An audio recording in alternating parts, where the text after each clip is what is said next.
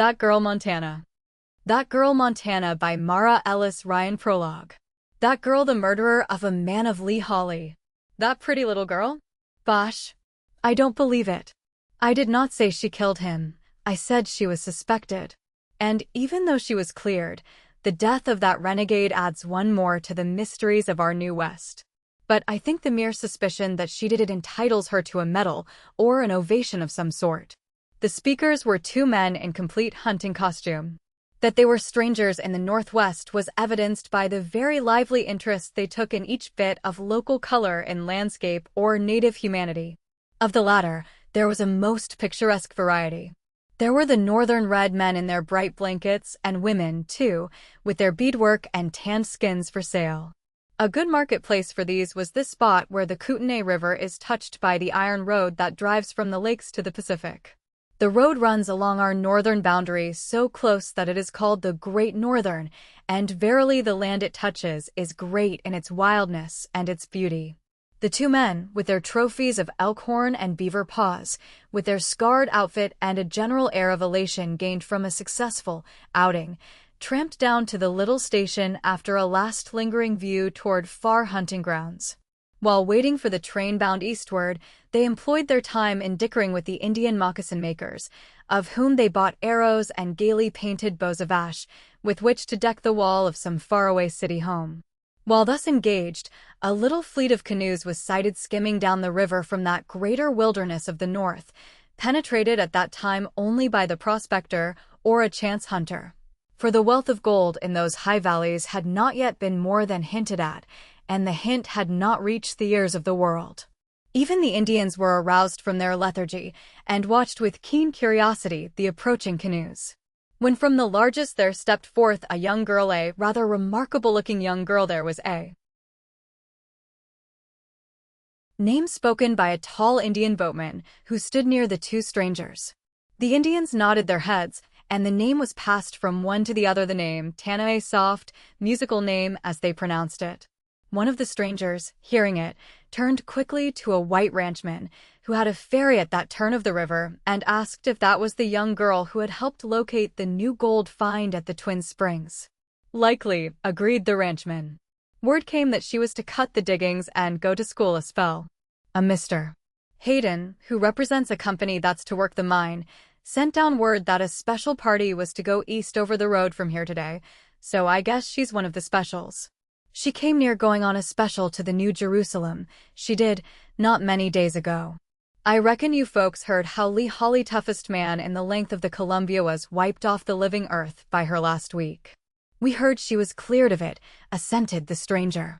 Yes, so she was cleared by an alibi, sworn to by Dan Overton. You don't know Dan, I suppose? Squarest man you ever met. And he don't have to scratch gravel anymore, either, for he has a third interest in that Twin Spring find, and it pans out big.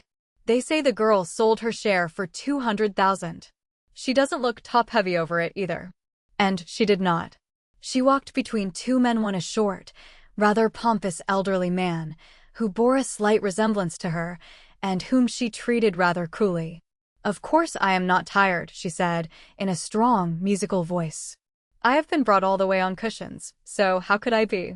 Why, I have gone alone in a canoe on a longer trail than we floated over, and I think I will again some day. Max, there is one thing I want in this world, and want bad, that is, to get Mr. Hayden out on a trip where we can't eat until we kill and cook our dinner. He doesn't know anything about real comfort. He wants too many cushions.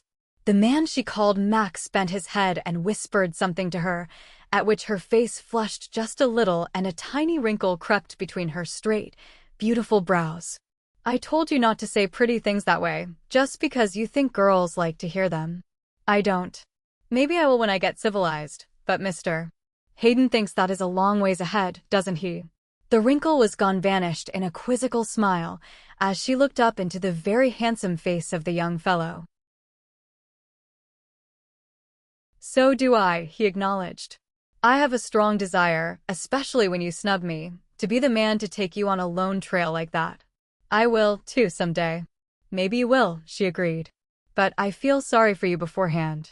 She seemed a tantalizing specimen of girlhood, as she stood there, a slight, brown slip of a thing, dressed in a plain flannel suit, the color of her golden brown short curls. In her brown cloth hat the wings of a red bird gleamed the feathers, and her lips having all there was of bright color about her, for her face was singularly colorless for so young a girl. The creamy skin suggested a pale-tinted blossom, but not a fragile one, and the eyes-full eyes of wine-brown looked out with frank daring on the world. But for all the daring brightness of her glances, it was not a joyous face, such as one would wish a girl of 17 to possess. A little cynical curve of the red mouth, a little contemptuous glance from those brown eyes, showed one that she took her measurements of individuals by a gauge of her own, and that she had not that guileless trust in human nature that is supposed to belong to young womanhood. The full expression indicated an independence that seemed a breath caught from the wild beauty of those northern hills. Her gaze rested lightly on the two strangers and their trophies of the chase, on the careless ferryman and the few stragglers from the ranch and the cabins. These last had gathered there to view the train and its people as they passed, for the ties on which the iron rails rested were still of green wood, and the iron engines of transportation were recent additions to those lands of the far north, and were yet a novelty. Over the faces of the white men her eyes passed carelessly. She did not seem much interested in civilized men, even though decked in finer raiment than was usual in that locality, and, after a cool glance at them all, she walked directly past them and spoke to the tall Indian who had first uttered her name to the others. His face brightened when she addressed him, but their words were low, as are ever the words of an Indian in converse, low and softly modulated. And the girl did not laugh in the face of the native as she had when the handsome young white man had spoken to her in softened tones. The two sportsmen gave quickened attention to her as they perceived she was addressing the Indian in his own language. Many gestures of her slim, brown hands aided her speech, and as he watched her face, one of the sportsmen uttered the impulsive exclamation at the beginning of this story. It seemed past belief that she could have committed the deed with which her name had been connected, and of which the Kootenay Valley had heard a great deal during the week just past. That it had become the one topic of general interest in the community was due partly to the personality of the girl, and partly to the fact that the murdered man had been one of the most notorious in all that wild land extending north and west into British Columbia. Looking at the frank face of the girl and hearing her musical, decided tones, the man had a reasonable warrant for deciding that she was not guilty. She is one of the most strongly interesting girls of her age I have ever seen, he decided. Girls of that age generally lack character. She does not. It impresses itself on a man though she never speak a word to him. Wish she'd favor me with as much of her attention as she gives that hulking redskin. It's a case, isn't it? Asked his friend. You'll be wanting to use her as a centerpiece for your next novel, but you can't make an orthodox heroine of her, for there must have been some reason for the suspicion that she helped him over the range, as they say out here. There must have been something socially and morally wrong about the fact that he was found dead in her cabin. No, Harvey, you'd better write up the inert, inoffensive red man on his native heath and let this remarkable young lady enjoy her thousands in modest content if the ghosts let her. Nonsense, said the other man, with a sort of impatience. You jump too quickly to the conclusion that there must be wrong where there is suspicion. But you have put an idea into my mind as to the story. If I can ever learn the whole history of this affair, I will make use of it, and I'm not afraid of finding my pretty girl in the wrong, either. I knew from the moment we heard who she was that your impressionable nature would fall a victim, but you can't write a story of her alone. You will want your hero and one or two other people. I suppose, now, that very handsome young fellow with the fastidious get-up will about suit you for the hero. He does look rather lover-like when he addresses your girl with the history. Will you pair them off? I will let you know a year from now, returned the man called Harvey. But just now I am going to pay my respects to the very well-fed-looking elderly gentleman. He seems to be the chaperone of the party. I have acquired a taste for trailing things during our 30 days hunt in these hills, and I'm going to trail this trio, with the expectation of bagging a romance. His friend watched him approach the elder gentleman and was obviously doubtful of the reception he would get, for the portly, prosperous-looking individual did not seem to have been educated in that generous Western atmosphere, where a man is a brother if he acts square and speaks fair. Conservatism was stamped in the deep corners of his small mouth, on the clean-shaven lips, and the correctly cut side whiskers that added width to his fat face. But the journalist proper, the world over, is ever a bit of a diplomat. He has won victories over so many conservative things and is daunted by few. When Harvey found himself confronted by a monocle through which he was coolly surveyed, it did not disturb him in the least, beyond making it difficult to retain a grave demeanor at the lively interest shown by the Indians in that fashionable toy. Yes, sir, I am T.J. Hayden of Philadelphia, acknowledged he of the glass disc, but I don't know you, sir.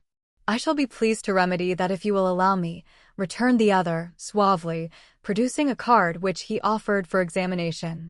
You are, no doubt, acquainted with the syndicate I represent, even if my name tells you nothing. I have been hunting here with a friend for a month and intend writing up the resources of this district. I have a letter of introduction to your partner, Mr. Selden, but did not follow the river so far as to reach your works, though I've heard a good deal about them, and imagine them interesting. Yes, indeed, very interesting from a sportsman's or mineralogist's point of view, agreed the older man, as he twirled the card in a disturbed, uncertain way. Do you travel east, Mr. Harvey? Yes? Well, let me introduce Mr.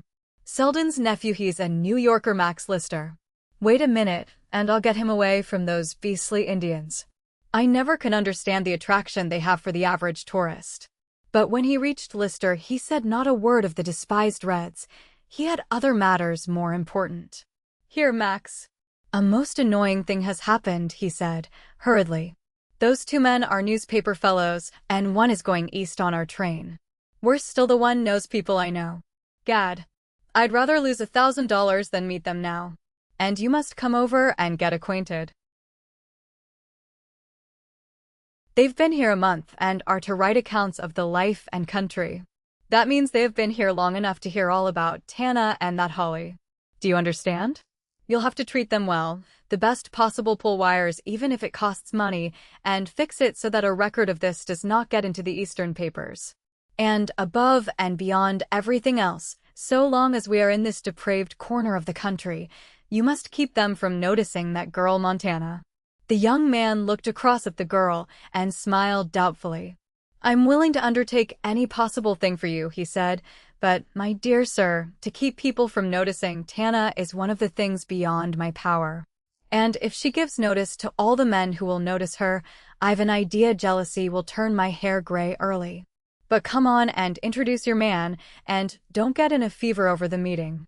I am so fortunate as to know more of the journalistic fraternity than you, and I happen to be aware that they are generally gentlemen. Therefore, you'd better not drop any hints to them of monetary advantages in exchange for silence, unless you want to be beautifully roasted by a process only possible in printer's ink.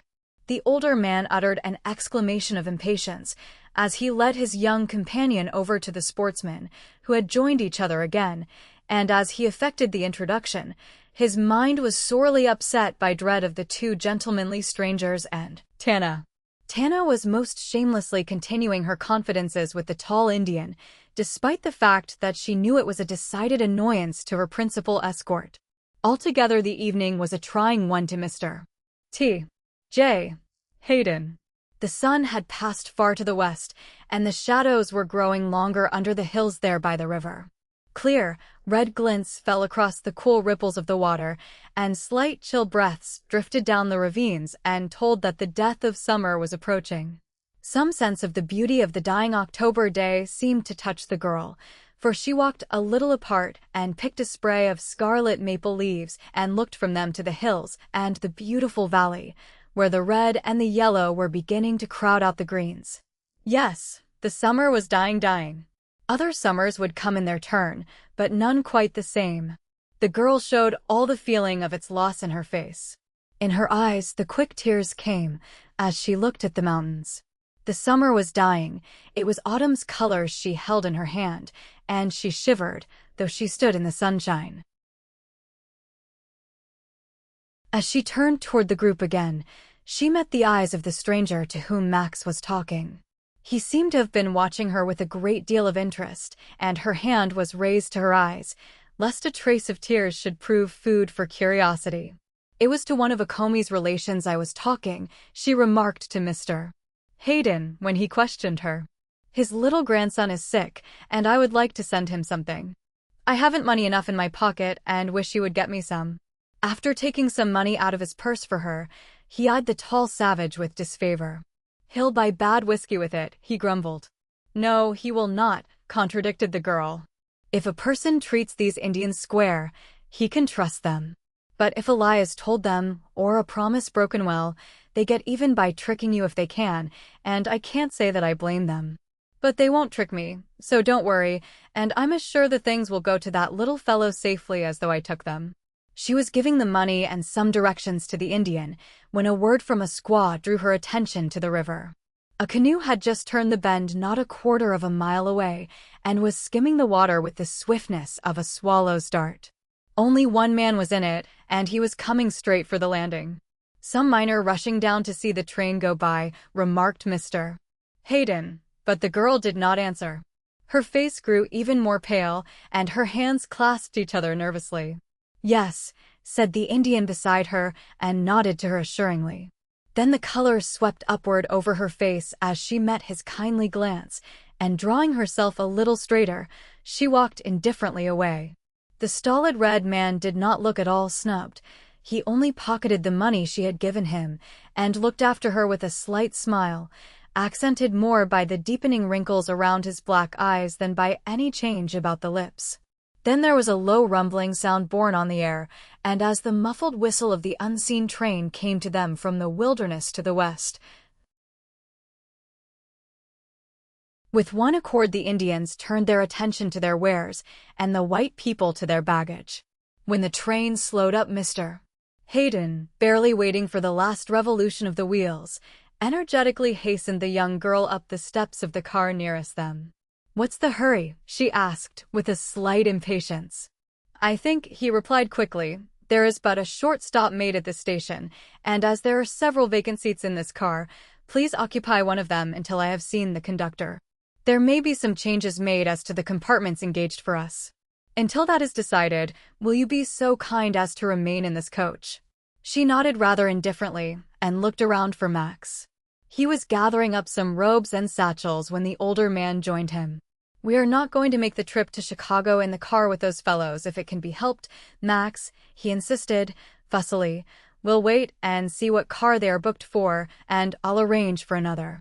Sorry I did not get a special, as I first intended. But see here, they are first-class fellows worth one's while to meet," protested Max, but the other shook his head. "Look after the baggage while I see the conductor. Tana is in one of the cars, don't know which. We'll go for her when we get settled. Now, don't argue. Time is too precious. And Tana." She seated herself rather sulkily, as she was told, and looked at once toward the river. The canoe was landing, and the man jumped to the shore. With quick, determined strides, he came across the land to the train. She tried to follow him with her eyes, but he crossed to the other side of the track. There was rather a boisterous party in the car, 2 men and 2 women. One of the latter, a flaxen-haired, petite creature, was flitting from one side of the car to the other, making remarks about the Indians, admiring particularly one boy's beaded dress, and garnishing her remarks with a good deal of slang. "Say, Chub, that boy's suit would be a great may-up for me in that new Turn the Jig, you know, new too. There isn't a song and dance on the boards done with Indian may-up. Knock them silly in the East, where they don't see reds. Now sing out and tell me if it wouldn't make a hit." Goldie, give us a rest on shop talk," growled the gentleman called Chub. "If you'd put a little more ginger into the good specialty you have, instead of depending on wardrobe, you'd hit 'em hard enough. It ain't plans that count, girlie, it's work." The girlie addressed accepted the criticism with easy indifference, and her fair, dissipated face was only twisted in a grimace, while she held one hand aloft and jingled the bangles on her bracelets as though poising a tambourine. "Better hustle yourself into the smoker again, Chubby dear. It will take a half-dozen more cigars to put you in your usual sweet frame of mind. Run along now. Ta-ta. The other woman seemed to think their remarks very witty, especially when Chubb really did arise and make his way toward the smoker. Goldie then went back to the window, where the Indians were to be seen. The quartet were, to judge by their own frank remarks, a party of variety singers and dancers who had been doing the Pacific Circuit and were now booked for some Eastern houses, of which they spoke as solid. Some of the passengers had got out and were buying little things from the Indians as souvenirs of the country. Tana saw Mr. Hayden among them, in earnest conversation with the conductor, saw Max, with his hand full of satchels, suddenly reach out the other hand with a great deal of heartiness and meet the man of the canoe. He was not so handsome a man as Max, yet would have been noticeable anywhere tall, olive-skinned, and dark-haired. His dress had not the fashionable cut of the young fellow he spoke to, but he wore his buckskin jacket with a grace that bespoke physical strength and independence, and when he pushed his broad-brimmed gray hat back from his face, he showed a pair of dark eyes that had a very direct glance. They were serious, contemplative eyes that to some might look even moody. "There is a fellow with a great figure," remarked the other woman of the quartet, "that fellow with the sombrero, built right up from the ground, and looks like a picture, don't he, Charlie?" "I can't see him," complained Goldie, "but suppose it's one of the ranchmen who live about here." Then she turned and donated a brief survey to Tana. "Do you live in this region?" she asked. After a deliberate, contemptuous glance from the questioner's frizzed head to her little feet, Tana answered, "No, do you?" With this curt reply, she turned her shoulder very coolly on the searcher for information. Vexation sent the angry blood up into the little woman's face. She looked as though about to retort, when a gentleman who had just taken possession of a compartment and noted all that had passed, came forward and addressed our heroine. "Until your friends come in, will you not take my seat?" he asked courteously. "I will gladly make the exchange, or go for Mr. Lister or Mr. Hayden, if you desire it." "Thank you, I will take your seat," she agreed. "It is good of you to offer it. Say, folks, I'm going outside to take in this free Wild West show," called the variety actress to her companions. "Come along." But they declined. She had reached the platform alone, when, coming toward the car, she saw the man of the sombrero, and shrank back with a gasp of utter dismay. "Oh, good heaven," she muttered, and all the color and bravado were gone from her face as she shrank back out of his range of vision and almost into the arms of the man Harvey, who had given the other girl his seat. "What's up?" he asked bluntly. She only gave a muttered, unintelligible reply, pushed past him to her own seat, where her feather-laden hat was donned with astonishing rapidity, a great cloak was thrown around her, and she sank into a corner, a huddled mass of wraps and feathers. Anyone could have walked along the aisle without catching even a glimpse of her flaxen hair.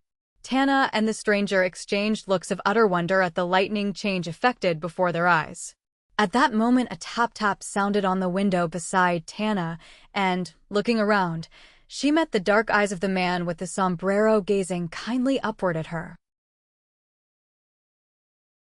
The people were getting aboard the train again. The time was so short. And how can one speak through a double glass? The fingers were all unequal to the fastening of the window, and she turned an imploring, flushed face to the helpful stranger. Will you, please?" she asked, breathlessly. "Thank you, I'm very much obliged." Then the window was raised, and her hand thrust out to the man, who was bareheaded now, and who looked very much as though he held the wealth of the world when he clasped only Tana's fingers. "Oh, it is you, is it?" she asked, with a rather lame attempt at careless speech. "I thought you had forgotten to say goodbye to me." "You knew better," he contradicted. "You know now it wasn't because I forgot." He looked at her moodily from under his dark brows and noticed the color flutter over her cheek and throat in an adorable way.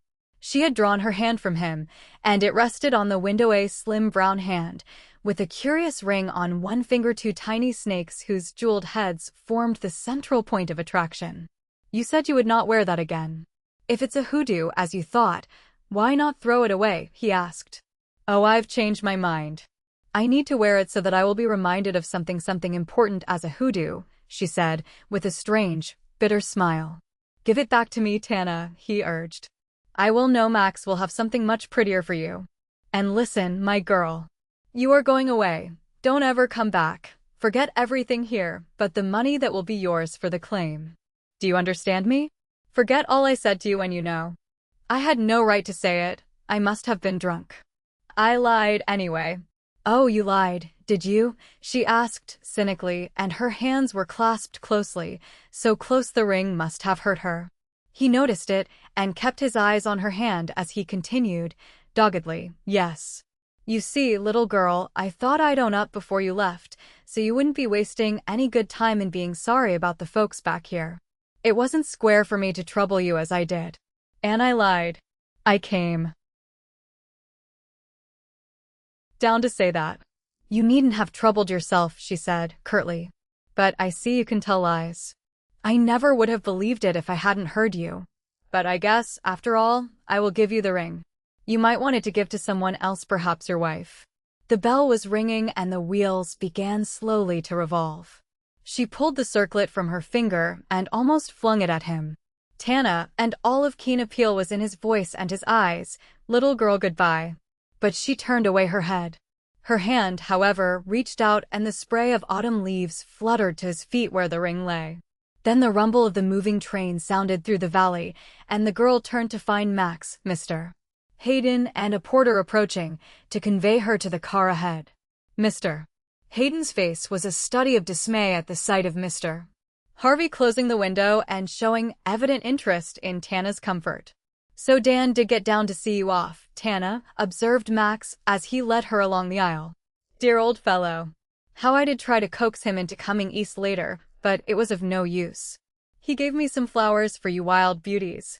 He never seemed to say much, Tana, but I've an idea you'll never have a better friend in your life than that same old Dan. Mr. Harvey watched their exit and smiled a little concerning Mr. Hayden's evident annoyance. He watched, also, the flaxen-haired bundle in the corner and saw the curious, malignant look with which she followed Tana, and to his friend he laughed over his triumph in exchanging speech with the pretty, peculiar girl in brown. And the old party looked terribly fussy over it. In fact, I've about sifted out the reason. He imagines me a newspaper reporter on the alert for sensations. He's afraid his stupidly respectable self may be mentioned in a newspaper article concerning this local tragedy they all talk about. Why, bless his pocketbook. If I ever use pen and ink on that girl's story, it will not be for a newspaper article. Then you intend to tell it? Asked his friend. How will you learn it? I do not know yet. The how does not matter. I'll tell you on paper some day. And write up that handsome Lister as the hero? Perhaps. Then a bend of the road brought them again in sight of the river of the Kootenays. Here and there the canoes of the Indians were speeding across at the ferry. But one canoe alone was moving north, not very swiftly, but almost as though drifting with the current. Using his field glass, Harvey found it was as he had thought. The occupant of the solitary canoe was the tall man whose dark face had impressed the theatrical lady so strongly. He was not using the paddle, and his chin was resting on one clenched hand, while in the other he held something to which he was giving earnest attention. It was a spray of bright-colored leaves, and the watcher dropped his glass with a guilty feeling. He brings her flowers and gets in return only dead leaves, Harvey thought, grimly. I didn't hear a word he said to her, but his eyes spoke strongly enough, poor devil. I wonder if she sees him too. And all through the evening, and for many a day, the picture remained in his mind. Even when he wrote the story that is told in these pages, he could never find words to express the utter loneliness of that life, as it seemed to drift away past the sun-touched ripples of water into that vast, shadowy wilderness to the north. Chapter 1. A Strange Girl. Well, by the help of either her red gods or devils, she can swim anyway. This explosive statement was made one June morning on the banks of the Kootenay, and the speaker, after a steady gaze, relinquished his field glass to the man beside him. Can she make it? He asked. A grunt was the only reply given him. The silent watcher was too much interested in the scene across the water. Shouts came to them, the yells of frightened Indian children, and from the cone-shaped dwellings, up from the water, the Indian women were hurrying. One, reaching the shore first, sent up a shrill cry, as she perceived that, from the canoe where the children played, one had fallen over and was being swept away by that swift rushing, chill water, far out from the reaching hands of the others. Then a figure lolling on the shore farther downstream than the canoe sprang erect at the frightened scream. One quick glance showed the helplessness of those above, and another the struggling little form there in the water, the little one who turned such wild eyes toward the shore, and was the only one of them all who was not making some outcry. The white men, who were watching from the opposite side, could see shoes flung aside quickly, a jacket dropped on the shore, and then down into the water a slight figure darted with the swiftness of a kingfisher, and swam out to the little fellow who had struggled to keep his head above water, but was fast growing helpless in the chill of the mountain river. Then it was that Mr. Maxwell Lister commented on the physical help lent by the gods of the Red People, as the ability of any female to swim thus lustily in spite of that icy current seemed to his civilized understanding a thing superhuman. Of course, bears and other animals of the woods swam it at all seasons, when it was open, but to see a woman dash into it like that, well, it sent a shiver over him to think of it. "They'll both get chilled and drop to the bottom," he remarked with irritated concern. "Of course there are enough of the red vagabonds in this new El Dorado of yours, without that particular squaw. But it would be a pity that so plucky a one should be translated." Then a yell of triumph came from the other shore.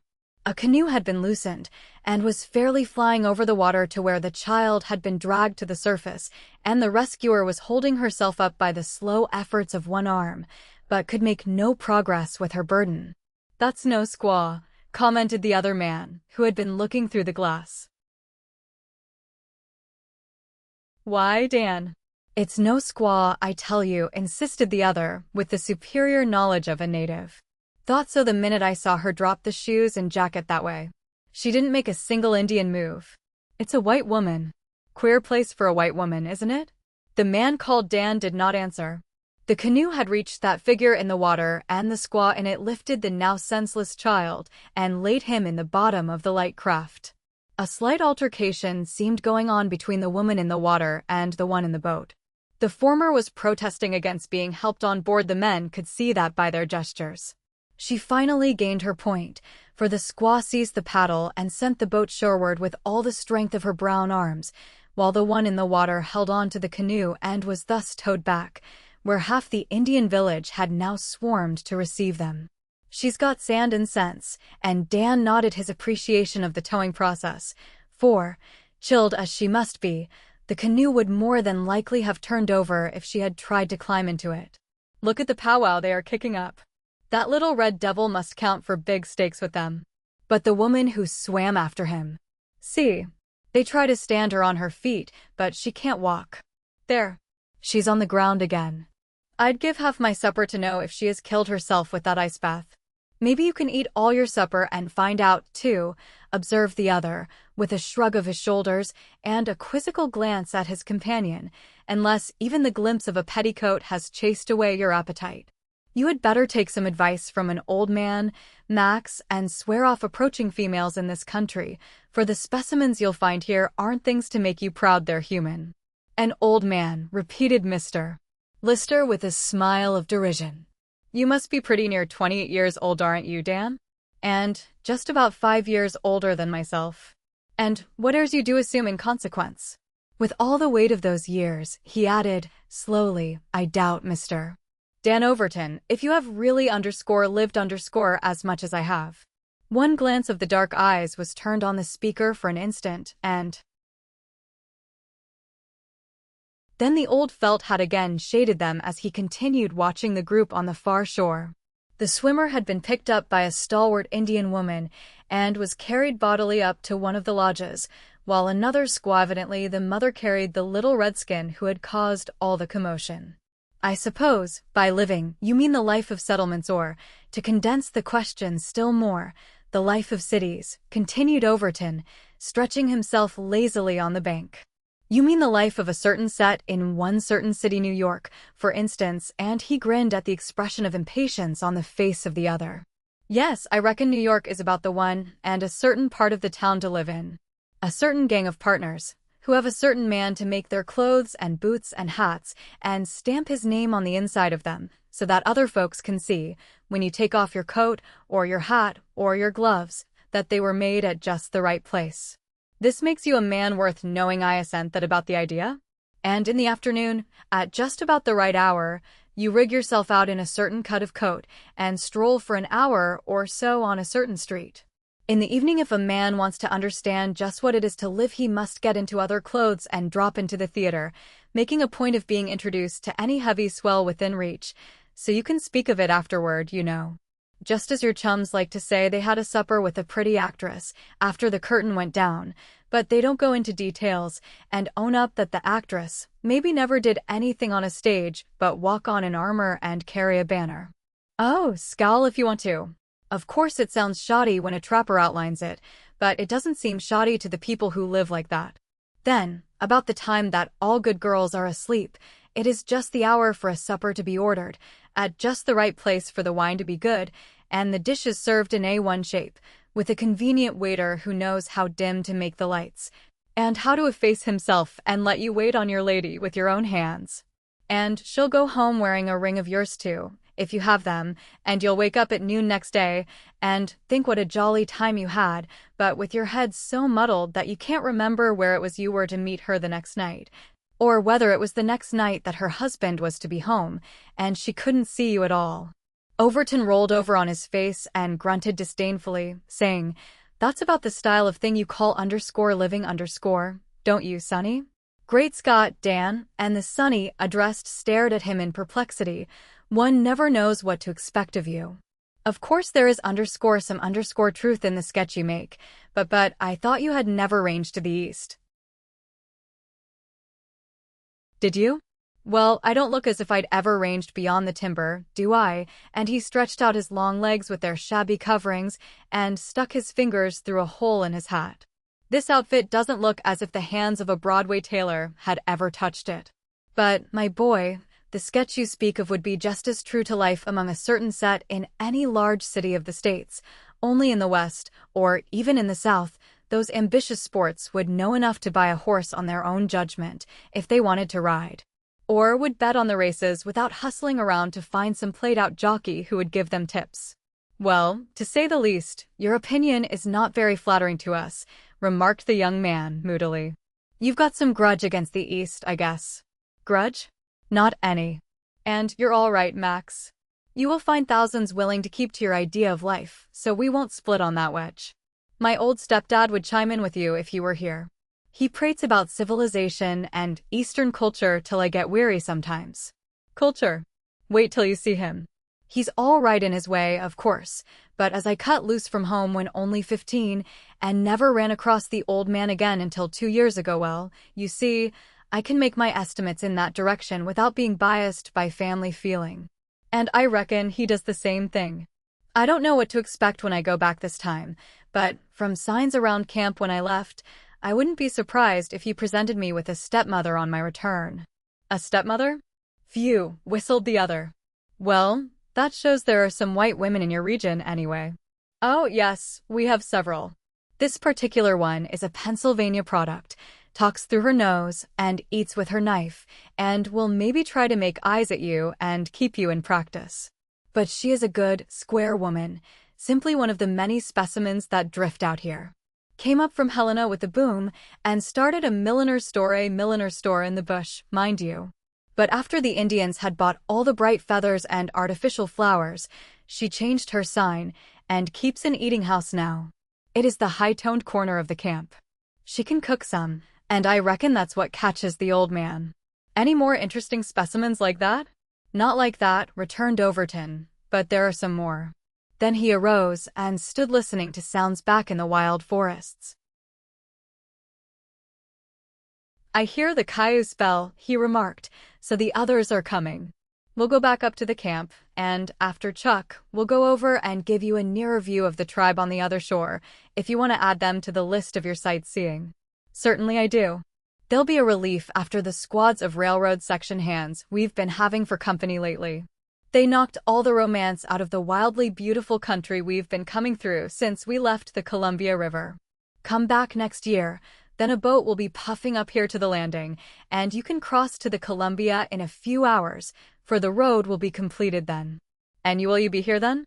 Well, yes, I reckon so.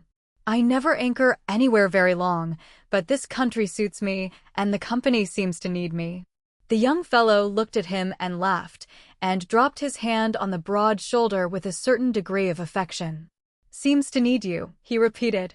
Well, Mr. Dan Overton, if the day ever comes when I'm necessary to the welfare of a section as large as a good-sized state, I hope I'll know enough to appreciate my own importance. Hope you will, said Overton, with a kindly smile. No reason why you should not be of use. Every man with a fair share of health and strength ought to be of use somewhere. Yes, that sounds all right and is easy to grasp, if you have been brought up with the idea. But suppose you had been trained by a couple of maiden aunts who only thought to give you the manners of a gentleman and leave you their money to get through the world with? I guess, under such circumstances, you, too, might have settled into the feathery nest prepared for you, and thought you were doing your duty to the world if you were only ornamental, and the dubious smile on his really handsome face robbed the speech of any vanity. You're all right, I tell you, returned the other. Don't growl at yourself so much. You'll find your work and buckle down to it, some of these days. Maybe you'll find it out here, who knows? Of course, Mr. Selden would see to it that you got any post you would want in this district. Yes, he's a jolly old fellow, and has shown me a lot of favors. Seems to me relatives mean more to folks out here than they do east, because so few have their families or relatives along, I guess. If it had not been for Selden, I rather think I would not have had the chance of this wild trip with you. Likely not. I don't generally want a tenderfoot along when I've work to do.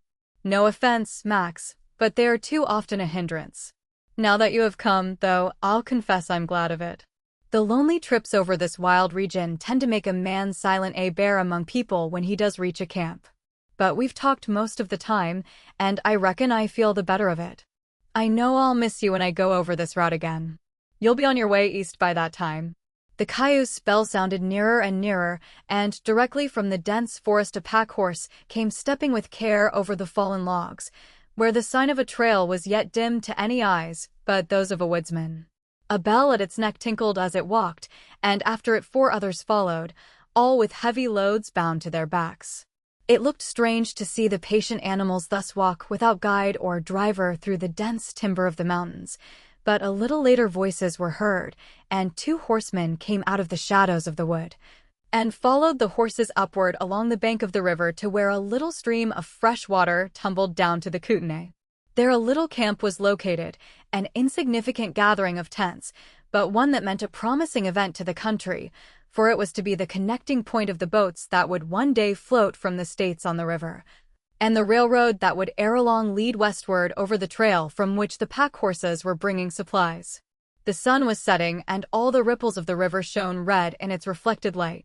Forests of pine loomed up black and shadowy above the shores, and there, higher up where the snow was, all tips of the river range were tinged a warm pink, and where the shadows lay, the lavender and faint purples drifted into each other, and bit by bit crowded the pink line higher and higher until it dared touch only the topmost peaks with its lingering kiss. Lister halted to look over the wild beauty of the wilderness, and from the harmony of river and hills and sky his eyes turned to Overton. You are right, Dan, he said, with an appreciative smile, a smile that opened his lips and showed how perfect the mouth was under the brown mustache. You are right enough to keep close to all these beauties. You seem in some way to belong to them, not that you are so much a thing of beauty yourself, and the smile widened a little, but you have in you all the strength of the hills and the patience of the wilderness. You know what I mean? Yes, I guess so, answered Overton. You want someone to spout verses to or make love to, and there is no subject handy. I can make allowances for you, though. Those tendencies are apt to stick to a man for about a year after a trip to Southern California. I don't know whether it's the girls down there, or the wine that is accountable for it, but whatever it is, you have been back from there only 3 months. You've 3/4 of a year to run, yet maybe more. For I've a notion that you have a leaning in that direction even in your most sensible moments. You must have made a trip to that wine country yourself sometime, observed Lister. Your theory suggests practice. Were there girls and wine there then?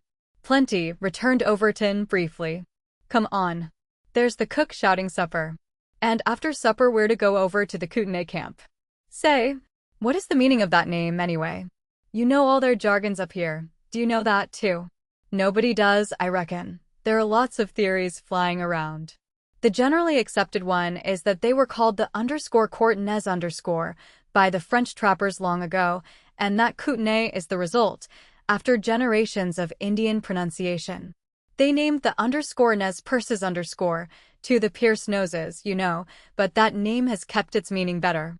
You'll find the trail of the French all through the Indian tribes up here. Think that was a Frenchwoman in the river back there? You said she was white. Yes, I did. But it's generally the Frenchmen you find among the Reds, and not the women, though I do know some square white women across the line who have married educated Indians.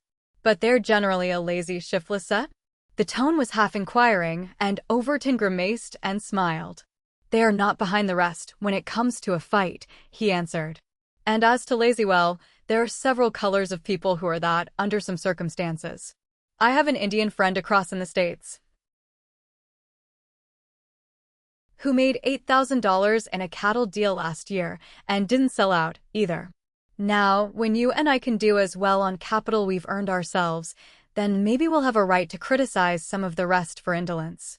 But you can't do much to improve Indians, or anyone else, by penning them up in so many square miles and bribing them to be good. The Indian cattlemen I speak of kept clear of the reservation, and after drifting around for a while, settled down to the most natural civilized calling possible to an Indian stock raising. Dig in the ground? No, they won't do much of that, just at first. But I've eaten some pretty good garden truck they've raised. Lister whistled and arched his handsome brows significantly. So your sympathies run in that direction, do they? Is there a Kootenai Pocahontas somewhere in the wilderness accountable for your ideas? That is about the only ground I could excuse you on, for I think they are beastly, except in pictures. They had reached a gathering of men who were seated at a table in the open air, some long boards laid on trestles. Overton and his friend were called to seats at the head of the table, where the boss of the construction gang sat. The rough pleasantries of the men, and the way they made room for him, showed that the big bronzed ranger was a favorite visitor along the works. They looked with some curiosity at his more finely garbed companion, but he returned their regard with a good deal of careless audacity, and won their liking by his independence. But in the midst of the social studies he was making of them, he heard Overton say, "And you have not heard of a white girl in this vicinity?" "Never a girl." "Are you looking for one?" "Old Acomi, the Indian, has gone into camp across the river, and he might have a red one to spare." "Perhaps," agreed Overton. "He's an old acquaintance of mine, a year old. But I'm not looking for red girls just now, and I'm going to tell the old man to keep the families clear of your gang, too." Then to Lister he remarked, "Whether these people know it or not, there is a white girl in the Indian camp, a young girl, too, and before we sleep, we'll see who she is." Chapter 2. In the Lodge of Acomi. The earliest stars had picked their way through the blue canopy when the men from the camp crossed over to the fishing village of the Indians, for it was only when the moon of May or of June lightened the sky that the red men moved their lodges to the north. Their winter resort was the States. "Dan How?" grunted a tall brave lounging at the opening of the teepee. He arose and took his pipe from his lips, glancing with assumed indifference at the handsome young stranger, though, in reality, Black Bow was not above curiosity. "How?" returned Overton, and reached out his hand. "I am glad to see that the lodges by the river hold friends instead of strangers," he continued. "This, too, is a friend one from the big ocean where the sun rises. We call him Max." How?" And Lister glanced in comical dismay at his friend as his hand was grasped by one so dirty, so redolent of cooked fish, as the one Black Bow was gracious enough to offer him. Thereupon they were asked to seat themselves on the blanket of that dignitary, no small favor in the eyes of an Indian.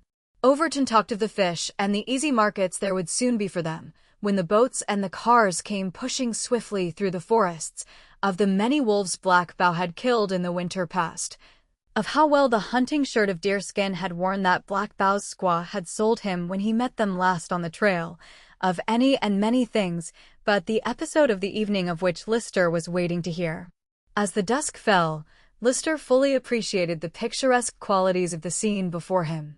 The many dogs and their friendly attentions disturbed him somewhat, but he sat there feeling much as if in a theater, for those barbarians, in their groupings, reminded him of bits of stage setting he had seen at some time or another. One big fire was outside the lodges, and over it a big kettle hung, and the steam drifted up and over the squaws and children gathered there. Some of them came over and looked at him, and several grunted at Overton. Black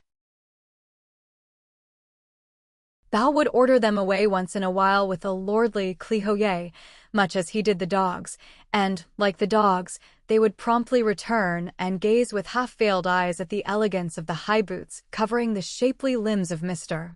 Lister. The men were away on a hunt, Black Bao explained. Only he and Akomi, the head chief, had not gone. Akomi was growing very old and no longer led the hunts, therefore a young chief must ever be near to his call, so Black Bao was also absent from the hunt. We stay until 2 suns rise, and Overton pointed across to the camp of the whites. Tomorrow I would ask that Black Bao and the chief Akomi eat at our table. This is the kinsman _Tillicums_ of the men who make the great work where the mines are and the boats that are big and the cars that go faster than the horses run. He wants that the 2 great chiefs of the Kootenays eat of his food before he goes back again to the towns of the white people. Lister barely repressed a groan as he heard the proposal made, but Overton was blandly oblivious of the appealing expression of his friend. The thing he was interested in was to bring Black Bao to a communicative mood, for not a sign could he discover of a white woman in the camp, though he was convinced there was or had been one there. The invitation to eat succeeded. Black Bao would tell the old chief of their visit. Maybe he would talk with them now, but he was not sure. The chief was tired, his thoughts had been troubled that day. The son of his daughter had been near death in the river there. He was only a child, and could not swim yet. A young squaw of the white people had kept him from drowning, and the squaw of Akomi had been making medicines for her ever since. Young squaw. Where comes a white squaw from to the Kootenay Lakes? Asked Overton, incredulously. Half white, half red, maybe. White, affirmed their host. Where? Humph. Where come the seabirds from that get lost when they fly too far from shore? Kootenay not know, but they drop down sometimes by the rivers. So this one has come. She has talked with Akomi, but he tell nothing, only maybe we will all dance a dance some day, and then she will be Kootenay too. _adopt_her, muttered Overton, and glanced at Lister, but that gentleman's attention was given at the moment to a couple of squaws who walked past and looked at him out of the corners of their eyes, so he missed that portion of Black Bao's figurative information. I have need to see the chief Akomi, said Overton after a moment's thought. It would be well if I could see him before sleeping. Of these, producing 2 colored handkerchiefs, will you give one to him, that he may know I am in earnest, the other will you not wear for Dan? The brave grunted a pleased assent, and carefully selecting the handkerchief with the brightest border, thrust it within his hunting shirt. He then proceeded to the lodge of the old chief, bearing the other ostentatiously in his hand, as though he were carrying the fate of his nation in the gaudy bit of silk and cotton weaving. What are you trading for? Asked Lister, and looked like protesting, when Overton answered, an audience with Akomi. Great Caesar. Is one of that sort not enough? I'll never feel that my hand is clean again until I can give it a bath with some sort of disinfectant stuff. Now there's another one to greet. I'll not be able to eat fish again for a year. Why didn't luck send the old vagabond hunting with the rest? I can endure the women, for they don't sprawl around you and shake hands with you. Just tell me what I'm to donate for being allowed to bask in the light of Akomi's countenance? Haven't a thing over here but some cigars. Overton only laughed silently and gave more attention to the lodge of Akomi than to his companion's disgust. When Black Bao emerged from the tent, he watched him sharply as he approached, to learn from the Indian's countenance, if possible, the result of the message. If he sends a royal request that we partake of supper, I warn you, I shall be violently and immediately taken ill too ill to eat," whispered Lister meaningly. Blackbow seated himself, filled his pipe, handed it to a squaw to light, and then sent several puffs of smoke skyward, ere he said, "Okomi is old, and the time for his rest has come. He says the door of his lodge is open that Dan may go within and speak what there is to say. But the stranger he must wait till the day comes again." "Snubbed me, by George," laughed Lister. "Well, am I then to wait outside the portals, and be content with the crumbs you choose to carry out to me?" "Oh, amuse yourself," returned Overton carelessly, and was on his feet at once. "I leave you to the enjoyment of Blackbow." A moment later, he reached the lodge of the old chief and, without ceremony, walked into the center of it. A slight fire was there, just enough to kill the dampness of the river's edge, and over it the old squaw of Okomi bent, raking the dry sticks, until the flames fluttered upward and outlined the form of the chief, coiled on a pile of skins and blankets against the wall. He nodded a welcome, said "Klihoye," and motioned with his pipe that his visitor should be seated on another pile of clothing and bedding, near his own person. Then it was that Overton discovered a fourth person in the shadows opposite him, the white woman he had been curious about. And it was not a woman at all, only a girl of perhaps 16 years instead, who shrank back into the gloom and frowned on him with great, dark, unchildlike eyes, and from under brows wide and straight as those of a sculptor's model for a young Greek god. For, if any beauty of feature was hers, it was boyish in its character. As for beauty of expression, she assuredly did not cultivate that. The curved red mouth was sullen and the eyes antagonistic. One sharp glance showed Overton all this, and also that there was no Indian blood back of the rather pale cheek. "So you got out of the water alive, did you?" he asked, in a matter-of-fact way, as though the dip in the river was a usual thing to see. She raised her eyes and lowered them again with a sort of insolence, as though to show her resentment of the fact that he addressed her at all. "I rather guess I'm alive," she answered curtly, and the visitor turned to the chief. "I saw today your child's child in the waters of the Kootenay. I saw the white friend lifting him up out of the river and fighting with death for him. It would have been a good thing for a man to do, Okomi. I crossed the water tonight to see if your boy is well once more, or if there is any way I can do service for the young white squaw who is your friend." The old Indian smoked in silence for a full minute. He was a sharp-eyed, shrewd-faced old fellow. When he spoke, it was in the Chinook jargon, and with a significant nod toward the girl, as though she was not to hear or understand his words. "It is true, the son of my daughter is again alive." The breath was gone when the young squaw reached him, but she was in time. "Den know the young squaw, maybe?" "No, Okomi." "Who?" The old fellow shook his head, as if not inclined to give the information required. "She tell white men if she want white men to know," he observed. "The heart of Okomi is heavy for her heavy. A lone trail is a hard one for a squaw in the Kootenay land, a white squaw who is young. She rests here, and may eat of our meat all her days if she will." Overton glanced again at the girl, who was evidently, from the words of the chief, following some lone trail through the wilderness, a trail starting whence, and leading whither? All that he could read was that no happiness kept her company. "But the life of a red squaw in the white men's camps is a bad life," resumed the old man, after a season of deliberation, "and the life of the white squaw in the red man's village is bad as well." Overton nodded gravely, but said nothing. By the manner of Okomi, he perceived that some important thought was stirring in the old man's mind, and that it would develop into speech all the sooner if not hurried. "Of all the men of the white camps, it is you Okomi is gladdest to talk to this day," continued the chief, after another season of silence. "For you, Dan, talk with a tongue that is straight, and you go many times where the great towns are built." "The words of Okomi are true words," assented Overton, "and my ears listen to hear what he will say." "Where the white men live is where this young white squaw should live," said Okomi, and the listening squaw of Okomi grunted assent. It was easy to read that she looked with little favor on the strange white girl within their lodge. To be sure, Okomi was growing old, but the wife of Okomi had memories of his lusty youth and of various wars she had been forced to. wage on ambitious squaws who fancied it would be well to dwell in the lodge of the head chief. And remembering those days, though so long past, the old squaw was sorely averse to the adoption dance for the white girl who lay on their blankets, and thought it good, indeed, that she go to live in the villages of the white people. Overton nodded gravely. "You speak wisely, Akomi," he said. Glancing at the girl, Dan noted that she was leaning forward and gazing at him intently.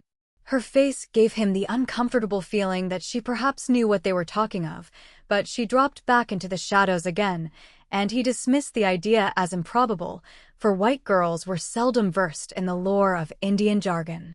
He waited a bit for Akomi to continue, but as that dignitary evidently thought he had said enough, if Overton chose to interpret it correctly, the white man asked, "Would it please Akomi that I, Dan, should lead the young squaw where white families are?" "Yes. It is that I thought of when I heard your name. I am old. I cannot take her. She has come a long way on a trail for that which has not been found, and her heart is so heavy she does not care where the next trail leads her. So it seems to Akomi. But she saved the son of my daughter, and I would wish good to her. So, if she is willing, I would have her go to your people." If she is willing? Overton doubted it, and thought of the scowl with which she had answered him before. After a little hesitation, he said, "It shall be as you wish. I am very busy now, but to serve one who is your friend I will take time for a few days. Do you know the girl?" "I know her and her father before her. It was long ago, but my eyes are good. I remember. She is good girl, not afraid." "Father? Where is her father?" "In the grave blanket, so she tells me." "And her name, what is she called?" But Akomi was not to be stripped of all his knowledge by questions. He puffed at the pipe in silence, and then, as Overton was as persistently quiet as himself, he finally said, "The white girl will tell to you the things she wants you to know, if she goes with your people. If she stays here, the lodge of Akomi has a blanket for her." The girl was now face downward on the couch of skins, and when Overton wished to speak to her he crossed over and gently touched her shoulder. He was almost afraid she was weeping, because of the position, but when she raised her head he saw no signs of tears. "Why do you come to me?" she demanded. "I ain't troubling the white folks any." "Huh. I didn't even stop at their camp across the river." The grunt of disdain she launched at him made him smile. It was so much more like that of an Indian than a white person, yet she was white, despite all the red manners she chose to adopt. "No, I reckon you didn't stop at the white camp, else I'd have heard of it.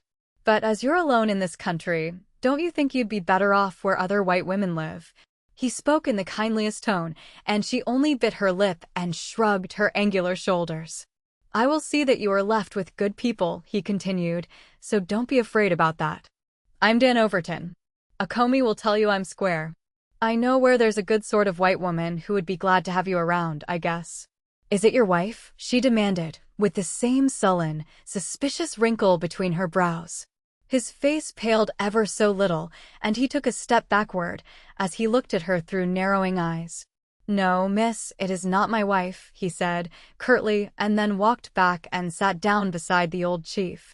"In fact, she isn't any relation to me, but she's the nearest white woman I know to leave you with. If you want to go farther, I reckon I can help you. Anyway, you come along across the line to Cinna Ferry, and I feel sure you'll find friends there." She looked at him unbelievingly. "She's used to being deceived," decided Overton, as she watched him, but he stood her gaze without flinching and smiled back at her. "Do you live there?" she asked again, in that abrupt, uncivil way, and turned her eyes to Akomi, as though to read his countenance as well as that of the white man, a difficult thing, however, for the head of the old man was again shrouded in his blanket, from which only the tip of his nose and his pipe protruded. In a far corner the squaw of Akomi was crouched, her bead-like eyes glittering with a watchful interest, as they turned from one to the other of the speakers and missed no tone or gesture of the two so strangely met within her teepee. Overton noticed her once, and thought what a subject for a picture lister would think the whole thing at long range. He would want to view it from the door of the teepee, and not from the interior. But the questioning eyes of the girl were turned to him, and remembering them, he said, "Live there?" "Well, As much a little more than I do anywhere else of late. I am to go there in 2 days, and if you are ready to go, I will take you and be glad to do it. You don't know anything about me, she protested. He smiled, for her tone told him she was yielding. Oh, no, not much, he confessed, but you can tell me, you know. I know I can, but I won't, she said, doggedly. So, I guess you'll just move on down to the ferry without me. He knows, and he says I can live here if I want to. I'm tired of the white people. A girl alone is as well with the Indians. I think so, anyway, and I guess I'll try camping with them. They don't ask a word, only what I tell myself. They don't even care whether I have a name. They would give me one if I hadn't. A suitable name and a nice Indian one for you would be the Water Rat or the Girl Who Swims. Maybe, he added, they will hunt you up one more like poetry and books. The only place one finds poetry in Indians, Laughing Eyes, or The One Who Smiles. Oh, yes, they'll find you a name fast enough. So will I, if you have none. But you have, haven't you? Yes, I have, and it's Tana, said the girl, piqued into telling by the humorous twinkle in the man's eyes. Tana? Why, that itself is an Indian name, is it not? And you're not Indian. It's Tana for short. Montana is my name. It is? Well, you've got a big name, little girl, and as it is proof that you belong to the States, don't you think you'd better let me take you back there? I ain't going down among white folks who will turn up their noses at me, just because you found me among these redskins, she answered, scowling at him and speaking very deliberately. I know how proud decent women are, and I ain't going among any other sort, and that's settled. Why, you poor little one, what sort of folks have you been among? He asked, compassionately. Her stubborn antagonism filled him with more of pity than tears could have done. It showed so much suspicion, that spoke of horrible associations, and she was so young. See here. No one need know I found you among the Indians. I can make up some stories, say you're the daughter of an old partner of mine. It'll be a lie, of course, and I don't approve of lies. But if it makes you feel better, it goes just the same. Partner dies, you know, and I fall heir to you. See? Then, of course, I pack you back to civilization, where you can, well, go to school or something. How's that? She did not answer, only looked at him strangely, from under those straight brows. He felt an angry impatience with her that she did not take the proposal differently, when it was so plainly for her good he was making schemes. As to your father being dead, that part of it would be true enough, I suppose, he continued, for a comey told me he was dead. Yes, yes, he is dead, she said coldly, and her tones were so even no one would imagine it was her father she spoke of. Your mother, too? My mother, too, she assented. But I told you I wasn't going to talk any more about myself, and I ain't. If I can't go to your Sunday school without a pedigree, I'll stop where I am, that's all. She spoke with the independence of a boy, and it was, perhaps, her independence that induced the man to be persistent. All right, Tana, he said cheerfully. You come along on your own terms, so long as you get out of these quarters. I'll tell the dead partner's story, only the partner must have a name, you know. Montana is a good name, but it is only a half one after all. You can give me another, I reckon. She hesitated a little and stared at the glowing embers of the lodge fire. He wondered if she was deciding to tell him a true one, or if she was trying to think of a fictitious one. Well, he said at last. Then she looked up, and the sullen, troubled, unchildlike eyes made him troubled for her sake. Rivers is a good name, Rivers, she asked, and he nodded his head, grimly. That will do, he agreed. But you give it just because you were baptized in the river this evening, don't you? I guess I give it because I haven't any other I intend to be called by, she answered. And you will cut loose from this outfit, he asked. You will come with me, little girl, across there into God's country, where you must belong. You won't let them look down on me? If anyone looks down on you, it will be because of something you will do in the future, Tana, he said, looking at her very steadily. Understand that, for I will settle it that no one knows how I came across you. And you will go. I will go. Come, now. That's a good decision, the best you could have made, little girl, and I'll take care of you as though you were a cargo of gold. Shake hands on the agreement, won't you? She held out her hand, and the old squaw in the corner grunted at the symbol of friendship. A comey watched them with his glittering eyes, but made no sign. It surely was a strange beginning to a strange friendship. "You poor little thing," said Overton compassionately as she half shrank from the clasp of his fingers. The tender tone broke through whatever wall of indifference she had built about her, for she flung herself face downward on the couch and sobbed passionately, refusing to speak again, though Overton tried in vain to calm her. Chapter 3. The Image Maker. The world was a night older ere Dan Overton informed Lister that they would have an addition of one to their party when they continued their journey into the States. On leaving the village of Okomi, but little conversation was to be had from Dan. In vain did his friend endeavor to learn something of the white squaw who swam so well. He simply kept silence and looked with provoking disregard on all attempts to surprise him into disclosures.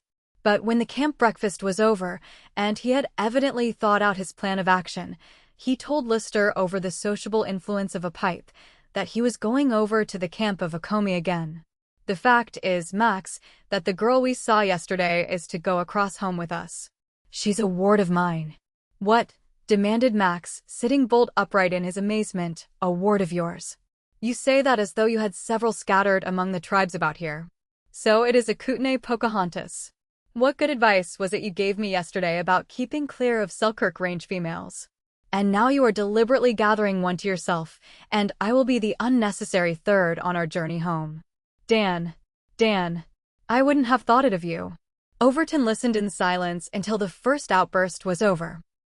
He asked carelessly, "Well, then, it isn't a Pocahontas. It isn't an Indian at all. It is only a little white girl whose father was an old partner. Well, he's gone over the range dead, and the girl is left to hustle for herself. Naturally, she heard I was in this region, and as none of her daddy's old friends were around but me, she just made her camp over there with the Kootenays and waited till I reached the river again. She'll go with me down to Cinna, and if she hasn't any other home in prospect, I'll just locate her there with Mrs. Huzzard, the milliner cook, for the present." "Now, that's the story. And a very pretty little one it is, too," agreed Mr. Max. "For a backwoods man, who is not supposed to have experience, it is very well put together." "Oh, don't frown like that. I'll believe she's your granddaughter, if you say so," and he laughed in wicked enjoyment at Overton's flushed face. "It's all right, Dan. I congratulate you. But I wouldn't have thought it."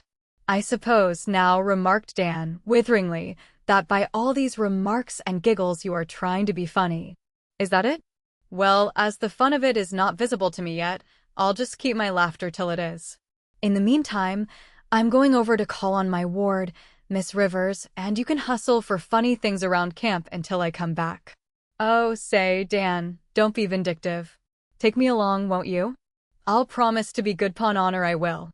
I'll do penance for any depraved suspicions I may have indulged in. I'll even shake hands again with Black Bow there. Beyond that, I can think of no more earnest testimony of repentance. I shall go by myself," decided Overton. "So make a note of it. If you see the young lady before tomorrow, it will be because she specially requests it. Understand? I'm not going to have her bothered by people who are only curious, not but that she can take her own part, as you'll maybe learn later. But she was too upset to talk much last night. So I'll go over and finish this morning, and in the meantime, this side of the river is plenty good enough for you." "Is it?" murmured Mr. Lister, as he eyed the stalwart form of the retreating guardian, who was so bent on guarding. "Well, it would do my heart good, anyway, to fasten another canoe right alongside of yours where you land over there, and I shouldn't be surprised if I did it."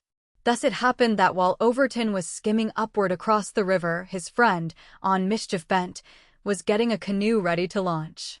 A few minutes after Overton had disappeared toward the Indian village, the second canoe danced lightly over the Kootenai, and the occupant laughed to himself, as he anticipated the guardian's surprise.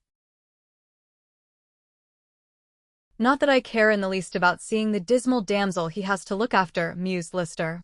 "In fact, I'm afraid she'll be a nuisance, and spoil our jolly good time all the way home. But he is so refreshingly earnest about everything. And as he doesn't care a snap for girls in general, it is all the more amusing that it is he who should have a charge of that sort left on his hands. I'd like to know what she looks like.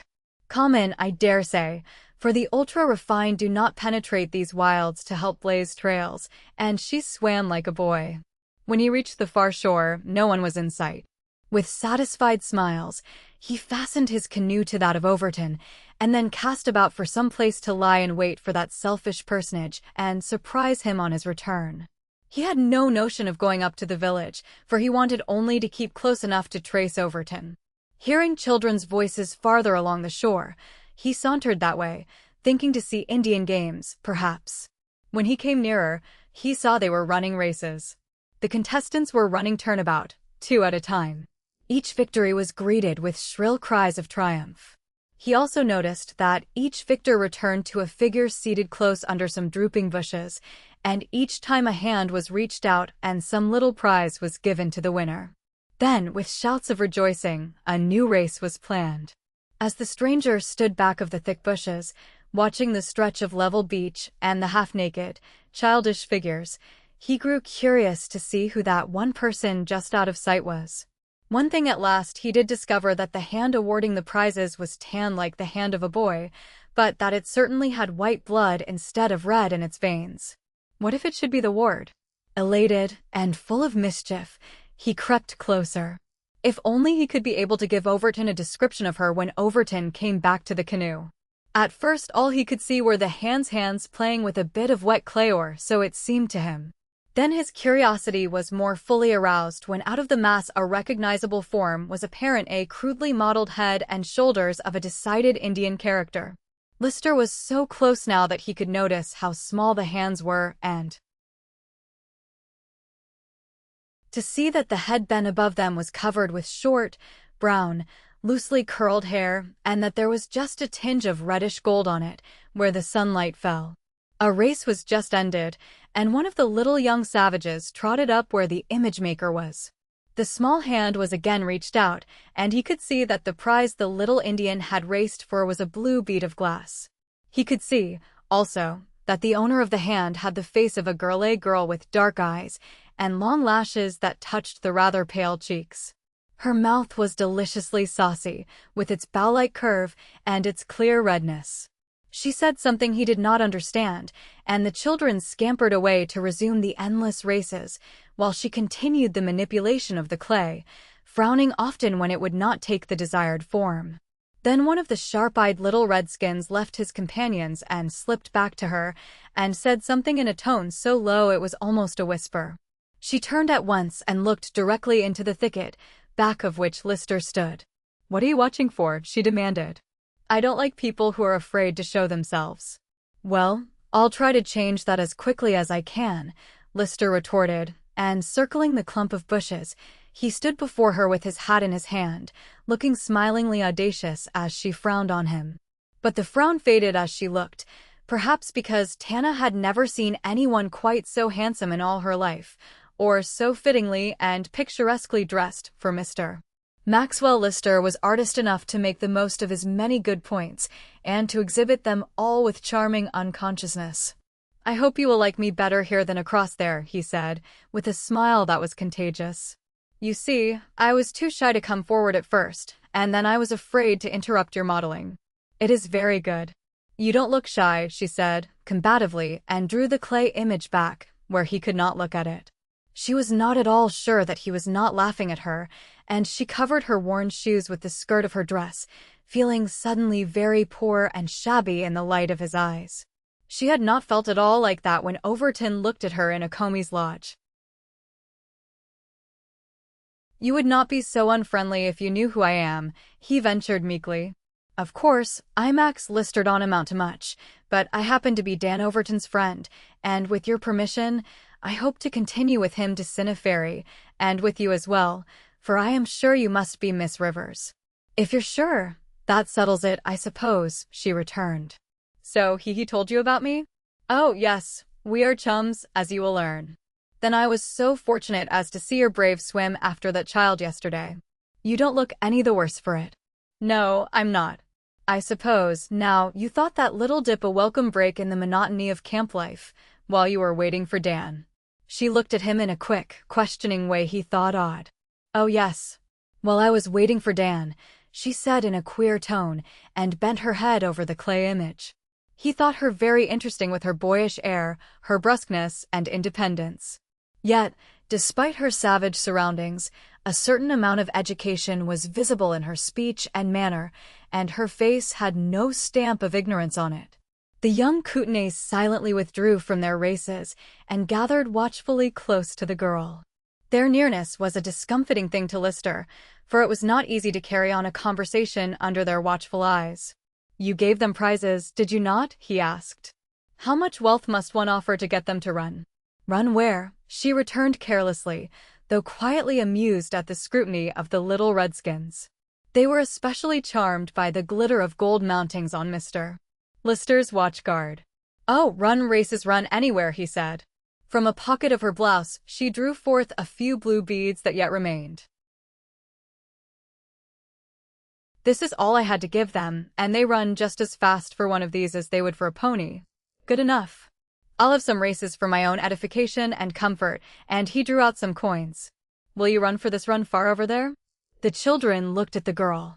She nodded her head, said a word or two unintelligible to him, but perfectly clear to them, for, with sharp looks at the coins and pleased yells, they leaped away to their racing. "Now, this is more comfortable," he said. "May I sit down here?" "Thanks. Now would you mind telling me whose likeness it is you are making in the clay?" "I guess you know it's nobody's likeness," she answered, and again thrust it back out of sight, her face flushing that he should thus make a jest of her poor efforts. "You've seen real statues, I suppose, and know how they ought to be, but you don't need to look for them in the Purcell range. But, indeed, I am in earnest about your modeling.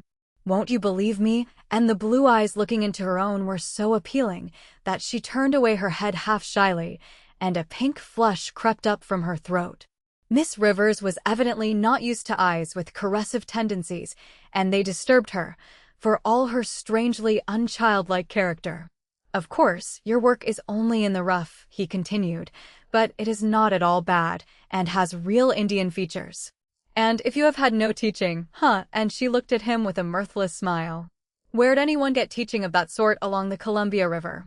Of course, there are some gentlemen officers and such about the reservations, but not one but would only laugh at such a big girl making doll babies out of mud. No, I had no teaching to do anything but read, and I did read some in a book about a sculptor, and how he made animals and people's faces out of clay. Then I tried." As she grew communicative, she seemed so much more what she really was in years, a child, and he noticed, with satisfaction, that she looked at him more frankly, while the suspicion faded almost entirely from her face. "And are you going to develop into a sculptor under Overton's guardianship?" he asked. "You see, he has told me of his good luck." She made a queer little sound between a laugh and a grunt. "I'll bet the rest of the blue beads he didn't call it good luck," she returned, looking at him keenly. "Now, honest Injun, did he?" "Honest Injun. He didn't speak of it as either good or bad luck, simply as a matter of course, that at your father's death you should look him up and let him know you were alone. Oh, he is a good fellow, Dan is, and glad, I am sure, to be of use to you." Her lips opened in a little sigh of content, and a swift, radiant smile was given him. "I'm right glad you say that about him," she answered, "and I guess you know him well, too. A comey likes him, and a comey sharp." The winner of the race here trotted back for the coin, and Lister showed another one, as an incentive for all to scatter along the beach again. It looked as though the two white people must pay for the grant of privacy on the riverbank. Having grown more at ease with him, Tana resumed again the patting and pressing of the clay, using only a little pointed stick, while Lister watched, with curiosity, the ingenious way in which she seemed to feel her way to form. "Have you ever tried to draw?" he asked. She shook her head. "Only to copy pictures, like I've seen in some papers, but they never looked right. But I want to do everything like that to make pictures and statues and music, and oh, all the lovely things there are somewhere, that I've never seen, never will see them, I suppose. Sometimes, when I get to thinking that I never will see them, I just get as ugly as a drunken man, and I don't care if I never do see anything but Indians again. I get so awful reckless." "Say," she said, again with that hard, short laugh, "girls back your way don't get wild like that, do they? They don't talk my way either, I guess." Maybe not, and few of them would be able, either, to do what we saw you do in this river yesterday, he said kindly. Dan is a judge of such things, you know, and he thought you very nervy. Nervy? Oh, yes. I guess he'd be nervy himself if he was needed. Say, can you tell me about the camp, or settlement, at this Cinna Ferry? I never was there. He says white women are there. Do you know them? Lister explained his own ignorance of the place, knowing it as he did only through Dan's descriptions. Then she, from her bit of Indian knowledge, told him Cinna was the old North Indian name for beaver. Then he got her to tell him other things of the Indian country, things of ghost-haunted places and strange witcheries with which they confused the game and the fish. He fell to wondering what manner of man Rivers, the partner of Dan, had been, that his daughter had gained such strange knowledge of the wild things. But any attempt to learn or question her history beyond yesterday was always checked in some way or other. Chapter 4. Dan's Ward. Mr. Max Lister was not given to the study of deep problems. His habits of thought did not run in that groove. But he did watch the young stranger with unusual interest. Her face puzzled him as much as her presence there. I feel as though I had seen you before, he said at last, and her face grew a shade paler. She did not look up, and when she spoke, it was very curtly. Where?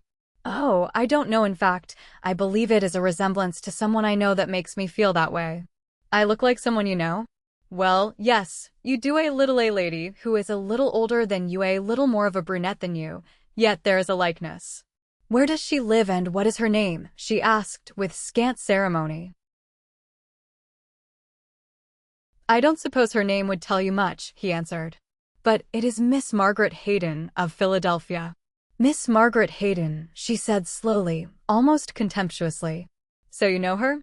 You speak as though you did, he answered, and as if you did not like the name either. But you think it's pretty, she said, looking at him sharply. No, I don't know, such swells don't want to. How do you know she is a swell? Oh, there's a man owns big works across the country, and that's his name. I suppose they are all of a lot, she said, indifferently. Say, are there any girls at Cinna Ferry, any family folks? Dan didn't tell me, only said there was a white woman there, and I could live with her. He hasn't a wife, has he? Dan, and he laughed at the idea, well, no. He is very kind to women, but I can't imagine the sort of woman he would marry. He is a queer fish, you know. I guess you'll think we're all that up in this wild country, she observed.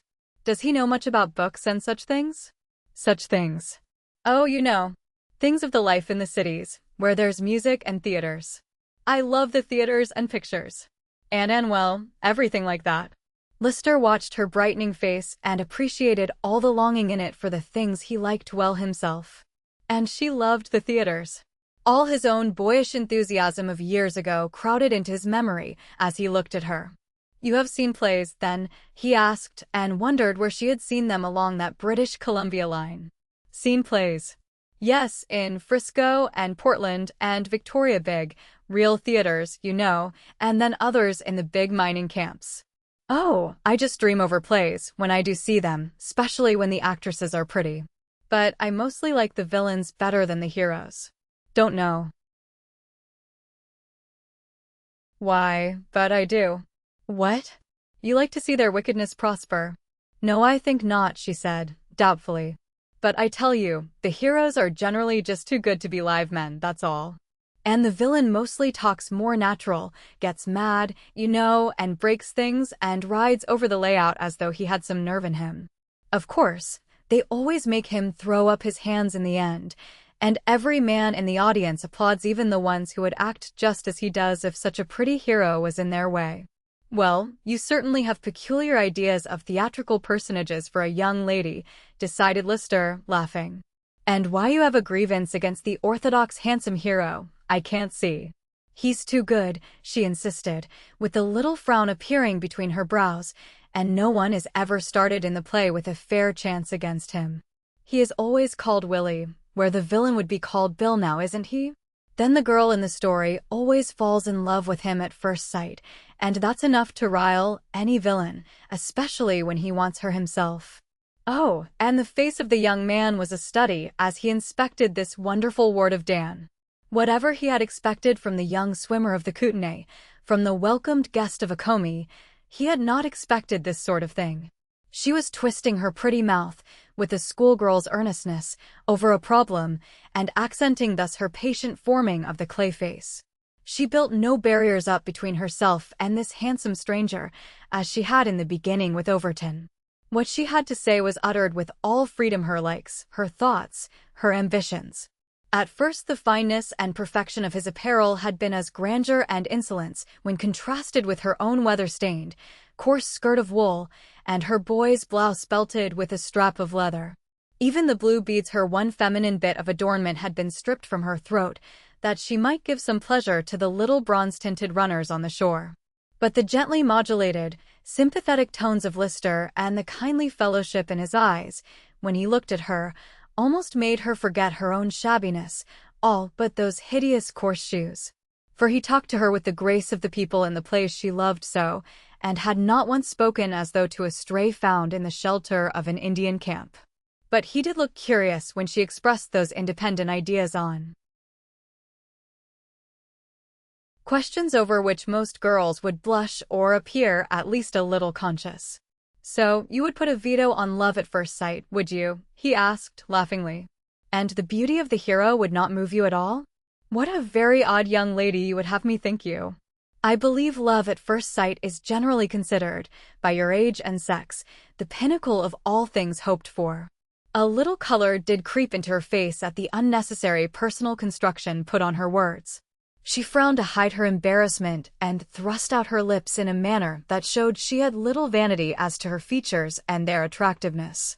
"But I don't happen to be a young lady," she retorted, "and we think as we please up here in the bush. Maybe your proper young ladies would be very odd, too, if they were brought up out here like boys." She arose to her feet, and he saw more clearly than how slight she was.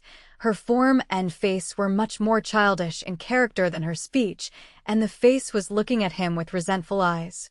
"I'm going back to camp." "Now, I've offended you, haven't I?" he asked, in surprise.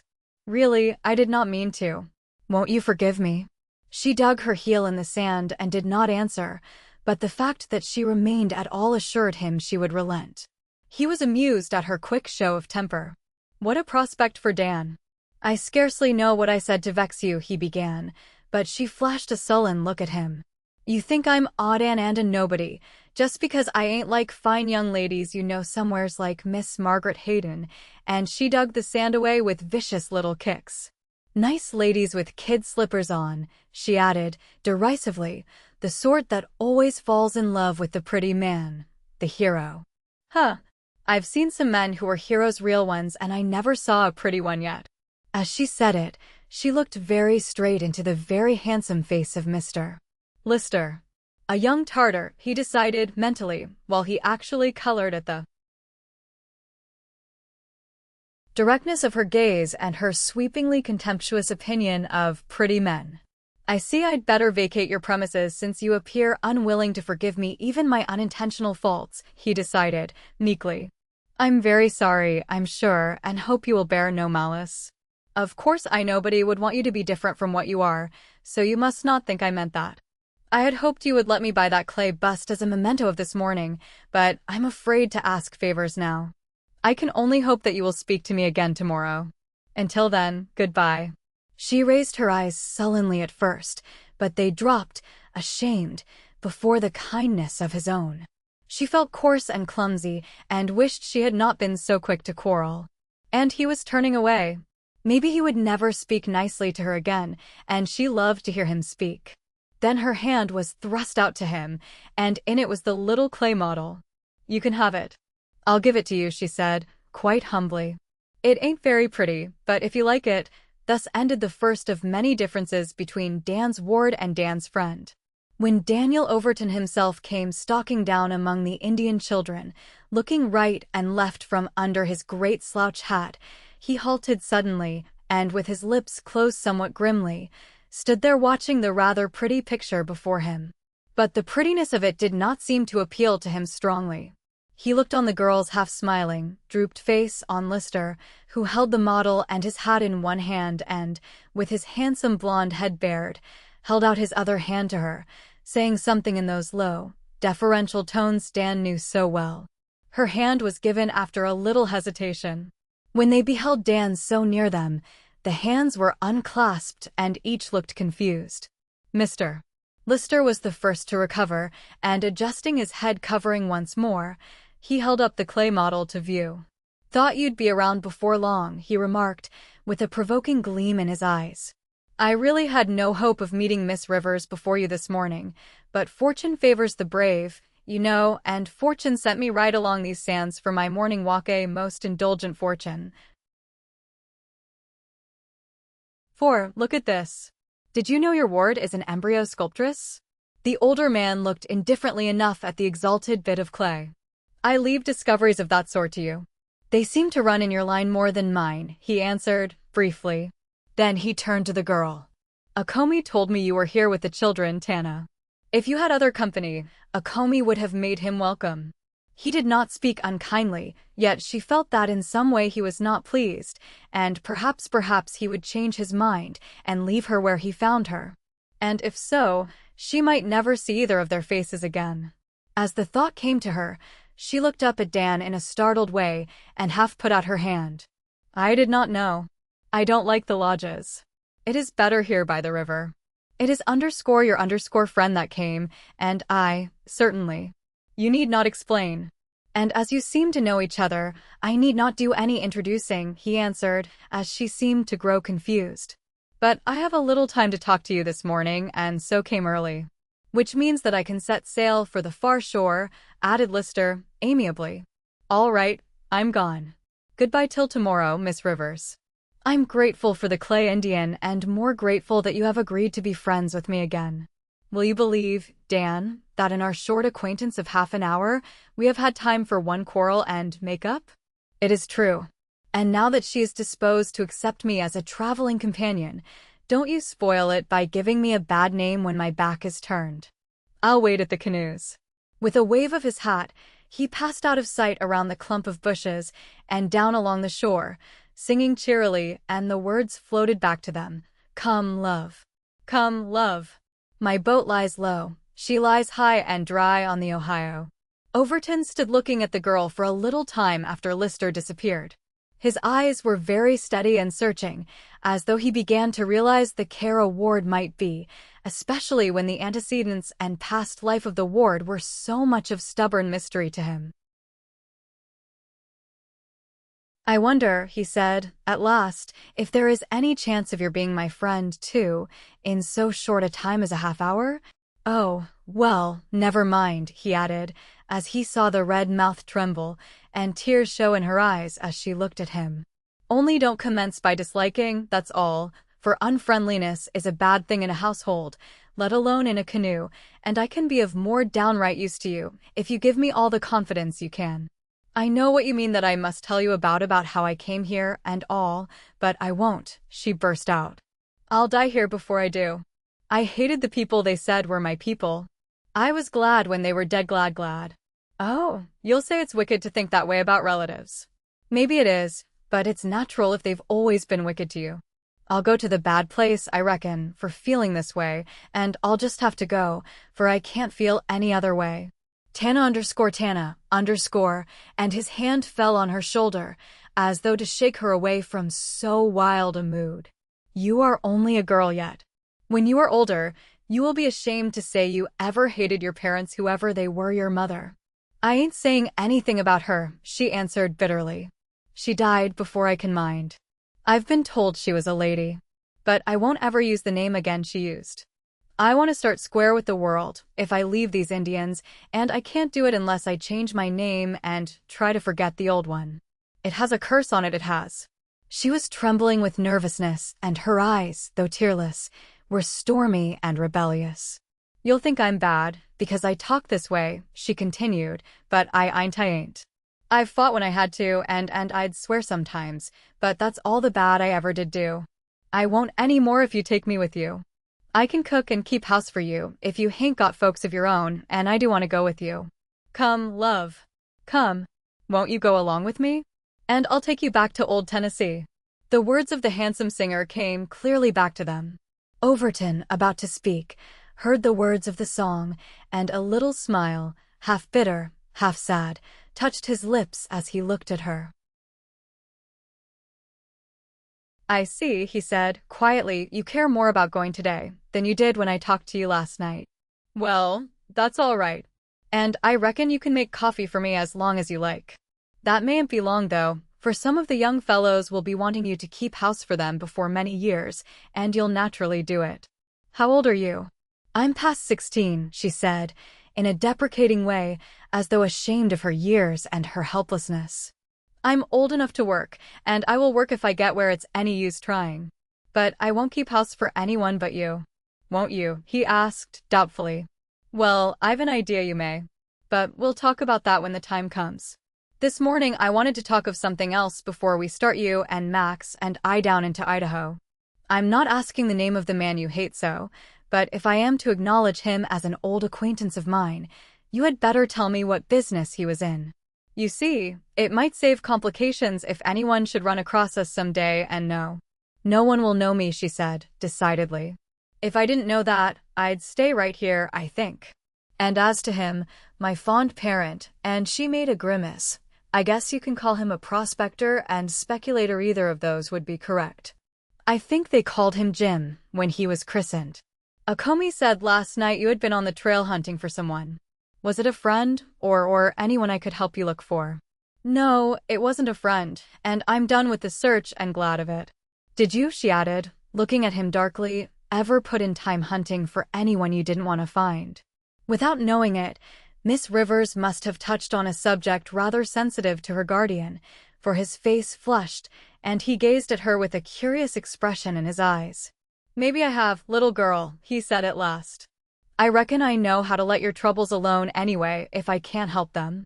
But I must tell you, Max Lister, you know will be the only one very curious about your presence here as to the route you came, etc. You had better be prepared for that." "It won't be very hard," she answered, "for I came over from Sproat's Landing, up to Carlo, and back down here."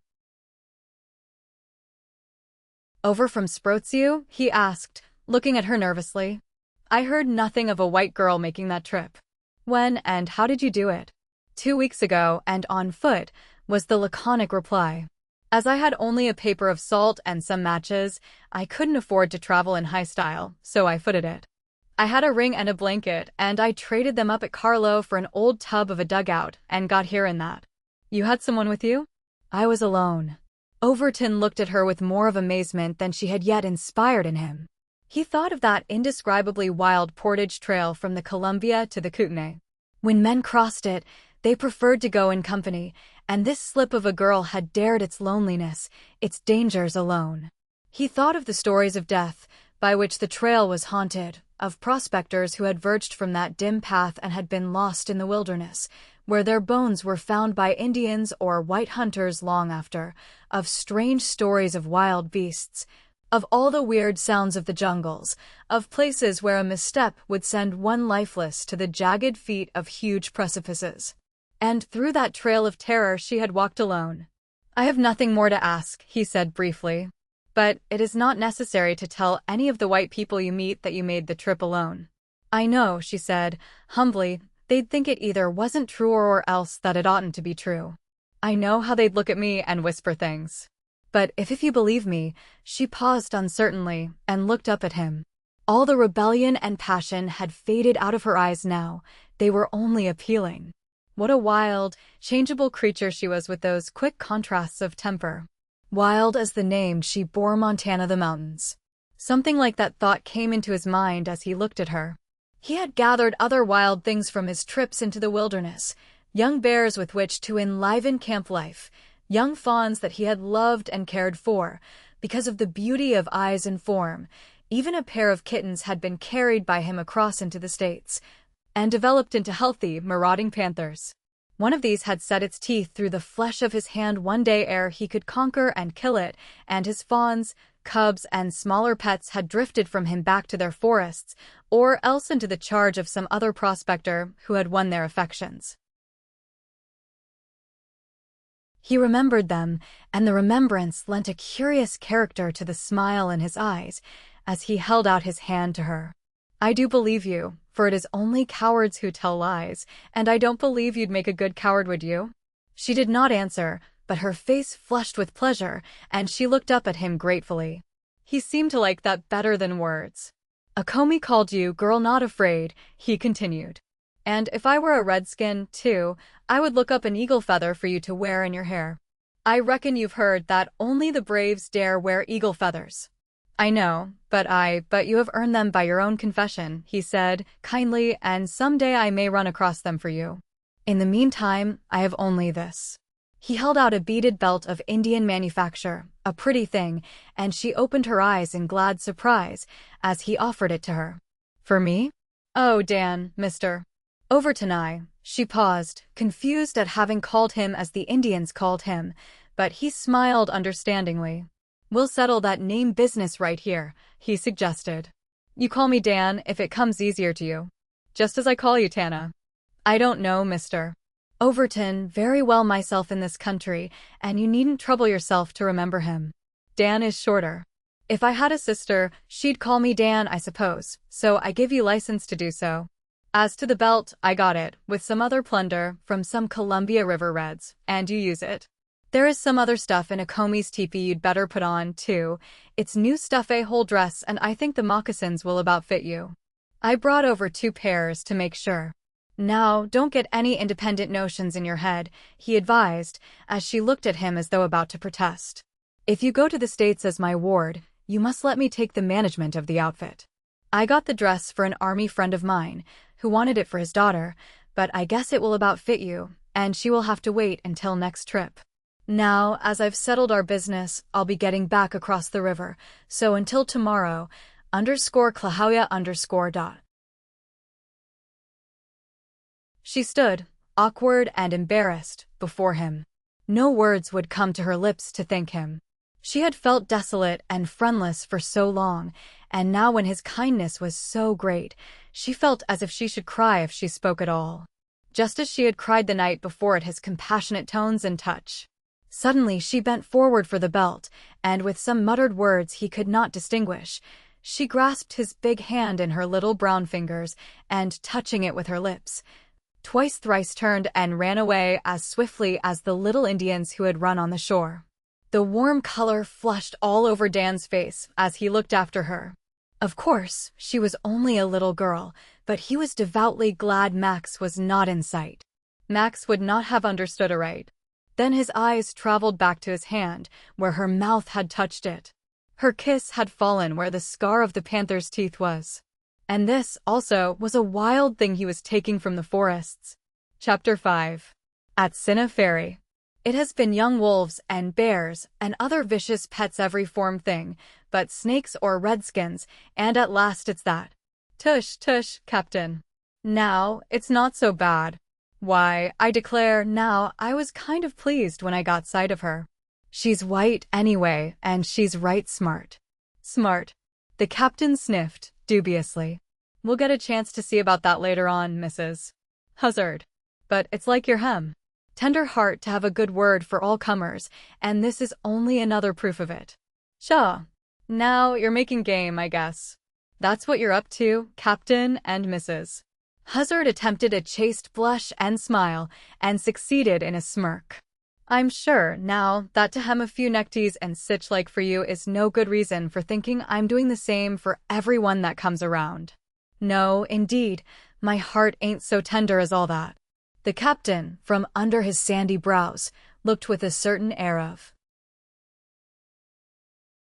satisfaction at the well-rounded personality of Mrs. Huzzard. His vanity was gently pleased she was a fine woman. Well, I mightn't like it so well myself if I thought you'd do as much for any man, he acknowledged. There's too many men at the ferry who ain't fit even to eat one of the pies you make. Mrs. Huzzard was fluting the edge of a pie at that moment, and looked across the table at the captain, with arch meaning. Maybe so, but there's a right smart lot of fine-looking fellows among them, too. There's no getting around that. The unintelligible mutter of disdain that greeted her words seemed to bring a certain comfort to her widowed heart, for she smiled brightly and flipped the completed pie aside with an airy grace. Now, Captain Leek, you can't be expecting common grubbers of men to have all the advantages of manners that you've got. No, sir, you can't. They hain't had the bringing up. They hain't had the schooling, and they hain't had the soldier drills to teach them to carry themselves like gentlemen. Now, you've had all that, and it's a sight of profit to you. But don't be too hard on the folks that ain't just so finished like as you. There's that New Rivers girl, now she ain't a bad sort, though it is queer to see your boy Dan toting such a stranger into camp, for he never did seem to take to girls much, did he? It's not so easy to tell what he's taken to in his time, returned the captain darkly. You know he isn't my own boy, as I told you before. He was 8 years old when I married his mother, and after her death he took the bit in his own teeth and left home. No great grief to me, for he wasn't a tender boy to manage. And Captain Leek heaved a sigh for the martyrdom he had lived through. Oh, well, but see what a fine man he's turned out, and I'm sure no own son could be better to you for Mrs. Huzzard was one of the large, comfortable bodies, who never see any but the brightest side of affairs, and a good deal of a peacemaker in the little circle where she had taken up her abode. Indeed, now, Captain, you'll not meet many such fine fellows in a day's tramp. If she'd even been a real Indian, he continued, discontentedly, it would have been easier to manage her to put her in some position where she could earn her own living, for by Dan's words, few enough, too. I gather that she has no money back of her. She'll be a dead weight on his hands, that's what she'll be, and an expensive savage he'll find her, I'll prophesy. Like enough. Young ones of any sort do take a heap of looking after.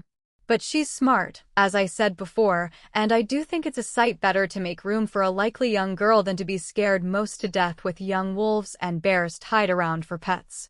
I was all of a shiver at night on account of them. I'll take the girl every time. She won't scratch and claw at folks anyway. Maybe not, added the captain, who was too contented with his discontent to let go of it at once. But no telling what a young animal like that may develop into. She has no idea whatever of duty, Mrs. Huzzard, or of a veneration.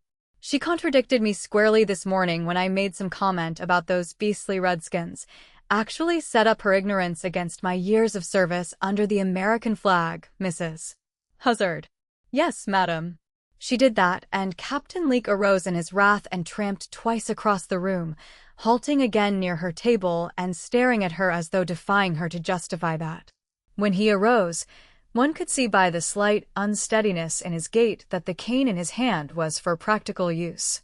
His limp was not a deformity, in fact, it made him rather more interesting because of it.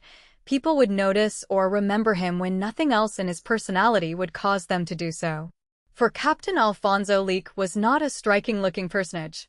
His blue eyes had a washed-out, querulous expression. His sandy whiskers had the appearance of having been blown back from his chin and lodged just in front of his ears. An endeavor had been made to train the outlying portions of his mustache in line with the lengthy, undulating mutton chops, but they had, for well-grounded reasons, failed to connect, and the effect was somewhat spoiled by those straggling skirmishers, bristling with importance but waiting in vain for recruits. The top of his head had got above timberline and glistened in the sun of early summer that streamed through the clear windows of Mrs. Huzzard's back room.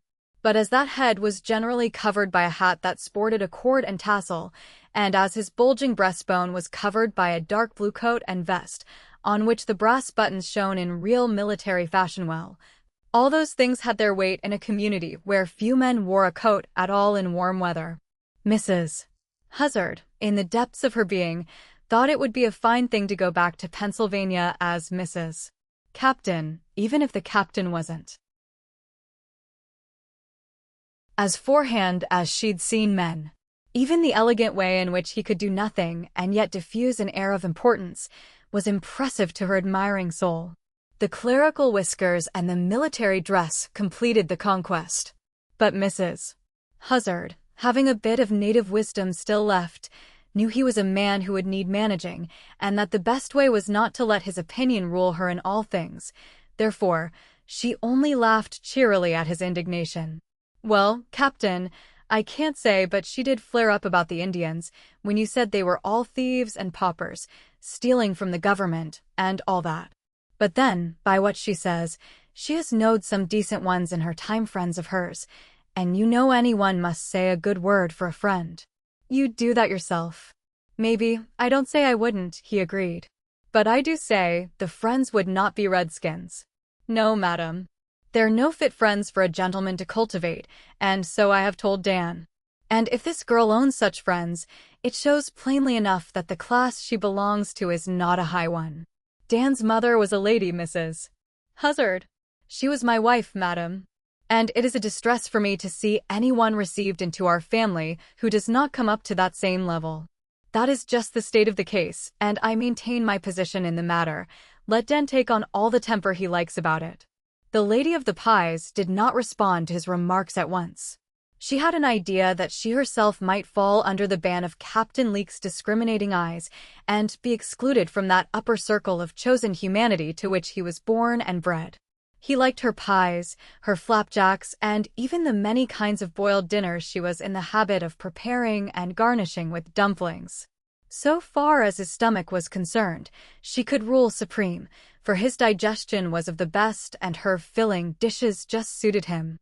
But Lorena Jane Hazard had read in the papers some romances of the gentlefolk he was fond of speaking of in an intimate way. The gentlefolk in her kind of stories always had titles, military or civil, and were generally English lords and ladies. The villains, as generally, were French or Italian. But think as she might over the whole list, she could remember none in which the high-bred scion of blue blood had married either a cook or a milliner.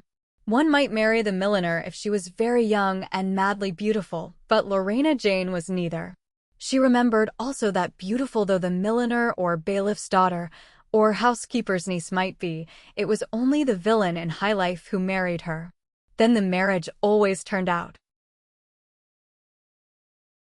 at last to be a sham, and the milliner generally died of a broken heart. So Mrs. Hazard sighed and, with a thoughtful face, stirred up the batter pudding.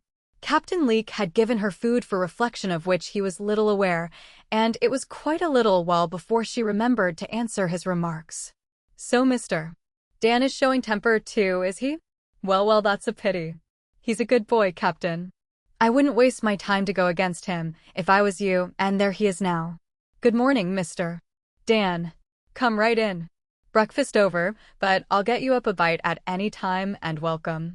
It does seem right nice for you to be back in town again. Overton entered at her bidding, and smiled down from his tall stature to the broad, good-natured face she turned to him.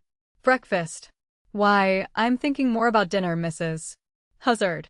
I was up in the hills last night, and had a camp breakfast before you city folks were stirring. Where's Tana? A dubious sniff from Captain Leake embarrassed Mrs. Hazard for a moment. She thought he meant to answer and hesitated to give him a chance. But the sniff seemed to express all he wanted to say, and she flushed a little at its evident significance. Well, what's the matter now? Demanded the younger man, impatiently. Where is she, do you know? Oh, why, yes, of course we do, said Mrs. Hazard hurriedly. I didn't mean to leave you without an answer, no, indeed. But the fact is, the captain is set against something I did this morning, but I do hope you won't be. Whatever they know or don't know in society, the girl was ignorant of it as could be when she asked to go, and so was I when I let her. That's the gospel truth, and I do hope you won't have hard feeling against me for it. He came a step nearer them both and looked keenly from one to the other, even a little threateningly, into the watchful eyes of Captain Leake. Let her go? What do you mean? Where out with it? Well, then, it was on the river she went, in one of them Tiltuppy Indian boats that I'm deathly afraid of. But Mr. Lister, he did promise faithfully he'd take good care of her. And as she'd seemed a bit low-spirited this morning, I thought you'd do her good, and I told her to run along. And to think of its being improper for them to go together alone. Well, then, I never did, that's all. Is it? And Overton drew a long breath as of relief and laughed shortly. Well, you're perfectly right, Mrs. Hazard. There is nothing wrong about it, and don't you be worried into thinking there is. Max Lister is a gentleman. Didn't you ever happen to know one, Dad? Heavens! What a sinner you must have been in your time if you can't conceive two young folks going out for an innocent boat ride. If any sky pilot drifts up this way, I'll explain your case to him and ask for some tracks. Why, man, your conscience must be a burden to you. I understand now how it comes I find your hair a little scarcer each time I run back to camp. He had seated himself and, leaning back, surveyed the irate captain as though utterly oblivious of that gentleman's indignation, and then turned his attention to Mrs. Huzzard, who was between two fires in her regret that the captain should be ridiculed and her joy in Overton's commendation of herself. The captain had dismayed her considerably by a monologue on etiquette while she was making the pies, and she had inwardly hoped that the girl and her handsome escort would return before Overton, for vague womanly fears had been awakened in her heart by the opinions of the captain. To be sure, Dan never did look at girls much, and he was as settled down as any old man yet. The girl was pretty, and there was a bit of mystery about her. Who could tell what her guardian intended her for? This question had been asked by Captain Leake. Dan was very close-lipped about her, and his reticence had intensified the mystery regarding his ward. Mrs.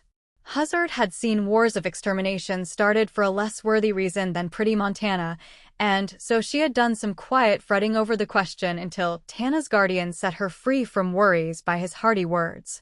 Don't you bother your precious head, or Tana's, with ideas of what rules people live by in a society of the cities thousands of miles away, he advised her. It's all right to furnish guards or chaperones where people are so depraved as to need them. This with a turn of his eyes to the captain, who was gathering himself up with a great deal of dignity. Good morning, Mrs. Huzzard, he said, looking with an unapproachable air across Dan's tousled head. If my stepson at times forgets what is due a gentleman in your house, do not fancy that I reflect on you in the slightest for it. I regret that he entertains such ideas, as they are totally at variance with the rules by which he was reared. Good morning, madam. Mrs. Huzzard clasped her hands and gazed with reproach at Overton, but at the same time she could not repress a sigh of relief. Well, now he is good-natured to take it like that, and speak so beautiful, she exclaimed, admiringly, and you surely did try any man's patience, Mr. Dan. Shame on you. But Dan only laughed and held up his finger warningly.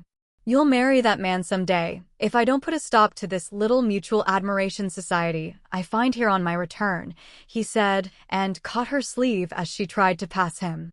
Now don't you do it, Mrs. Huzzard. You are too nice a woman and too much of a necessity to this camp for any one man to build up a claim for you. Just think what will happen if you do marry him. Why, you'll be my stepmother. Doesn't the prospect frighten you? Oh, stop your nonsense, Mr. Dan. I declare you do try a body's patience. You are too big to send to bed without your supper, or I vow I'd try it and see if it would tame you any. The captain is surely righteous mad. Then let him attend to his post office instead of interfering with your good cooking. Jim Hill said yesterday he guessed the post office had moved to your hotel, and the boys all ask me when the wedding is to be. She blushed with a certain satisfaction, but tossed her head provokingly. Well, now, you can just tell them it won't be this week, Mr. Dan Overton, so you can quit your plaguing. Who knows, but they may be asking the same about you, if you keep fetching such pretty girls into camp. Oh, I guess you don't like being plagued any more than other folks. For Overton's smile had vanished at her words, and a tiny wrinkle crept between his brows. But when she commented on it, he recovered himself and answered carelessly, But I don't think I will keep on bringing pretty girls into camp, that is. I scarcely think it will grow into a steady habit, he said, and met her eyes so steadily that she dismissed all idea of any heart interest in the girl. But I'd rather Tana didn't hear any chaff of that sort. You know what I mean. The boys, or anyone, is like enough to joke about it at first, but when they learn for keeps that I'm not a marrying man, they'll let up. As she grows older, there'll be enough boys to bother her in camp without me. All I want is to see that she is looked after right, and that's what I'm in here to talk about this morning. Well, now, I'm right glad to help you all I can, which ain't much, maybe, for I never did have a sight of schooling. But I can learn her the milliner trade, though it ain't much use at the ferry yet, but it's always a living anyway, for a woman in a town. And as to cookin' and bakin', oh yes, they're all right, she will learn such things easily, I think. But I wanted to ask about that cousin of yours, the lady who, you said, wanted to come out from Ohio to teach Indians and visit you. Is she coming? Well, she writes like it. She is a fine scholar, Lavina is, but I kind-o let up on asking her to come after I struck this camp, for she always held her head high, I hear, and wouldn't be no ways proud of me as a relation, if she found me doing so much downright kitchen work. I hain't seen her since she was growed up, you know, and I don't know how she'd feel about it. If she's any good, she'll think all the more of you for having pluck to tackle any honest work that comes, said Overton, decidedly. We all do, every man in the settlement. If I didn't, I wouldn't be asking you to look after this little girl, who hasn't any folks' father or mother to look after her right. I thought if that lady teacher would just settle down here, I would make it worth her while to teach Tana. Well, now, that would be wise, exclaimed Mrs. Huzzard, delightedly. And I'll write her a letter this very night. Or, no, not tonight, she added, for I'll be too busy. Tonight the dance is to be. What dance? Well, now, I clean forgot to tell you about that. But it was Mr. Lister planned it out after you left yesterday. As he's to go back east in a few days, he is to give a supper and a dance to the boys, and I just thought if they were going to have it, they might as well have it right, and so it's to be here. Overton twisted his hat around in silence for a few moments. What does Tana think of it? He asked at last. She? Why, land's sakes. She's tickled a heap over it. Indeed, to go back to the commencement, I guess it was to please her he got it up. At least, that's the way it looked to me, for she no sooner said she'd like to see a dance with this crowd at the ferry than he said there should be one, and I should get up a supper. I tell you that young chap sets store by that little girl of yours, though she does sass him a heap. They're a fine-looking young couple, Mr. Dan. Mr. Dan evidently agreed, for he nodded his head absently, but did not speak. He did not look especially pleased over the announcement of the dance. Well, I suppose she's got to learn soon or late whom to meet and whom to let alone here, he said at last, in a troubled way, and she might as well learn now as later. Yet I wish Max had not been in such a hurry.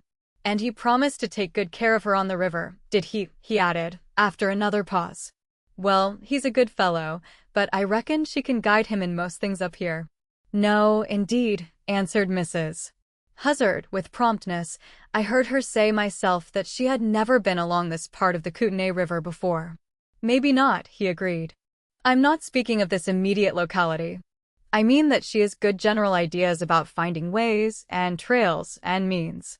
She's got ideas of outdoor life that girls don't often have, I reckon. And if she can only look after herself as well in a camp as she can on a trail, I'll be satisfied. Mrs. Huzzard looked at him as he stared moodily out of the window. I see how it is, she said, nodding her head in a kindly way. Since she's here, you're afraid some of the folks is most too rough to teach her much good. Well, don't you worry. We'll do the best we can, and that dead partner o' yours, her father, you know will know you do your best, and no man can do more. I had a notion about her associates when I let her go out on the river this morning. Just go along, thought I, if you get into the way of making company out of real gentlemen, you'll not be so like to be satisfied with them as ain't. Good enough, Dan assented, cheerily. You have been doing a little thinking on your own account, Mrs. Huzzard? That's all right then. I'll know that you are a conscientious caretaker, no matter how far out on a trail I am. There's another thing I wanted to say. It's this. Just you let her think that the help she gives you around the house more than pays for her keeping, will you? Why, of course I will, and I'm willing enough to take her company in change for boarding, if that's all. You know I didn't want to take the money when you did pay it. I know, that's all right. I want you to have the money, only don't let her know she is any bill of expense to me. Understand? You see, she said something about it yesterday, thought she was a trouble to me, or some such stuff. It seemed to bother her. When she gets older, we can talk to her square about such things. But now, till she gets more used to the thought of being with us, we'll have to do some pious cheating in the matter. I'll take the responsibilities of the lies, if we have to tell any. It seems the only way out, you see. He spoke a little clumsily, as though uttering a speech prepared beforehand and by one not used to memorizing, and he did not look at Mrs. Huzzard as he talked to her. But she looked at him, and then let her hand fall kindly on his shoulder. She had not read romances for nothing. All at once she fancied she had found a romance in the life of Dan Overton. "Yes, I see, as plain as need be," she said. "I see that you've brought care for yourself with that little mischief in her Indian dress, and you take all the care on your shoulders as though it was a blessed privilege. And she's never to know what she owes you. Well, there's my hand. I'm your friend, Dan Overton. But don't waste your days with too much care about this new pet you've brought home. That's all I've got to say. She'll never think more of you for it. Girls don't. They're as selfish as young wolves." Chapter 6. Mrs. Huzzard's Suspicions. Overton sat silent and thoughtful for a little while after Mrs. Huzzard's words. Then he glanced up and smiled at her. "I've just been getting an idea of the direction your fancies are taking," he said mockingly, "and they're very pretty, but I reckon you'll change them to oblige me. What I'm doing for her is what I'd do for any other child left alone. But as this child doesn't happen to be a boy, I can't take it on the trail, and a ranger like me is not fit to look after her anyway. I think I told you before, I'm not a marrying man, and she, of course, would not look at me if I was, so what does it matter about her thinking of me? Of course, she wanted ain't my intention. Even if she leaves these diggings someday and forgets all about me, just as the young wolves or wildcats do, well, what difference? I've helped old bums all over the country and never heard or wanted to hear of them again, and I'm sure it's more worth one's while to help a young girl. Now, you're a nice little woman, Mrs. Huzzard, and I like you.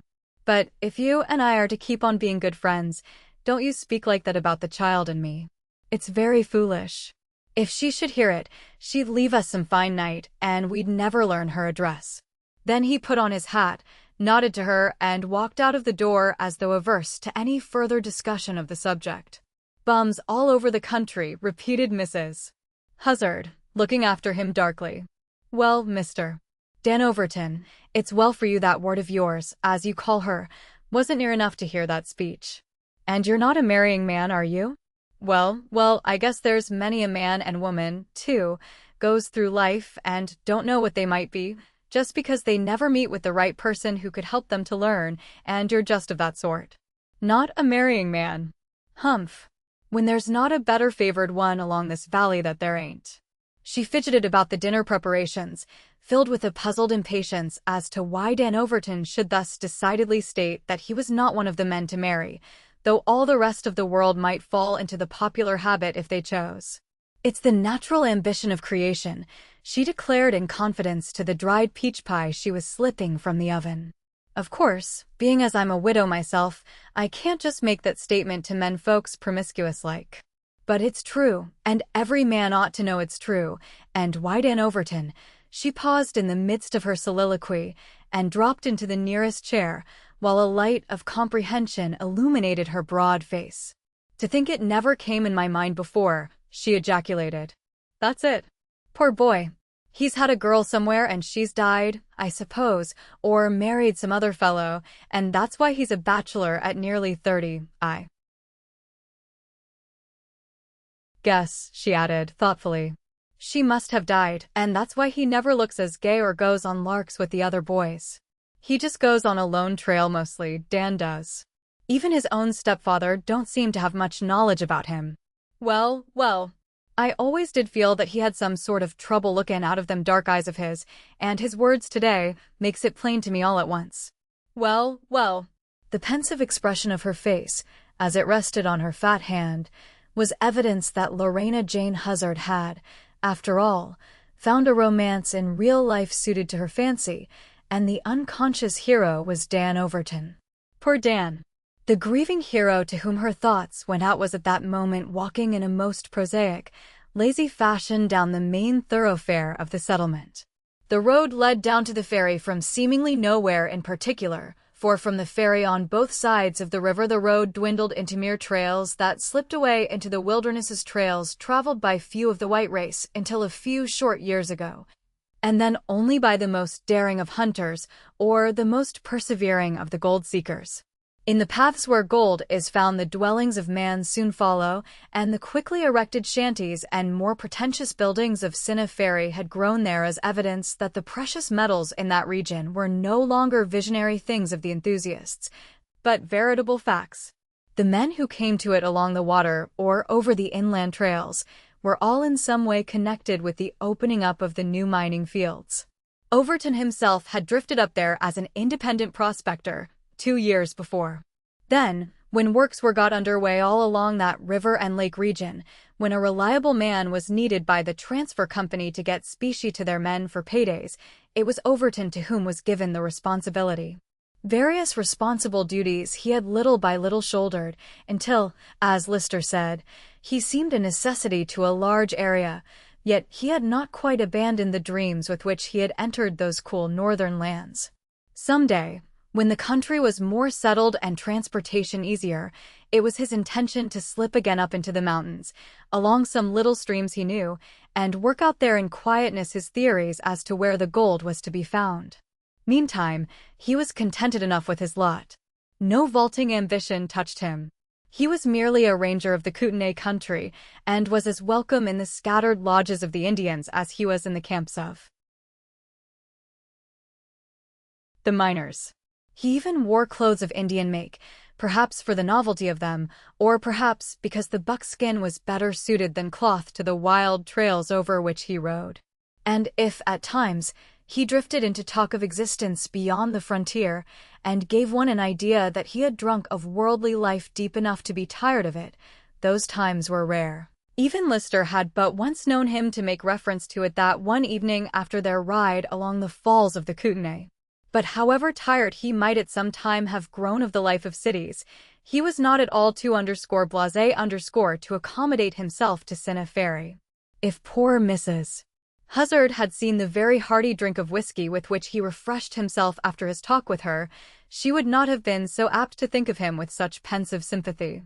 The largest and most popular saloon was next door to the post office, the care of which Dan had secured for his stepfather, as the duties of it were just about as arduous as any that gentleman would deign to accept. The mail came every 2 weeks, and its magnitude was of the fourth-class order. No one else wanted it, for a man would have to possess some other means of livelihood before he could undertake it, but the captain accepted it with the attitude of a veteran who was a martyr to his country. As to the other means of livelihood, that did not cause him much troubled thought, since he had chanced to fall in Dan's way just as Dan was starting up to the Kootenay country, and Dan had been the other means ever since. The captain watched Overton gulp down the firewater, while he himself sipped his with the appreciation of a gentleman of leisure. "You didn't used to drink so early in the day," the captain remarked, with a certain watchful malice in his face. "Are your cares as a guardian wearing on your nerves, and bringing a need of stimulants?" Overton wheeled about as though to fling the whiskey glass across at the speaker, but the gallant captain, perceiving that he had overreached his stepson's patience, promptly dodged around the end of the bar, squatting close to the floor. Overton, leaning over to look at him, only laughed contemptuously and set the glass down again. "You're not worth the price of the glass," he decided, amused in spite of himself at the fear in the pale blue eyes. Even the flowing side whiskers betrayed a sort of alarm in their bristling alertness. "And if it wasn't that one good woman fancied you were true metal instead of slag, I'd—" He did not complete the sentence, leaving the captain in doubt as to his half-expressed threat. "Get up there," Dan suddenly exclaimed. "Now, you think you will annoy me about that guardianship until I'll give it up, don't you?" he said, more quietly, as the captain once more stood erect, but in a wavering, uncertain way. "Well, you're mightily mistaken, and you might as well end your childish interference right here. The girl is as much entitled to my consideration as you are more. So if anyone is dropped out of the family circle, it will not be her. Do you understand? And if I hear another word of your insinuations about her amusements, I'll break your neck. Too, Jim." This last was to the barkeeper, and had reference to a $50 he tossed on the counter as payment for his own drink and that of the captain, and again he stalked into the street with his temper even more rumpled than when he left Mrs. Huzzard's. Assuredly it was not a good morning for Mr. Overton's peace of mind.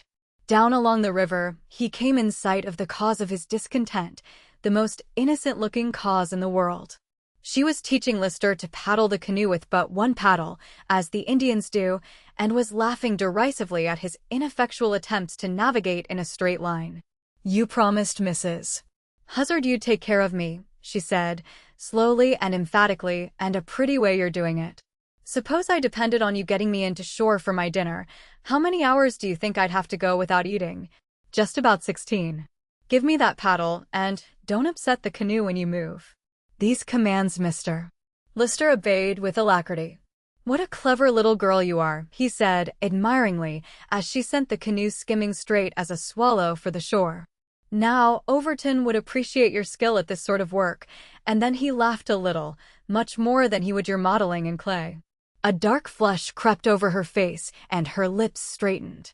"Why shouldn't he look down on that sort of pottering around?" she demanded. He isn't the sort of man who has time to waste on trifles." "Why that emphasis on the he asked her tormentor.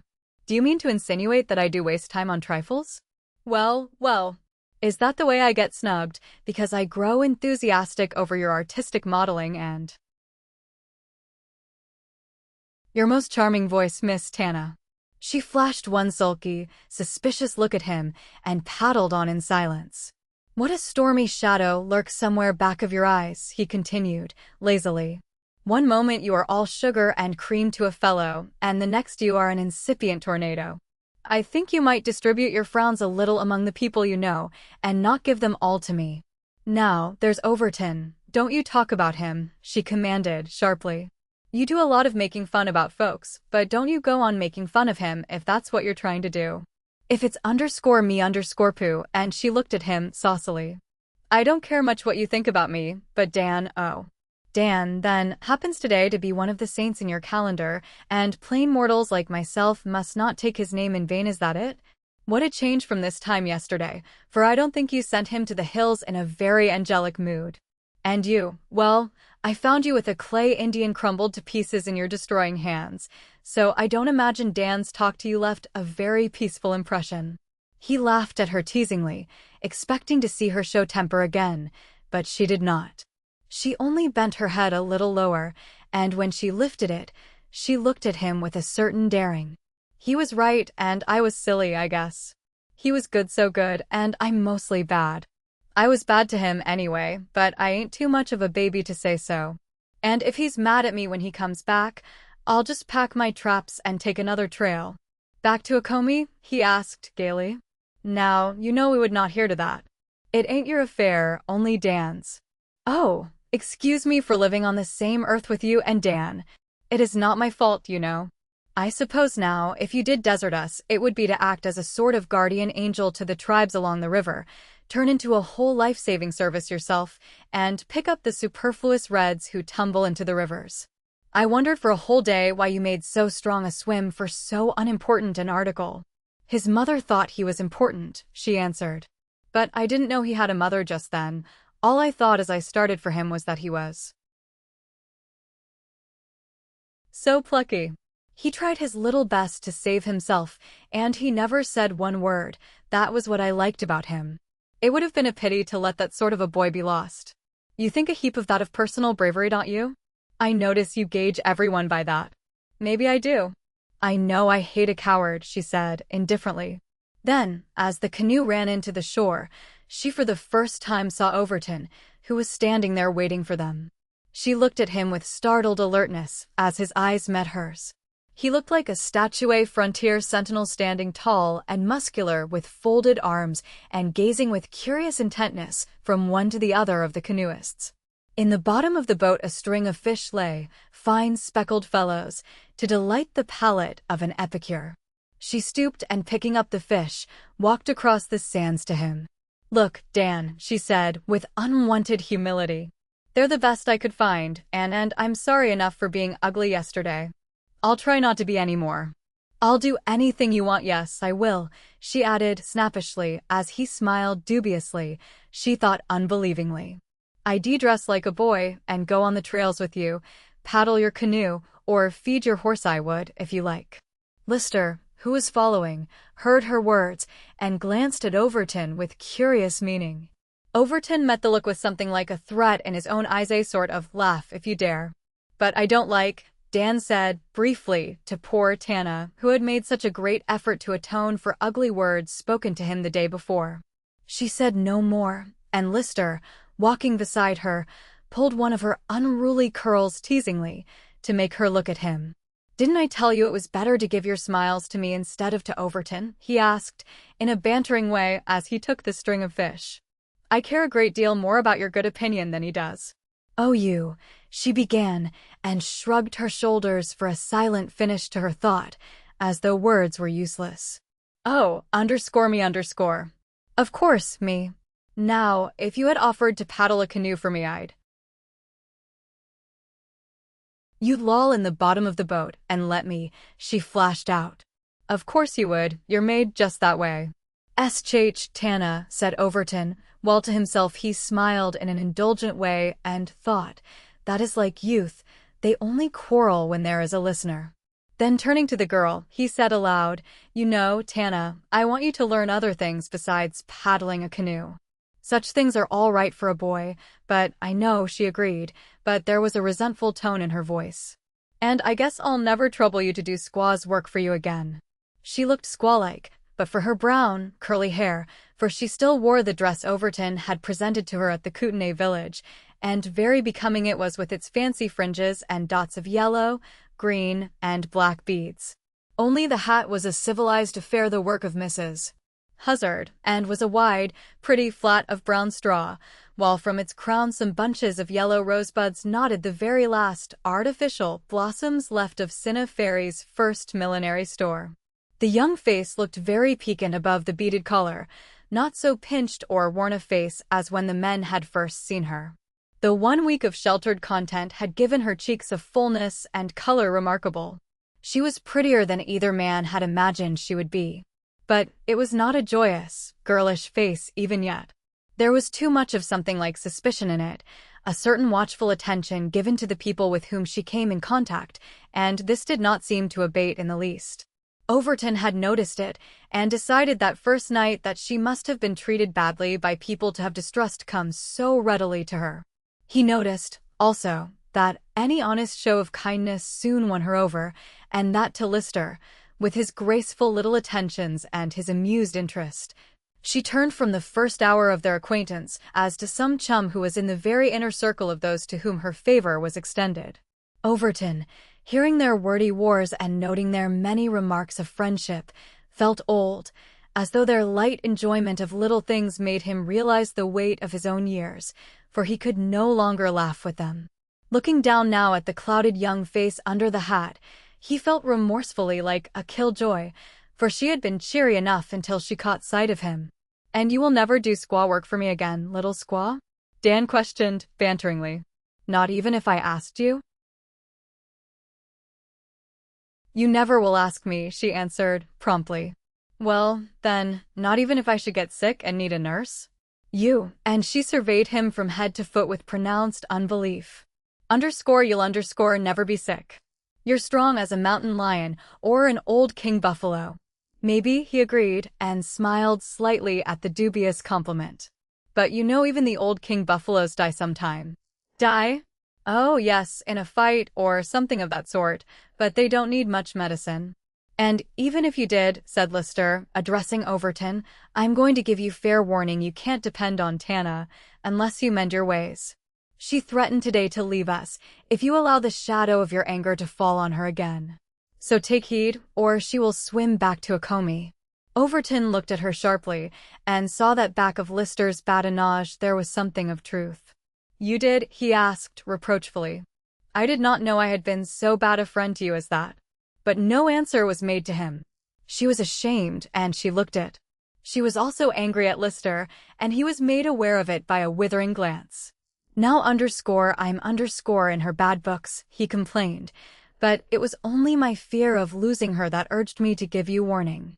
I hope she does not take revenge by refusing me all the dances I am looking forward to tonight. I'd like to get you, as her guardian, on my side, Overton." The girl looked up, expectantly, and rested her slim fingers on the arms of the two men. I could not be of much use unless I had an invitation myself to the dance, Dan remarked, dryly.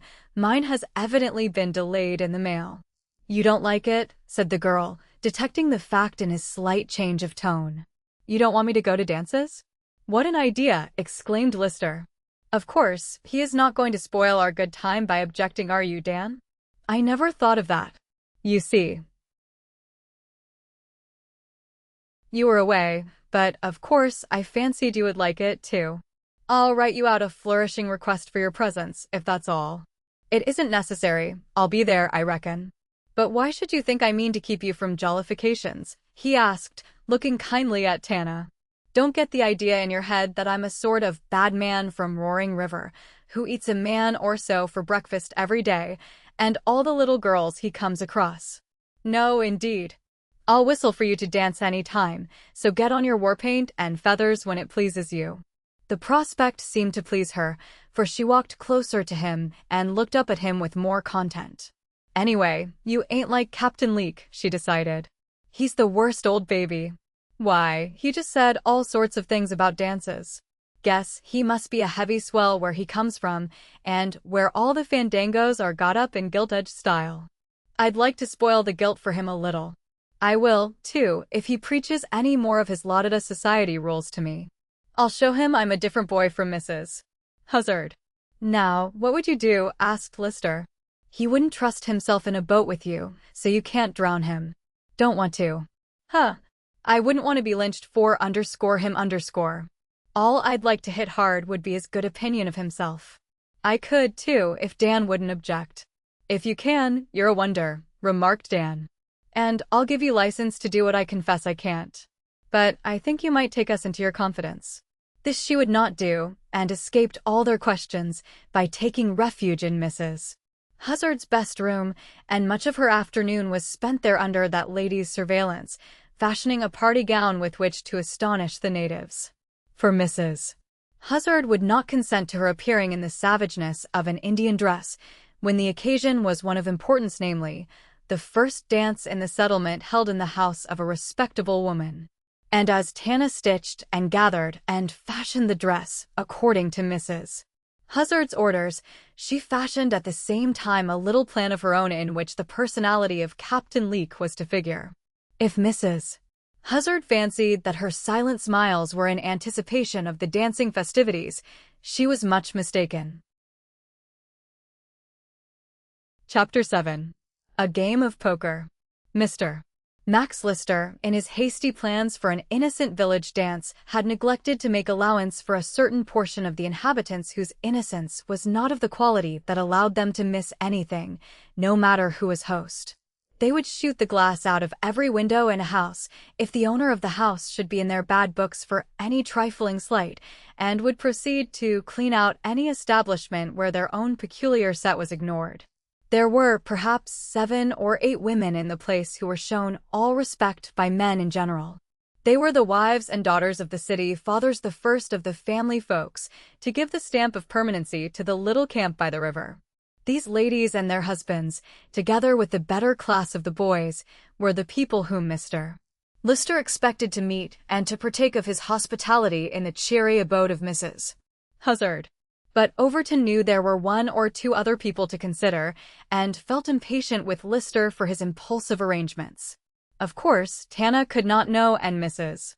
Huzzard did not, but Lister had at least been very thoughtless. The fact was that the well-ordered establishment of Mrs. Huzzard was a grievance and a thorn in the side of certain womankind, who dwelt along the main street and kept open drinking saloons 7 days in the week. They would have bought ribbons and feathers from her, and as a milliner thought no more about her, or even if she had opened a hotel with a bar attached, they would have been willing to greet her as a fellow worker, and all would have had even chances. But her effrontery in opening an eating house, where only water pure or adulterated with tea or coffee was drunk well, her immaculate pretensions, to use the vernacular of one of the disgusted, made them sick. It may have been their dislike was made more pronounced because of the fact that the more sober-minded men turned gladly to the irreproachable abode of Mrs. Huzzard, and the bosses of several gangs of workmen had arranged with her for their meals. Besides, the rivermen directed any strangers to her house, whereas before, the saloons had been the first point of view from which travelers or miners had seen Cineferi. All these grievances had accumulated through the weeks, until the climax was capped when the report went abroad that a dance was to take place at the sickeningly correct restaurant, and that only the _elite_ of the settlement were expected to attend. Thereupon some oaths had been exchanged in a desultory fashion over the bars at Mustang Kate's and Dutch Lena's, and derisive comments made as to Mrs. Huzzard and her late charge, the girl in the Indian dress. Some of the boys, who owned musical instruments, a banjo and a mouth organ, were openly approached by bribery to keep away from the all-too-perfect gathering, so that there might be a dearth of music. But the boys with the musical instruments evaded the bribes, and even hinted aloud their desire to dance once anyway with the new girl of the curly hair and the Indian dress. This decision increased somewhat the muttering of the storm brewing, and when Dutch Lena's own man indiscreetly observed that he would have to drop in line, too, if all the good boys were going, then indeed did the cyclone of woman's wrath break over that particular branch of Hades. Lena's man was scratched a little with a knife before quiet was restored, and there had been some articles of furniture flung around promiscuously, also some violent language. Overton divined somewhat of all this, knowing as he did the material of the neighborhood, though no actual history of events came to his ears. And Tana, presenting herself to his notice in all the glory of her party dress, felt her enthusiasm cool as he looked at her moodily. He would have liked to shut her away from all the vulgar gaze and comment he knew her charming face would win for her. His responsibilities as a guardian forced on him so many new phases of thought. He had never before given the social side of Cineferi much consideration, but he thought fast and angrily as he looked down on the slim, girlish, white-draped figure and the lovely appealing face turned upward to him. "You don't like it, you don't think it is pretty?" she asked, and her mouth was a little tremulous. "I tried so hard. I sewed part of it myself," and Mrs.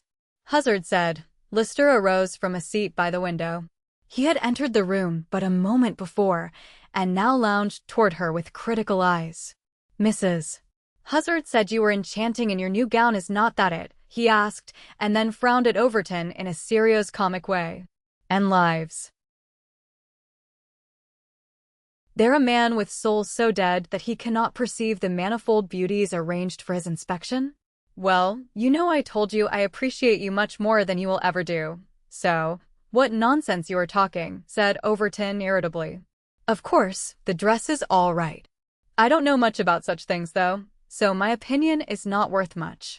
But I don't think little girls should be told so much of their charms, Lister. They are too likely to be made think that prettiness is the only thing worth living for." He smiled at Tana to soften the severity of his speech, but she was not looking at him just then, and so missed the softening accompaniment.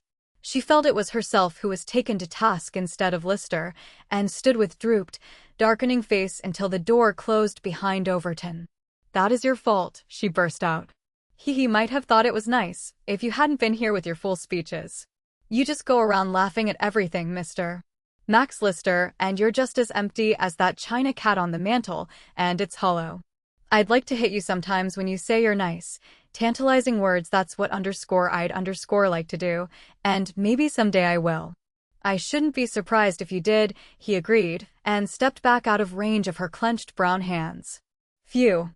What a trial you'd be to a guardian who had nerves.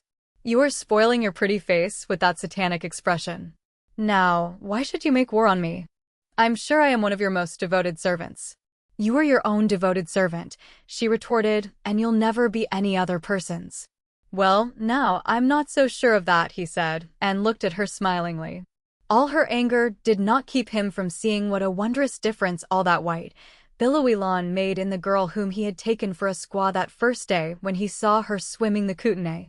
She looked taller, slighter, with such lovable curves in the girlish form, and the creamy neck and arms gleaming through the thin material.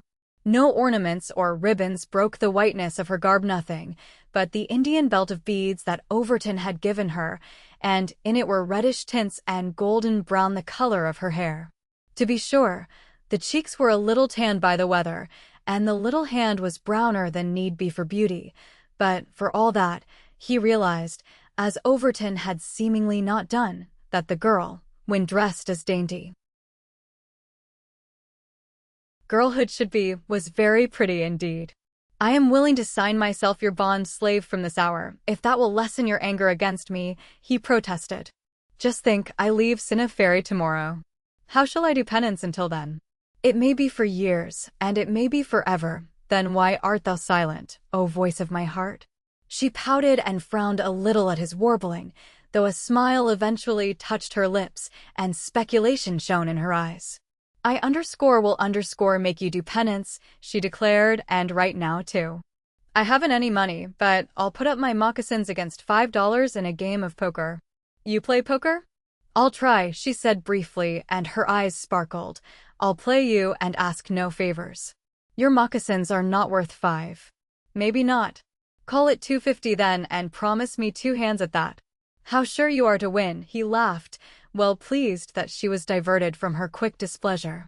We'll call it 5 against the moccasins. Here are the cards. And what am I to do with those little moccasins, even if I do win them?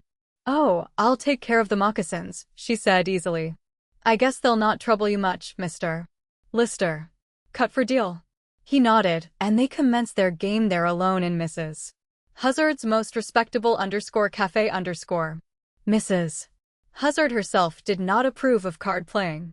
No one but Captain Leake had, as yet, been allowed that privilege. His playing she had really begun to look upon as almost moral in its effects, since he pursued it as the most innocent of pastimes, never betting more than a few dimes.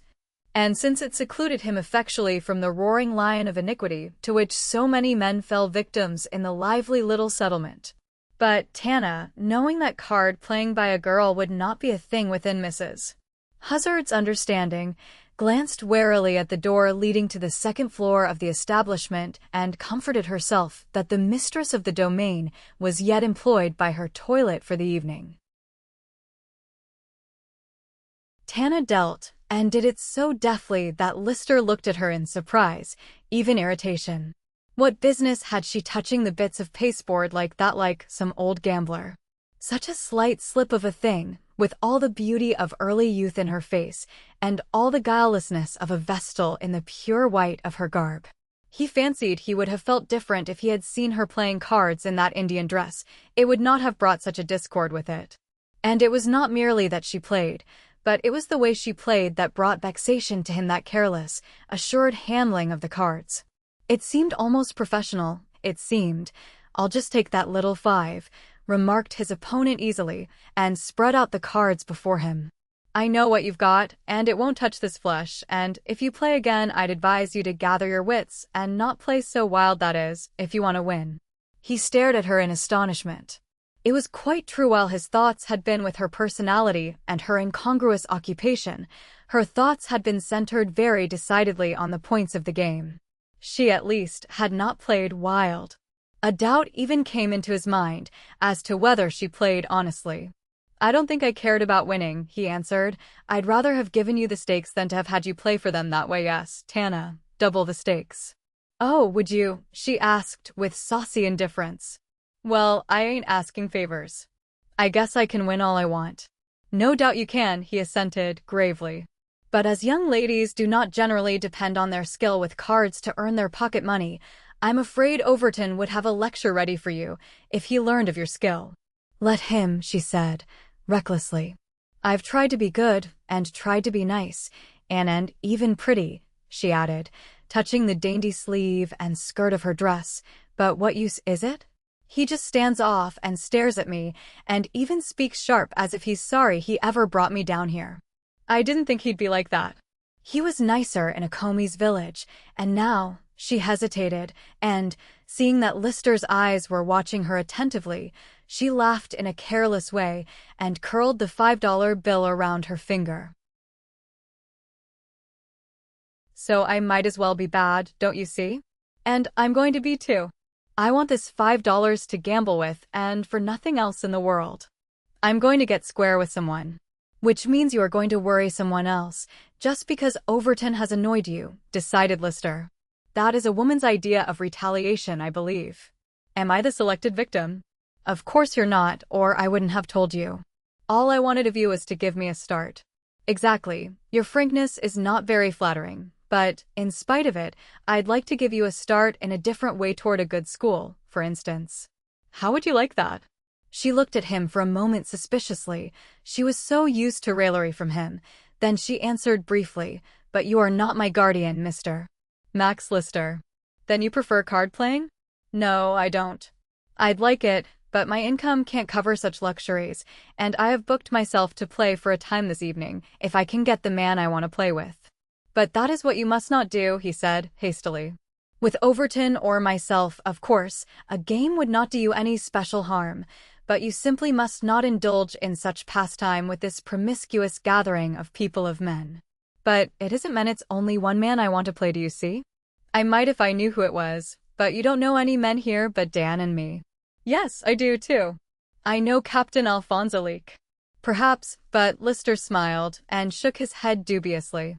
"But he won't play with me, because he don't like me. That's what you would say, if you were not too polite, I assented. He doesn't approve of me, and can't understand why I'm on the face of the earth, and especially why Dan should take any responsibility but Captain Leake on his hands." "Huh. Can I see?" "Of course I do. I heard him call me underscore, that underscore this morning. And so, I want to play a game of poker with him." She looked impishly at him from under her brows and twirled the money. "Won't you be a messenger of peace and fix the game for me?" she asked, insinuatingly. "You know you promised to do penance." "Then I forswear all rash promises for the future," he declared. "But you did promise." "Well, then I'll keep my word, since you are such a little Shylock. And if it is only the captain," she laughed after he had gone out, and sat there shuffling the cards and building them into various forms. She was thus employed when Overton again passed the window and entered the room ere she could conceal them. He observed her attempt to do so and smiled indulgently. "Playing with the cards, are you?" he asked, in a careless way. "They're expensive toys sometimes. But I'll teach you 7-Up some day. It's an easy game." "Is it?" she said, but did not look up at him. His indifference to the pretty dress had not yet ceased to annoy her. "Yes. And see here, Tana. I forgot to give you a present I brought you a little while ago. It's a ring a fellow from the Upper Lake region worried me into buying, as he was dead broke. He bought it from an Indian up near Carlo. Queer for an Indian to have, isn't it?" "Near Carlo," she said, and reached out her hand for it. There was a strange look on her face, a strange choking sound in her throat. He noticed it, and his voice was very kindly as he spoke again. "You don't like even to hear of that region, do you? You must have been very miserable somewhere up there. But never mind, little girl, we'll try to forget all that. And if the ring fits you, wear it, no matter what country it comes from." She tried to thank him, but the words would not come easily, and her outstretched hand in which the ring lay was tremulous. "Oh, that's all right," he said hastily, afraid, no doubt, she was going to cry, as he had seen her do before at kind words. "Never mind about the thanks. If you care to wear it, that's all that's necessary, though a snake ring is not the prettiest of ornaments for a girl. It fits, doesn't it?" "Yes, it fits," she returned, and slipped it on her finger. "It is very nice," but she shivered as with cold, and her hand shook. It was curious enough to attract notice anywhere, a silver and a gold snake twined together with their heads meeting, and in the flattened gold head, eyes of garnet gleamed, while the silver head had eyes of emerald. Not a girlish-looking ornament, surely. "I'll wear it," she said, and dropped the hand to her side. "But don't tell the rest where it came from. I may want to tease them." Chapter 8. The Dance. "Ain't it lovely, Ora?" And Tana danced past Ora Harrison, the doctor's pretty daughter, as if her feet had wings to them. And as Ora's bright face smiled in answer, it was clear that the only two young girls in the settlement were enjoying Lister's party to the full. For it was a pronounced success. Every boy invited was there in as much of festive outfit as circumstances would allow. All the family people were there. And the presence of Dr. Harrison, the only professional man in the town, and his wife and daughter, gave a stamp of select society to the gathering in Mrs. Huzzard's rooms. Mrs. Huzzard beamed with pleasure at the great success of it all. She would have liked to dance, too, and refused most unwillingly when Lister tried to persuade her. But a supercilious glance from the captain made her refusal decided. The doubt as to whether ladies in society ever did dance after 40 years and 163 pounds weight deterred her. Now, if the captain had asked her to dance, she would have been more assured. But the captain did not, and after a while, he was not to be seen. He had vanished into the little back sitting room, and she was confident he was engaged in his innocent pastime of a friendly game of cards with the doctor. Go and dance with Tana, or that nice little girl of the doctor's, she said to Lister, when he was trying to inveigle her into a quadrille. That's the sort of partner for you. But Tana has disappeared mysteriously, and as Miss Aura is bespoke, I can't dance with her unless I want a duel with her partner. Tana disappeared. Well, now, I haven't seen her for 2 dances, said Mrs. Huzzard, looking around searchingly, though I never missed her till this minute. Beg pardon, ma'am, said a voice at her elbow, but is it the young lady with the white dress you are looking for? Yes, it is, answered Mrs. Huzzard, and turned around to face the speaker, who was an apologetic-looking stranger with drab-colored chin whiskers and a checkered shirt, and a slight impediment in his speech. Well, ma'am, I saw her go into that room there quite a spell ago, and he nodded toward the back sitting room. She hasn't passed out again, as I've seen. Then, as Mrs. Huzzard smiled on him in a friendly way, he ventured further. She's a very pretty girl, as anyone can see. Might I ask her name? Oh, yes. Her name is Rivers, Miss Tana Rivers, said Mrs. Huzzard. You must be a stranger in the settlement? Yes, ma'am, I am. My name is Harris Jim Harris. I come down from the diggings with Mr. Overton this morning. He allowed it would be all right for me to step inside if I wanted to see the dancing. To be sure it is, agreed Mrs. Huzzard heartily. His friends are our friends, and civil folks are always right welcome. Thank you, ma'am. You're kind, I'm sure. But we ain't just friends, a special. Only I had business in his line, so we picked up acquaintance and come into camp together, and when I saw the pretty girl in white, I did think I'd like to come in a spell. She looks so uncommon like a boy I knew up in the Big Bend country. Looks enough like him to be a twin, but he wasn't called Rivers. Has this young lady any brothers or cousins up there? Well, now, as for cousins, they're far out, and we hain't ever talked about them. But as for brothers or sisters, father or mother, that she hasn't got, for she told me so. Her pa and Mr.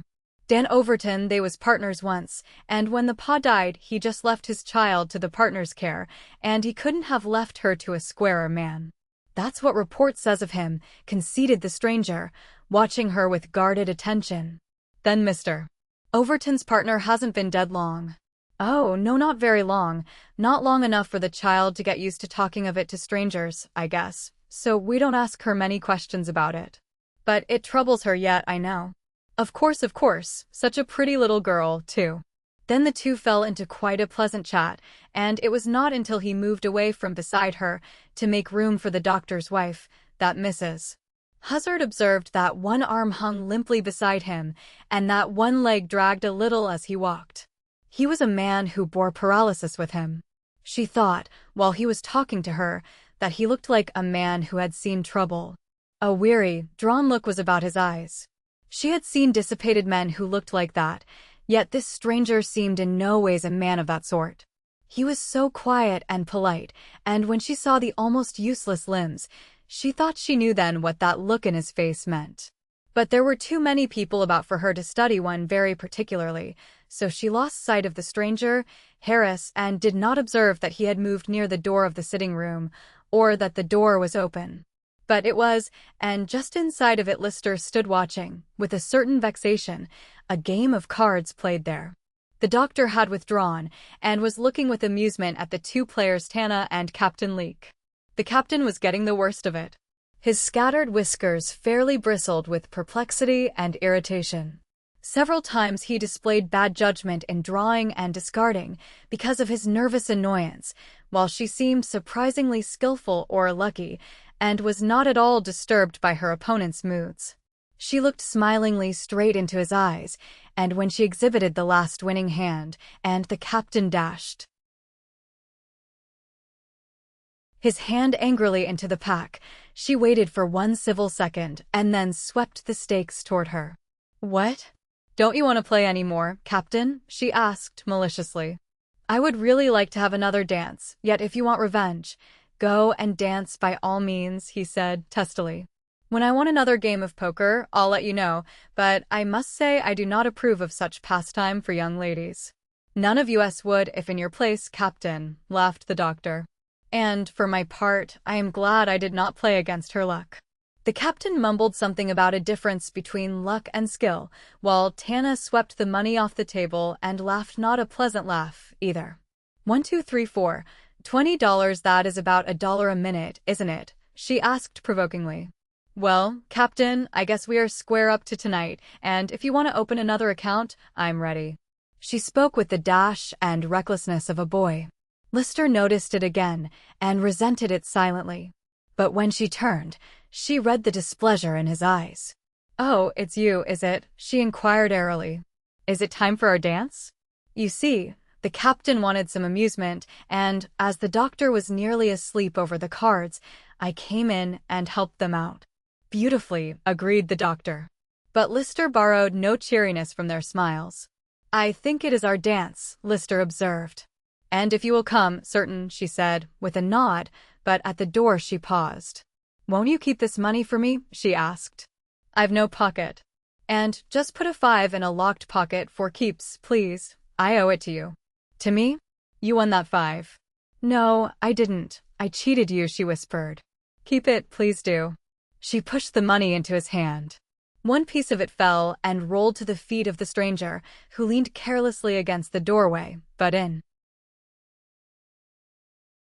such a position that he could easily see into the sitting room. He stooped and picked up the money. "Yours, miss," he said, courteously, and she smilingly reached out her hand for it, the hand on which Overton's gift, the strange ring, glittered. The paralytic stranger barely repressed an exclamation as he noticed it, and from it his eyes went swiftly, questioningly, to the girl's face. "Yes, it's mine," she said, with a nod of thanks. Then she smiled a little as she saw where his attention was given. "Are you wondering if the snakes you see are the result of odd drinks? Well, they are not. They are of metal and won't hurt you." "Beg pardon, miss. Guess I did look at your pretty ring sharp, and it is enough to make a man shake if he's been drinking. But a little drink will do me a long time." Then Lister and the girl passed on, the girl smiling at the little exchange of words with the stranger. But Lister himself was anything but well pleased at the entire affair. He resented the fact that he had found her there gambling, that she had shown such skill, that she had turned to the seedy-looking stranger and exchanged words, as men might do, but as a girl assuredly should not do. All these things disturbed him. Why, he could scarcely have told.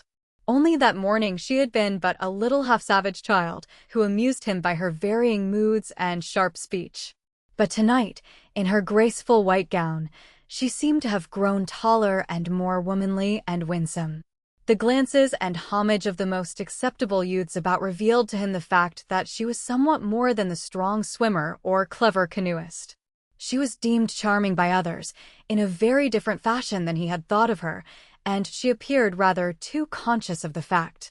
He fancied that she even delighted in letting him see that others showed deference to her, when he had only that day teased her as carelessly as he would have teased a boy into a rage. Then to stop and just like that with the insignificant stranger by the door. "Mr. Lister said a bad word in his mind, and decided that the presuming masculinity of the settlement would be allowed few chances for favors the remainder of the evening. He intended to guard her himself, a formidable guard for the purpose, as a man would need a good deal of self-reliance to try for favor if so handsome a personality as Lister's was an opponent. But the rather shabby stranger, standing by the inner door, scarcely noticed the noticeable young fellow. All his attention was given to the girl who had spoken to him so frankly. She passed on and did not observe his excessive interest. But his eyes lighted up when he heard her voice speaking to him, and his face flushed with color as he stroked his beard with his well hand and gazed after her. So this is where the trail begins, is it? He whispered to the trembling hand at his lips. Well, I would have looked for it many another place before commencing with a partner of Mr. Dan Overton, Law and Order man. He must have gulled this whole territory beautifully to have them swear by him as they do. And Monty is his _protege_. Well, Miss or Mr. Monty, whichever it is, your girl's toggery is more becoming than the outfit I saw you wear last, but though your hair is a little darker, I'd swear to you anywhere, yes, and to the ring, too. Well, I think I'll rest my weary body in this burg for a few weeks to come. If the devil hasn't helped his own and cheated me, this partner, Mr.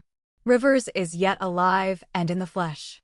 If so, there is one place he will drift sooner or later, and that is to this young gambler. And then death will be no sham for him, for I will be here, too. To Tana, jubilant with her victory over her instinctive antagonist, the captain all the evening was made for her pleasure, and she floated in the paradise of 16 years, and the world where people danced was the only world worth knowing. I will be good now, I can be as good as an angel since I've got even with the captain. She whispered those words to Lister, whose hand was clasping hers, whose arm was about her waist, as they drifted around the rather small circle to a waltz played on a concertina and a banjo. She looked up at him, mutely asking him to believe her. Her desire for revenge satisfied, she could be a very good girl now. It was just then that Overton, who stood outside the window, glanced in and saw her lovely upturned face, saw the red lips move in some pouting protest, to which Lister smiled, but looked doubtfully down at her. To the man watching them from without, the two seemed always so close, so confidential. At times he even wondered if Lister had not learned more than himself of her life before that day at Akomi's camp. All that evening Dan had not once entered the room where they danced, or added in any way to their merrymaking. He had stood outside the door most of the time, or sometimes rested a little way from it on a store box, where he smoked placidly and inspected the people who gathered to the dance. All the invited guests came early, and perfect harmony reigned within. A few of the unsavory order of citizens had sauntered by, as though taking note of the pleasures from which they were excluded. But it was not until almost 12 o'clock, just after Overton had turned away from watching the waltz, that a pistol shot rang out in the street, and several dancers halted. Some of the men silently moved to the door, but just then the door was opened by Overton, who looked in. "It was only my gun went off by accident," he said, carelessly. "So, don't let me stampede the party. Go on with your music." The stranger, Harris, was nearest the door and essayed to pass out, but Overton touched him on the arm. "Not just yet," he said hurriedly. "Don't come out or others will follow, and there'll be trouble. Keep them in some way." Then the door closed. The concertina sobbed and shrieked out its notes, and drowned a murmur of voices on the outside. One man lay senseless close to the doorstep, and 4 more men with 2 women stood a little apart from him. "If another shot is fired, your houses will be torn down over your heads tomorrow," said Overton, threateningly, "and some of you will not be needing an earthly habitation by that time, either." "Fury. It is Overton," muttered one of the men to another. "They told us he wasn't in this thing." "What for you care?" demanded the angry tones of a Dutch woman. "What difference that make, eh? If so be as we want to dance, well, then, we go in and dance, you make no mistake." But the men were not so aggressive. The most audacious was the senseless one, who had fired the revolver and whom Overton had promptly and quietly knocked down. "I don't think you men want any trouble of the sort," he remarked, and ignored the women entirely. "If you've been told that I'm not in this, that's just where someone told you a lie, and if it's a woman, you should know better than to follow her lead. If these women get through that door, it will be when I'm an angel. I'm doing you all a good turn by not letting the boys in there know about this. No religion could save you if I turn them loose on you, so you had better get away quiet and quick." The men seemed to appreciate his words. "That's so," mumbled one.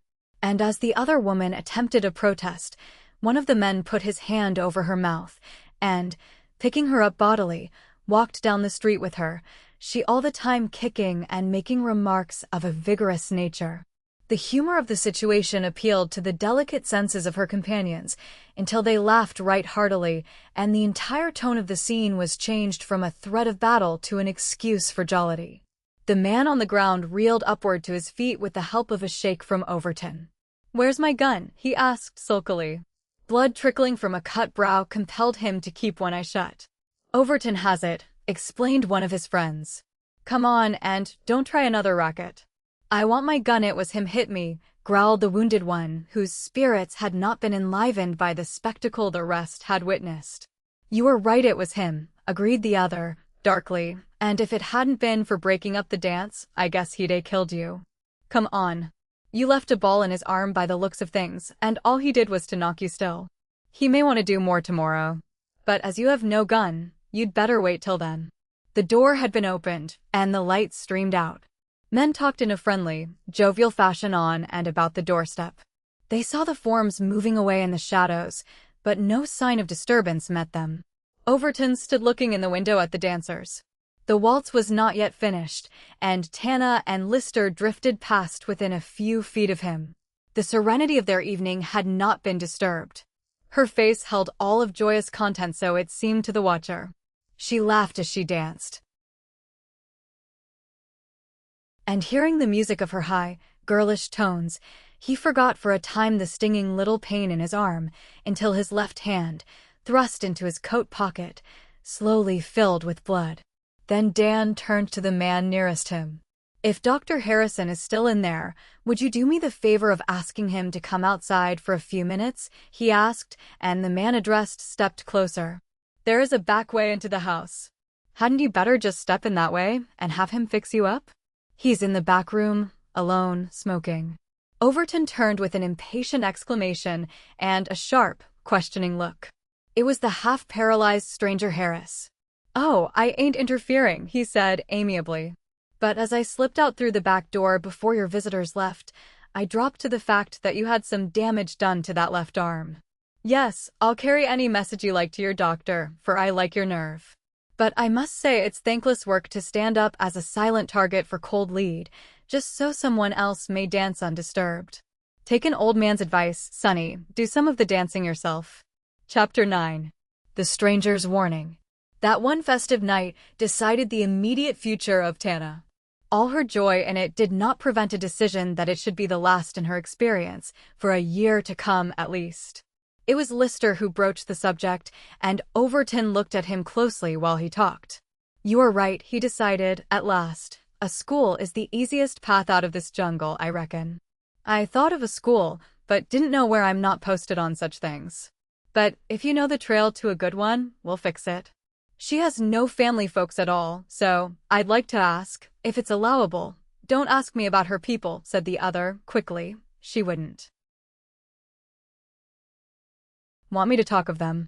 You see, Max, all sorts get caught in whirlpools of one sort or another when ventures are made in a new country like this, and often it's a thoroughbred that goes under first, while a lot of scrub stock will pull through an epidemic and never miss a feed. Well, her folks belong to the list that has gone under, speculating people, you know, who left her stranded when they started over the range, and she's sensitive about it, has a sort of pride, too, and doesn't want to be pitted, I guess. Anyway, I've promised she shan't be followed by any reminder of her misfortunes, and I can't go into details." "Oh, that's all right. I'm not curious to know whether her folks had a palace or a cabin to live in. But she is brightness. I like her well enough to give up some useless pastimes that are expensive and contribute the results to a school fund for her, if you say yes. But I should like to know if her people belong to the class we call ladies and gentlemen, that is all." Overton did not answer at once. His eyes were turned toward his bandaged arm, and a little wrinkle grew between his brows. "The man is dead, and I don't think there's anything for me to say as to his gentlemanly qualities," he said at last. "He was a prospector and speculator, with an equal amount of vice and virtue in him, I suppose, just about like the rest of us. Her mother I never saw, but have reason to think she was a lady." "And you say every word of that as if they were drawn from you with forceps," said Lister, cheerily. "Well, I'll not bother you about it again. But, you see, there is a cousin of mine at the school I spoke of, and I wanted to know because of that." It's all right, though. My own instincts would tell me she came of good stock. But even good stock will grow wild, if it doesn't get the right sort of training. Old fellow, I'm downright in earnest about wanting to help you about her. Yes, I know. You have too, said the other. You've pointed out the school and all, and we see she can't be left here. Not when you are ranging around the hills, and never a man to take your place as a guard, agreed Lister. I feel about 2 years old ever since I heard of how you kept annoyances from us last night while we were so serenely unconscious of your trials. Tana will scarcely look at me this morning, for no reason but that I did not divine the state of affairs and go to help you. That girl has picked up so much queer knowledge herself that she expects everyone to be gifted with second sight. Then he told, with a good deal of amusement, the episode of the poker game and the discomfiture of the captain. Overton said little. He was not so much shocked or vexed over it as Lister had been, because he had lived more among people to whom such pastimes were not unusual. And I offered to teach her 7-up, because it was easy, he remarked grimly. Yes, the school is best. You see, even if I am on the ground, I'm not a fit guardian. Didn't I give her leave to get square with the old man? Well, if I'd been the right sort of a guardian, she would have been given a moral lecture on the sinfulness of revenge. I guess we'd better begin to talk school right away. I imagine she'll object at first, through force of habit, and protest that she knows enough for one girl. But she did not. She listened with wonder in her eyes, and something of shamed contrition in her face, and knew so very well that she did not deserve it. She had really wanted to vex him when she played the cards, when she had danced past, and never let on she saw him looking somberly in at the window the night before. But in the light of morning, and with the knowledge of his wounded arm, all her resentment was gone. She could scarcely speak even the words she meant to say. I can't do that, I mean. It will cost so much, and I have no money. I can't make any here, and you are not rich enough to lend it to me, even if I could pay it back some day, so never mind about the money, it will be got. I'm to start up north of this soon, and this doesn't seem a good place to school you in anyway. So, for a year or so, you go to that school down in Helena. Max knows the name of it, I forget. When you get all rigged out with an education and have a capital of knowledge, you can talk then about the money and paying it if it makes you feel more comfortable. But just now you be a good little girl. Go down there with Max to the school, study hard, so that if I drop into a chasm some night, or am picked off by a bullet, you'll have learned, anyway, how to look after yourself in the right way. Oh, it's Mr. Max then, that's planning this, is it? She asked suddenly, and her face flushed a little. He must have thought in anger, for he said, Why yes, that is mostly. You see, Tana, I've drifted out from the ways of the world while Max has kept up with them. So he proposed, well, no matter about the plan. I'm to suggest it to you, and as it's no loss and all gain to you, I reckon you'll be sensible enough to say yes. I will, she answered, quietly. It is very kind of you both to be so good to me, for I haven't been good to you to either of you. I'm sorry. Maybe I'll be better when I come back, and maybe I can pay you some day. Me? Oh, you won't owe me anything, and I reckon you'd better not make plans about coming back here. The books and things you learn will likely turn you toward other places, finer places. This is all right for men who have money to make, but I'm coming back here, she said, nodding her head emphatically. Maybe not for always, but I'll come back sometime, I will. She was twisting her fingers in a nervous way, and as he watched her, he noticed that her little brown hands were devoid of all ornament. Where's the ring? He asked. Have you lost it already? No, it's here in my pocket, and she drew it out that he might see. I took it off this morning when I saw you were shot. You'll laugh, I suppose, but I thought the snakes brought bad luck. So you're superstitious? Oh, I don't know. I'm not afraid very often, but sometimes I think there are signs that are true. I've heard old folks say so, and talk of things unlucky. I took the ring off when I saw your arm. But the arm was only scratched, not worth a thought from a little girl like you, he said, and surely not worth throwing off your jewelry for. But some day of good luck, I may find you a prettier ring, one more like a girl's ring, one you can wear and not be afraid. If I'm afraid, it isn't for myself, she said, with that old, unchildlike look he had not seen in her eyes of late. But I'll tell you what I'm afraid of. Have you ever heard of people who were hoodoos? I guess you have. Well, sometimes I'm afraid I'm just that like the snakes in that ring. I'm afraid I bring bad luck to people I like. It isn't the harm to me that ever frightens me. I guess I can fight that, but no one can fight a hoodoo, I guess, and your arm. Oh, see here. Wake up, Tana, you're dreaming. Who put that cussed nonsense into your head? Hoodoo. Shaw. I will have patience with you in anything but that. Did anyone look at you last night as if you were a hoodoo? Here comes Max, we'll ask him. But she did not smile at their badinage. I was in earnest, and you think it only funny, she said. Well, maybe you won't always laugh at it. Men who know a heap believe in hoodoos. But not hoodoos possessed of the _tout ensemble of Miss Rivers, objected Lister. You are simply trying to scare us me, out of the journey I hoped to make with you to Helena.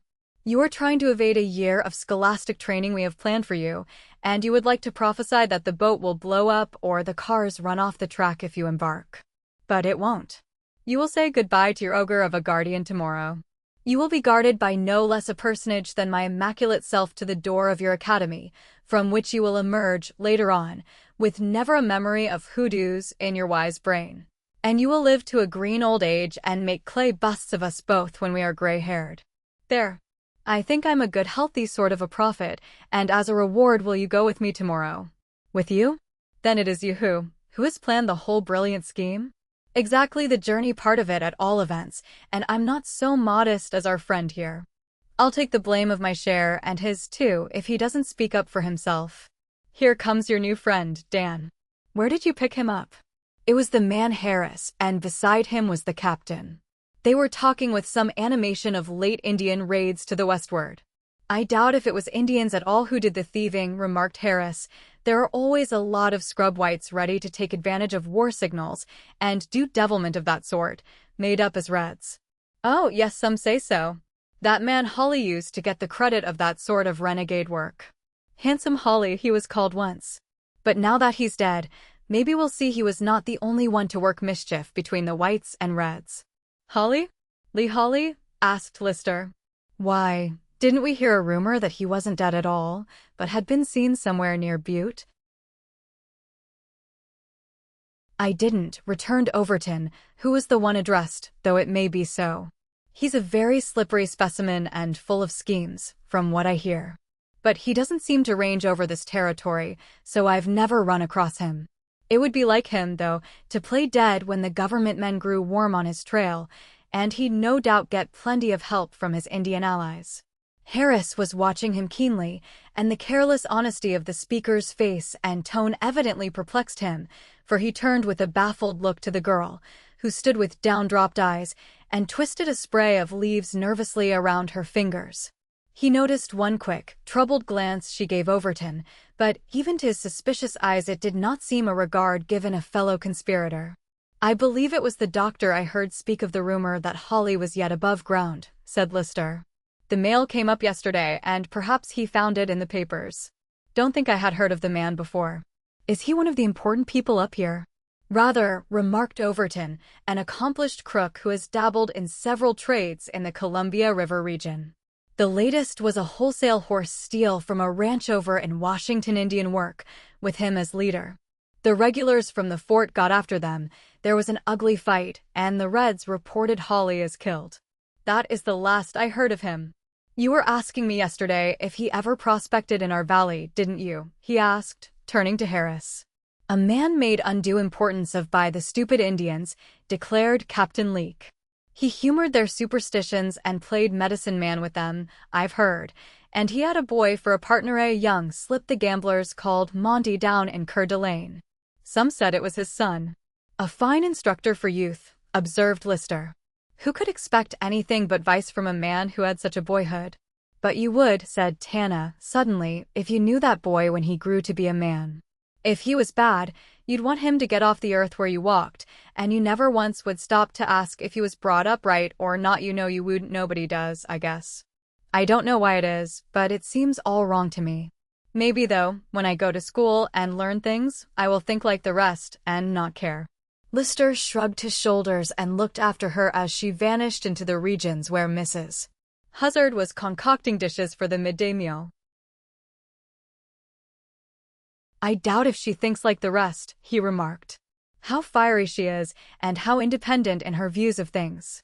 But Overton smiled at her curt speech. "Poor Tana has lived among rough scenes until she learns to judge quickly, and for herself," he said. "Her words are true enough, too. She may have known just such boys as Holly's clever little partner and seen how hard it was for them to be any good. I wonder now what has become of young Monty since Holly disappeared. He would be a good one to follow, if there is doubt as to Holly's death being a fact. I believe there was a reward out for him some time ago to stimulate lagging justice. Don't know if it's withdrawn or not." "Square," decided Harris, in silent communion with himself, as he surveyed Overton. "Dead square, and don't scent the trail. I'd like to know what their little game is with him. Some devilment, sure."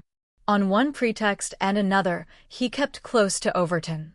He was studying the stalwart, easygoing keeper of the peace, and Dan, who had a sort of compassion for all who were halt, or blind, or homeless, took kindly enough to the semi-paralyzed stranger. Harris seemed to belong nowhere in particular, yet knew each trail of the Kootenay and Columbia country, knew each drift where the yellow sands were found, each mine where the silver hunt paid best returns. "You've prospected some, I see, even if you don't get over the ground very fast," Dan remarked, "and with it all, I reckon you've staked out some pay claims for yourself?" The face of Harris contracted in a swift frown. He drew a long breath, and his clasped hands tightened on each other. "I did," he said, in a choked, nervous sort of way. "I did. If I could tell you of it, I would. You're the sort of man I'd, but never mind. I'm not well yet, not strong enough to get excited over it. I've got to take things easy for a spell, or another stroke of this paralysis will come as my share. That handicaps me considerable.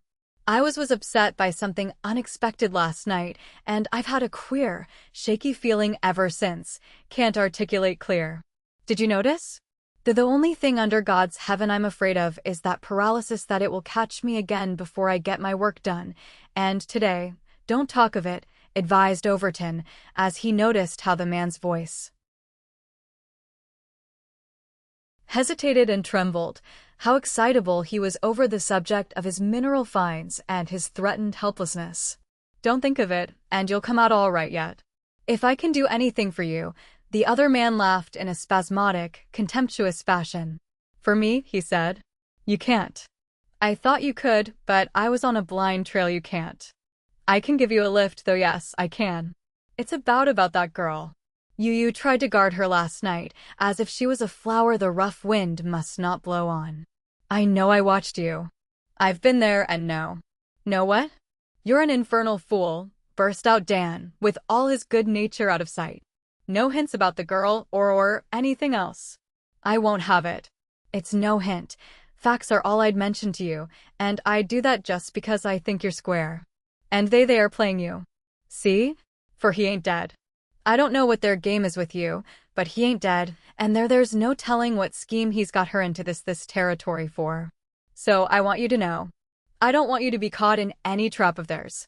She looks all right, but he's a devil-a thing infernal-a." Overton caught him by one arm and swung him around like a child. "Speak clear. No more of your blasted stuttering or beating away from points. Who is the man you talk of? Who is playing with me?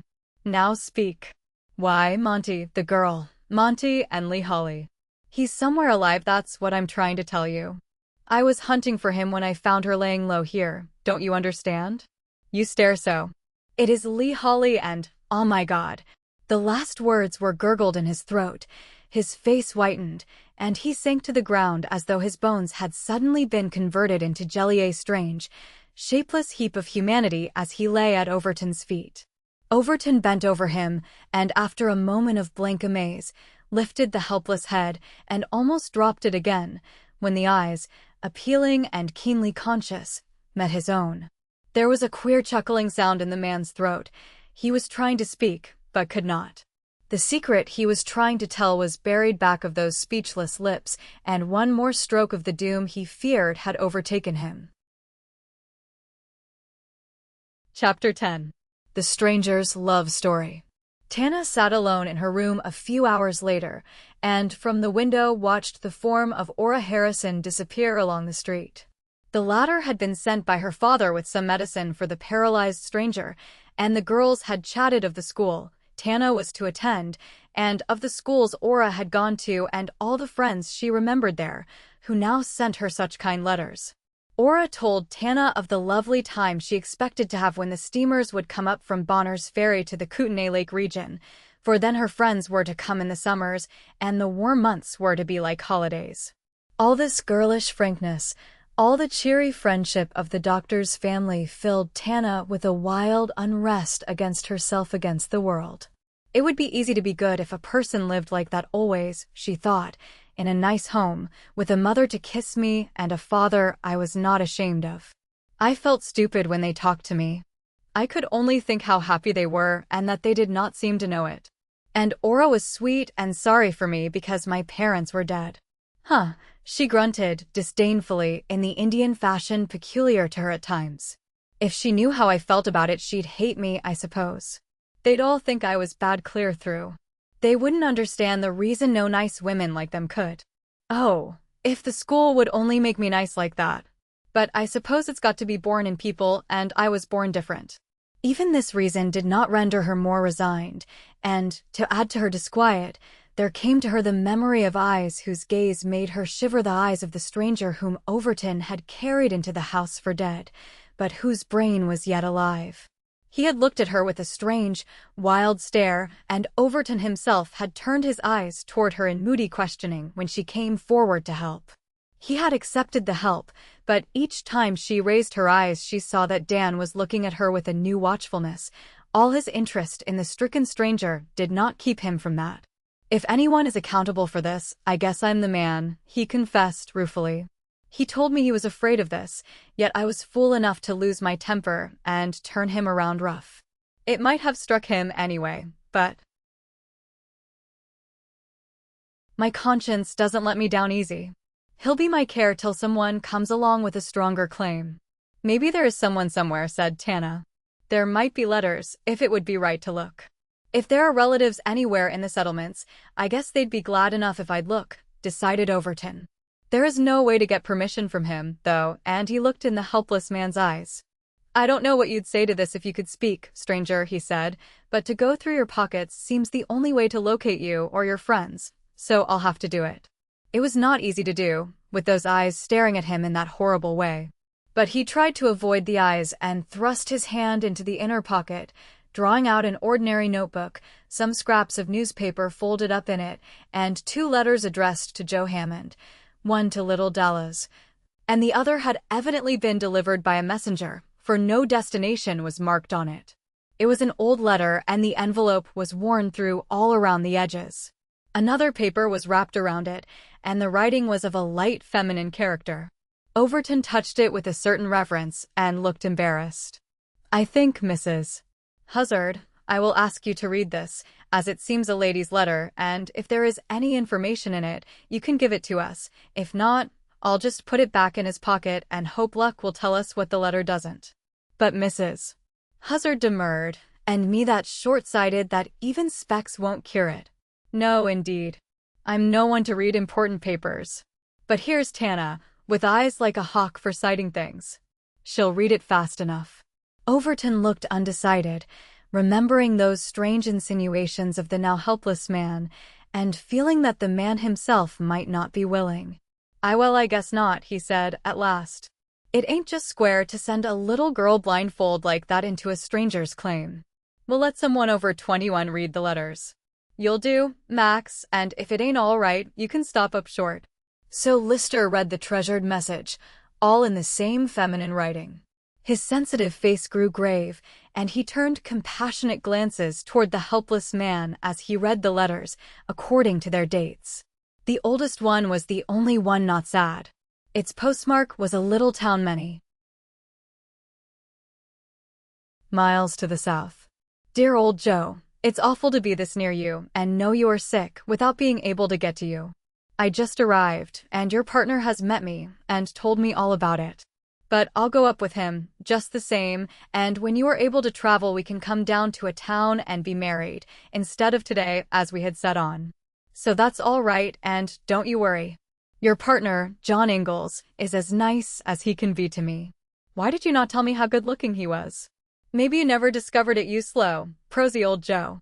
When you wrote to me of that rich find you stumbled on, I was sorry you had picked up a partner, for you always did trust folks too much, and I was afraid you'd be cheated by the stranger you picked up. But I guess that I was wrong, Joe, for he is a very nice gentleman, the nicest I ever met, I think. And he talks about you just as if he was your brother, and thought a heap of you. He tried to tease me some, to ask how you ever came to catch such a pretty girl as me. Then I told him, Joe, that you never had to catch me, that I was little, and hadn't any folks, and how you got your folks to give me a home when you was only a boy, and that you was always like a big brother to me till you made some money in the mines. Then you wrote and asked me to come out and marry you. He just laughed, Joe, and said it was not a brother's love that a wife wanted, but I don't think he knows anything about that, do you? And, Joe, I came pretty near telling him all about that richest find you made, the one you said you wanted me to be the first to see. I thought, of course, you had told your partner, just as you told me when you sent me the plan of it. What for, I don't know, Joe, for I never could find it in the wide world, even if there was any chance of my hunting for it alone. Your partner asked me point blank if you had written to me of any late find of yours, or of any special location where you found good signs. I tried to look innocent and said maybe you had, but I couldn't remember. I didn't like to tell a story. I wanted to tell him all the truth and how rich you said we would be. I knew you would want to tell him yourself, so I managed to keep quiet in time. But whenever he looks at me I feel guilty. And he looks at me so kindly, and he is so good. He says we can't begin our journey to you right away, because he has provisions and things to get first, but we will set out in 3 days. So I send this letter that you will know I am on the road. Maybe we'll reach you first. He is going to take me riding around this camp this evening, I mean Mr. Ingalls. He says I must get some enjoyment before I go up there to the mountains, where no one lives. He is the nicest stranger I ever met. But, of course, I never was away from home much to meet folks. I guess, though, I might travel a long ways and not meet anyone so nice. He just brought me a pretty purse made by the Indians. I hope you wear a big hat like he does, and big, high boots. I never saw folks wear them back home, but they do look nice. Now, goodbye, Joe, for a few days. Yours affectionately, Fanny. Well, that letter is plain sailing, remarked Overton, but there is only one name in it we could follow up, the partner, John Ingalls. But I don't think I've heard of him. Wait. There is another letter, 2 more, said Lister, and the others were silent as he read. Joe, I hope you'll hate me now. I can stand that better than to know you still like me. I can't help it. I am going with him, your partner. He loves me, too, Joe, not in the brotherly way you did, but in a way that makes me think of him, and no one else. So I can't marry anyone but him. Maybe it's a sin to be false to you, Joe, but I never could go to you now. And I can't help going where he wants me to go. Don't be mad at him. He can't help it either, I suppose. He says he will always be good to me, and I am going. But my heart is heavy as I write to you. I am not happy, maybe, because I love him too much. But I am going. Try and forget me. Fanny. In dead silence, Lister unfolded the 3rd paper. The drama of this stranger's life was a pathetic thing to the listeners, who looked at him with pity in their eyes, but could utter no words of sympathy to the man who sat there helpless and looked at them. Then the last, a penciled sheet, was read. Joe, I am dying, I think. The Indian woman with me says so, and I hope it is true. He came to me today the first time in weeks. He never married me, as he promised. He cursed me today because my baby face led him away from a fortune he knows you found. I never told him, though it is a wonder. All he knows of it he heard you say in your sleep when you were sick that time. Today he told me you were paralyzed, Joe, that you are helpless still, that he has taken Indians with him there to your old claim, and searched every foot of ground for the gold vein he thinks you know of. But it is of no use, and he is furious over it, and so taunts me of your helplessness alone in the wilderness. Joe, I still have the plan you made of the river and the 2 little streams and the marked tree. Can I make amends some way for the wrong I did you? Is there anywhere a friend you could trust to work the find and take care of you? For if you are too helpless to write yourself and can get only the name of the person to me, I will send the plan some way to him. I know I am not to live long. I am in a perfect fever to hear from you and tell you that my sin against you weighs me down to despair. I can't tell you of my life with him, it is too horrible. I do not even know who he is, for Ingalls is not his name. We are with Indians and they call him Medicine and seem to know him well. He has left me here today and I feel I will never see him again. He tells me he is sent for a young white boy who is to be brought to camp and who will help care for me. Anything would be better than the sly red faces about me. They fill me with terror. My one hope is that the boy may get this letter sent to you and that some word may come to me from you before my life ends. It has taken me all this day to write to you. Goodbye. I am dying miserably, and I deserve it. I can't even tell you where to write me, only we are with Indians camped by a big river. Not far away is a wall of rock, like a hill, beside the river, and Indian writing is cut on the wall, and holes and things are cut all along it. The Arrow Lakes of the Columbia, interrupted Overton. If the boy comes and is to be trusted at all, he may tell me more. That is my only hope of this reaching you. If you are not able to make another plan, and he says your hands are powerless, remember, I have the one you did make. If you can send me one word, one name of a friend, I will try so hard. He would kill me if he knew, and I would be glad of it if I could only help you first. I feel that I will never see you again. Fanny. Mrs. Huzzard was crying and whispering, poor dear, poor child, and even the voice of Lister was not quite steady as he read. Those straggling, weak pencil marks had a pathos of their own to him. The letter, crossed and recrossed by the lines, was on 2 pages, evidently torn from the back of a book. It seems a sacrilege to dive into a man's feelings and secrets like this, he said ruefully. It is underscore. My only consolation is that I did it with good intent. And, after all, not a plain trail found that will help us locate this man or his friends, decided Overton. Not a name we can really fasten to but the name on the envelope, Joe Hammond. It is too bad. Why, Tana? Good God. Tana, for the girl, who had uttered no word, but had listened to that last letter with whitened face and staring eyes, leaned against the wall at its close, and a little gasp from her drew their attention. She fell forward on her face ere Overton could reach her. Tana, my girl, what is it? Speak, he entreated. But the girl only whispered, I know now. Joe Hammond, and fainted dead away at the feet of the paralyzed man. Chapter 11. Tana and Joe. Just like a part in a play. Captain, that's just the way it struck me, said Mrs.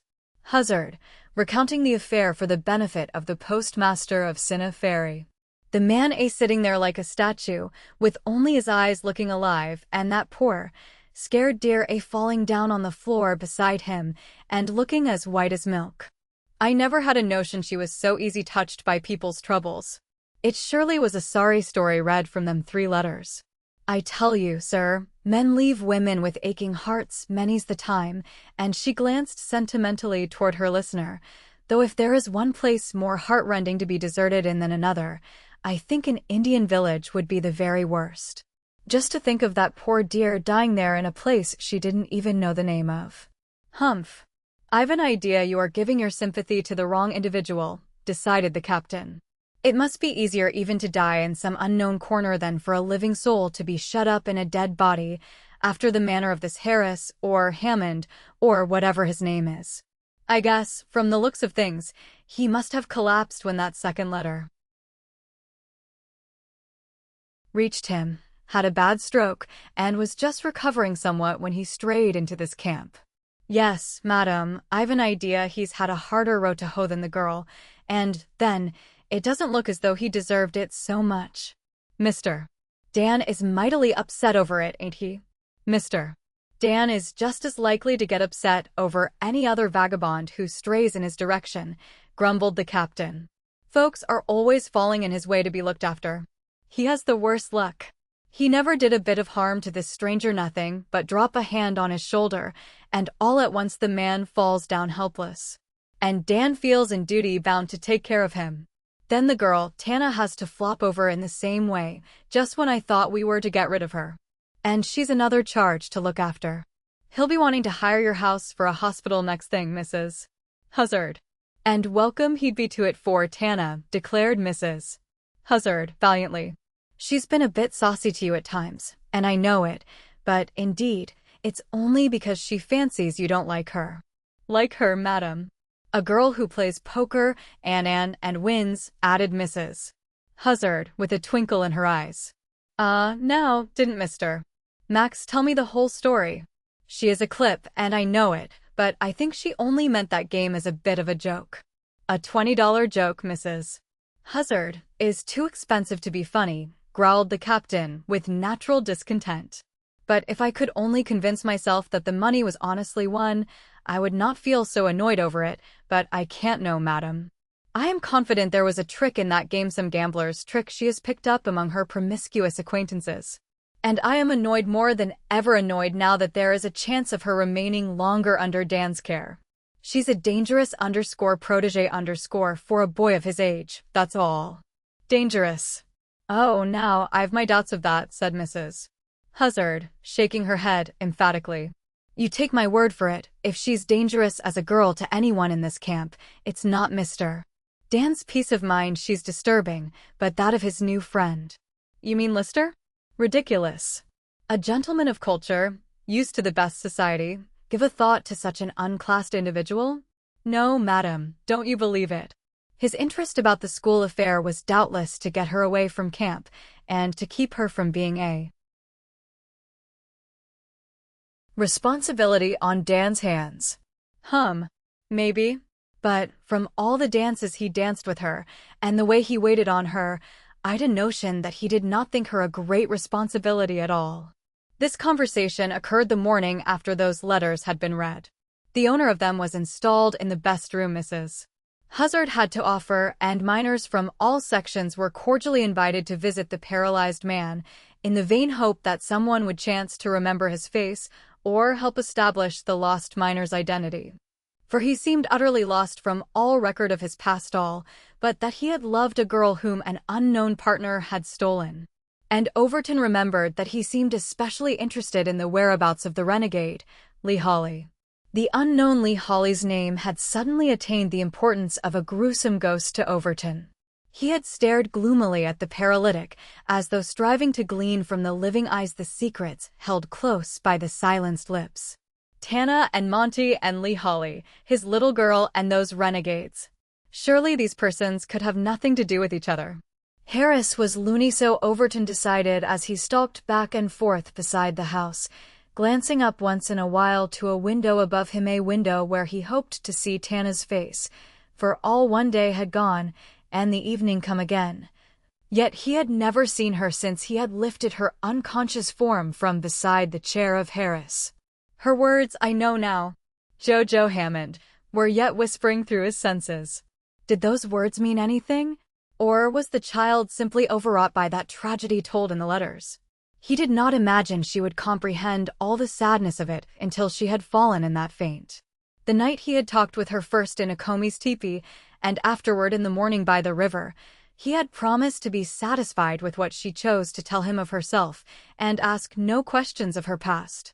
But since the insinuations of Harris and her own peculiar words and manner, he discovered that the promise was not easy to keep, especially when Lister besieged him with questions, for Tana had spent the day utterly alone. But for the ministrations of Mrs. Huzzard, she would not see even the doctor, as she said she was not sick. She would not see Overton, Lister, or anyone else, because she said she did not want to talk. She was tired, and that reason must suffice. It did for Lister, especially after he had received a nod, a smile, and a wave of her hand from her window, a circumstance he related hopefully to Overton, as it banished the lingering fear in his mind that her exile was one caused by absolute illness. I candidly believe, Dan, that she is simply ashamed of having fainted. Before us last evening fancies it looks weak, I suppose, and she does pride herself so on her ungirlish strength. I've no doubt she will emerge from her seclusion tomorrow morning and expect us to ignore her sentimental swoon. How is your other patient? Better. Much. Well, just the difference of turning his eyes quickly toward a thing instead of slowly, as at first. The doctor just told me he is able to move his head slightly, so I guess he is not to go under this trip. But he'll never be a well man again. Rather heavy on you, old fellow, that you feel bound to look after him. I can't see the necessity of it. Why don't you let the rest of the camp? But Overton had turned away and resumed his walk. Lister stared at him in wonder for a moment and then laughed. All right, Rothschild, he observed. You know the depth of your own purse best. But, to tell the truth, you don't act like your own responsible self today. You go moping around as though the other fellow's stroke had touched you too. You are a great fellow, Dan, to take other people's loads on your shoulders, but it is a bad habit, and you'd better reform. I will, when I have time, returned Overton, with a grim smile. Just now I have other things to think of. Don't mind me. I shan't. I confess I don't mind any of you very much since I saw the cheery vision of your _protege_ at the window and waving her hand to me, too, the first bit of sunshine I've seen in camp today. For the average specimen I've run across has looked to me like you glum. Receiving no reply whatever to this criticism, he strolled away after a smiling glance upward to Tana's window. But no girlish hand waved greeting to him this time, and he comforted himself by humming, "My love is but a lassie yet." This was a mischievous endeavor to attract Overton's attention and make him say something, even though the something should prove uncomplimentary to the warbler. But it was a failure. Overton only thrust his hands a little deeper in his pockets as he stared after the handsome, light-hearted fellow. Of course, it would be Max to whom she would wave her hand, and he was glad somebody felt like singing, though he himself could not. His mind was too much tormented by the thoughts of those two who formed a nucleus for the hospital already contemptuously alluded to by the captain. And those two? One sat almost motionless, as he had been for the 24 hours. But as Mrs. Huzzard and the captain left his room, each spoke hopefully of his appearance. Mrs. Huzzard especially was very confident his face showed more animation than she had observed at her noonday visit, and the fact that he could move his head and nod in reply to questions certainly did seem to promise recovery. In the adjoining room, close to the very thin partition, Tana lay with ears strained to catch each word of the conversation. But when her door was opened by Mrs.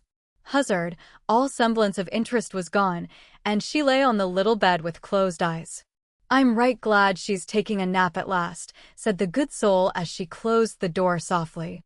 "That child scarce slept a bit all night, and I know it. Curious how nervous she got over that man's troubles. But, of course, he did look awful at first, and nigh about scared me." Tana lay still till the steps died away on the stairs, and the voices were heard more faintly on the lower floor. All the day she had waited for the people to leave the stranger in the next room alone, and, for the first time, no voice of visitors broke the silence of the upper floor. She slipped to the door and listened. Her movements were stealthy as that of some forest animal evading a hunter. She turned the knob softly, and with still swiftness was inside the stranger's room, and the door closed behind her. He certainly was more alert, for his eyes met hers instantly. His look was almost one of fear, and she was trembling visibly. "I had to come," she said, nervously. In a half-whisper, "I heard the letters read, and I have to tell you something I've thought all night, all day, and I have to tell you. Do you understand? Try to understand. Nod your head if you do. Do you?" Her speech was rapid and impatient, while she listened each moment lest a step sound on the stairs again. But in all her eagerness to hear, she never looked away from his face, and she uttered a low exclamation of gladness when the man's head bent slowly in assent. "Oh, I am so glad, so glad. You will get well, you must. Listen. I know you now and why you looked at me so. You think you saw me up at Revelstoke. I think I remember your face there, and you don't trust me. You are looking for that man, the man that took her away from you. You think I could find a trail to him, but you are wrong. He is dead, and I know she is. I_no_. Your name was the last word," she said, Joe. She wanted you to forgive her and not cross his path. You don't believe me, perhaps, but it is all true. I went to the camp with the boy she wrote of. She talked of you to me. I had word to give you if we ever met. But how was I to know that Jim Harris was the same man? Do you believe me? Those burning eyes in which all of life in him seemed concentrated looked out on her from the pale, strange face, looked on her until her own cheeks grew colorless, for there was something awful in the searching regard of the man who was but half alive. See, she said, and slipped from her belt a package in which paper rustled. I've had that plan of the gold find ever since she died. She gave it to me, in case you should be as you are and no one to look after it for you. Or, if you should go under, she said, I was to look it up. And I started to look it up, yes, I did, but things were against me, and I let it go for a while. But now listen. If you get well, it means money must do it. See? Dan hasn't very much, not enough to float you long. Now, I've thought it all out. You give up the notion of looking for that man, who wasn't worth a shot of powder when he was alive, and worth less now. It's that notion that's been eating the life out of you. Oh, I've thought it all out. Now you just turn honest prospector, like you was when that man Ingalls first spotted you. I'm only a girl, but I'll try to help make amends for the wrongs he did you. I'll go partners with you. Look. Here is the plan, and I'm almost sure I know where the two little streams meet.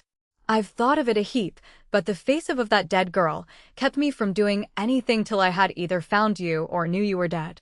No one knows I have the plan though he would have cut throats for it. Now do you trust me? She held the plan up so he could see it, a queer puzzle of lines and dots, but a glance sufficed, and he turned his eyes again to the face of the girl. Her eagerness, her intensity, awakened him to trust and sympathy. He looked at her and nodded his head. Oh, I knew you would, she breathed thankfully. And I'll stand by you, you'll see. I've wanted a chance like this, a chance to make up for some of the devilment he's done to folks and some he's made me help at.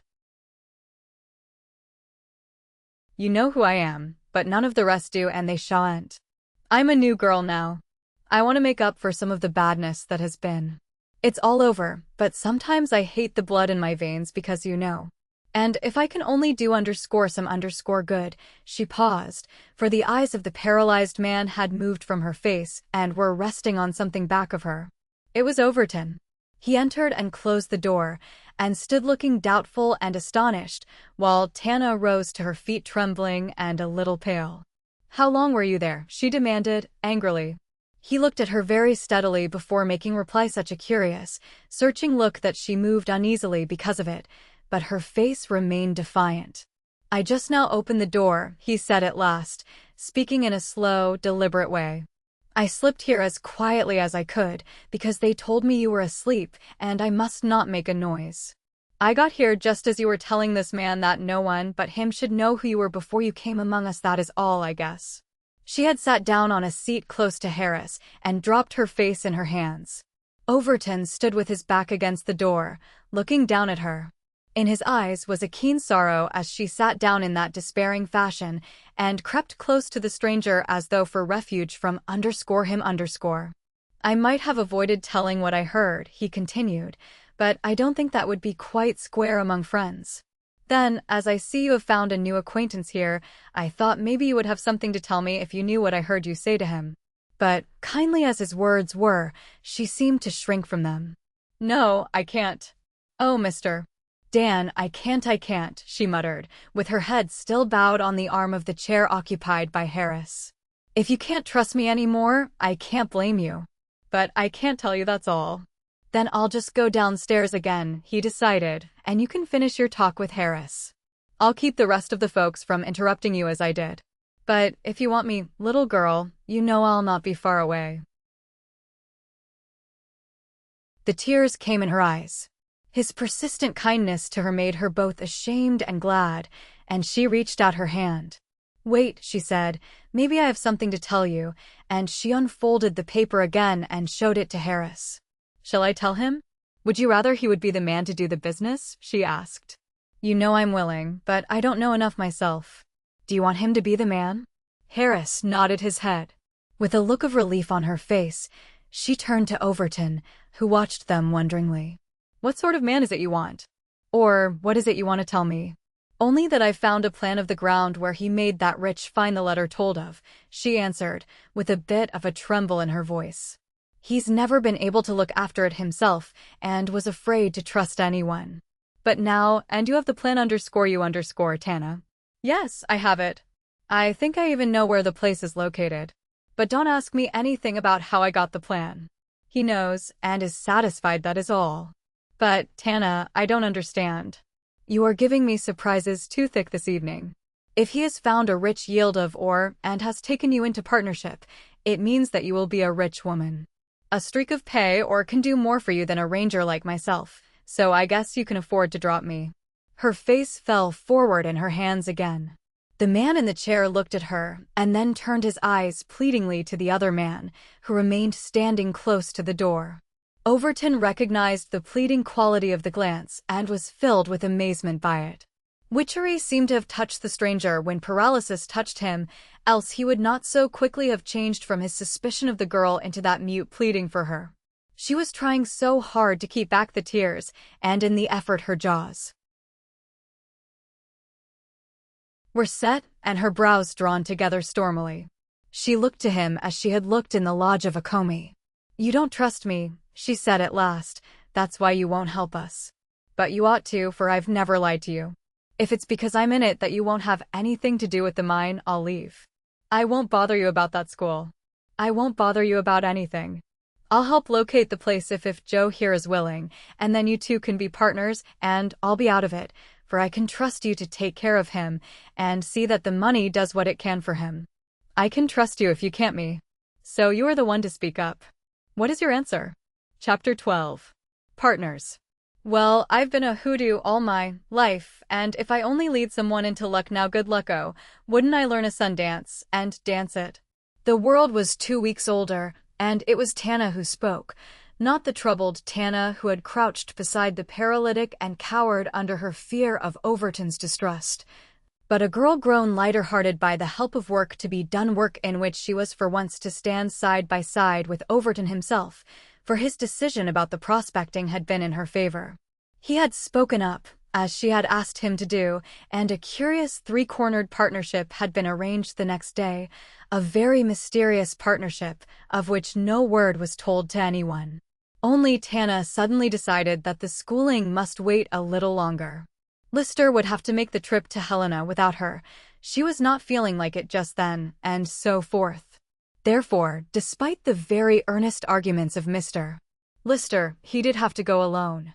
During all the journey, he was conscious of a quite unreasonable disappointment and impatience with even Overton for not enforcing his authority as guardian and insisting that she at once commence the many studies in which she was sadly deficient. But Overton had stood back and said nothing. Lister did not understand it and could not succeed in making either of them communicative. "You'll be back here in less than a month," said Overton. "We will send her then if she feels equal to it. In the meantime, we'll take the best care we can of her here at the ferry. I find I will have time to look after her a little until then. I have only one short trip to make up the river, so don't get uneasy about her. She'll be ready to go next run you make, sure." So Lister wondered, dissatisfied, and went away. He was even a little more dissatisfied with his last memory of the girl, vision of her bending over that unknown, helpless miner. His sympathies were with the man. He was most willing to assist, in a financial way, toward taking care of one so unfortunate. But the thing he was not willing to do was to see Tana devote herself without restraint to the welfare of a stranger, a man they knew nothing of, a fellow who, of course, could have no appreciation of the great luck he was in to have her constantly beside him. It was a clean waste of exceptional sympathy, and a squaw, or some miner out of work, would do as well in this case. He even offered to pay for a squaw, or for any masculine nurse, but the girl had very promptly suggested that he busy himself with his own duties, if he had any. She stated further that he had no control whatever over her actions, and she could not understand. "I know I have none," he retorted, with some impatience, and yet a good deal of fondness in his handsome eyes. "That is why I'm complaining. I wish I had. And if I had, Wouldn't I whisk you away from this uncouth life? I wonder if you will ever let me do so, Tana. I think you'd better be packing your plunder, she remarked coolly. If you don't, you'll keep the whole outfit waiting. And that was how they let even Lister go away. Not a hint was he given of the all-engrossing plan that bound both Tana and Overton to the interests of the passive stranger, who looked at them with intelligence, but who could not speak. Their partnership was a curious affair, and the arrangement for interests in it was conducted on the one side by nods or shakes of the head, while the other two offered suggestions and asked questions until a very clear understanding was arrived at. Only one knotty discussion had arisen. Overton offered to give 1 month of time to the search, on condition that one half of the find, if there was any made, should belong to Tana, while the original finder should have the other half. He himself would give that much time to helping them out in a friendly way, but more than that he could not give, because of other duties. To this the man Harris shook his head with all possible vigor, while Tana was quite as emphatic in an audible way.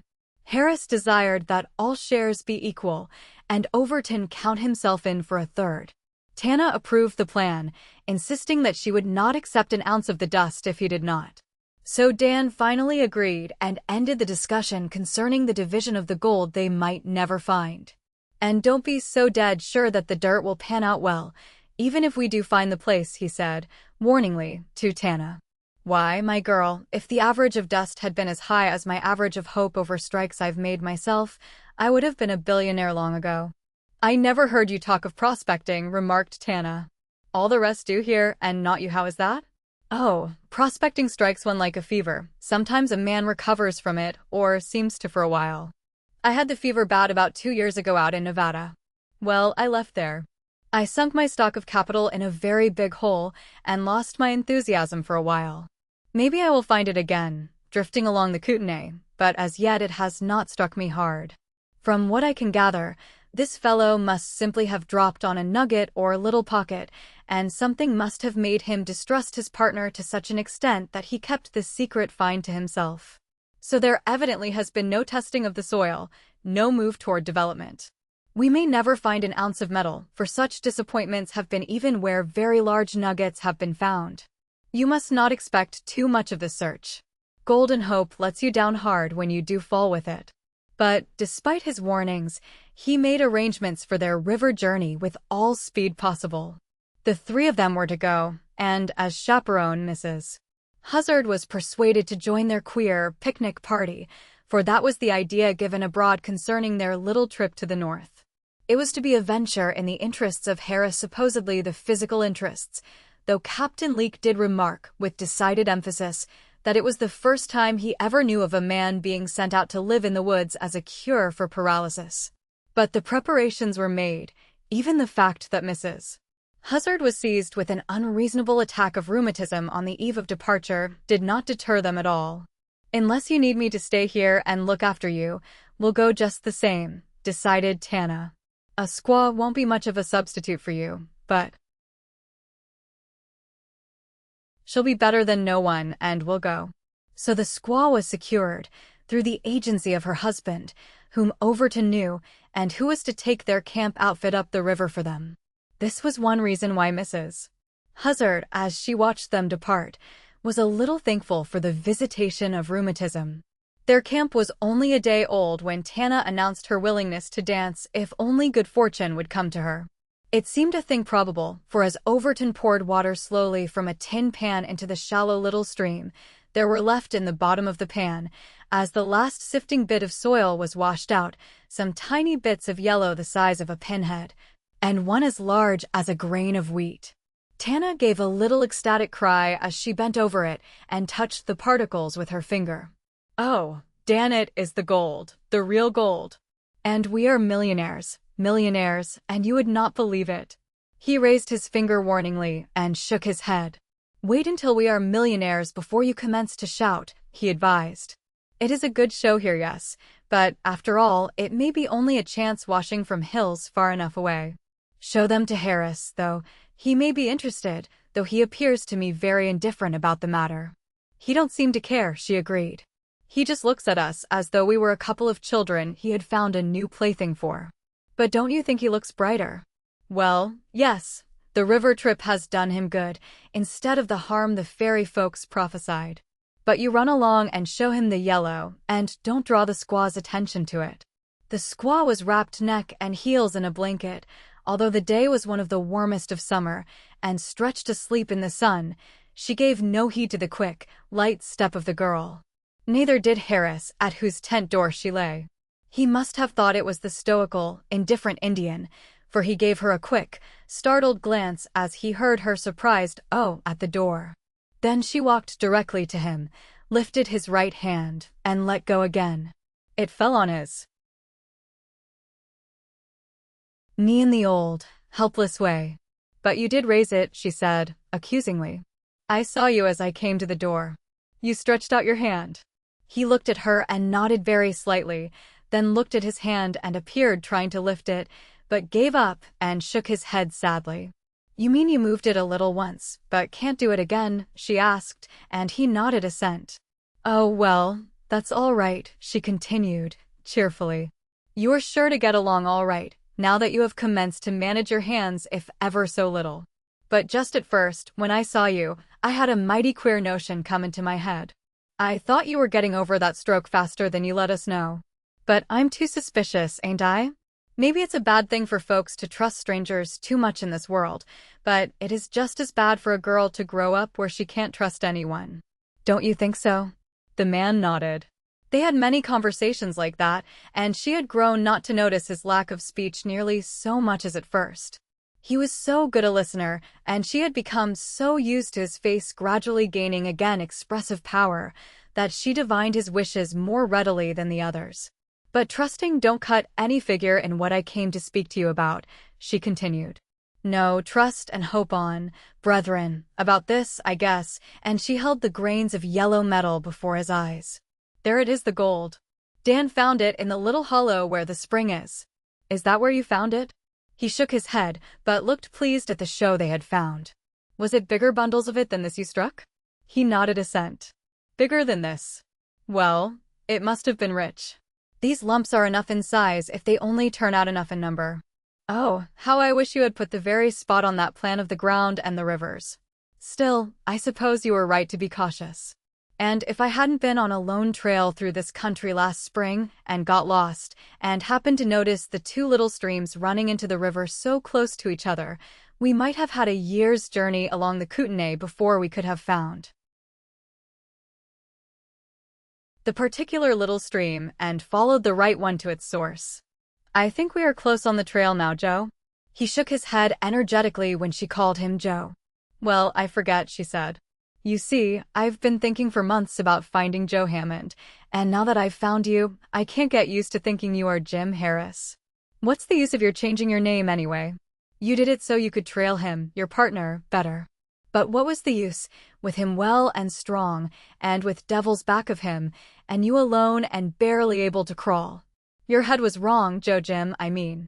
If you hadn't been loony, you'd just have settled down and worked your claim, got rich, and then looked for your man." He shook his head impatiently and looked at her with as much of a frown as his locked muscles would allow, and a very queer, hard smile about his eyes and mouth. And Tana shivered a little. "Don't look like that, Joe. You wouldn't get any Sunday school prizes for a meek and lowly spirit if the manager saw you fix your face in that fashion. I guess I know how you felt. If you had just so much strength and couldn't hope for more, you wouldn't waste it looking for gold while he was above ground. Now, ain't I about right?" He gave no assent, but smiled in a more kindly way at the shrewdness of her guess. "You won't own up, but I know I am right," she said, "and the way I know it is because I think I'd feel just like that myself if someone hurt me bad. I wonder if girls often feel that way. I guess not. I know Ora Harrison, the doctor's girl, don't. She says her prayers every night and asks God to let her enemies have good luck. I can't do that." The man watched her as she sat silent for a little, looking out into the still, warm sunshine. The squaw slumbered on, and the girl stared across her, and her face grew sad and moody with some hard thought. "It's awful to hate," she said, at last. Don't you think it is? To hate so that you can't breathe right when the person you hate comes near, where you are to be able to feel if he comes near, even when you don't see or hear him. To feel a devil that rises up in your breast and makes you want to get a knife and cut deep, until the blood you hate runs away from the face you hate and leaves it white and cold. It's bad, I reckon, to have someone hate you, but it's 1,000 times worse to hate back. It makes the prettiest day black when the devil tells you of the hate you must remember, and you can't pray it away, and you can't forget it, and you can't help it. Oh dear. She put her hands over her eyes and leaned her head against his hand. He felt her tears, but could not comfort her.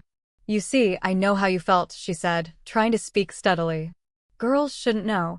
Girls should have love and good thoughts taught to them.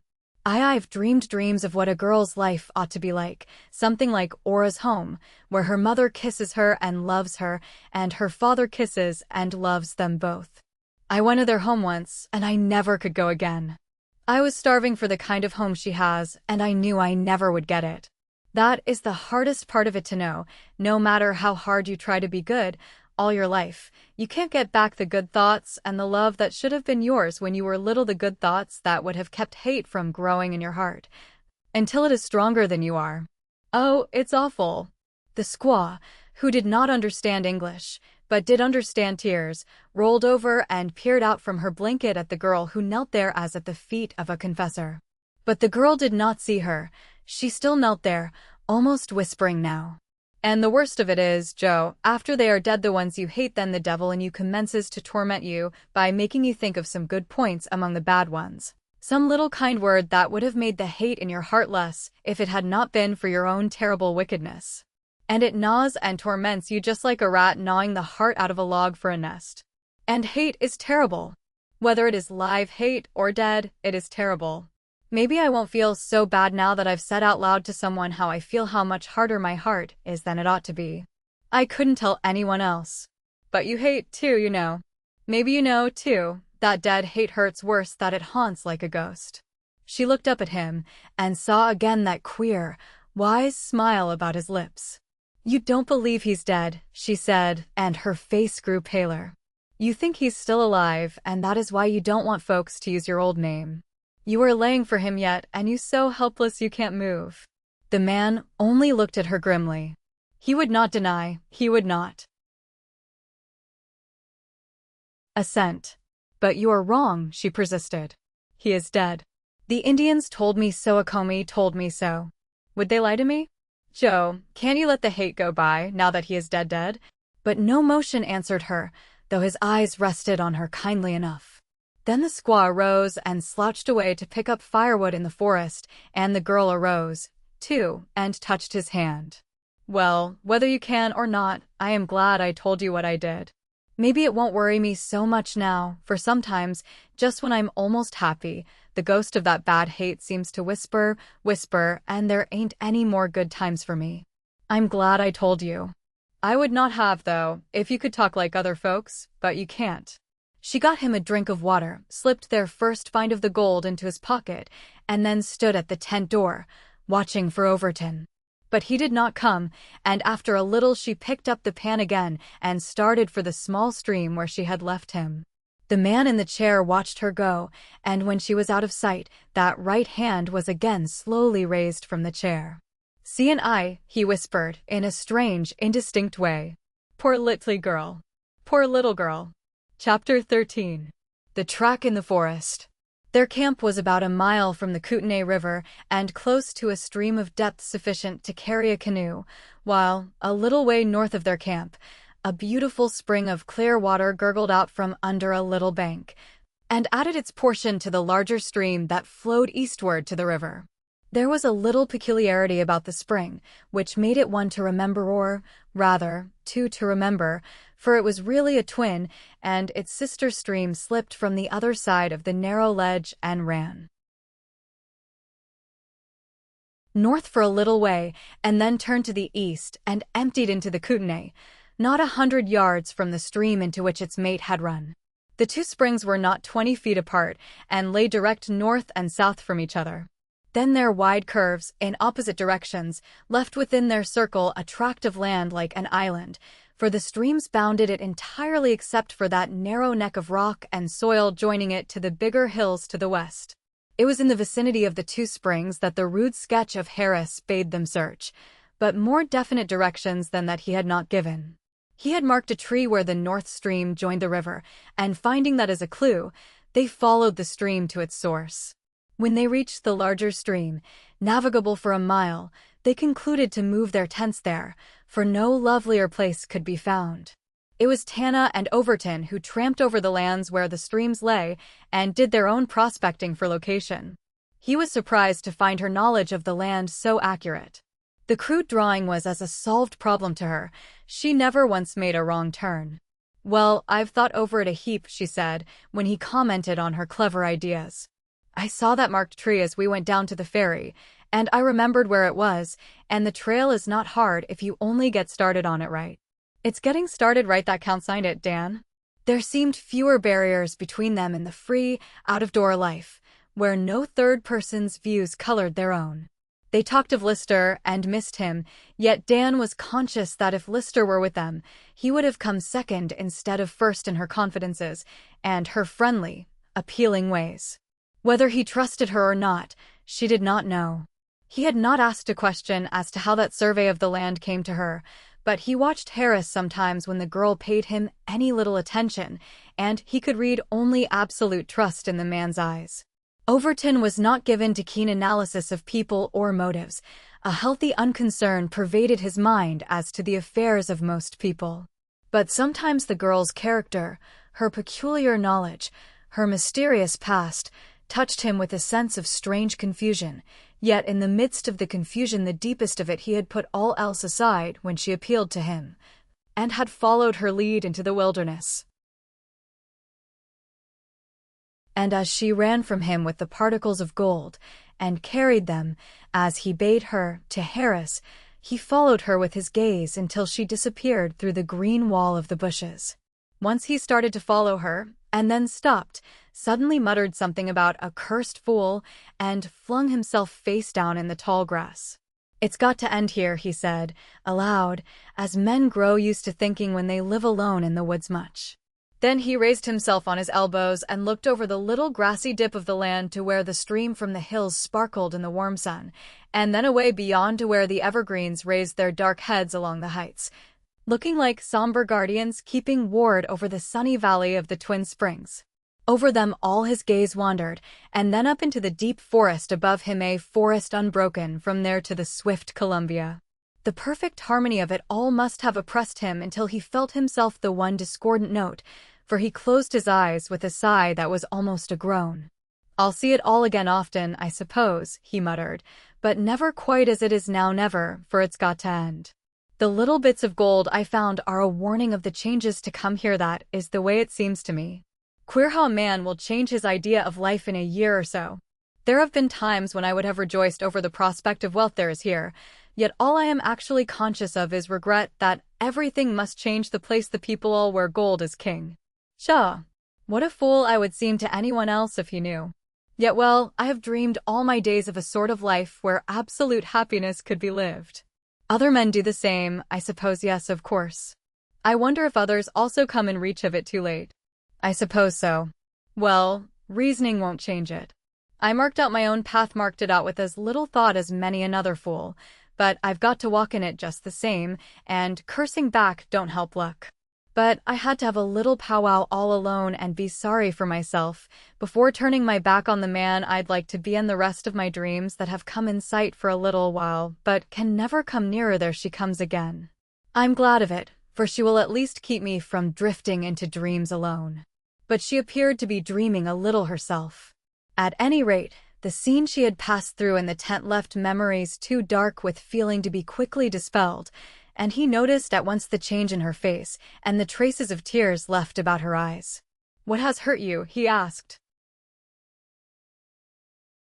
She shook her head and said, "Nothing." "Oh, so you leave here jolly enough and run around to camp and cry about nothing, do you?" he asked, with evident unbelief. Were you crying for joy over those little grains of gold or over your loneliness and being so far from the fairy folks? She laughed at the mere idea of either, and laughter dispels tear traces so quickly from faces that are young. Lonely, she exclaimed. Lonely here? Why, I feel a heap more satisfied here than down at the ferry, where the whole place smelled like sawmills and new lumber. I always had a grudge against sawmills, for they spoil all the lovely woods. That is why I like all this, and she made a sweep of her arm, embracing all the territory in sight, for in here not a tree has been touched with an axe. Lonely here? Why, Dan, I've been so perfectly happy that I'm afraid yes, I am. Didn't you ever feel like that, just as if you were too happy to last, and you were afraid some trouble would come and end it all? But Overton stooped to lift the pick he had been using, and so turned his face away from her. Well, I'm glad you are not getting blue over lack of company, he remarked, for we have only commenced prospecting, you know, and it will be at least a week before we can hope to send for anyone else to join us. A week? Do you intend to send for other folks, then? And her tone was one of regret. Oh, it would be all different then. My pretty camp would be spoiled for me if folks should come talking and whistling up our creek. Don't let anyone know so soon. You don't know what you are talking of, he answered, a little roughly. This is a business trip. We did not come up here just because we were looking for a pretty picture of a place to camp in. Oh, and surprise and dismay were in the exclamation. Then you don't care for it, you want other people just as soon as you find the rich streak where the gold is? Well, and she looked again over their little chosen valley. I almost hope you won't find it very soon, not for several days. I would like to live just like this for a whole week. And I thought I was so sure you liked it too. Oh yes, he answered, indifferently enough, evidently giving his whole attention to examining the soil he had commenced to dig up again. I like the camp all right, but we can't just stand around and admire it if we want to accomplish what we came for. And see here, Tana, he said, and for the first time he looked at her with a sort of unwillingness. You must know that this gold is going to make a big change in things for you. You can't live out in the woods with a couple of miners and an Indian squaw after your fortune is made, don't you see that? You must go to school and live out in the world where your money will help you to, well, the right sort of society for a girl. What is the use of having money if it don't help you to live where you please? She demanded. I thought that was what money was for. I'd a heap rather stay poor here in the woods with the folks I know, instead of going where I'll have to buy friends with money.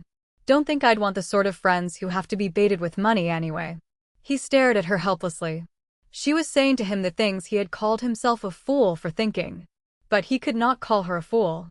He could only stifle an impatient groan and wonder how he was to reason her into thinking as other girls would think of wealth and its advantages. Why were you so wild about finding the gold, if you care so little for the things it brings? He demanded, and she pointed toward the tents. It was for him. I thought at first of how the money would, maybe, help to make him well, get him great doctors, and all that. The world had been rough on him, people had brought him trouble, and I thought, maybe, I could help clear it away. That was what I had in my mind at first. You need things too, don't you? Not doctors, but education books. Beautiful things. You want pictures, statues, fine music, theaters, all such things. Well, the money will help you get them, and get people to enjoy them with you. I've heard you talk to Max about how you would like to live, and what you would like to see, and I think you can soon. But, Tana, you will live then where people will be more critical than we are here, more like Captain Leek, she asked, with a deep wrinkle between her brows, for if they are, I'll stay here. And no, not like him, and yet they will think considerable of his sort of ideas, too, he answered, blunderingly. One thing sure is this, when your actual work here is over, you must go at once back to Mrs. Hazard. It was necessary for you to come, else I wouldn't have allowed it. But, little girl, when you get among those fine friends you are going to have, I don't want them to think you had a guardian up here who didn't take the first bit of civilized care of you. And that's what they would think if I let you stay here, just as though you were a boy. So you see, Tana, I just felt I'd have to tell you plain that you would have to try and fit yourself to city ways of living. And when you are a millionairess, as you count on being, we three partners can't keep on living in tents in the Kootenai woods. She pulled handfuls of the plumy grasses beside her and stared sulkily ahead of her. Evidently, it was a great deal for her to understand at once. Would they blame you for it if they knew? She asked at last. Yes, they would if they knew, he said, savagely, and turning away, he walked across the little grassy level to where the abrupt little wall or ledge commenced, the one from under which the springs flowed. She thought he was simply out of patience with her. He was going to the woods anywhere to be rid of her and her stupid ideas, and swift as a bird, she slipped after him. Then I'll go, Dan, she said reassuringly, catching his arm. So don't be vexed at me for being stubborn. Come, let me look for the gold with you, and then I'll go when you say. It's a bargain, he said, briefly, and drew his arm away.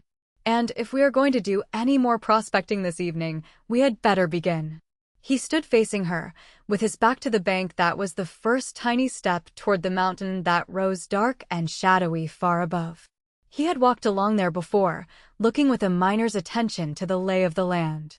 Suddenly he uttered an exclamation, and a light of comprehension brightened his eyes. I've got a clue to it, sure, Tana, he said eagerly. Do you know where we are standing? Well, if I don't make a big mistake, a good-sized river once rolled along just where we are now. The little creek is all that's left of it. This soil is all a comparatively recent deposit, and it and the gold dust in it have been washed down from the mountain. Which means that this little valley is only a gateway, and the dust we found is only a trail we are to follow up to the mine from which it came. Do you understand? Yes, I think so, she answered, looking at the green-covered banks and trying to realize how they looked when a mountain river had cut its way through and covered all the pretty level where the spring stream slipped now. But doesn't that make the gold seem farther away, much farther? Will we have to move up higher in the mountains? That is a question I need time to answer, but if I am right, if there is a backing of gold or somewhere above this old riverbed, it means a much surer thing than an occasional bit of dust washed out of the mud here. But we won't ignore our little placer digging either. There is an advantage to a poor prospector in having a claim he can work without any machinery but a pick, shovel, and pan, while the gold ore needs a fortune to develop it. Let us go back and talk to Harris to see if his evidence substantiates my theory. If not, we will just stake out our claims on the level and be thankful. Later we will investigate the hills. The girl walked slowly beside him back to their camp. The shadows were commencing to lengthen. It was nearing supper time, and their day had been a busy, tiring one, for they had moved their camp many miles since dawn. You are very nearly worn out, aren't you? He asked, as he noticed her tired eyes and her listless step. You see, you would tramp along the shore this morning when I wanted you to stay in the boat. Yes, I know, she answered, but I don't think that made me tired. Maybe it's the gold we are to find. How queer it is, Dan, that a person will want some one thing all his life, and he thinks it will make him so happy, and yet, when at last he gets in sight of it, he isn't happy at all. That is the way I feel about our gold. I suppose I ought to be singing and laughing and dancing for joy. I said I would too. Yet here I am feeling as stupid as can be and almost afraid of the fine life you say I must go to. Oh, bother. I won't think over it anymore. I am going to get supper. For while Tana would accept the squaw as an assistant and a gatherer of fuel, she decidedly declined to have her installed as head cook. She herself filled that office with a good deal of girlish conceit, encouraged by the praise of Overton and the approving nods of Harris. There had been a fifth member of their party, Flapjack's husband. Tana had bestowed that name on the squaw in the very beginning of their acquaintance. But Overton had sent him on an errand back to Cinna Ferry, not wishing to have his watchful eyes prying into their plans in the very beginning of their prospecting. And it was not until he had started on his journey that the pick and pan had disclosed the golden secret of the old riverbed. Harris watched the two approach, and his keen gray eyes turned with a certain fondness from one to the other. They were as guardian angels to him, and their mutual care of him had brought them closer to each other there in the wilderness than they ever had been in the little settlement farther down the river.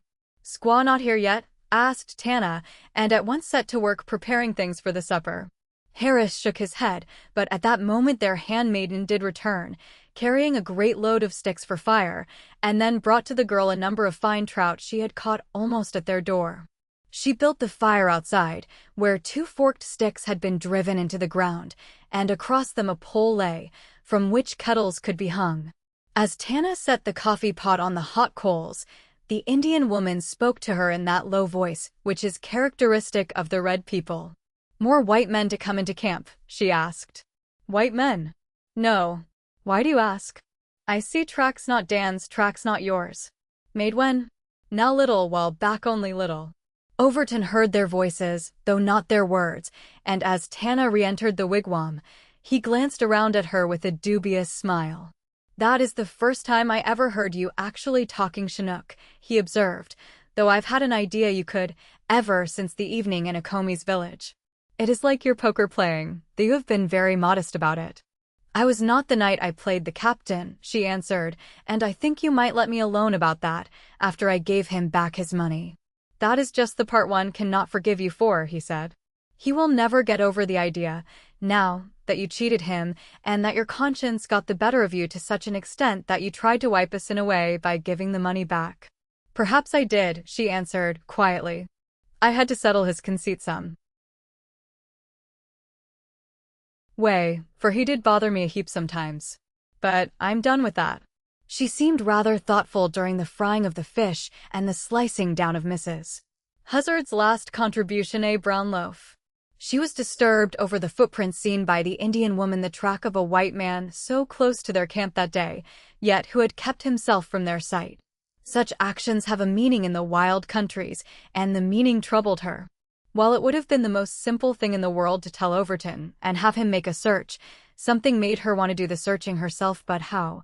"I was right in my theory about the old riverbed," he said to her as she poured his coffee. "Harris backs me up in it, and it was ore he found, and not the loose dirt in the soil. So the thing I am going to strike out for is the headquarters where that loose dust comes from." "Oh, then it was ore you found?" she asked. Harris nodded his head. "Ore on the surface and near here." That news made her even more anxious about that stranger who had prowled around. Perhaps he, too, was searching for the hidden wealth. When the supper was over, and the sun had slipped back of the mountain, she beckoned to the squaw, and with the water bucket as a visible errand, they started toward the spring. But they did not stop there.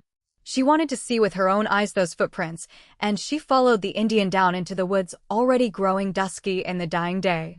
The birds were singing their good-night songs, and all the land seemed steeped in repose. Only those two figures, gliding between the trees, carried with them the spirit of unrest. They reached an open space where no trees grew, very close, a bit of marsh land, where the soil was black and tall ferns grew. The squaw led her straight to a place where two of the fern fronds were bent and broken. She parted the green lances, and there beside it was a scraping away of the earth, as though someone walking there had slipped, and in the black sandy loam a shoe had sunk deep. The Indian was right, it was the mark of a white man, for the Reds of that country had not yet adopted the footgear of their more advanced neighbors. "It turned to camp," said the squaw. "Maybe some white thief, so I tell you. Me tell Dan." "Wait," answered the girl, and kneeling down, she studied the slender outline of the foot attentively. "Any more tracks?" "No more, only leaves stirred nearer to camp. He go that way." The full moon rose clear and warm in the east, while yet the sun's light lingered over the wilderness. Beautiful flowers shone white and pink and yellow in the opaline light of the evening, and Tana mechanically plucked a few that touched her as she passed, but she gave little notice to their beauty. All her thought was on the slender footprint of the man in the woods, and her face looked troubled. They walked on, looking to right and left in any nook where deep shadows lay, but never a sign could they see of aught that was human besides themselves, until they neared the springs again, when the squaw laid her hand on the arm of the girl. "Dan," she said, in her low, abrupt way. The girl, looking up, saw him a little way ahead of them, standing there straight, strong, and surely to be trusted, yet her first impulse was to tell him nothing. "Take the water and go," she said to the Indian, and the woman disappeared like a mere wraith of a woman in the pale shadows. "Don't go so far next time when you want to pick flowers in the evening," said Overton, as Tana came nearer to him. "You make me realize that I have nerves. If you had not come in sight the instant you did, I should have been after you. But nothing will harm us. I am not afraid, and it is pretty in the woods now, she answered lamely, and toyed with the flowers. But the touch of her fingers was nervous, and the same quality trembled in her voice. He noticed it and reaching out took her hand in his very gently, and yet with decision that forced her to look up at him. Little girl, what is it? You're sick. She shook her head. No, I am not sick, and she tried to free her hand, but could not. Tana, and his teeth closed for a moment on his lip lest he say all the warm words that leaped up from his heart at sight of her face, which looked startled and pale in the moonlight. Tana, you won't need me very long, and when you go away, I'll never try to make you remember me. Do you understand, little girl? But just now, while we are so far off from the rest of the world, won't you trust me with your troubles, with the thoughts that worry you? I would give half of my life to help you. Half of it. Ah, good God. All of it. Tana, in his voice was all the feeling which compels sympathy, or else builds up a wall that bars it out. But in the eyes of the girl, startled though she was, no resistance could be read. Her hand was in his, her face lifted to him, and alight with sudden gladness. In his eyes she read the force of an irresistible power taking possession of a man's soul and touching her with its glory. Tana, he said very softly, in a tone she had never before heard Dan Overton use, a tone hushed and reverent and appealing. Tana, did he guess all the stormy emotions locked alone in the girl's heart and wearing out her strength? Did he guess all the childish longing to feel strong, loving arms around her as a shield? His utterance of her name drew her to him. His arm fell around her shoulders, and her head was bowed against his breast. The hat she wore had fallen to the ground, and as he bent over her, his hand caressed her hair tenderly, but there was more of moody regret than of joy in his face. Tana, my girl. Poor little girl, he said softly. But she shook her head. No, not so poor now, she half whispered and looked up at him, not so very poor. Then she uttered a half-strangled scream of terror and broke away from him, for across his shoulder she saw a face peering at her from the shadows of the overhanging bushes above them, a white, desperate face, at sight of which she staggered back and would have fallen had Overton not caught her. He had not seen the cause of her alarm, and for one instant thought it was himself from whom she shrank. Tell me, what is it? He demanded. Tana, speak to me. She did not speak, but a rustle in the bushes above them caught his ear, and looking up, he saw a form pass lightly through the shadows and away from them. He could not tell whether it was an Indian, a white man, or even an animal scampering off that way through the bushes. But anything that spied like that and ran when discovered was a thing to shoot at. He dropped his hand to his revolver, but she caught his arm. No, Dan. Oh, don't shoot him. He stared at her, conscious that it was no ordinary fear that whitened her face. What did it mean? She herself had just come from the woods, pale, agitated, and with only a semblance of flower gathering to explain her absence. Had she met someone there, someone who... He let go of her and started to run up the side of the steep bank, but swiftly as he moved, she caught him and clung to him, half sobbing. Don't go. Oh, Dan, let him go, she begged, and her grasp made it impossible for him to go unless he picked her up and carried her along. He stooped, took her head roughly in his hands, and turned her face up so that the light would fall upon it. Him, then you know who it is, he said, grimly. What sort of business is this, Tana? Are you going to tell me? But she only crouched closer to him and, sobbing, begged him not to go. Once he tried to break away but lost his footing, and the soil and bits of boulders went clattering down past her. With a muttered oath of impatience, he gave up the pursuit and stared down at her with an expression more bitter than any she had ever seen on his face before. So you're bound to protect him, are you? He asked coldly. Very well. But if you value him so highly, you had better keep him clear of this camp, else he'll find himself ready for a box. Come, get up and go to the tents. That is a better place for you than here. Your coming out here this evening has been a mistake all around, or else mine has. I wish to heaven I could undo it all. She stood a little apart from him, but her hand was still outstretched and clasping his arm. "All, Dan?" she asked, and her mouth trembled. But his own lips were firm enough as he nodded his head and looked at her. "All," he said briefly.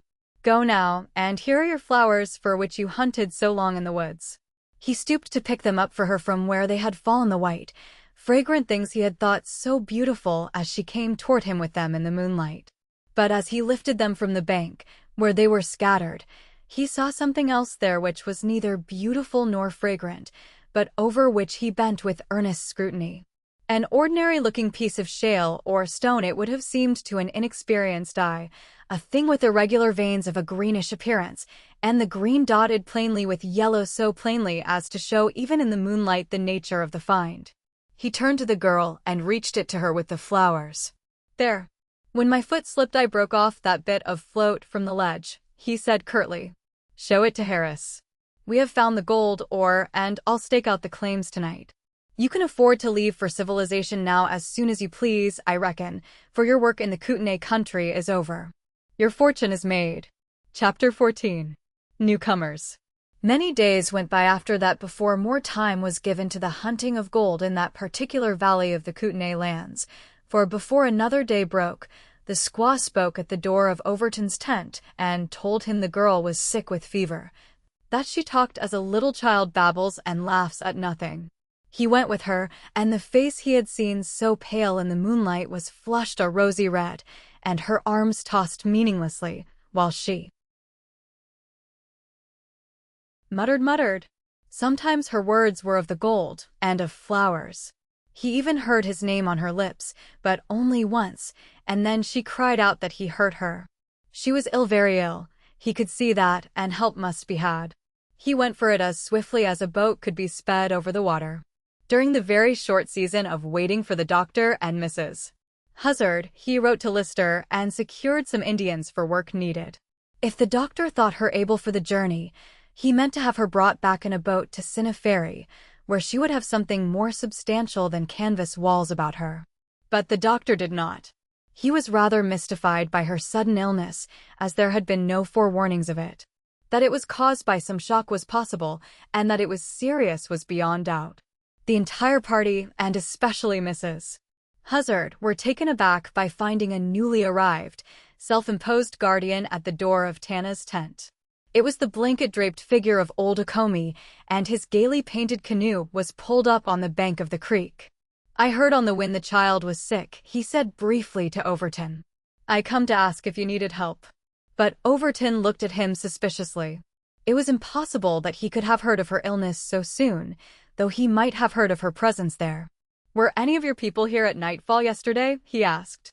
The old fellow shook his head. "No, none of my people," he said briefly. Then he puffed away at his pipe and looked approvingly at Mrs. Huzzard, who tried to pass him without turning her back to him at all, and succeeded in making a circuit bearing some relation to progress made before a throne, though the relationship was rather strained. His approving eyes filled her with terror, for, much as she had reveled in Indian romances on paper in her youth, she had no desire to take any active part in them in her middle age. And so, with the help of the doctor and Mrs. Huzzard, they commenced the nursing of Tana back to consciousness and health. Night after night Dan walked alone in the waning moonlight, his heart filled with remorse and blame for which he could find no relief. The gathering of the gold had no longer allurements for him. But he moved Harris's tent onto one of the claims, and he cut small timber, and in a day and a half had a little log house of 2 rooms put up and chinked with dry moss and roofed with bark, that Tana might have a home of her own, and have it close to where the ore streaked with gold had been found. Then he sent the Indians up the river again, and did with his own hands all labor needed about the camp. "You'll be sick yourself, Overton," growled the doctor, who slept in the tent with him, and knew that scarce an hour of the night passed that he was not at the door of Tana's cabin to learn if any help was needed, or merely to stand without and listen to her voice as she spoke. "For mercy's sake, Mr. Dan, do be a little careful of yourself," entreated Mrs. Huzzard, "for if you should get used up, I don't know what I ever would do here in this wilderness, with Tana and the paralyzed man, and you to look after, to say nothing of the fear I'm in every hour because, oh, that nasty beast of an Indian that you say is a chief. He is here constant. Proof of your attractive powers, said Overton, reassuringly. He comes to admire you, that is all. And enough, too. And if it wasn't for you that's here to protect me, the good Lord only knows whether I'd ever see a milliner shop or a pie again, as long as I lived. So I am set on your taking more care of yourself now, won't you? Wait until you have cause, before you worry, he advised. I don't look like a sick man, do I? You don't look like a well one anyway, she said, looking at him carefully, and you don't look as I ever saw you look before. You are as hollow-eyed as though you had been sick yourself for a month. Altogether, I think your coming out here to camp in the wild woods has been a big mistake. It looks like it just now, he agreed, and his eyes, tired and troubled, looked past her into the cabin where Tana lay. Does she seem better? Just about the same. 8 days now since she was took down, and the doctor, he said tomorrow would be the day to hope for a change, either for the better or... But the alternative was not a thing easy for the good soul to contemplate. And she left the sentence unfinished and disappeared into the cabin again. While the man outside dropped his head in his hands, feeling the most helpless creature in all the world. Better tomorrow, or worse, that was what Mrs. Huzzard meant, but could not utter. Better or worse. And if the last, she might be dying now, each minute. And he was powerless to help her, powerless even to utter all the regret, the remorse, the heart-aching sorrow that was with him, for her ears were closed to the sense of words, and his lips were locked by some key of some past. His own judgment on himself was not light as he went over in his mind each moment of their hours together. Poor little Tana. Poor little stray. I promised not to question her. Yes, I promised that, or she would never have left the Indians with me. And I was savage with her, just because she would not tell me what she had a perfect right to keep from me if she chose. Even if it was a lover, what right had I to object? What right to hold her hands to say all the things I said? If she were a woman, I could tell her all I think all, and let her judge. But not as it is not to a girl so young, so troubled, so much of a stray. Oh God, she shall never be a stray again, if only she gets well. I'd stay here digging forever if I could only send her out in the world among people who will make her happy. And she, the child, said she would rather live here as we did than to have the gold that would make her rich. God, it is hard for a man to forget that, no matter what duty says. So his thoughts would ramble on each day, each night, and his restlessness grew until Harris took to watching him with a great pity in his eyes, and mutely asked each time he entered if hope had grown any stronger. By the request of Mrs. Huzzard, they had moved Harris into the other room of the cabin because of a rain which fell one night and reminded them that his earthen floor might prove injurious to his health. Mrs. Huzzard declared she was afraid, with that room empty, and Harris, though having a partially dead body, had at least a living soul, and she greatly preferred his presence to the spiritless void and the fear of Indian occupancy. So she shared the room with Tana, and the doctor and Overton used one tent, while the squaw used the other. All took turns watching at night beside the girl, who never knew one from the other, but who talked of gold that was too heavy a load for her to carry, gold that ran in streams where she tried to find water to drink and could not, gold that Dan thought was better than friends or their pretty camp.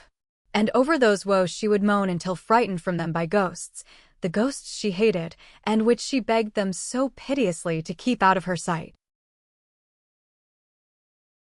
So they had watched her for days, and toward the evening of the 8th Overton was keeping an ever-watchful ear for the Indian and the doctor who had gone personally to fetch needed medicines from the settlement. Akomi was there as usual. Each day he would come, sit in the doorway of the Harris cabin for hours, and contemplate the helpless man there. When evening arrived he would enter his canoe and go back to his own camp, which at that time was not more than 5 miles away. Overton, fearing that Harris would be painfully annoyed by the presence of this self-invited visitor, offered to entertain him in his own tent, if Harris preferred. But while Harris looked with no kindly eye on the old fellow, he signified that the Indian should remain, if he pleased. This was a decision so unexpected that Overton asked Harris if he had ever met a Comey before. He received an affirmative nod, which awakened his curiosity enough to make him question the Indian. The old fellow nodded and smoked in silence for a little while before making a reply. Then he said, "Yes, one summer, one winter ago, the man worked in the hills beyond the river. Our hunters were there and saw him. His cabin is there still." "Who was with him?" "White man, stranger," answered a Comey briefly. "This man stranger, too, in the Kootenai country, stranger from away somewhere there," and he pointed vaguely toward the east. "Named Joso him called." "And the other man?" "Other man stranger, two go away never come back." "This one go away, too, but he come back." "And that is all you know of them?" "All." "Joe not like Indian friends," and the old fellow's eyes wrinkled up in the semblance of laughter. "Too much tenderfoot, maybe." "But Joe's partner," persisted Overton, "he was not tenderfoot. He had Indian friends on the Columbia River." "Maybe," agreed the old fellow, and his sly, bead-like eyes turned toward his questioner sharply and were as quickly withdrawn. "Maybe so. They hunt silver over there." "No good." Just inside the door, Harris sat straining his ears to catch every word, and a Comey's assumption of bland ignorance brought a rather sardonic smile to his face, while his lips moved in voiceless mutterings of anger. Impatience was clearly to be read in his face as he waited for Overton to question further, and his right hand opened and closed in his eagerness. But no other questions were asked just then, for Overton suddenly walked away, leaving the crafty-eyed Comey alone in his apparent innocence of Joe's past or Joe's partner. The old fellow looked after him kindly enough, but shook his head and smoked his dirty black pipe, while an expression of undivulged knowledge adorned his withered physiognomy. "No, Dan, no," he murmured. "A Comey good friend to little sick squaw and to you, but he not tell all things." Then his ears, not so keen as in years gone by, heard sounds on the water, sounds coming closer and closer.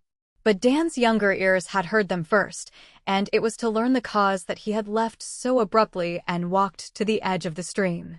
It was the doctor and the Indian boatman who came in sight first around the bend of the creek. Back of them was another canoe, but a much larger, much more pretentious one. In this was Lister and a middle-aged gentleman of rather portly build, who dressed in a fashion very fine when compared with the average garb of the wilderness. Overton watched with some surprise the approach of the man, who was an utter stranger to him, and yet who bore a resemblance to someone seen before. A certain something about the shape of the nose and general contour of the face seemed slightly familiar. He had time to notice, also, that the hair was auburn in color and inclined to curl, and that back of him sat a female form. By the time he had made these observations, their boat had touched the shore, and Lister was shaking his hand vigorously. "I got your letter, telling me of your big strike. It caught me before I was quite started for Helena, so I just did some talking for you where I thought it would do the most good, old fellow, and turned right around and came back. I've been wild to hear about Tana. How is she? This is my friend, Mr. T. J. Hayden, my uncle's partner, you know. He has made this trip to talk a little business with you, and when I learned you were not at the settlement, but up here in camp, I thought it would be all right to fetch him along." "Of course it is all right," answered Overton assuringly. "Our camp has a welcome for your friend even if we haven't first-class accommodations for him." "And is this lady also a friend?" For Lister, forgetful of his usual gallantry, had allowed the doctor to assist the other voyager from the canoe, a rather tall lady of the age generally expressed as uncertain, although the certainty of it was an indisputable fact. A rather childish hat was perched upon her thin but carefully frizzed hair, and over her face floated a white veil that was on a drawing string around the crown of the hat and drooped gracefully and chastely over the features beneath, after the fashion of 1860. A string of beads adorned the thin throat, and the rest of her array was after the same order of elegance. The doctor and Lister exchanged glances, and Lister was silently proclaimed master of ceremonies.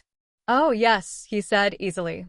"Pardon me that I am neglectful, and let me introduce you to Miss Slocum, Miss Lavina Slocum of Cherry Run, Ohio.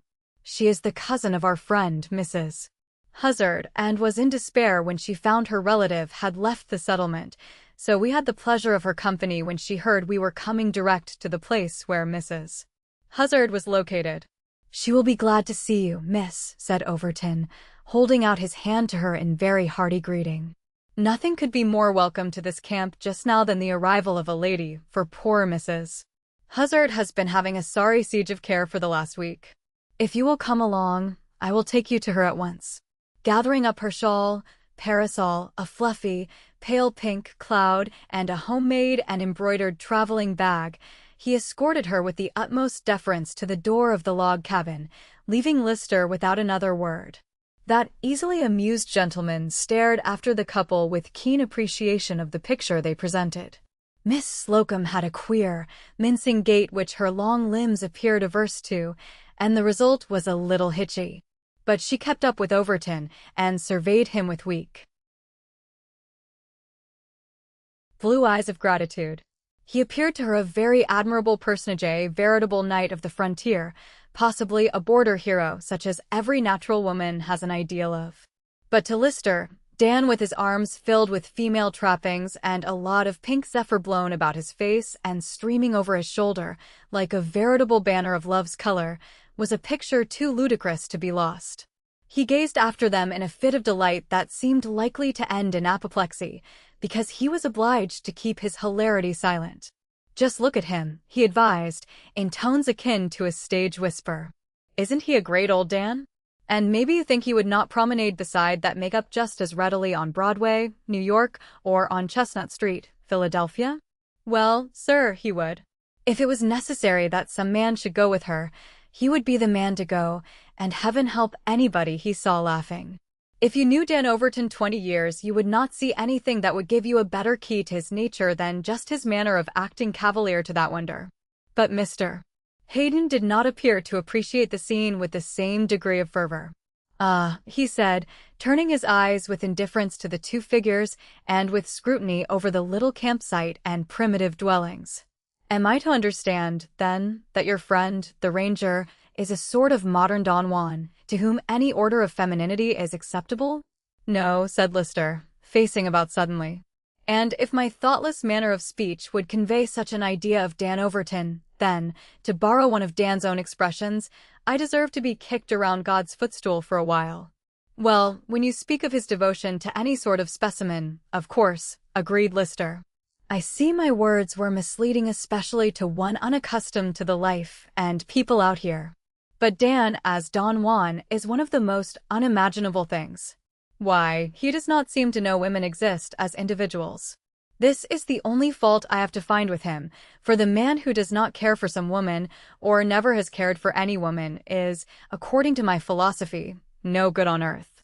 But Dan just looks the other way if they commence to give him sweet glances, and they do, too, though he thinks that collectively they are all angels. Yes, sir. Let the worst old harridan that ever was come to Overton with a tale of virtue and misfortune, and he will take off his hat and divide up his money, giving her a good share, just because she happens to be a woman. That is the sort of devotion to women I had reference to when I spoke first. The wonder to me is that he has not been caught in a matrimonial noose long ere this by some thrifty maid or matron. He seems to me guileless game for them, as his sympathy is always so easily touched. Perhaps he is keeping free from bonds that he may marry this ward of his for whom he appears so troubled," remarked Mr. Hayden. Lister looked anything but pleased at the suggestion. "I don't think he would like to hear that said," he returned. "Tana is only a little girl in his eyes, one left in his charge at the death of her own people, and one who appeals to him very strongly just now because of her helplessness." "Well," said Mr. Hayden, with a slight smile, "I appear to be rather unfortunate in all my surmises over the people of this new country, especially this new camp. I do not know whether it is because I am in a stupid mood, or because I have come among people too peculiar to be judged by ordinary standards. But the thing I am interested in above and beyond our host and his _protege_ is the gold mine he wrote you to find a buyer for. I think I could appreciate that, at least, at its full value, if I was allowed a sight of the output." The doctor had hurried to the cabin even before Overton and Miss Slocum, so the two gentlemen were left by themselves, to follow at their leisure. Mr. Hayden seemed a trifle resentful at this indifferent reception. One would think this man had been making big deals in gold ore all his life, and was perfectly indifferent as to whether our capital is to be used to develop this find of his, he remarked as they approached the cabin. Did you not tell me he was a poor man? Oh, yes. Poor in gold or silver of the United States Mint, agreed Lister, with a strong endeavor to keep down his impatience of this magnate of the speculative world, this wizard of the world of stocks and bonds, whom his partners deferred to, whose nod and beck meant much in a circle of capitalists. I myself, when back east, thought Lister to himself, considered Hayden a wonderful man, but he seems suddenly to have grown dwarfed and petty in my eyes, and I wonder that I ever paid such reverence to his judgment. He smiled dubiously to himself at the consciousness that the wide spirit of the West must have already changed his own views of things somewhat, since once he had thought this marketer of mines superior. But no one out here would think of calling Dan Overton poor, he continued, simply because he is not among the class that weighs a man's worth by the dollars he owns. He is considered one of the solid men of the district, one of the best men to know. But no one thinks of gauging his right to independence by the amount of his bank account. Mr. Hayden shrugged his shoulders and tapped his foot with the gold-headed umbrella he carried. Oh yes.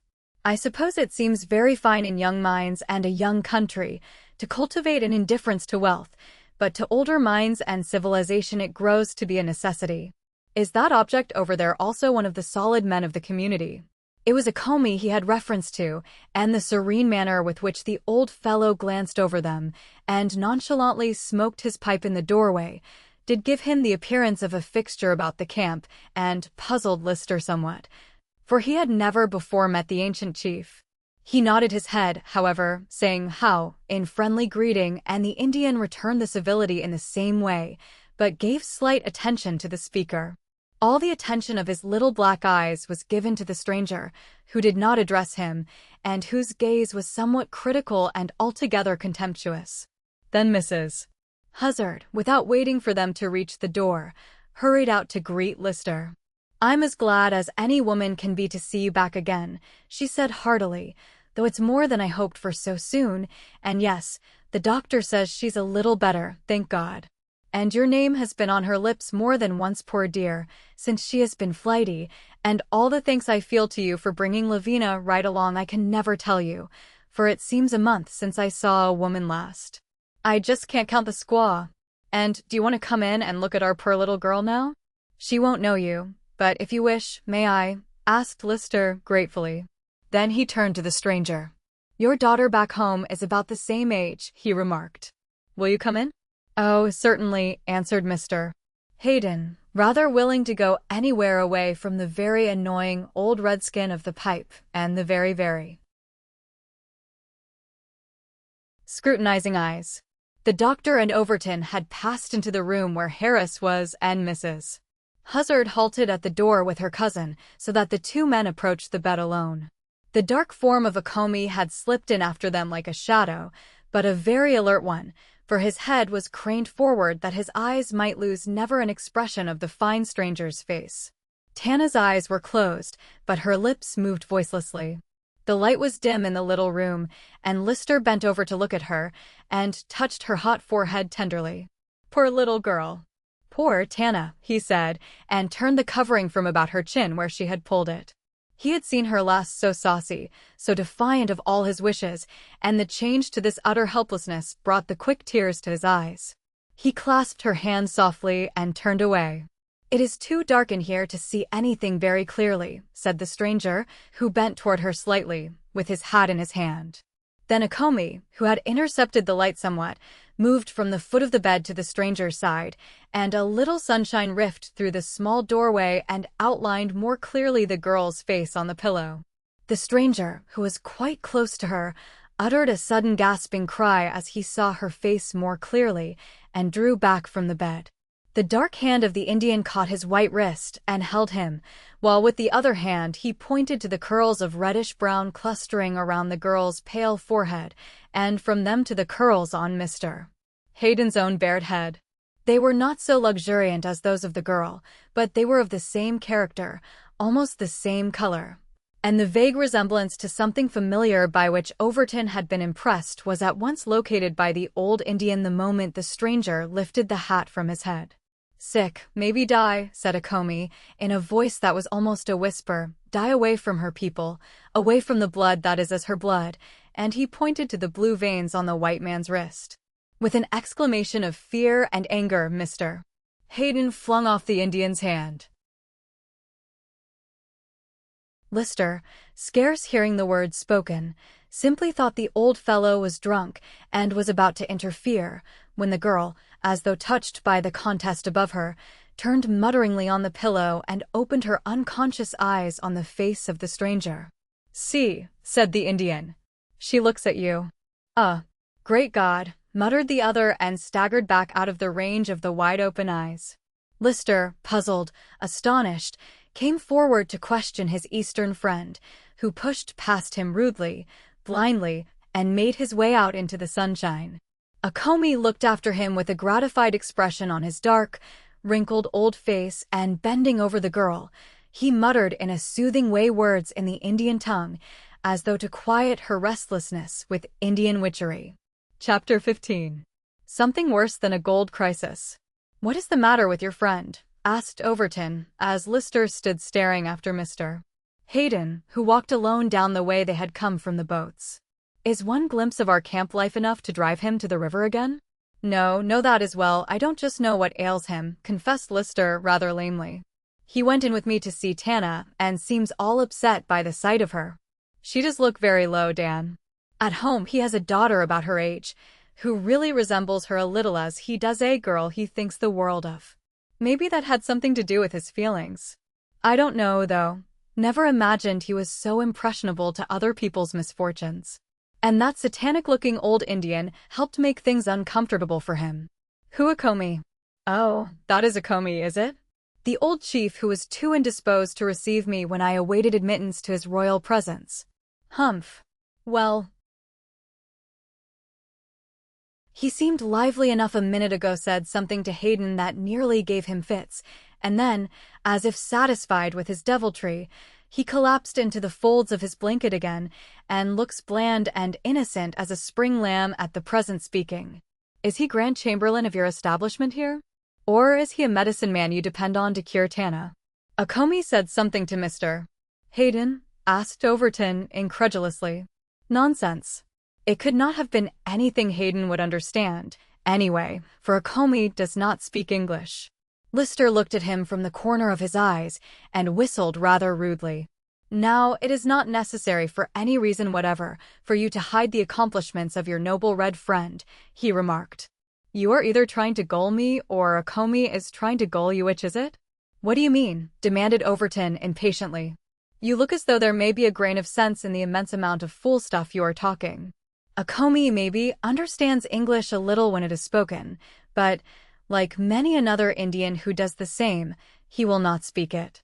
I have known him for 2 years, in his own camp and on the trail, and I have never yet heard him use English words."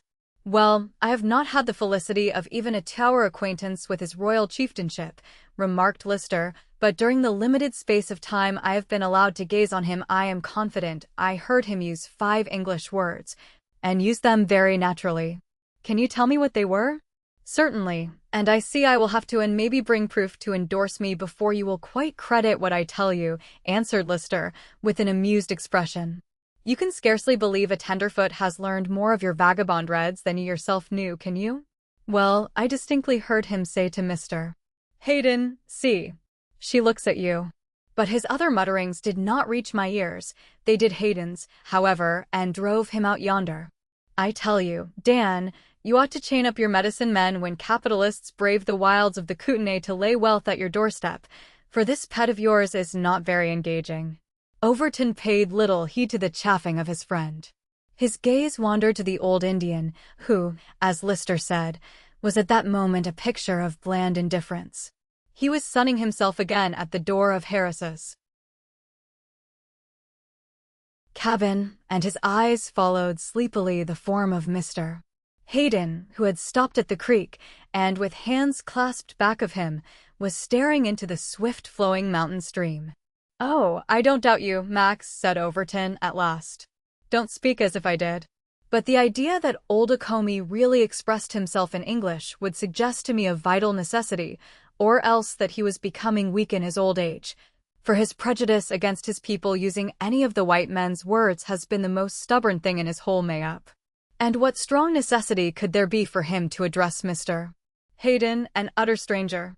Don't know, I am sure, unless it is that his interest in Tana is very strong.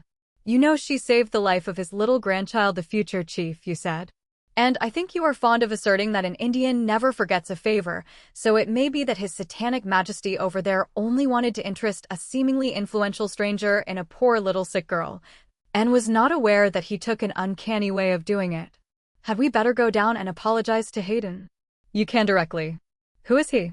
"Well, he is the great moneyed mogul at the back of the company for whom you have been doing some responsible work out here. I guess he is what you call a silent partner, while Mr. Selden, my relation, you know, has been the active member in the mining deals. They have been friends this long time. I have heard that Selden was to have married Hayden's sister years ago. Wedding day set and all, when the charms of a handsome employee of theirs proved stronger than her promise, and she was found missing one morning.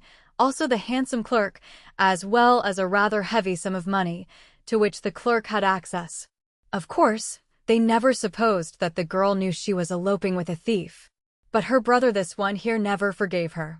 An appeal for help came to him once from her. There was a child then, but it was ignored, and they never heard from her again. Hayden was very fond of her, I believe fond and proud, and never got over the disgrace of it. Selden never married, and he did what he could to make her family forgive her and look after her. But it was no use, though their regard for him never lessened.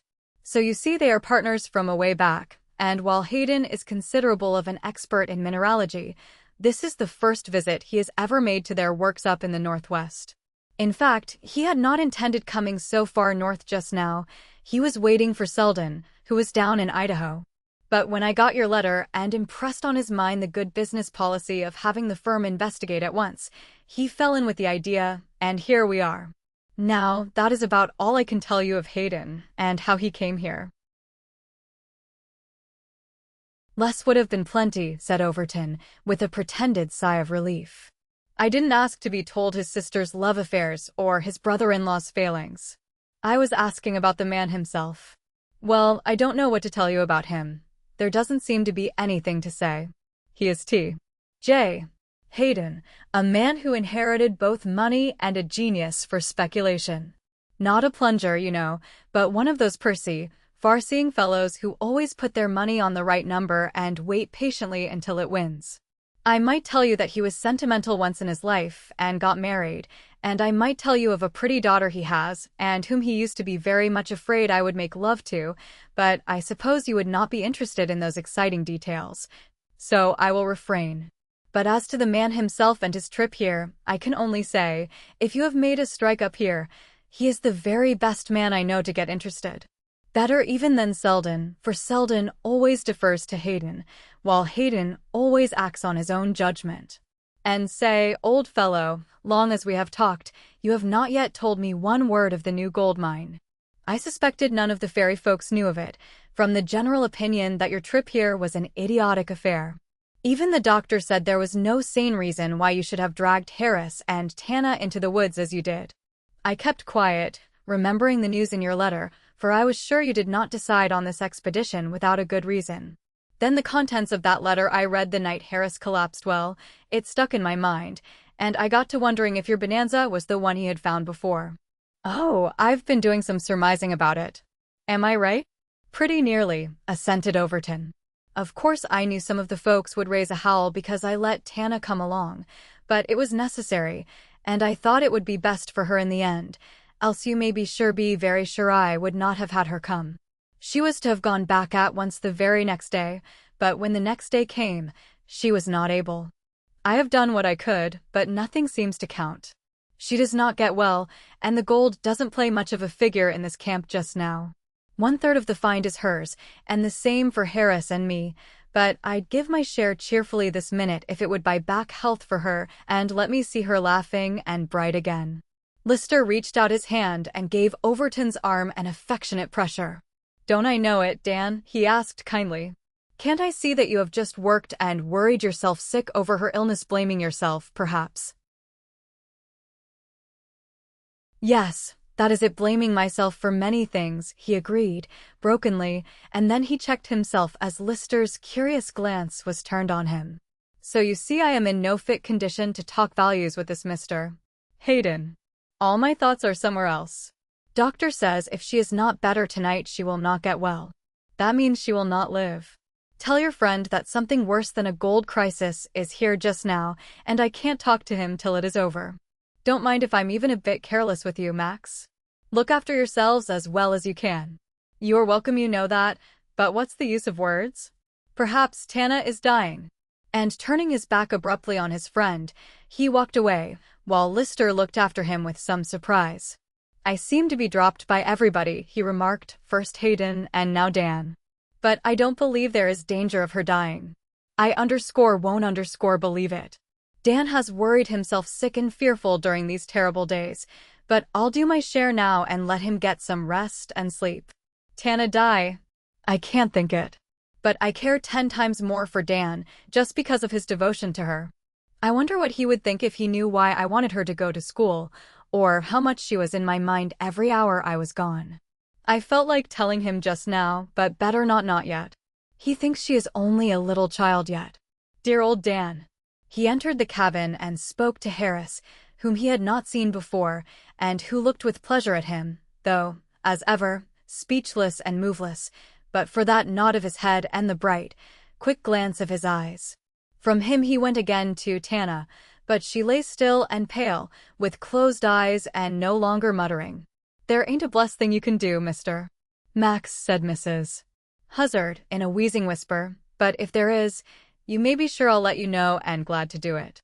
Lavina says she's going to help me to a rest, and you must help Dan Overton, for slept he has not, and I know it, these 8 nights since I've been here. And if that ain't enough to kill a man." "Sure enough. But now that I am here, we will not have any night watches on his part," decided Lister. "Between Miss Slocum and myself, I think we can manage to do some very creditable nursing." "I am willing to do my best," said Miss Lavina, with a shrinking glance toward Flapjacks, who just slouched past with a bucket of water, "but I must confess I do feel a timidity in the presence of these sly-looking Indians. And if at night I can only be sure none of them are very close, I may be able to watch this poor girl instead of watching for them with their tomahawks." "Never fear while I am detailed as guard," answered Lister reassuringly. "They will reach you only over my dead body." "Oh, but," and the timid one arose as if for instant flight, but was held by Mrs. Huzzard.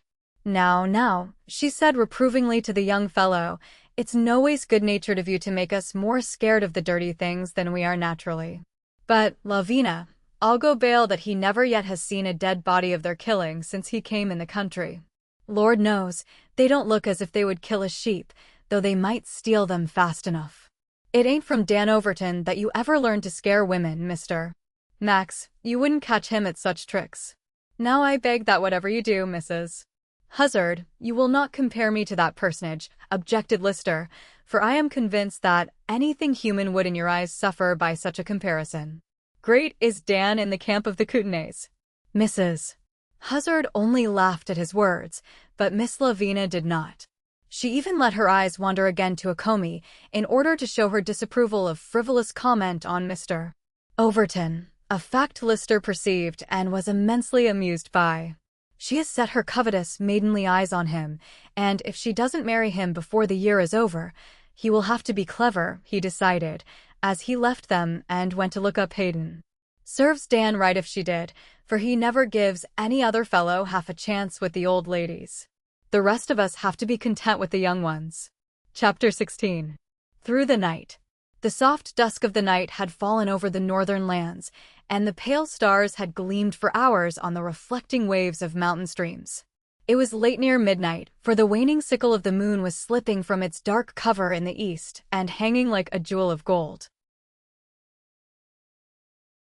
just above the black crown of the pines.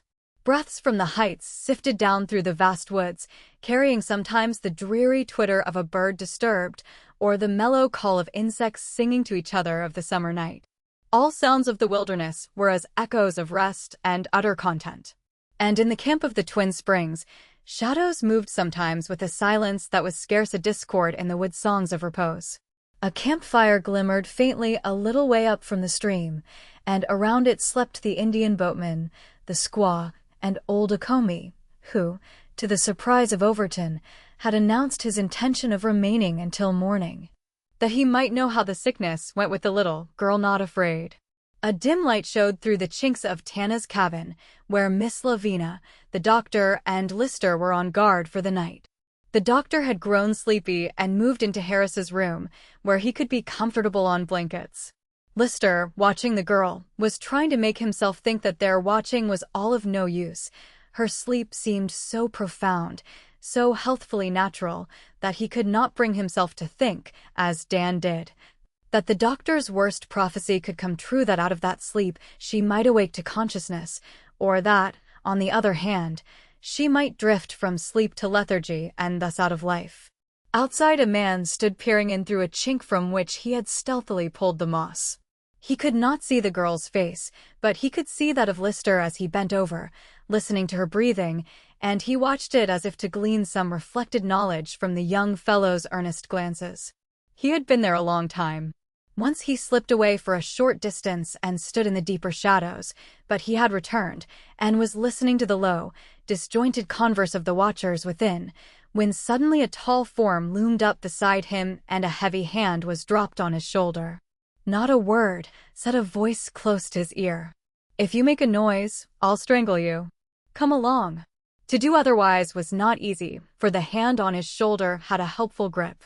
He was almost lifted over the ground until they were several yards from the cabin and out in the clearer light of the stars. "Well, I protest, Mr. Overton, that your manner is not very pleasant," remarked the captive, as he was released and allowed to speak. "Is this sort of threats a habit of yours with strangers in your camp?" Overton, seeing him now away from the thick shadows of the cabin, gave a low exclamation of astonishment and irritation. You Mr. Hayden. Well, you must confess that if my threats are not pleasant, neither is it pleasant to find someone moving like a spy around that little girl's cabin. If you don't want to be treated like a spy, don't act like one." "Well, it does look queer, maybe," said the other lamely. "I could not get asleep, and as I was walking around, it seemed natural to look in the cabin, though I did not want to disturb them by going in. I think I heard them say she was improving." "Did they say that lately?" asked Overton earnestly, everything else forgotten for the moment in his strong desire for her recovery. "Who said it, Miss Slocum?" "Well, she seems like a sensible woman, and I hope to God she is right about this. Don't mind my roughness just now. I was too quick, maybe, but spies around a new gold mine or field are given pretty harsh treatment up here sometimes, and you were liable to suspicion from anyone." No doubt," agreed the other, with visible relief. "But to be a suspected character is a new role for me, a bit amusing, too. However, now that you have broached the subject of this new find of yours, I presume Lister made clear to you that I came up here for the express purpose of investigating what you have to offer, with a view to making a deal with you. And as my time here will be limited, perhaps tomorrow we can talk of it." "I can't tonight," answered Overton. "To that little girl in there 1/3 of the stock belongs. Another third belongs to that paralyzed man in the other cabin. I have to look after the interests of them both and need to have my head clear to do it. But with her there sick dying, maybe I can't think of dollars and cents." "You mean to tell me that the young girl is joint owner of a gold find promising a fortune?" "Why, I understood Max to say she was poor, in fact, indebted to you for all care." "Max is too careless with his words," answered Overton coldly. "She is in my care, yes, but I do not think she will be poor." "She has a very conscientious guardian anyway," remarked Mr. Hayden, "when it is impossible for a man even to look in her cabin without finding you on his track. I confess I am interested in her." Can you tell me how she came in this wild country? I did not expect to find pretty young white girls in the heart of this wilderness.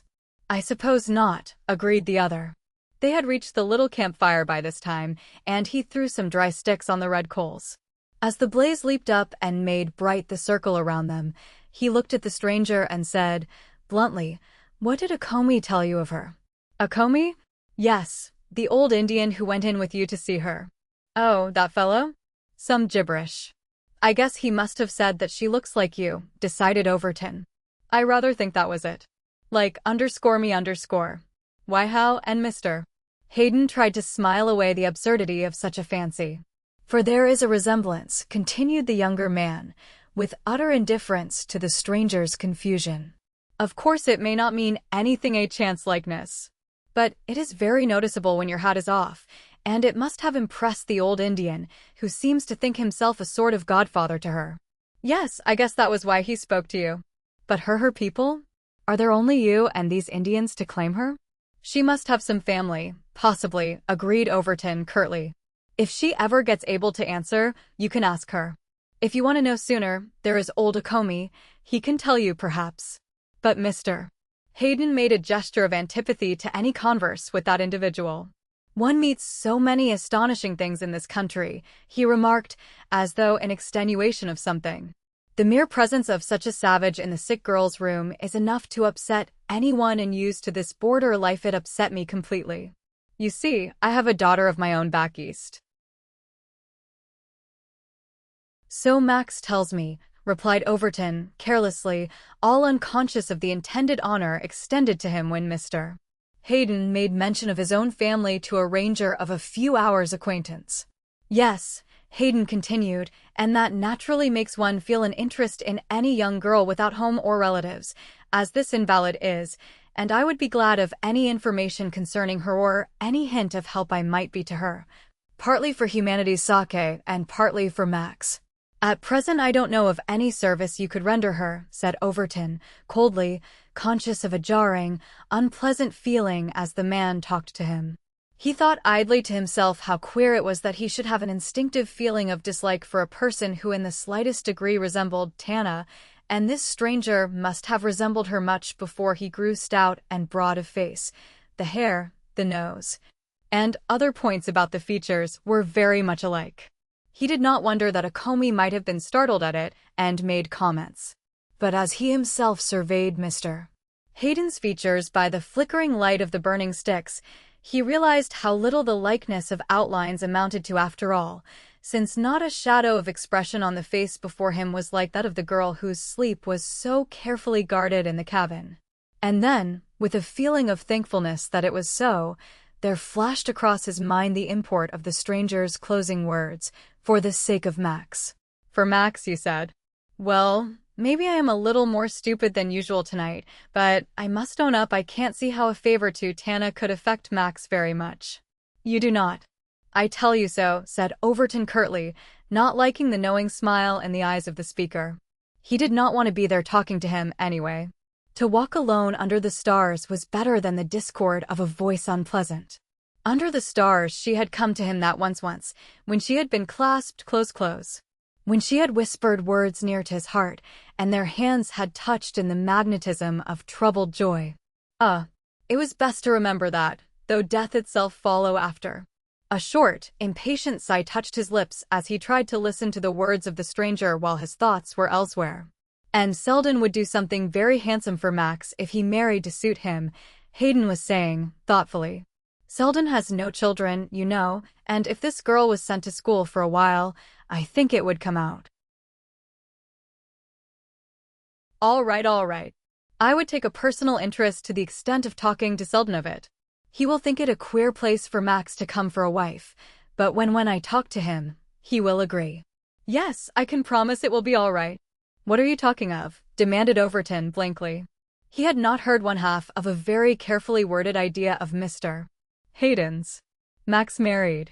To whom? You are not a very flattering listener, remarked the other, dryly, and don't show much interest in the love affairs of your _protege_, but it was of her I was speaking. Yu would try to marry her to Max Lister marry her, and his voice sounded in his own ears as strange and far away. "Well, it is not an unusual prophecy to make of a young girl, is it?" asked Mr. Hayden, with an attempt to be jocular. "And I don't know where she could find a better young fellow. From his discourses concerning her on our journey here and his evident devotion since our arrival, I fancy the idea is not so new to him as it seems to be to you, Mr. Overton." "Nonsense. When she is well, they quarrel as often as they agree oftener. That is no proof that he is not in love with her, and why not? She is a pretty girl, a bright girl, he says, and of good people. He knows nothing about her people," interrupted Overton. "But you do. I know all it has been necessary for me to know," and, in spite of himself, he could not speak of Tana to this man without a feeling of anger at his persistence. "But I can't help being rather surprised, Mr. Hayden, that you should so quickly agree that a wise thing for your partner's nephew to do is to turn from all the cultured, intelligent girls he must know and look for a wife among the mining camps of the Kootenay Hills. And, considering the fact that you approve of it, without ever having heard her speak, without knowing in the least who or what her family have been, I must say it is an extraordinarily impulsive thing for a man of your reputation to do, a cool-headed, conservative businessman." Mr. Hayden found himself scrutinized very closely, very coldly by the ranger, who had all the evening kept away from him, and whom he had mentally jotted down as a big, careless, improvident prospector, untaught and a bit uncouth. But his words were not uncouth as he launched them at the older man, and he was no longer careless as he watched the perturbation with which they were received. But Hayden shrugged his shoulders and attempted to look indifferent. "I remarked just now that this was a land of astonishing things," he said, with a tolerant air, "and it surely is so when the most depraved-looking redskin is allowed admittance to a white girl's chamber, while the most harmless of Caucasians is looked on with suspicion if he merely shows a little human interest in her welfare." "A Comey is a friend of her own choosing," answered Overton, "and a friend who would be found trusty if he was needed. As to you, you have no right, that I know of, to assume any direction of her affairs. She will choose her own friends and her own husband when she wants them. But while she is sick and helpless, she is under my care, and, even though you were her father himself, your ideas should not influence her future unless she approved you." With a feeling of relief he turned away, glad to have in some way given vent to the irritation awakened in him by the prosperous gentleman from civilization. The prosperous gentleman saw his form grow dim in the starlight, and though his face flushed angrily at first, the annoyance gave place to a certain satisfaction as he seated himself on a log by the fire, and repeated Overton's final words, underscore, "Even though you were her father himself, underscore." "Well, well, Mr. Overton, your uncivil words have told me more than you intended, namely, that your own knowledge as to who her father was, or is, seems very slight. So much the better, for one of your unconventional order is not the sort of person I should care to have know. Even though you were her father himself." "Humph. So he does me the doubtful honor to suppose I may be? It is a nasty muddle all through. I never dreamed of walking into such a net as this. But something must be done, and that is clear. No use trying to shirk it, for Selden is sure to run across them sooner or later up here, sure.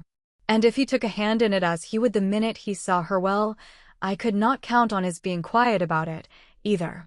I've thought it all out this evening. I've got to get her away myself, get her to school, get her to marry Max, and also quietly that there shan't be any social sensation about her advent into the family. I hardly know whether this wealth they talk of will be a help or a hindrance. A help, I suppose. And there need not be any hitch in the whole affair if the girl is only reasonable and this autocratic ranger can be ignored or bought over to silence. It would be very annoying to have such family affairs talked of, annoying to the girl, also, when she lives among people who object to scandals. Gad, how her face did strike me. I felt as if I had seen a ghost. And that cursed Indian. Altogether, Mr. Hayden had considerable food for reflection, and much of it was decidedly annoying, or so it seemed to a Comey, who lay in the shadow and looked like a body asleep, as were the others. But from a fold of his blanket he could see plainly the face of the stranger and note the perplexity in it. The first tender flush of early day was making the stars dim when the doctor met Overton between the tents and the cabins and surveyed him critically from his slouch hat to his boots, on which were splashes of water and fresh loam. "What, in the name of all that's infernal, has taken possession of you, Overton?" he demanded, with assumed anger and real concern. "You have not been in bed all night." "I know, for I've been to your tent. You prowl somewhere in the woods when you ought to be in bed, and you are looking like a ghost of yourself." "Oh, I guess I'll last a day or two yet, so quit your growling. You think you'll scare me into asking for some of your medicines, but that is where you will find yourself beautifully left. I prefer a natural death." "And you will find it, too, if you don't mend your ways," retorted the man of the medicines. "I thought at first it was the care of Tana that kept you awake every hour of every night, but I see it is just the same now when there are plenty to take your place. Worse for now you go tramping, God only knows where, and come back looking tired, as though you had been racing with the devil." "You haven't told me how she is," was all the answer he made to this tirade. "You said that by daylight there would be a change, yes, and there is. Only a shadow of a change as yet, but the shadow leans the right way.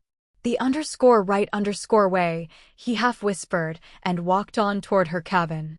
He felt dizzy and the tears crept up in his eyes, and he forgot the doctor,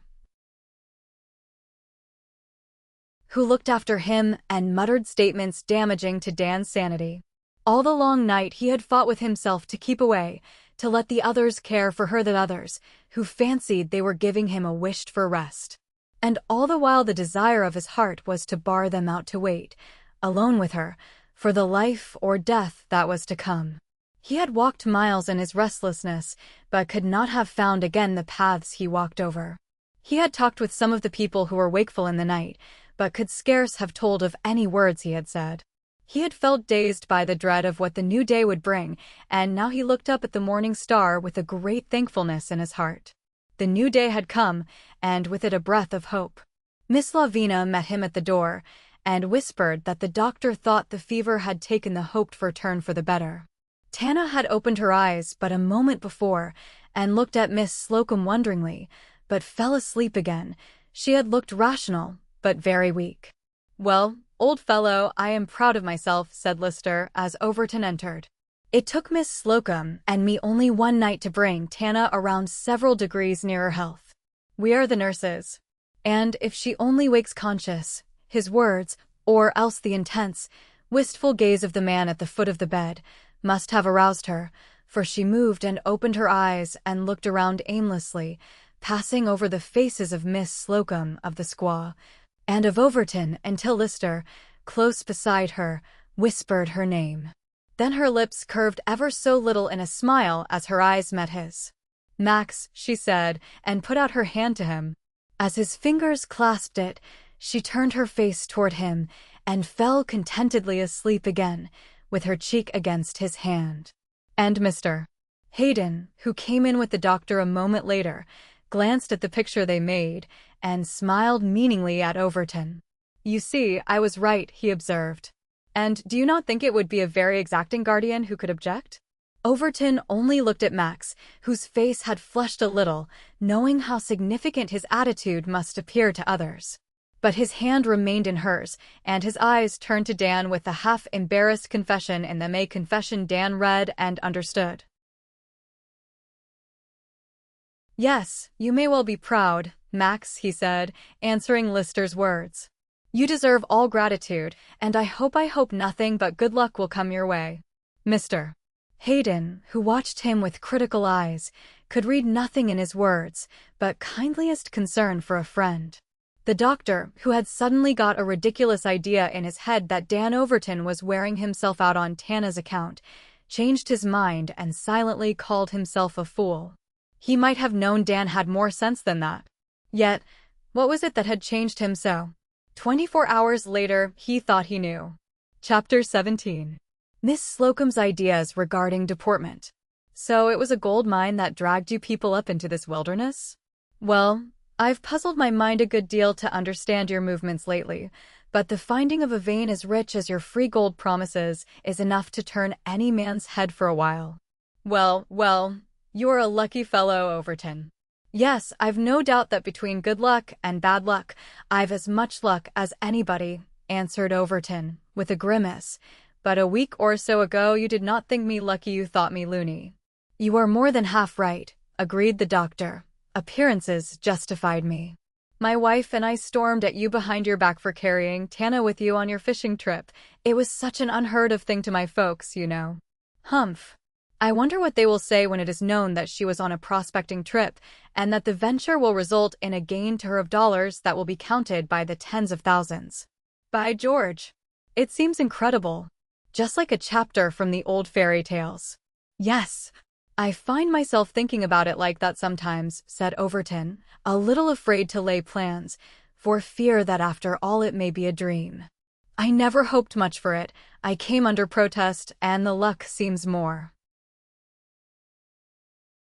than I deserved. Maybe that is the reason you accepted in such a sulky fashion, observed the doctor, for, upon my soul, I think I am more elated over your good fortune than you are. You don't appear to get up a particle of enthusiasm because of it. Well, I have not had an enthusiastic lot of partners either. Harris, here, not able to move, Tana not expected to live, and I suddenly face to face with all this responsibility for them. It gave me considerable to think about. You are right. I only wonder you are not gray-haired. A new gold field waiting for you to make it known, and you guarding it at the same time, perhaps, from red tramps who come spying around.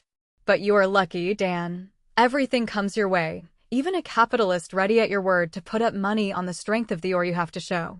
Why, man, many a poor devil of a prospector has stood a long siege with starvation, even with gold ore in sight, just because no one with capital would buy or back him.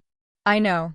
I realize that, and for the sake of the other two, I am very glad there need be no waiting for profits. Do you know, Dan, I fancy little Tana is in the way of being well cared for, even without this good fortune, observed the doctor, looking at the other in a questioning way. It just occurred to me yesterday that that fine young fellow, Lister, is uncommonly fond of her.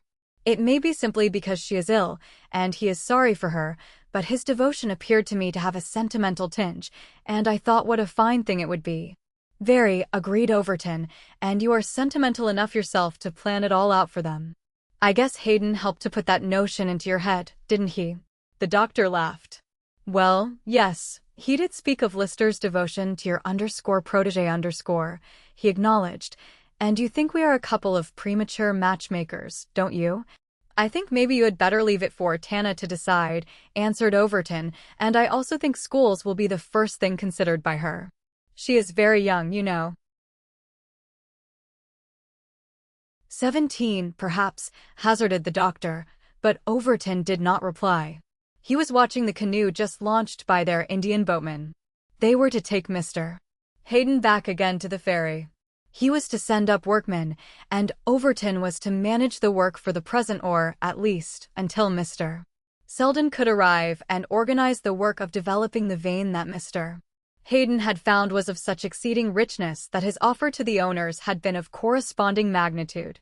Overton had promptly accepted the terms offered, Harris agreed to them, and even if Tana should not, Dan decided that out of his own share he could make up any added sum desired by her for her share, though he had little idea that she would find fault with his arrangements.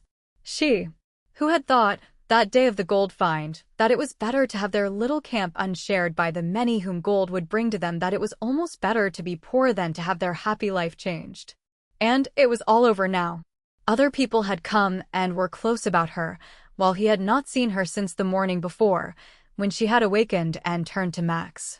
Well, he should be satisfied, so he told himself. She was going to get well again. She was going to be happy.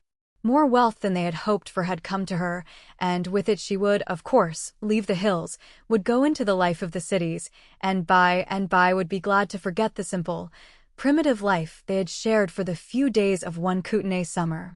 Well, she would be happy. And here on the spot where their pretty camp had been, he would remain.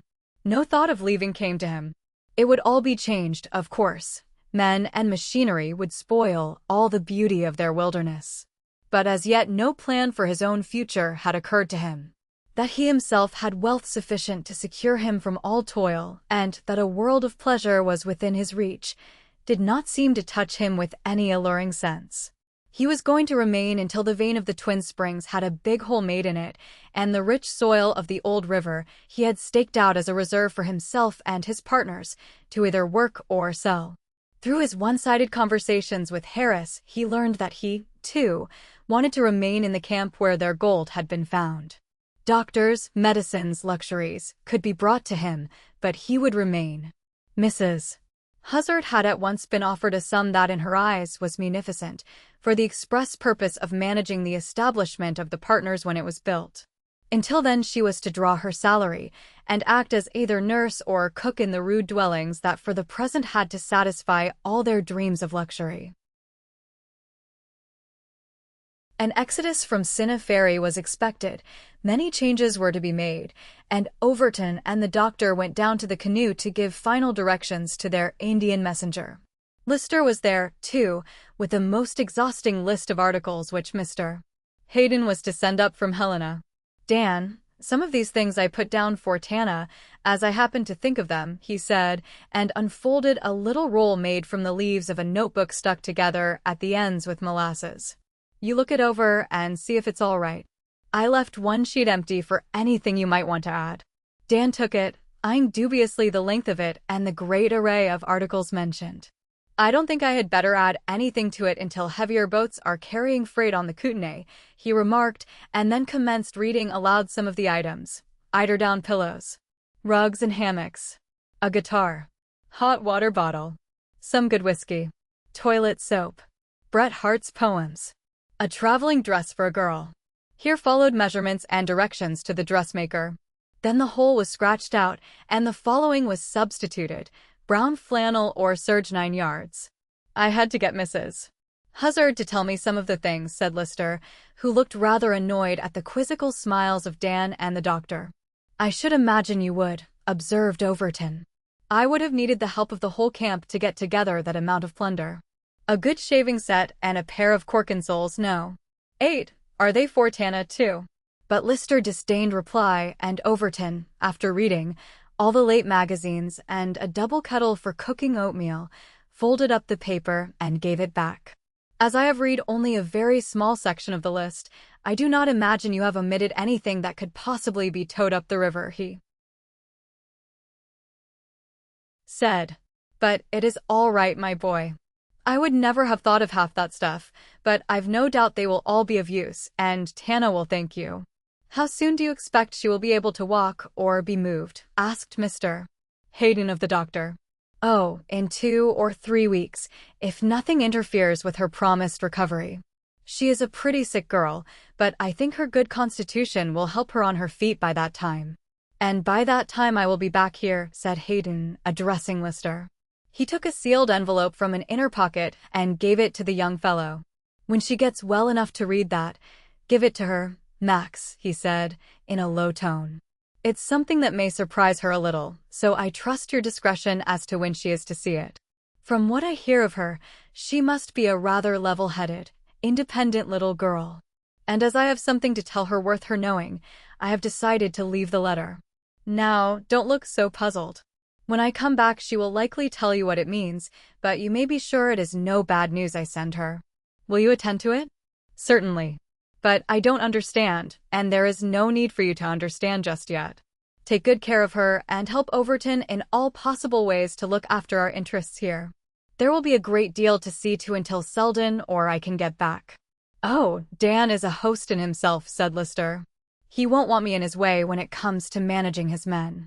But I can help Flapjacks carry water or help old Okomi smoke, for he comes here each day for just that purpose that and his dinner, so never fear but that I will make myself useful.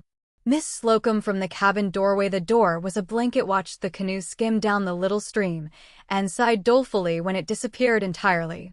Now, Lavina, remonstrated Mrs. Hazard, I do hope that you ain't counting on making part of the next load that leaves here, for now that you have got here, I'd hate the worst kind to lose you.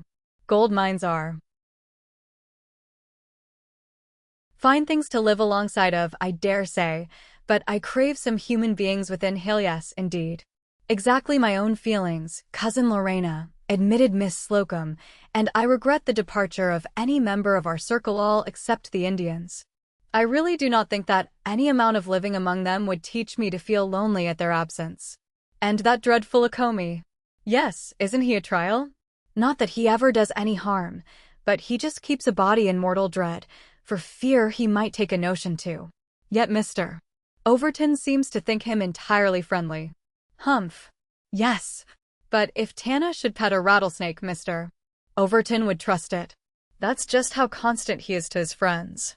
Well, now, said Miss Lavina, with mild surprise in her tone, I really have seen nothing in his manner that would indicate any extreme liking for the girl, though she is his ward. Now, that bright young gentleman, Mr. Lister. Tut, tut, Lavina. Max Lister is all eyes and hands for her just now. He will fan her and laugh with her, but it will be Dan who digs for her and takes the weight of her care on his shoulders, even if he never says a word about it. That is just Dan Overton's way. And a very fine way it is, Lorena, said Miss Slocum, while her eyes wandered out to where he stood talking to Lister. I've met many men of fine manners in my time, but I never was more impressed at first sight by any person than by him when he conducted me personally to you on my arrival. The man had never heard my name before, yet he received me as if this camp had been arranged on purpose for my visit, and that he himself had been expecting me. If that did not contain the very essence of fine manners, I never saw any, Lorena Jane. I suppose it does, Lavina, agreed Mrs. Huzzard, though I never heard anyone go on much about his manners before. And as for me, well, and she looked a bit embarrassed, I ain't the best judge myself. I've had such a terrible hard tussle to make a living since my man died that I hain't had time to study fine manners. I'll have time enough before long, I suppose, for Dan Overton surely has offered me liberal living wages. But, Lavina, even if I did want to learn now, I wouldn't know where to commence. Well, Lorena, since you mention it, there is lots of room for improvement in your general manner. You've been with careless people, I suppose, and bad habits are gathered that way. Now I never was much of a genius, couldn't trim a bonnet like you to save my life. But I did have a most particular mother, and she held that good manners was a recommendation in any land. So, even if her children had no fortune left them, they were taught to show they had careful bringing up. One of my ideas in coming out here was that I might teach deportment in some Indian school, but not much of that notion is left me. Could I ever teach Flapjacks to quit scratching her head in the presence of ladies and gentlemen? No, I don't think, said Mrs. Huzzard, in a meditative way, that I mind the scratching so much as I do the drat habit she has of carrying the dishcloth under her arm when she don't happen to be using it. That just wears on my nerves, it does. But I tell you what it is, Lavina, if you're kind of disappointed on account of not getting Indian scholars that suit just yet, I'm more than half willing you should teach me the deportment. If you'd be satisfied with one big white scholar instead of a lot of little red ones. Yes, indeed, and glad to do it, said Miss Slocum, frankly. Your heart is all right, Lorena Jane, but a warm heart will not make people forget that you lean your elbow on the table and put your food into your mouth with your knife. Such things jar on other people just as Flapjacks and the dishcloth jar on you. Don't you understand? But your desire to improve shows that you are a very remarkable woman, Lorena, for very few people are willing to learn new habits after having followed careless ones for 40 years. 39, corrected Lorena Jane, showing that, however peculiar and remarkable her wisdom might be in some directions, it did not prevent a natural womanly feeling regarding the number of years she had lived. You see, she continued, after a little, as Miss Lavina kept a discreet silence, this here gold fever is catching, and if anyone gets started on the right track, there is no telling what day he may stumble over a fortune. One might come my way or yours, Lavina. And, just as you say, fine manners is a heap of help in society. And thinking of it that way makes me feel I'd like to be prepared to enjoy, in first-class style, any amount of money I might get a chance at up here. For I tell you what it is, Lavina, this western land is a woman's country. Her chances in most things are always as good, and mostly better than a man's. Yes, if she does not die from fright at the creepy looks of the friendly Indians, said Miss Slocum, with a shivering breath. I have not slept sound for a single minute since I saw that old smoking wretch who never Seems a rod from this cabin. Now down there at Cinna Ferry, I thought it might be kind of nice, though we stopped only a little while, and I was not up in the street. Any real genteel people there? Well, yes, there is, answered Lorena Jane, after a slight hesitation as to just how much it would be wise to say of the genteel gentleman who resided in Cinna Ferry, and was in her eyes a model of culture and disdainful superiority. Indeed, that disdain of his had been a first cause in her desire to reach the state of polish he himself enjoyed, to rise above the vulgar level of manners that had of old seemed good enough to her. Yes, there is some high-toned folks there, the doctor's wife and family, for one, and then there is a very genteel man there, Captain Leake. He is an ex-officer in the late war, you know, a real military gentleman, with a wound in his leg. Limp some, but not enough to make him awkward. He keeps the post office. But if this government looked after its heroes as it ought to, he'd be getting a good pension, that's just what he would. I'm too sound a Union woman not to feel riled at times when I see the defenders of the Constitution go unrewarded. Don't say riled, Lorena, corrected Miss Slocum. You must drop that and drat and all swan, for I don't think you could tell what any of them mean. I couldn't, I'm sure. But I used to know a family of Leaks back in Ohio. They were Democrats, though, and their boys joined the Confederate Army, though I heard they wasn't much good to the cause. But of course, it is not likely to be one of them. I should think not, agreed Mrs.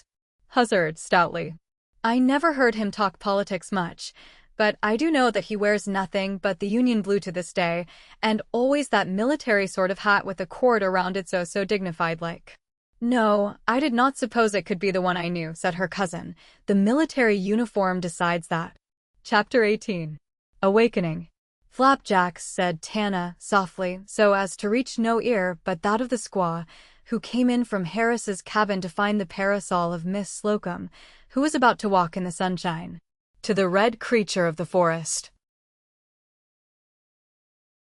This parasol seemed the most wonderfully beautiful thing of all the strange things which the white squaws made use of.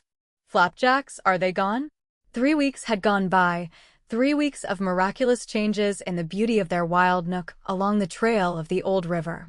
Twin Springs, the place was called Nowtwin Spring Mines. Already men were at work on the new lode, and doing placer digging for the free gold in the soil.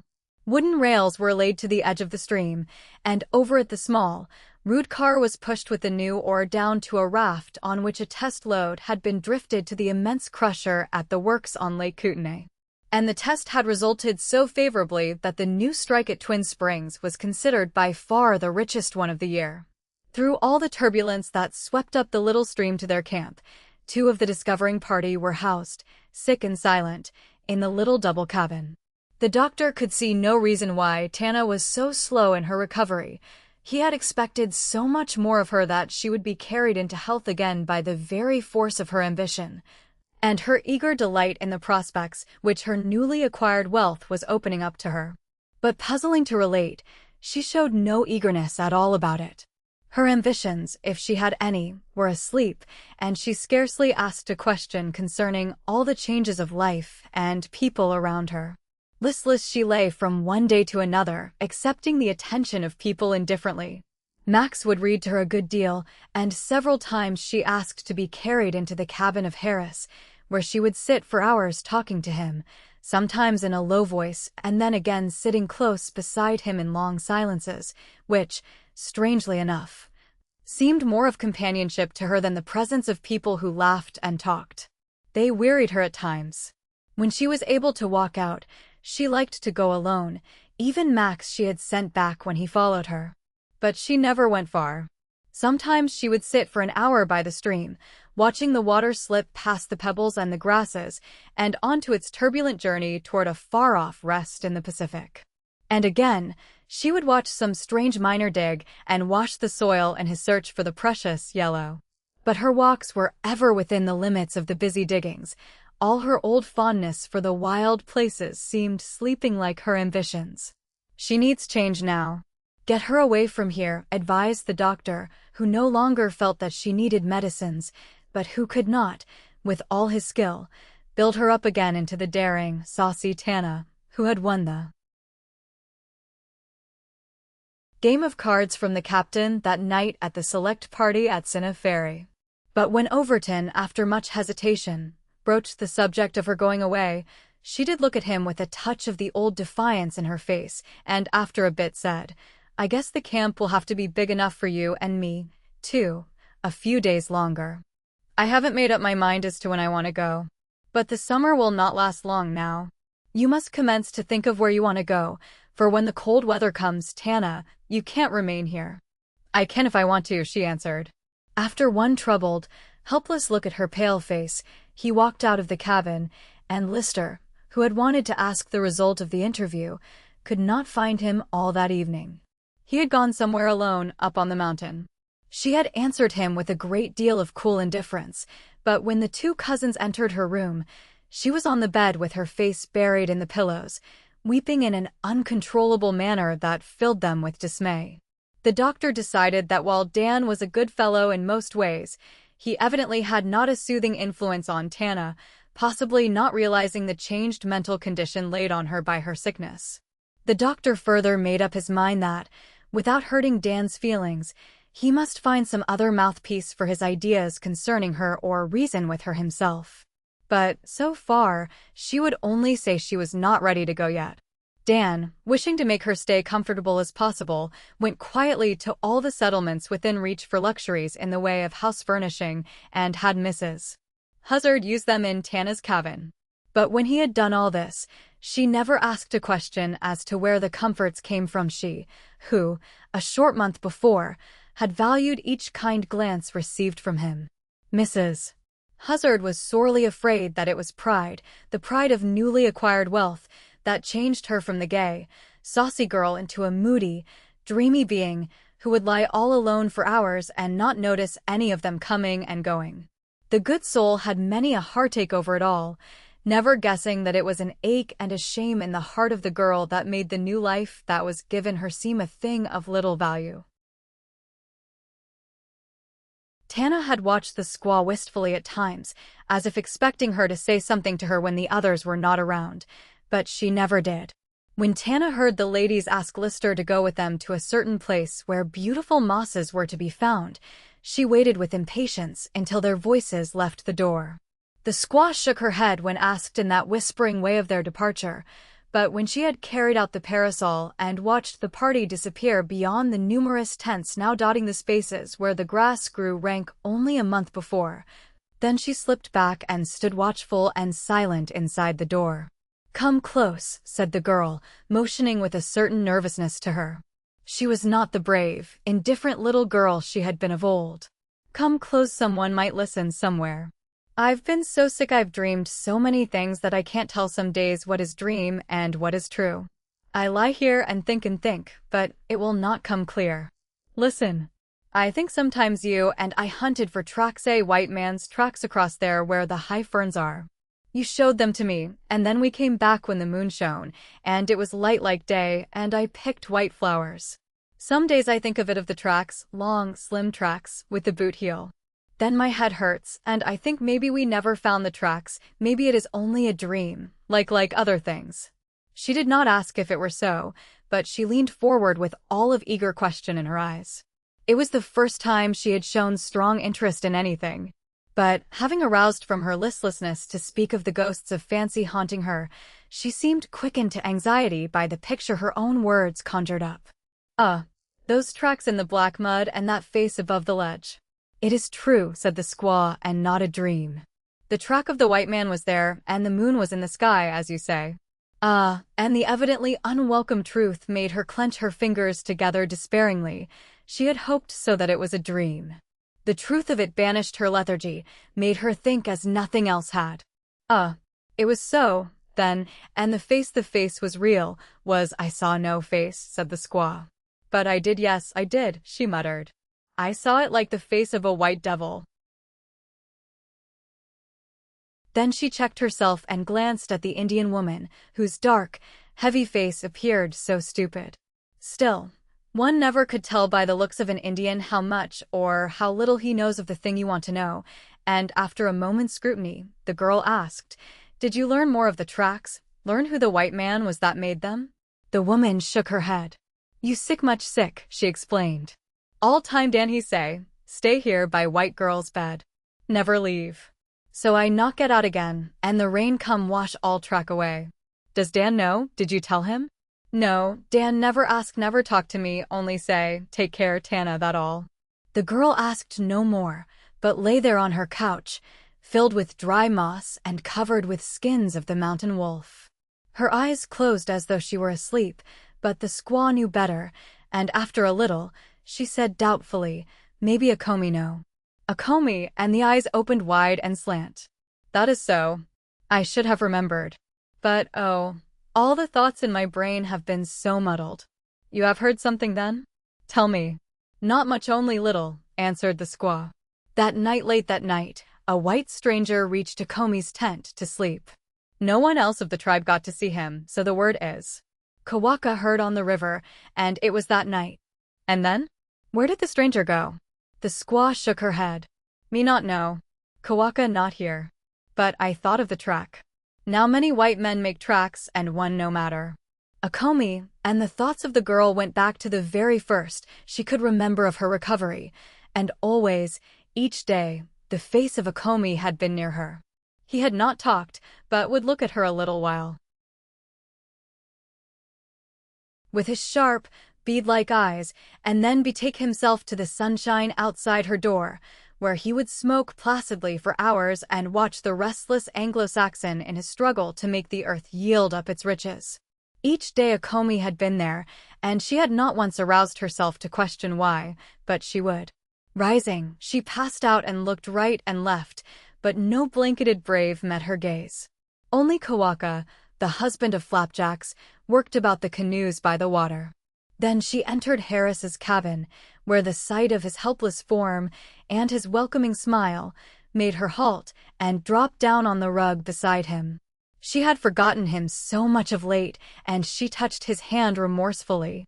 I feel as if I had just got awake, Joe, she said, and stretched out her arms as though to drive away the last vestige of sleep. Do you know how that feels? To lie for days, stupid as a chilled snake, and then, all at once, to feel the sun creeping around where you are and warming you until you begin to wonder how you could have slept so many days away. Well, just now I feel almost well again. I did not think I would get well. I did not care. All the days I lay in there I wished they would just let me be and throw their medicines in the creek. I think, Joe, that there are times when people should be allowed to die, when they grow tired away down in their hearts, so tired that they don't want to take up the old tussle of living again.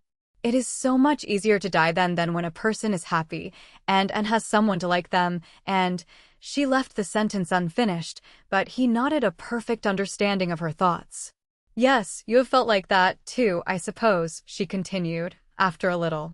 But now, Joe, they tell me we are rich, you and Dan, and I so rich we ought to be happy, all of us. Are we? He only smiled at her and glanced at the cozy furnishing of his rude cabin. Like Tana's, it had been given a complete going over by Overton, and rugs and robes did much to soften its crude woodwork. It had all the luxury obtainable in that district, though even yet the doors were but heavy skins. She noticed the look but shook her head. Thick rugs and soft pillows don't make troubles lighter, she said, with conviction, and then, maybe Dan is happy. He must be. All he thinks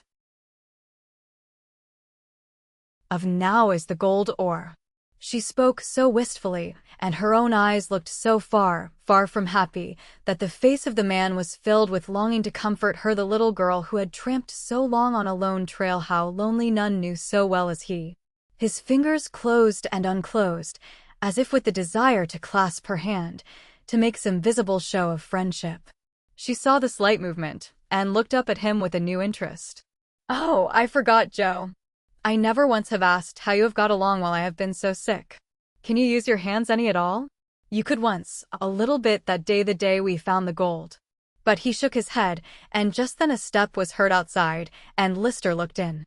A shade of surprise touched his face as he saw Tana there, with so bright an expression in her eyes. What has Harris been telling you that has aroused you to interest, Tana? He asked, jestingly. He has more influence than I, for I have scarcely been able to get you to talk at all. You don't need me, you have Miss Slocum, she answered. Have you dropped her in the creek and run back to camp?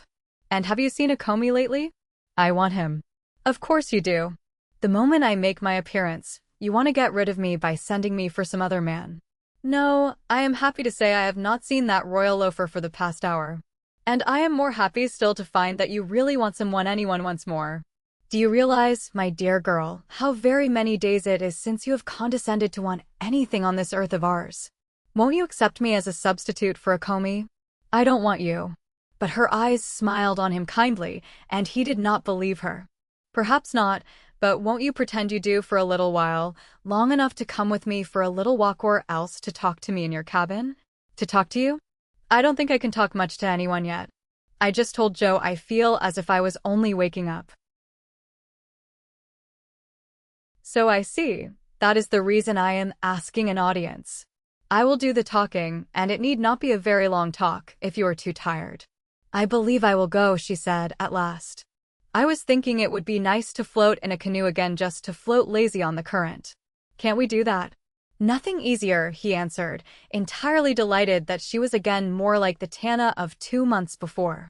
She seemed to him a little paler and a little taller, but as they walked together to the canoe, he felt that they would again come to the old chummy days of Cinna Ferry, when they quarreled and made up as regularly as the sun rose and set. Well, why don't you talk? She asked, as their little craft drifted away from the tents and the man who washed the soil by the spring run. What did you do with the women folks? Gave them to Overton. They concluded not to risk their precious selves with me, when they discovered that he, for a wonder, was disengaged. Really and truly, that angular schoolmistress will make herself Mrs. Overton if he is not careful. She flatters him enough to spoil an average man, looks at him with so much respectful awe, you know, though she never does say much to him. Saves her breath to drill Mrs. Hazard with, observed the girl dryly. That poor, dear woman has a bee in her muddled old head, and the bee is Captain Leake and his fine manners. I can see it, plain as day. Bless her heart.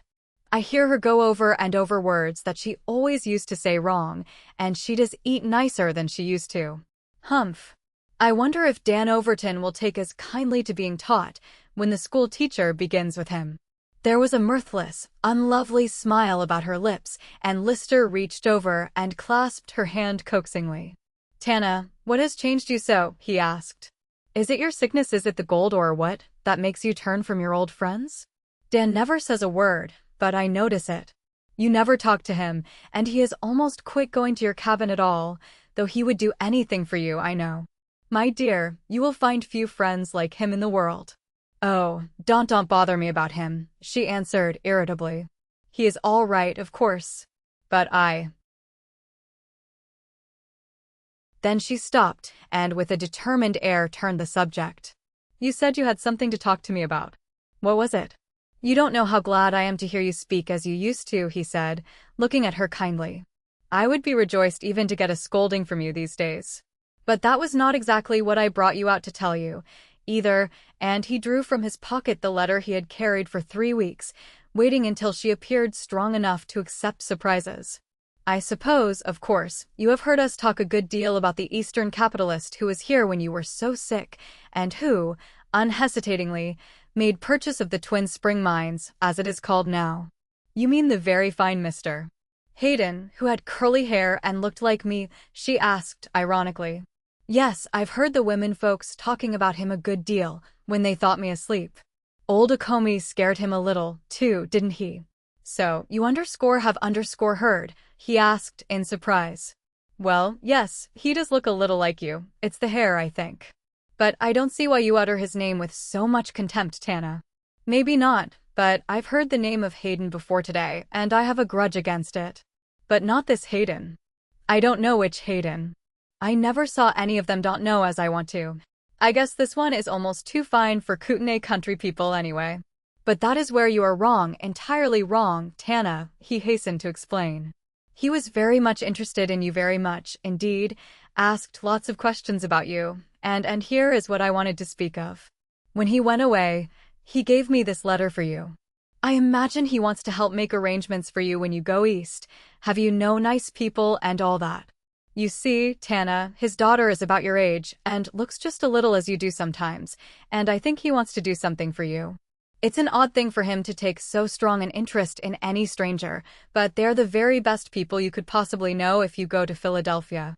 Maybe if you would let me see the letter myself, I could tell better whether I wanted to know them or not, she said, and Lister handed it to her without another word. It was a rather long letter, 2 closely written sheets, and he could not understand the little contemptuous smile with which she opened it. Hayden, the great financier, had seemed to him a very wonderful personage when he was Tana's age. The girl was not so indifferent as she tried to appear. Her fingers trembled a little, though her mouth grew set and angry as she read the carefully kind words of Mr. Hayden. It is rather late in the day for them to come with offers to help me, she said, bitterly. I can help myself now, but if they had looked for me a year ago 2 or 3 years ago, looked for you, he exclaimed, with a sort of impatient wonder. Why, my dear girl, who would even think of hunting for little white girls in these forests? Don't be foolishly resentful now that people want to be nice to you. You could not expect attention from people before they were aware of your existence. But they did know of my existence, she answered curtly. Oh, you needn't stare at me like that, Mr. Max Lister. I know what I'm talking about. I have the very shaky honor of being a relation of your fine gentleman from the East. I thought it when I heard the name, but did not suppose he would know it. And I'm not too proud of it, either, as you seem to think I ought to be. But they're one of our best families. Then your worst must be pretty bad, she interrupted. I know just about what they are. But, Tana, how does it come? I won't answer any questions about it, Max, so don't ask, and she folded up the letter and tore it into very little pieces, which she let fall into the water. I am not going to claim the relationship or their hospitality, and I would just as soon you forgot that I acknowledged it. I didn't mean to tell, but that letter vexed me. Look here, Tana, and Lister caught her hand again. I can't let you act like this. They can be of much more help to you socially than all your money. If the family are related to you and offer you attention, you can't afford to ignore it. You do not realize now how much their attention will mean, but when you are older, you will regret losing it. Let me advise you oh hush, she said, closing her eyes wearily. I am tired. What difference does it make to you? I need you care. May I tell you, and he looked at her so strangely, so gravely, that her eyes opened in expectation of she knew not what. I did not mean to let you know so soon, Tana, and his clasp of her hand grew closer, but it is true I love you. Everything that concerns you makes a difference to me. Now do you understand? You, Max, don't draw your hand away. Surely you guessed a little? I did not know myself how much I cared till you came so near dying. Then I knew I could not bear to let you go. Anne, and you care a little too, don't you? Speak to me. Let us go home, she answered in a low voice and tried to draw her fingers away. She liked him, yes. But, Tana, won't you speak? Oh, my dear one, when you were so ill, so very ill, you knew no one else, but you turned to me. You went to sleep with your cheek against my hand, and more than once, Tana, with your hand clasping mine. Surely that was enough to make me hope for you did like me a little then. Yes, I liked you, but she turned her head away, that he could not see her flushed face. You were good to me, but I did not know I could not guess, and she broke down as though about to cry, and his own eyes were full of tenderness. She appealed to him now as she had never done in her days of brightness and laughter. Listen to me, he said, pleadingly. I won't worry you. I know you are too weak and ill to decide yet about your future. I don't ask you to answer me now. Wait. Go to school, as I know you intend to do, but don't forget me. After the school is over you can decide. I will wait with all patience. I would not have told you now, but I wanted you to know I was interested in the answer you would give Hayden. I wanted you to know that I would not for the world advise you, but for your best interests. Won't you believe? I believe you, but I don't know what to say to you. You are different from me. Your people are different.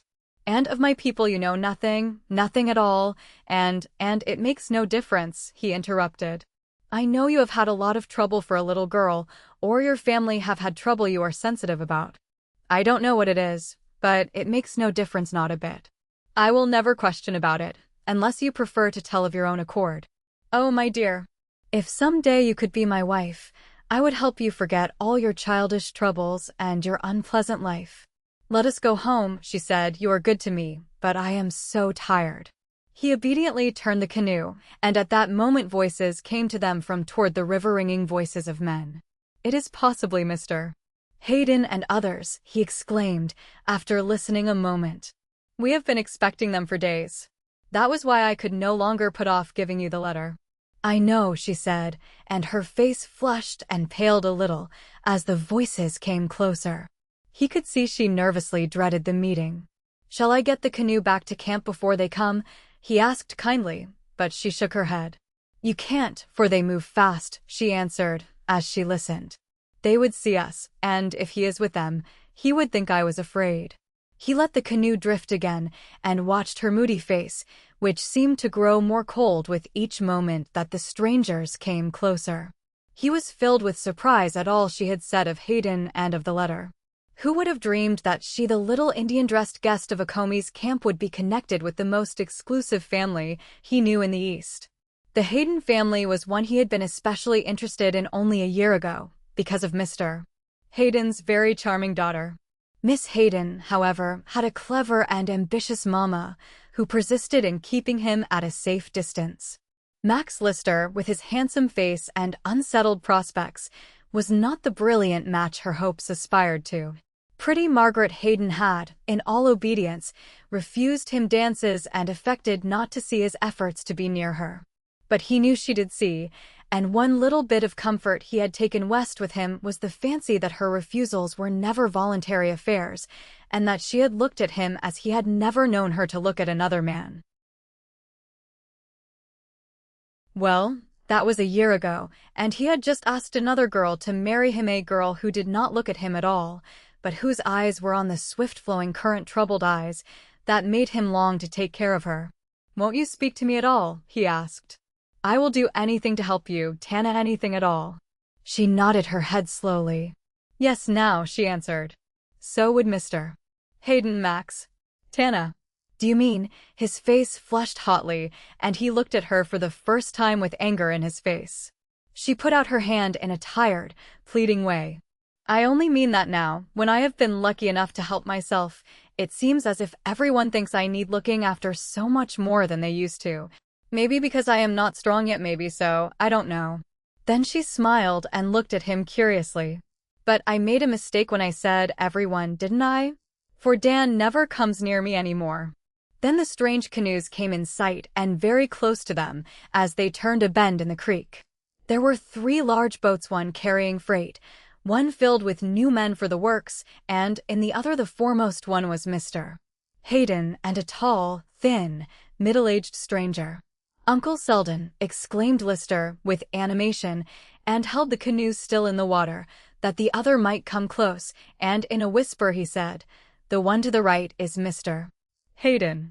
He glanced at her and saw she was making a painful effort at self-control. Don't worry, he whispered. We will just speak and drift on past them.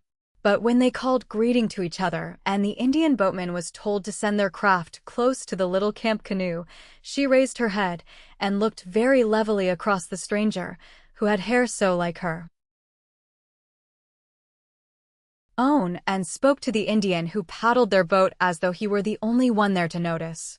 Plucky, decided Mr. Hayden, and stubborn, but he kept those thoughts to himself and said aloud, My dear young lady, I am indeed pleased to see you so far recovered since my last visit. I presume you know who I am, and he looked at her in a smiling, confidential way. Yes, I know who you are.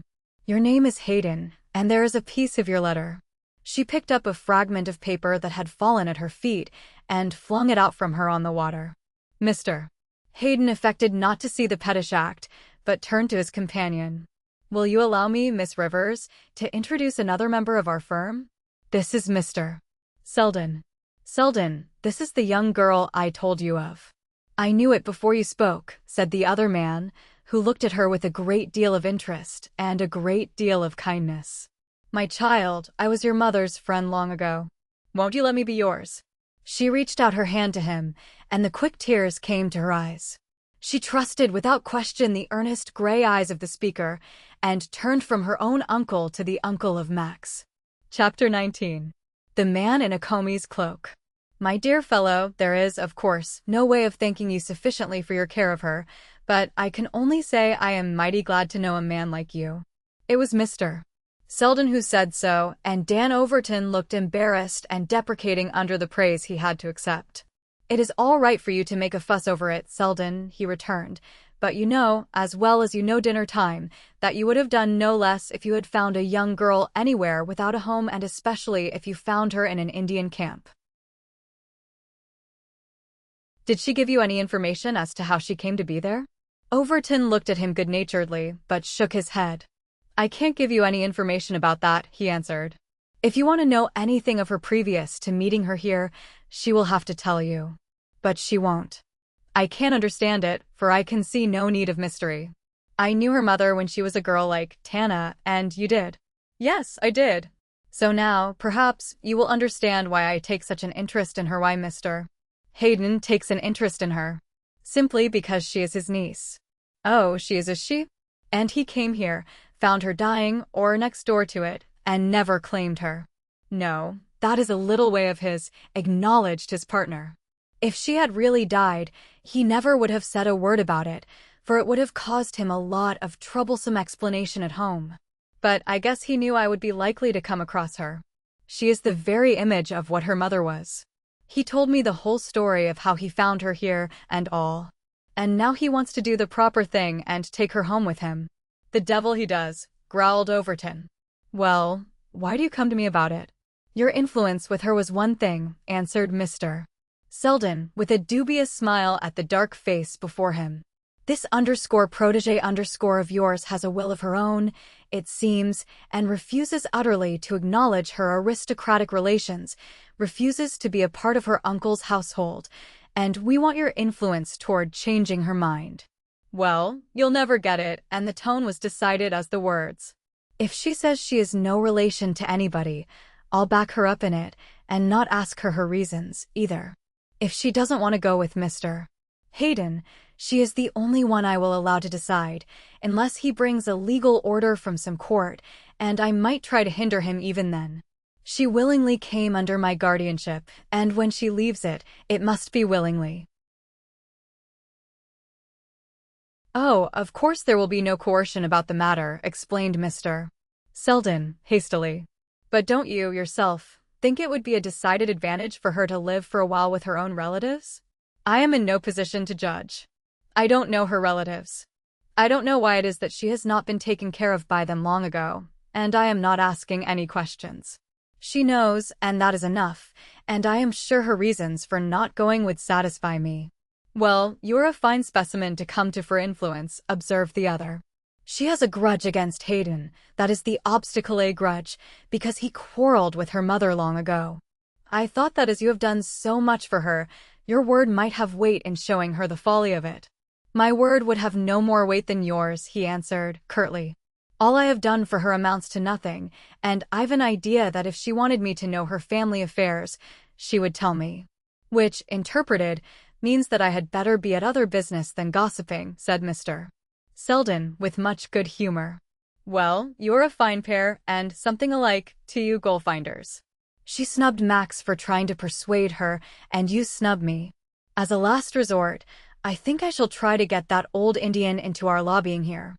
He is her next great friend, I hear.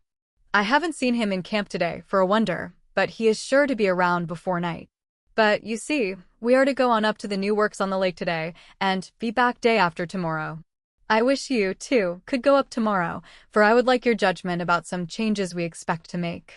Could you leave here for 24 hours? I'll try, promised Overton. But the new men from the ferry will be up today or tomorrow, so I may not reach there until you are about ready to start back. Come anyway, if you can. I don't seem to get much chance to talk to you here in camp. Maybe I could on the river. You may be in a more reasonable mood about Tana by that time, and try to influence her to partake of civilization. Civilization? Oh yes, of course. You imagine it all lies east of the Appalachian Range, remarked Overton, slightingly. I expect that from a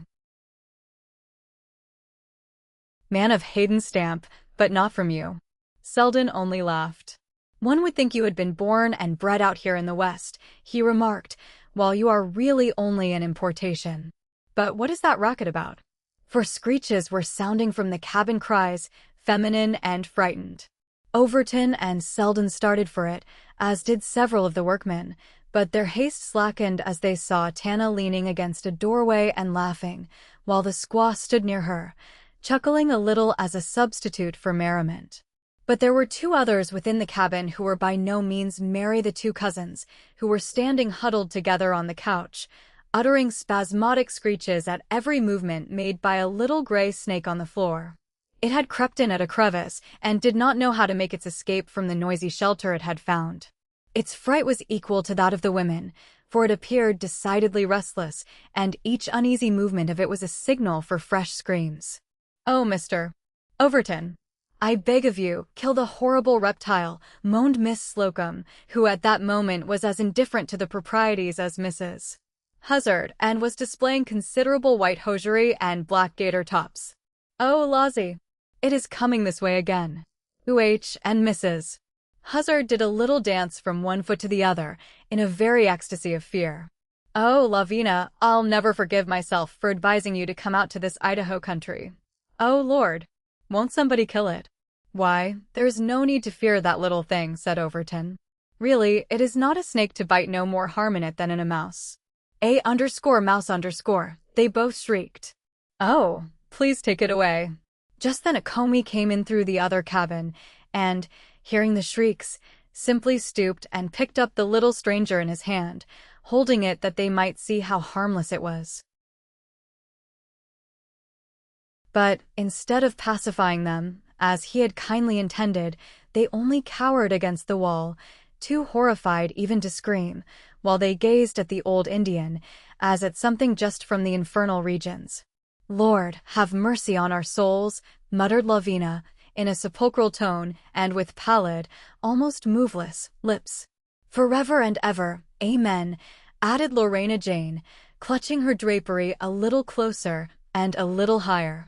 And not until Overton persuaded a commis to throw the frightened little thing away did they consent to move from their pedestal. Even then it was with fear and trembling, and many an awful glance toward the placid old Indian, who smoked his pipe and never glanced toward them.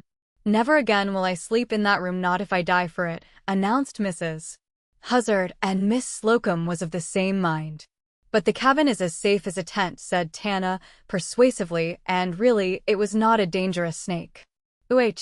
"I beg that you will not mention it," shivered Miss Slocum.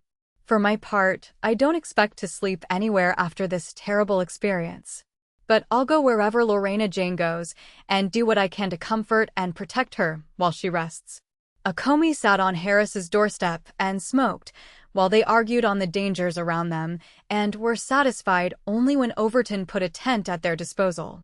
They proceeded to have hammocks swung in it on poles set for the purpose, as they could feel safe on no bed resting on the ground. "But really, my conscience troubles me about leaving you here alone, Tana," said Mrs. Huzzard, and Overton also looked at her as if interested in her comfort. "Well, your conscience had better give itself a rest, if that is all it has to disturb it," she answered. "I don't care the least bit about staying alone. I rather like it, though if I need anyone, I'll have Flapjack stay." So Overton left them to their arrangements, and said nothing to Tana, but as Selden and Hayden were about to embark, he spoke to the former. "I may not be able to get up there after all, as I may feel it necessary to be here at night, so don't wait for me." "All right, Overton, but we'd like to have you." After the others had left the cabin, a commis still remained, and the girl watched him uneasily but did not speak. She talked to Harris, telling him of the funny actions of the two frightened women, but all the time she talked and tried to entertain the helpless man, it was with an evident effort, for the dark old Indian's face at the door was constantly drawing her attention. When she finally entered her own room, he appeared at the entrance and, after a careful glance, to see that no one was near, he entered and spoke. "Tana, it is now 2 suns since we talked. Will you go today in my boat for a little ways?" "No," she said, angrily.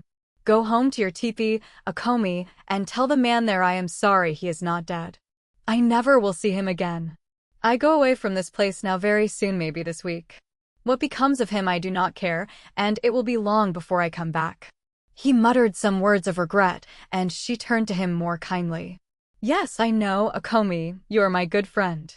You think it is right to do what you are doing now. Maybe it is, maybe I am wrong. But I will not be different in this matter, never, never. If he should come here, he would not dare. There are people here he had better fear. Give him the names of Selden and of Hayden. He knows, but it is the new miners he fears most. They come from all parts. He wants money. Let him work for it, like an honest man," she said, curtly. "Don't talk of it again. I will not go outside the camp alone, and I will not listen to any more words about it. Now mind that." In the other cabin, Harris listened intently to each word uttered. His eyes fairly blazed in his eagerness to hear Tana's final decision. But when Akomi slouched past his door and peered in with his sharp, quick eyes, he had relapsed again into the apathetic state habitual to him. To all appearances, he had not heard their words, and the old Indian walked thoughtfully past the tents and out into the timber. Lister called some light greeting to him, but he barely looked up and made no reply whatever. His thoughts were evidently on other things than camp sociabilities.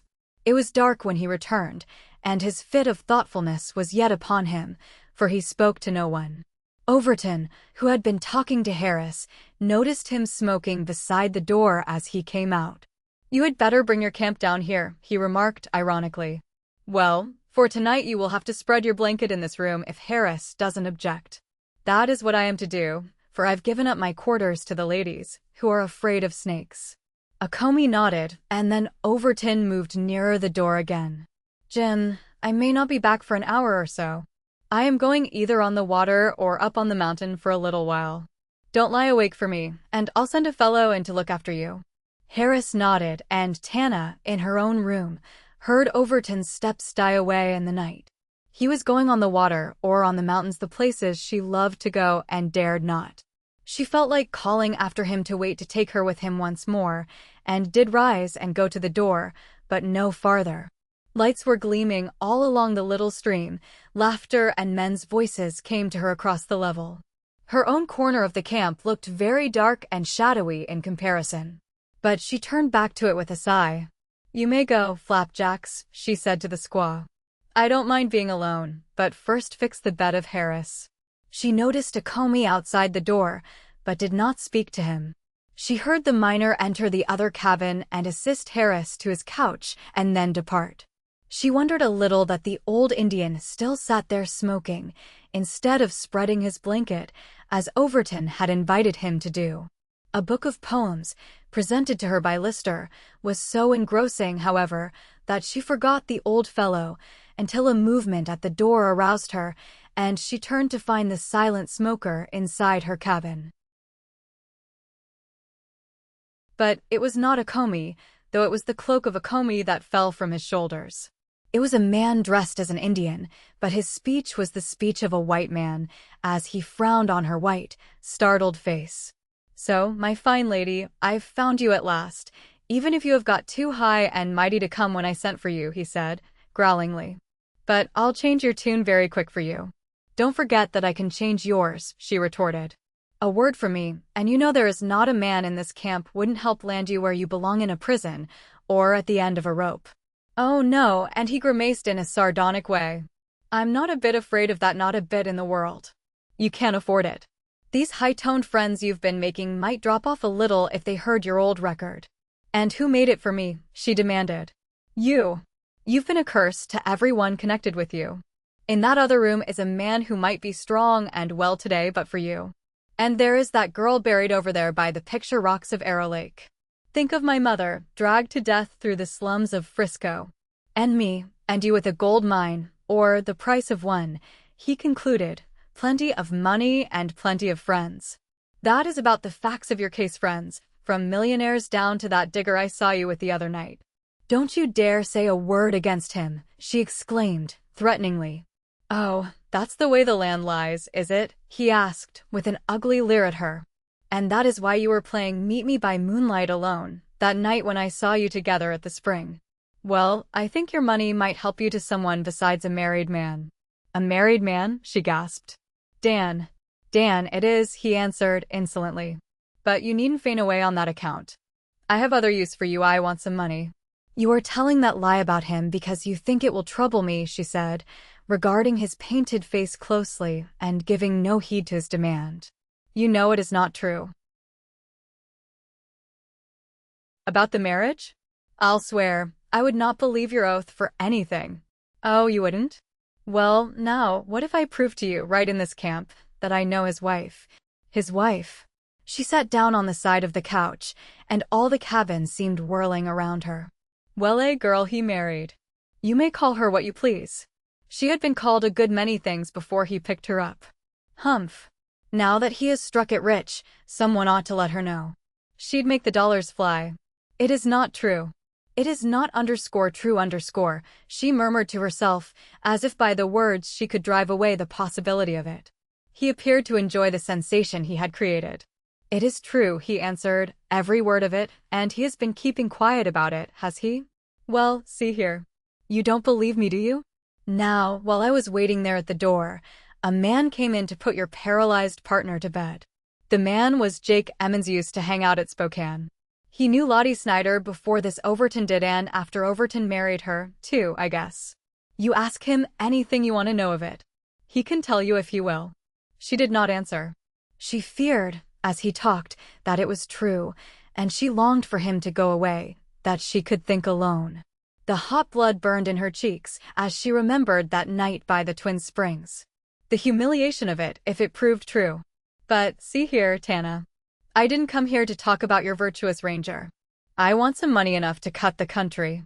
It ain't any more than fair, anyway, that you divide with me, for if it hadn't been for that sneaking hound in the other room, half of this find would have been mine a year ago. It will do more good where it is, she answered. He did right not to trust you. And if he were able to walk, you would not be allowed to live many minutes within reach of him. Oh yes, I know he was trailing me, he answered, indifferently, but it was no hard trick to keep out of his road. I suppose you let him know you approve of his feelings toward me. Yes, I would load a gun for him to use on you if you were able to hold it, she answered, and he seemed to think her words amusing.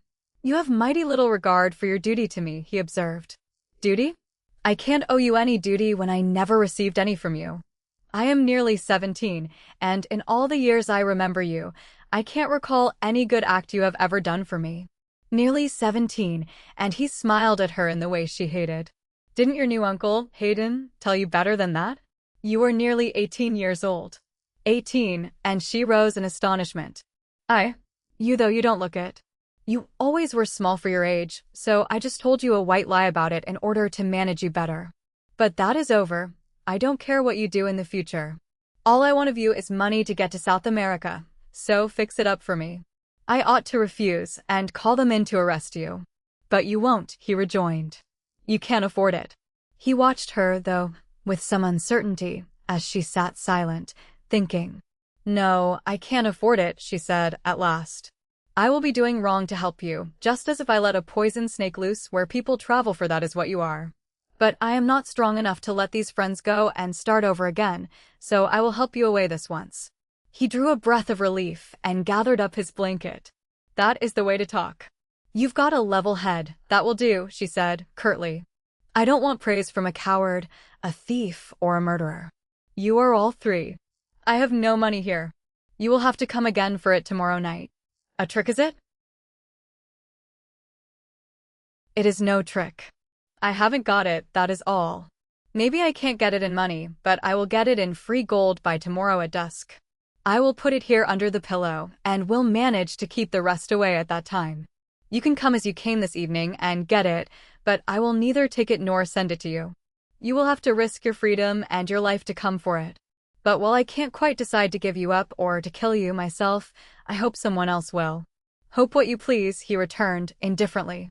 So long as you get the dust for me, I can stand your opinion. And you will have it here. I will have it here. I trust you only because I know you can't afford to go back on me, he said, as he wrapped the blanket around him and dropped his taller form to the height of a Comey. It is a bargain, then, my dear. Good night. I don't wish you a good night, she answered. I hope I shall never see you alive again. And she never did. Chapter 20. Tana's engagement, and she wants $1,000 in money or free gold $1,000 today? No use asking me what for, Dan, for I don't know, confessed Lister. I can't see why she don't tell you herself, but you know she has been a little queer since the fever, childish, whimsical, and all that. Maybe as she has not yet handled any specie from your bonanza, she wants some only to play with and assure herself it is real. Less than 1,000 in money and dust would do for a plaything, remarked Overton. Of course, she has a right to get what she wants, but that amount will be of no use to her here in camp, where there is not a thing in the world to spend it for. Maybe she wants to pension off some of her Indian friends before she leaves, suggested Max. Old Comey and flapjacks, perhaps. I am a little like Miss Slocum in my wonder as to how she endures them, though, of course, the squaw is a necessity. Oh, well, she was not brought up in the world of Miss Slocum or your world, either, answered Overton. You should make allowance for that. Make allowance and Lister looked at him curiously. Are you trying to justify her to me? Why, man, you ought to know by this time what keeps me here a regular lounger around camp, and there is no need to make excuses for her to me. I thought you knew. You mean you like her? Worse than that, said Max, with his cheery, confident smile. I'm trying to get her to say she likes me. And well, she won't meet me as near halfway as I would like, he confessed. Talks a lot of stuff about not being brought up right, and not suited to our style of life at home, and all that. But she did seem rather partial to me when she was ill and off guard. Don't you think so? That is all I have to go on, but it encourages me to remember it. Overton did not speak, and Lister continued speculating on his chances when he noticed his companion's silence. Why don't you speak, Dan? I did hope you would help me rather than be indifferent. Help you, and Lister was taken aback at the fierce straightening of the brows and the strange tone in which the words were uttered. The older man could not but see his surprised look, for he recovered himself and dropped his hand in the old familiar way on Lister's shoulder. Not much chance of my helping you when she employs you as an agent when she wants any service, rather than exchange words with me herself. Now, that is the way it looks, Max. I know, agreed Lister. And, to tell the truth, Dan, the only thing she does that really vexes me is her queer attitude toward you of late. I can't think she means to be ungrateful, but don't bother about that. Everything has changed for her lately, and she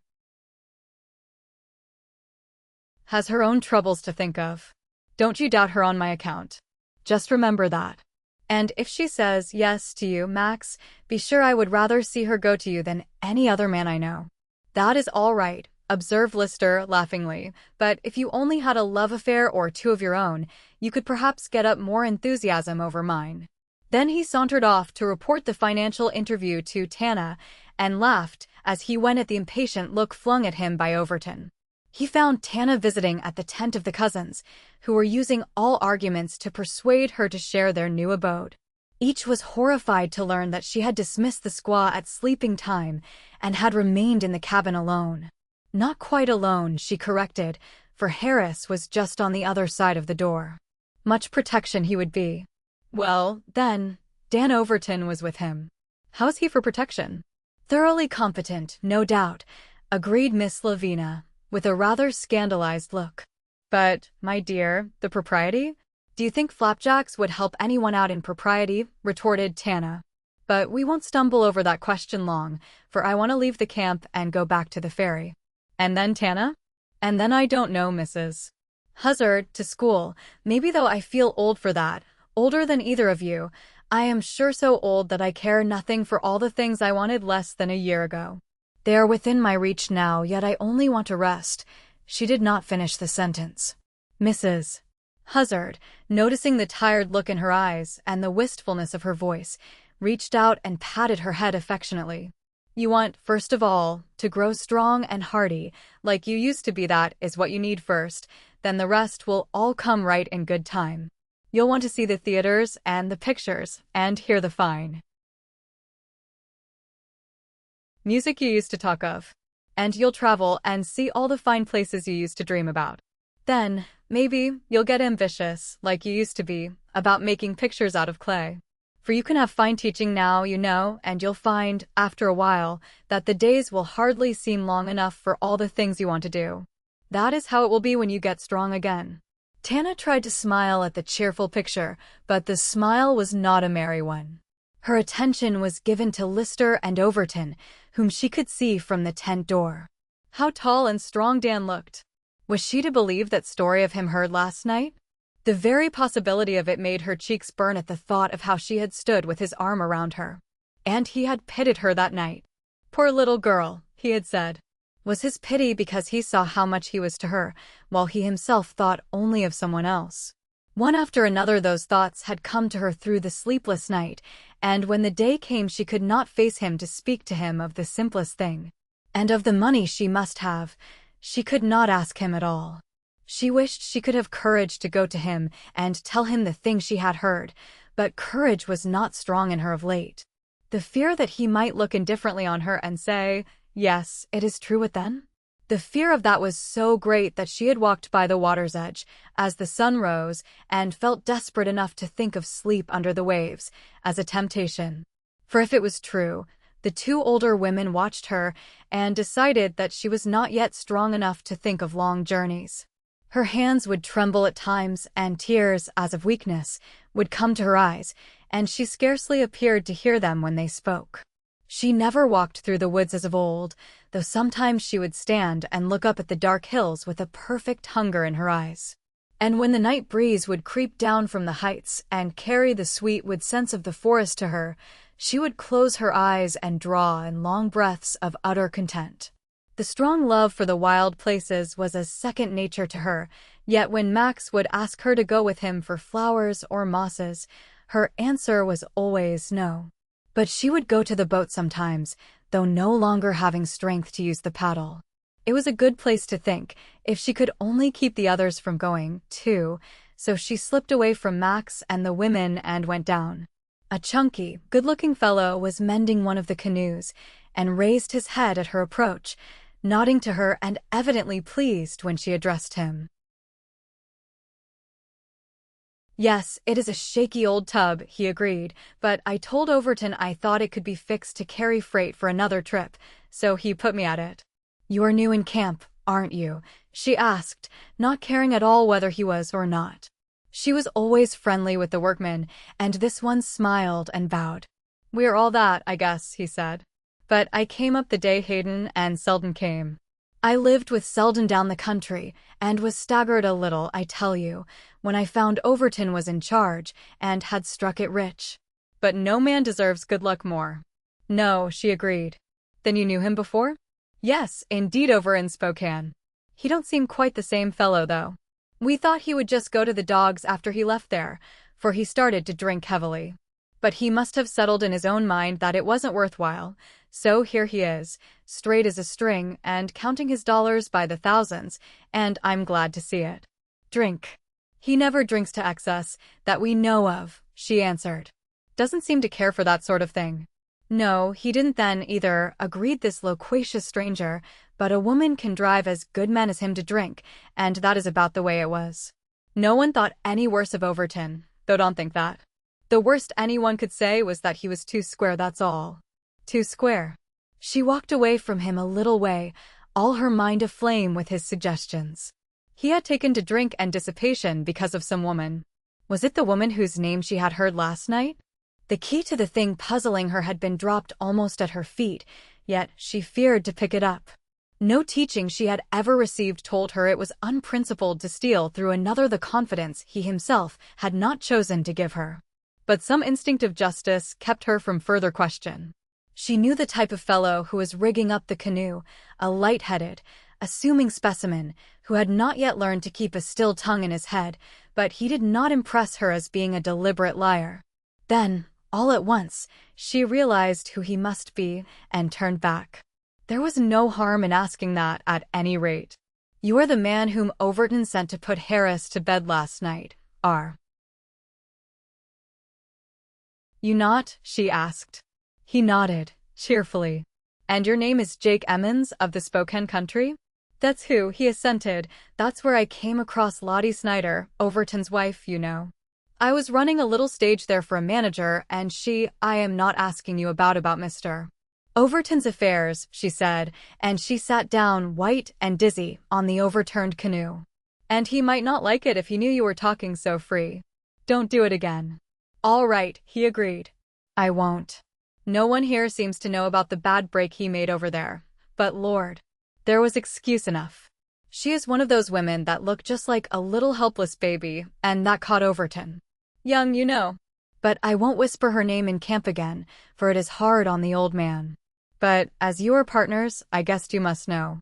Yes, she said, faintly, but don't talk, don't say.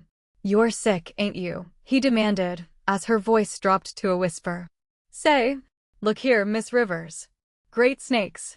She's fainted. When she opened her eyes again, the rough roof of her cabin was above her, instead of the blue sky. The women folks were using the camp restorative whiskey on her to such good purpose that her hands and face and hair were redolent of it, and the amount she had been forced to swallow was strangling her. The face she saw first was that of Max, distressed and anxious, and even a little pale at sight of her death-like face. She turned to him as to a haven of refuge from the storm of emotion under which she had fallen prostrate. It was all settled, now settled forever. She had heard the worst, and knew she must go away from where she must see that one man, and be filled with humiliation if ever she met his gaze. A man with a wife somewhere, a man into whose arms she had crept. Are you in pain? Asked Miss Lavina, as Tana groaned and shut her eyes tight, as if to bar out memory. No, nothing ails me. I was without a hat, and the sun on my head made me sick, I suppose, she answered, and arose on her elbow. But I am not going to be a baby, to be watched and carried around anymore. I am going to get up. Just outside her door Overton stood, and when he heard her voice again, with its forced independent words, he walked away content that she was again herself. I am going to get up, she continued. I am going away from here tomorrow or next day, and there are things to do. Help me, Max. Best thing you can do is to lie still an hour or two, advised Mrs. Huzzard, but the girl shook her head. No, I'm going to get up, she said, with grim decision, and when Lister offered his hand to help her, she took it and, standing erect, looked around at the couch. That is the last time I'm going to be thrown on you for any such fool cause, she said, whimsically. Who toted me in here, you? I? Not a bit of it, confessed Lister. Dan reached you before any of the others knew you were ill. He carried you up here. He? Oh, and she shivered a little. I want to talk to Harris. Max, come with me.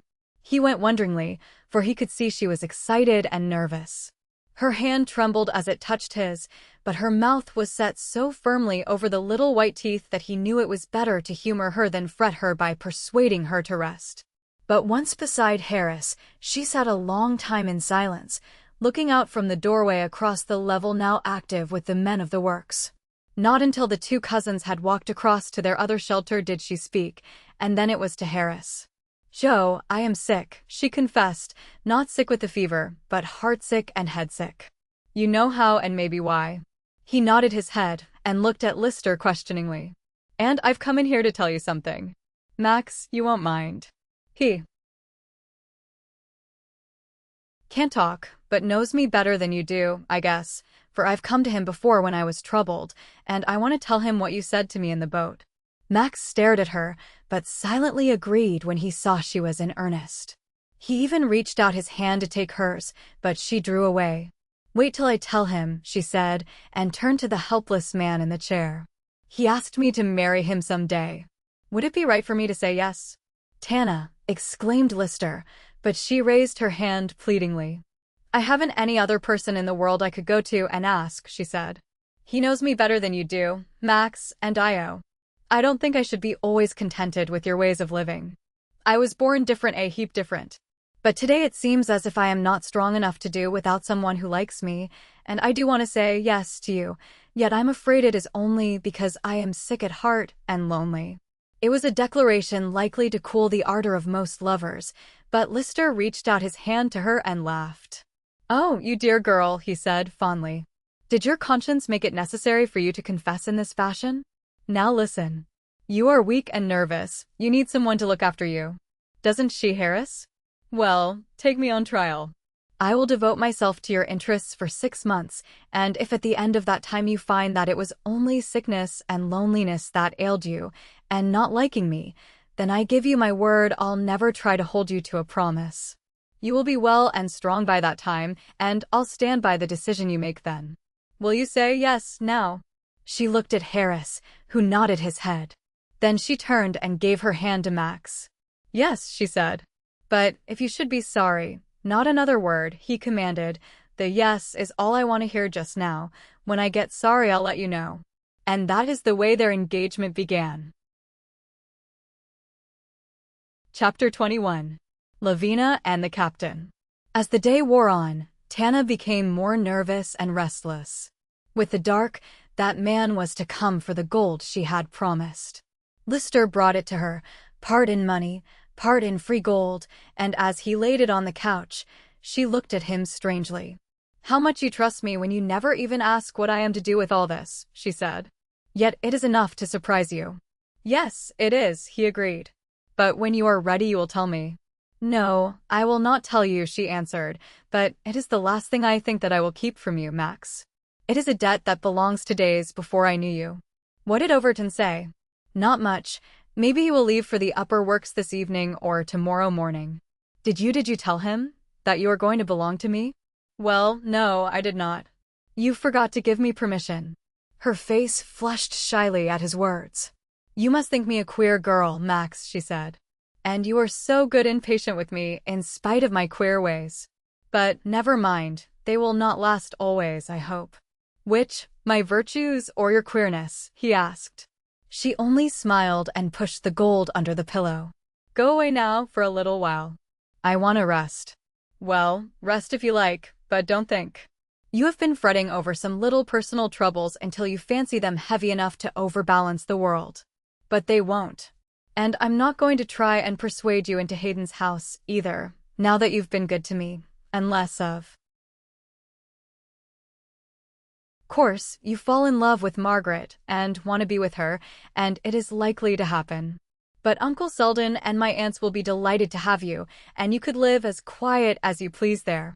So I am likely to fall in love with Margaret, am I? She asked. Why? Does everybody? Did you, Max? Now, don't blush like that, or I'll be sure of it. I never saw you blush so pretty before. It made you almost good-looking. Now go, I want to be alone. Shan't I send one of the ladies up? Not a soul. Go, Max. I am tired. So he went, in all obedience, and he and the cousins had a long talk about the girl and the danger of leaving her alone another night. Her sudden illness showed them she was not strong enough yet to be allowed to guide herself. I shall try hard to get her to leave tomorrow or next day, said Lister. Where is Dan? I would like to talk to him about it, but he has evidently disappeared. I don't know what to think of Dan Overton, confessed Mrs. Huzzard. He isn't ever around, chatty and sociable like he used to be.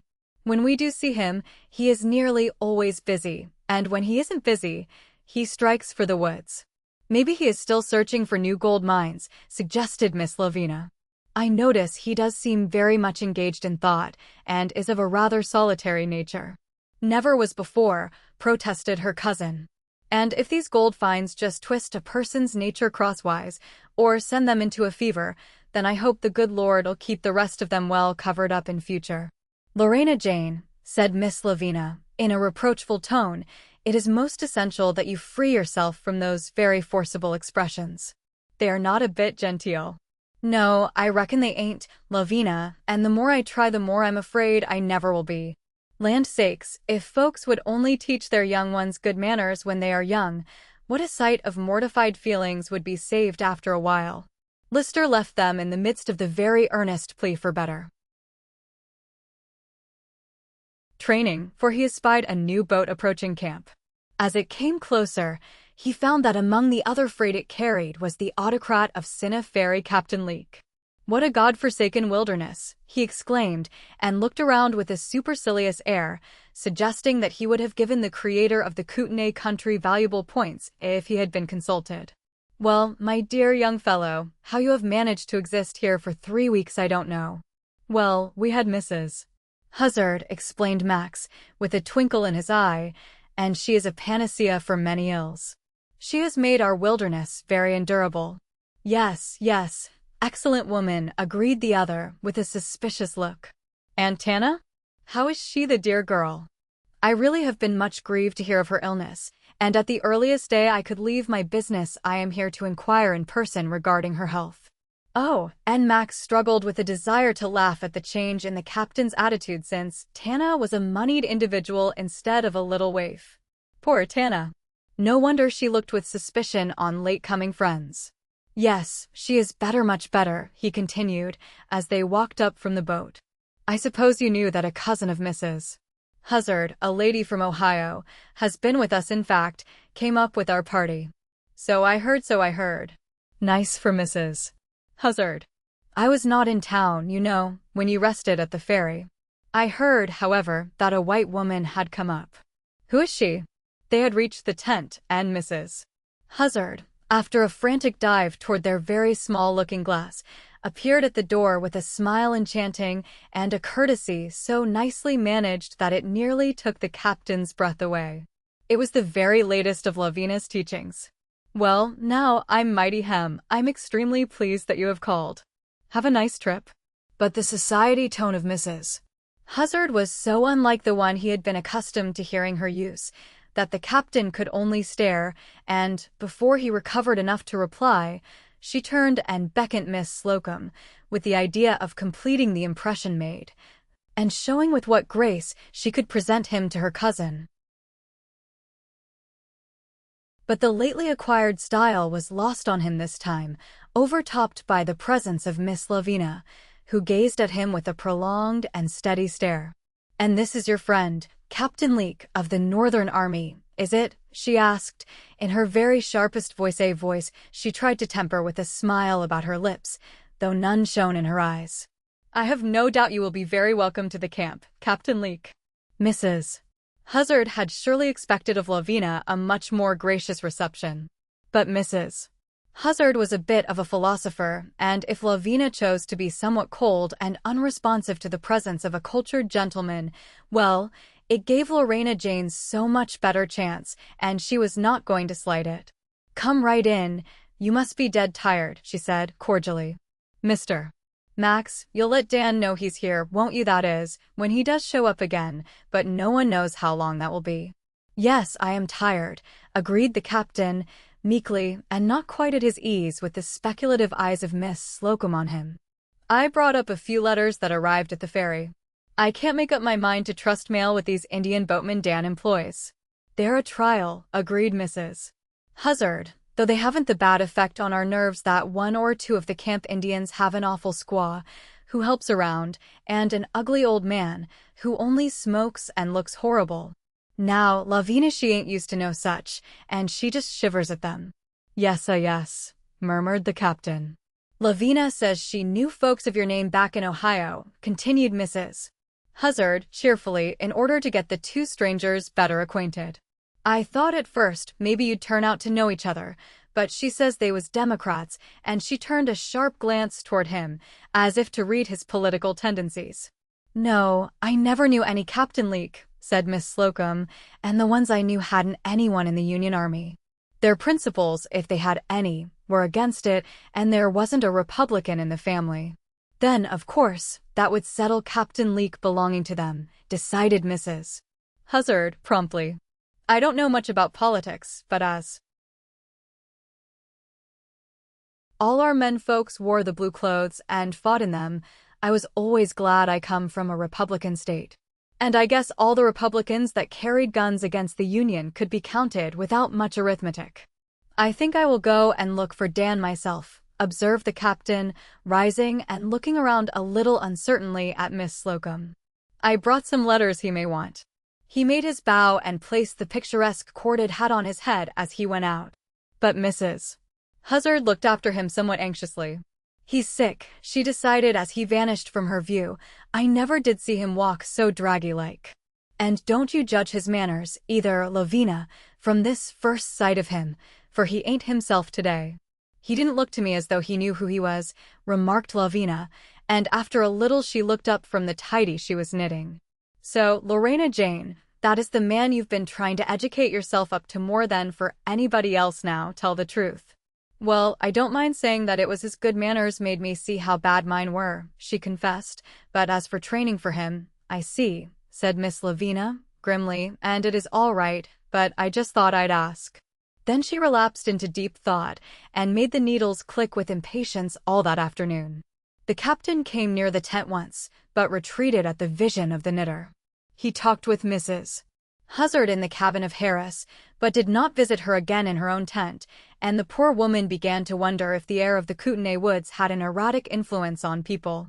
Dan was changed, Tana was changed, and now the captain seemed unlike himself from the very moment of his arrival. Even Lavina was a bit curt and indifferent, and Lorena Jane wondered where it would end. In the midst of her perplexity, Tana added to it by appearing before her in the Indian dress Overton had presented her with. Since her sickness it had hung unused in her cabin, and the two women had fashioned garments more suitable, they thought, to a young girl who could wear real laces now if she chose. But there she was again, dressed like any little squaw, and although rather pale to suit the outfit, she said she wanted a few more Indian hours before departing for the far-off eastern city that was to her as a new world. She received Captain Leake with an unconcern that was discouraging to the pretty speeches he had prepared to utter.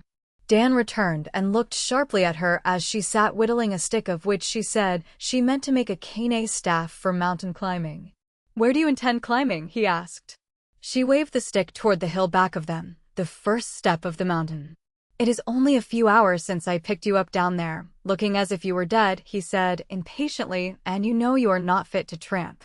"Well, I'm not dead yet, anyway," she answered, with a shrug of her shoulders, "and as I'm going to break away from this camp about tomorrow, I thought I'd like to see a bit of the woods first."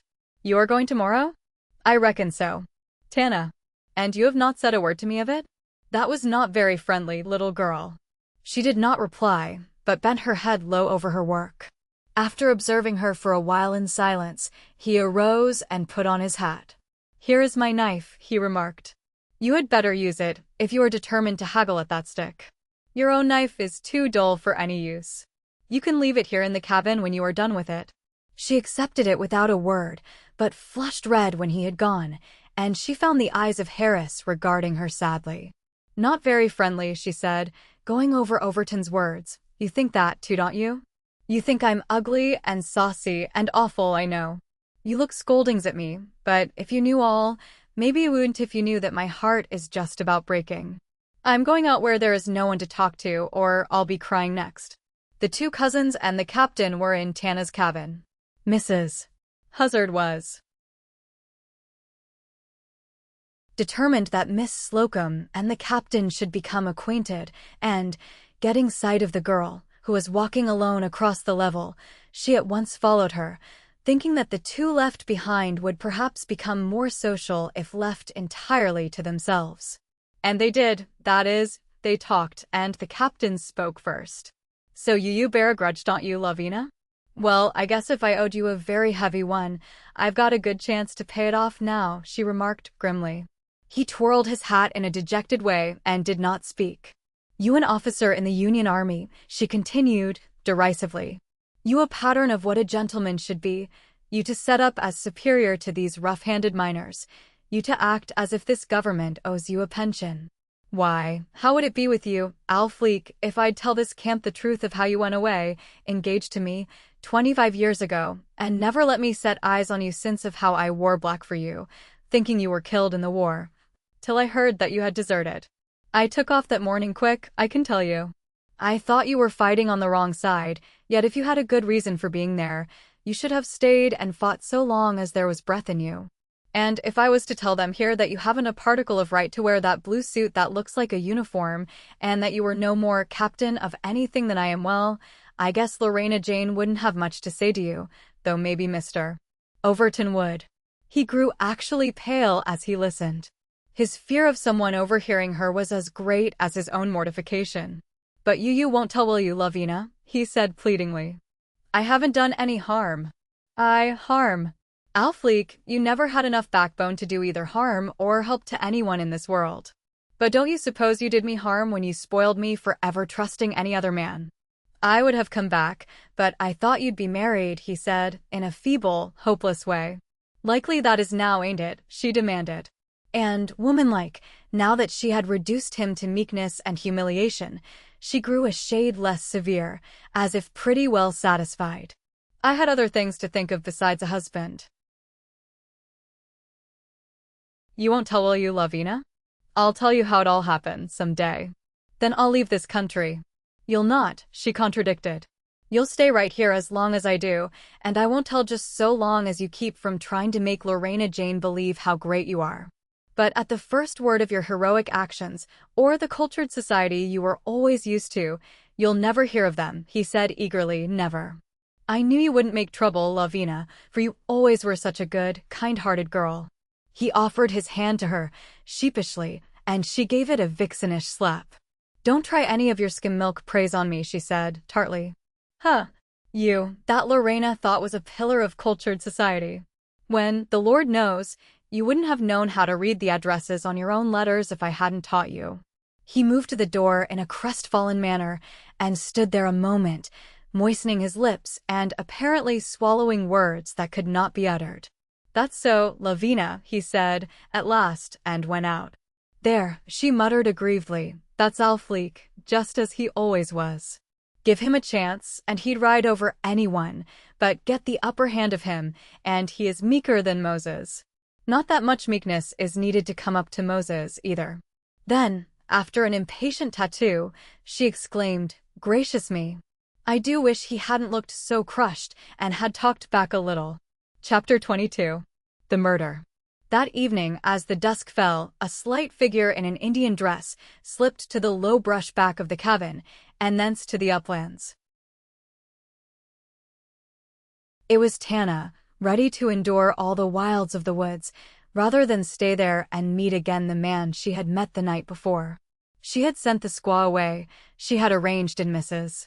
Huzzard's tent a little game of cards that would hold the attention of Lister and the others, and then she had slipped away, that she might, for just once more, feel free on the mountain, as she had felt when they first located their camp in the sweet grass of the Twin Springs. The moon would be up after a while. She could not walk far, but she meant to sit somewhere up there in the high ground until the moon should roll up over the far mountains. The mere wearing of the Indian dress gave her a feeling of being herself once more, for in the pretty conventional dress made for her by Mrs. Huzzard, she felt like another girl, a girl she did not know very well. In the southwest, long streaks of red and yellow lay across the sky, and a clear radiance filled the air, as it does when a new moon is born after the darkness. She felt the beauty of it all, and stretched out her arms as though to draw the peaks of the hills to her. But as she stepped forward, a form arose before her, a tall, decided form, and a decided voice said, No, Tana, you have gone far enough. Dan. Yes, it is Dan this time, and not the other fellow. If he is waiting for you tonight, I will see that he waits a long time. You, she murmured, and stepped back from him. Then, her first fright over, she straightened herself defiantly. Why do you think anyone is waiting for me? She demanded. What do you know? I am heartsick with all this hiding and deceit. If you know the truth, speak out and end it all. I can't say any more than you know already, he answered. Not so much, but last night a man was in your cabin, a man you know and quarreled with. I didn't hear you. Don't think I was spying on you. A miner who passed the cabin heard your voices and told me something was wrong. You don't give me any right to advise you or dictate to you, Tana, but one thing you shall not do, that is, steal to the woods to meet him. And if I find him in your cabin, I promise you he shan't die of old age. You would kill him. Like a snake, and his voice was harsher, colder, than she had ever heard it. I'm not asking you any questions, Tana. I know it was the man whom you saw that night at the spring, and would not let me follow. I know there is something wrong, or he would come to see you, like a man in daylight. If the others here knew it, they would say things not kind to you. And that is why it shan't go on. Shan't? What right have you to two? You will say none, he answered, curtly, because you do not know. Do not know what? She interrupted, but he only drew a deep breath and shook his head. Tana, don't meet this man again, he said, pleadingly. Trust me to judge for you. I don't want to be harsh with you. I don't want you to go away with hard thoughts against me.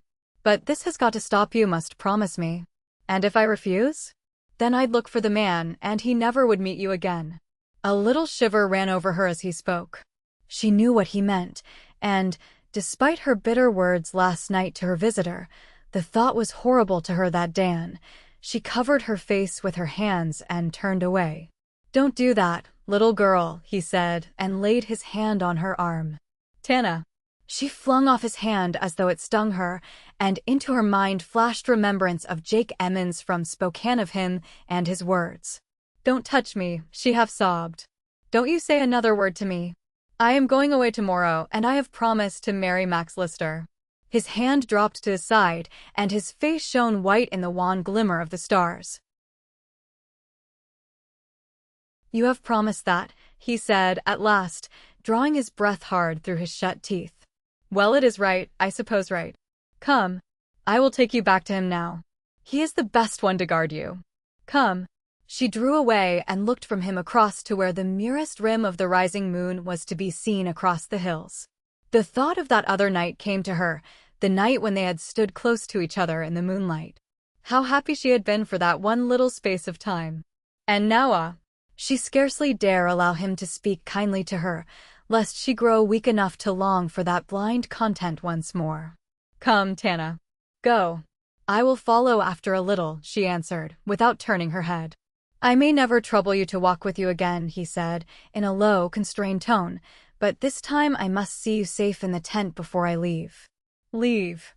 Going? Where to? She asked, and her voice trembled in spite of herself. She clasped her hands tightly, and he could see the flash of the ring he had given her. She had put it on with the Indian dress. That does not matter much, does it? He returned, but somewhere, far enough up the lake not to trouble you again while you stay. Come. She walked beside him without another word. Words seemed so useless. She had said words over and over again to herself all that day, words of his wrong to her in not telling her of that other woman, words of reproach, bitter and keen, yet none of her reasoning kept her from wanting to touch his hand as he walked beside her. But she did not. Even when they reached the level by the springs, she only looked her farewell to him, but did not speak. Goodbye, he said, in a voice that was not like Dan's voice. She merely bowed her head and walked away toward the tent where she heard Mrs. Huzzard laughing. She halted near the cabin and then hurried on, dreading to enter it yet, lest she should meet the man she was trying to avoid. Overton watched her until she reached the tent. The moon had just escaped the horizon and threw its soft misty light over all the place. He pulled his hat low over his eyes and, turning, took the opposite direction. Only a few minutes elapsed when Lister remembered he had promised Dan to look after Harris and rose to go to the cabin. I will go, too, said Tana, filled with nervous dread lest he encounter someone on her threshold, though she had all reason to expect that her disguised visitor had come and gone ere that. Well, Tana, you are a restless mortal, said Mrs. Huzzard. You've only just come, and now you must be off again. What did you do that you wanted to be all alone for this evening? Read verses, I'll go bail. No, I didn't read verses, answered Tana. But you needn't go along to the cabin. Well, I will then. You are not fit to sleep alone.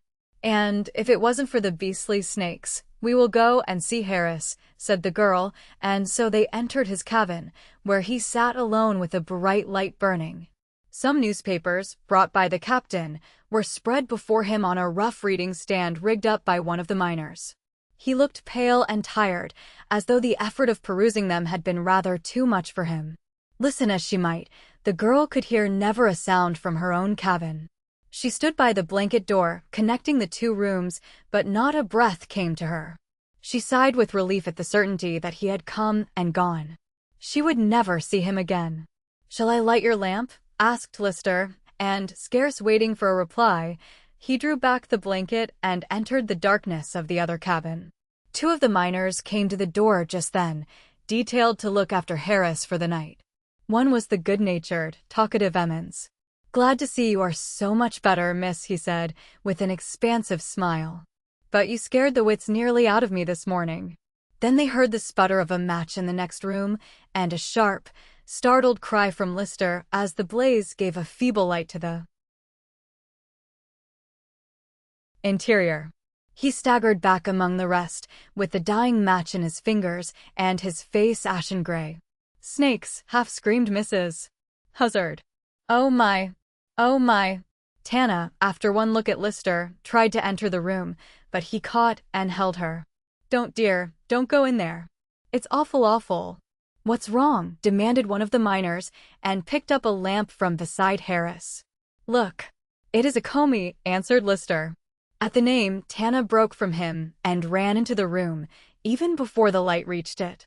But she did not take many steps. Her foot struck against something on the floor, an immovable body and a silent one. "A Comey sure enough," said the miner as he saw the Indian's blanket. "Drunk, I suppose, Indian fashion." But as he held the light closer, he took hold of the girl's arm and tried to lead her from the scene. "You'd better leave this to us, miss," he added, in a grave tone. "The man ain't drunk. He's been murdered." Tana, white as death itself, shook off his grasp and stood with tightly clasped hands, unheeding the words of horror around her, scarce hearing the shriek of Mrs. Huzzard as that lady, forgetful even of the snakes, sank to the floor, a very picture of terror. Tana saw the roll of money scattered over the couch, the little bag of free gold drawn from under the pillow. He had evidently been stooping to secure it when the assassin crept behind him and left him dead there, with a knife sticking between his shoulders. "The very knife you had today," said Lister, horror-stricken at the sight. The miner with the lamp turned and looked at her strangely, and his eyes dropped from her face to her clasped hands, on which the ring of the snakes glittered. "Your knife?" he asked, and others, attracted by Mrs. Huzzard's scream, stood around the doors and looked at her too. She nodded her head, scarce understanding the significance of it, and never taking her eyes from the dead man, whose face was yet hidden. "He may not be dead," she said, at last. "Look. Oh, he's dead, safe enough," and Emmons lifted his hand. "Was he trying to rob you?" I don't know," she answered, vaguely. Then another man turned the body over, and utter surprise was on every face, for, though it was a Comey's blanket, it was a much younger man who lay there. "A white man, by heavens," said the miner who had first entered. "A white man, with brown paint on his face and hands. But, look here," and he pulled down the collar of the dead man's shirt and showed a skin fair as a child's. "Something terribly crooked here," he continued. "Where's Overton?" Overton. At the name her very heart grew cold within her. Had he not threatened he would kill the man who visited her at night? Had he come straight to the cabin after leaving her? Had he kept his word? Had he— "I think Overton left camp after supper started for the lake," answered someone. "Well, we'll do our best to get it straight without him then. Some of you see what time it is. This man has been dead about a half hour. Mr. Lister, you had better write down all about it, and if anyone here has any information to give, let him have it." His eyes were on the girl's face, but she said nothing, and he bent to wipe off the stain from the dead man's face. Someone brought water, and in a little while was revealed the decidedly handsome face of a man about 45 years old. "Do any of you know him?" asked the miner, who, by circumstance, appeared to have been given the office of speaker. "Look, all of you." One after another the men approached, but shook their heads, until an old miner, gray-haired and weather-beaten, gave vent to a half-smothered oath at sight of him. "Know him?" he exclaimed. "Well, I do, though it's 5 years since I saw him." "Heavens! I'd rather have found him alive than dead, though, for there is a standing reward offered for him by 2 states. Why, it's the card-sharper, horse-thief, and renegade Lee Holly. But who could have killed him?" "That is Overton's knife," said one of the men. "But Overton had not had it since noon," said Tana, speaking for the first time in explanation. "I borrowed it then." "You borrowed it? For what?" "Oh, I forget. To cut a stick with, I think." You think. I'm sorry to speak rough to a lady, miss, but this is a time for knowing not thinking. What do you mean by that? Demanded Lister. The man looked at him squarely. Nothing to offend innocent folks, he answered. A murder has been done in this lady's room, with a knife she acknowledges she has had possession of. It's natural enough to question her first of all. The color had crept into her face once more. She knew what the man meant, and knew that the longer they looked on her with suspicion, the more time Overton would have to escape. Then, when they learned they were on a false scent, it would be too late to start after him. She wished he had taken the money and the gold. She shuddered as she thought him the murderer of that man, but with what skill she could, she would keep them off his track. Her thoughts ran fast, and a half-smile touched her lips.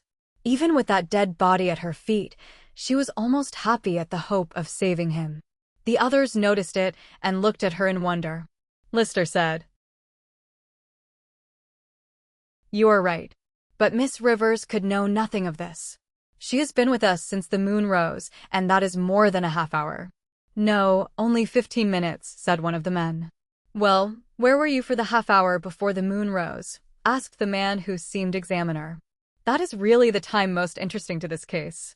"Why, good heavens, man," cried Lister, but Tana interrupted. "I was walking up on the hill about that time." "Alone. Alone. Mrs.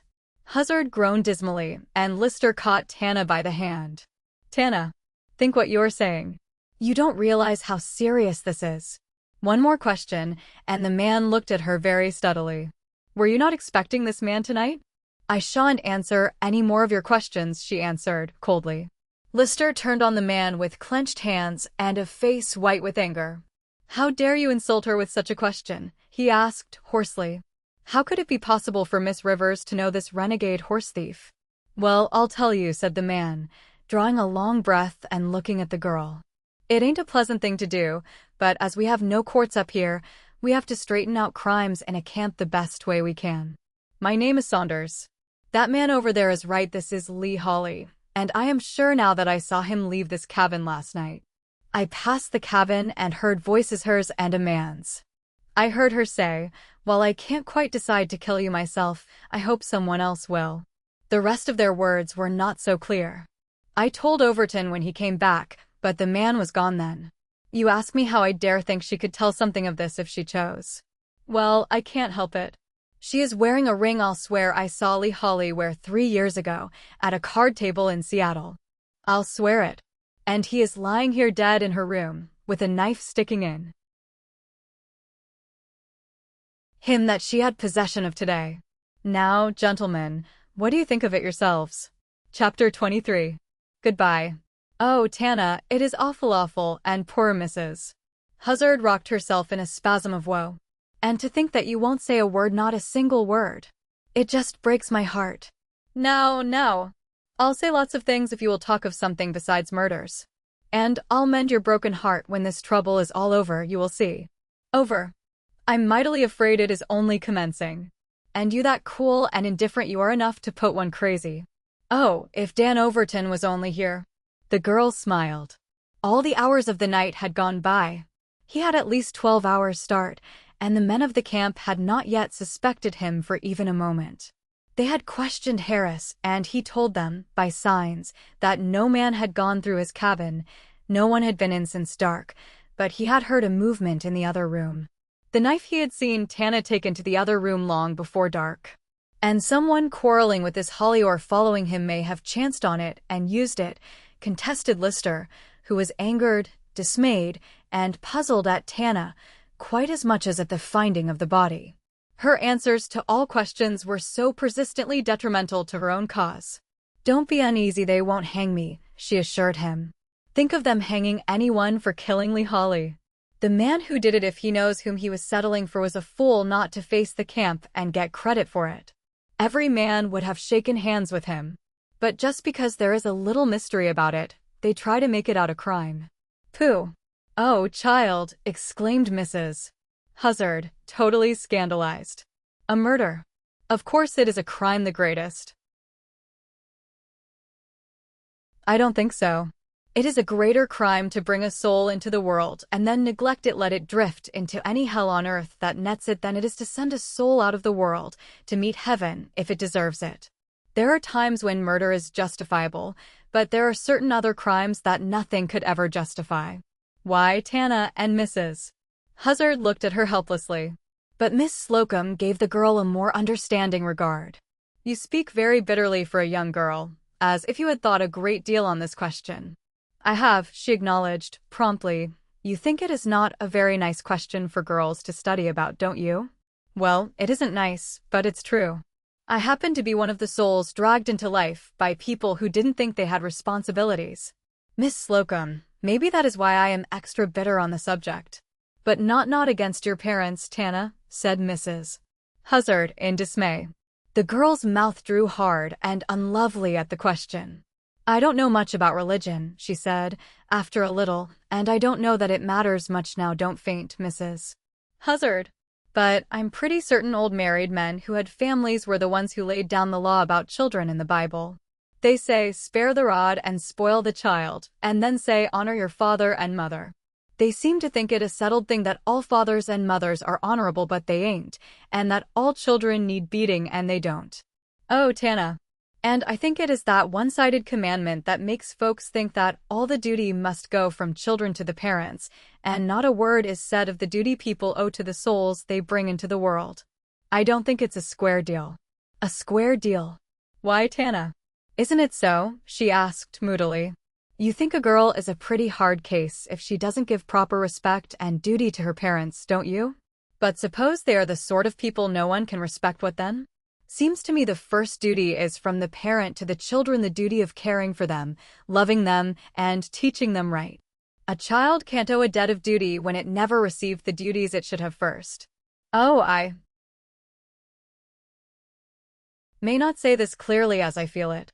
But you know, Tana, said Miss Slocum, that if there is no commandment as to parents giving care to their children, it is only because it is so plainly a natural thing to do that it was unnecessary to command it.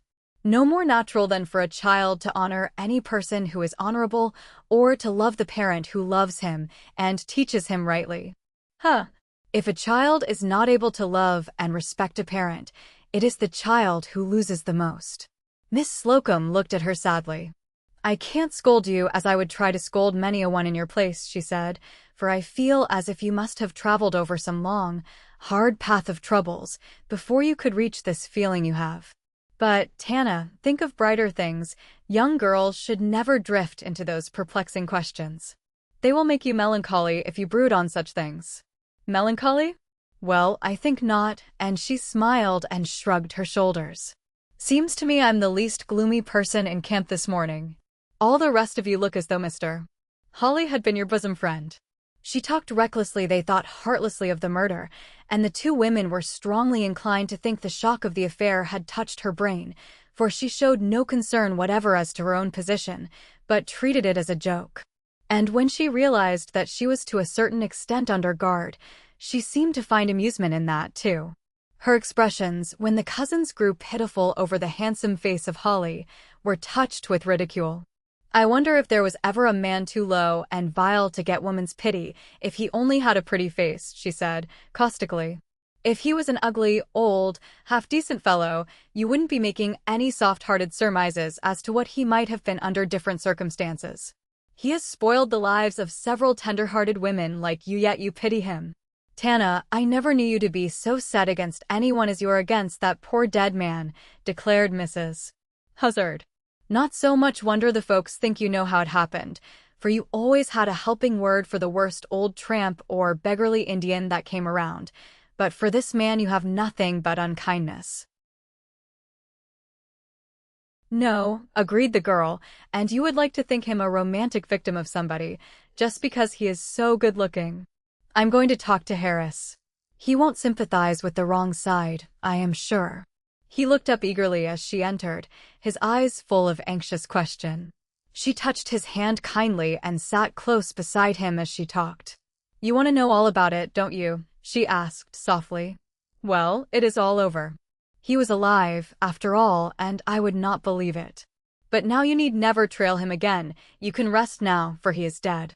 Somebody else has owed him a grudge, too. They think I am the somebody, but you don't believe that. He shook his head decidedly. No, she continued, though for one moment, Joe, I thought that it might have been you. Yes, I did, for of course I knew it was only weakness would keep you from it, if you were in reach of him. But I remembered at once that it could not be, for the hand that struck him was strong. He assented in his silent way, and watched her face closely, as if to read the shadows of thought thrown on it by her feelings. It's awful, ain't it? She whispered. It is what I said I hoped for, and just yet I can't be sorry I can't. But after this stir is all over, I know it will trouble me, make me sorry because I am not sorry now. I can't cry, but I do feel like screaming. And see, every once in a while my hands tremble. I tremble all over. Oh, it is awful. She buried her face in her hands. Only to him did she show any of the feeling with which the death of the man touched her. And you can't tell me anything of how it was done, she said at last. You so near, did you see anyone? She longed to ask if he had seen Overton, but dared not utter his name, lest he might suspect as she did.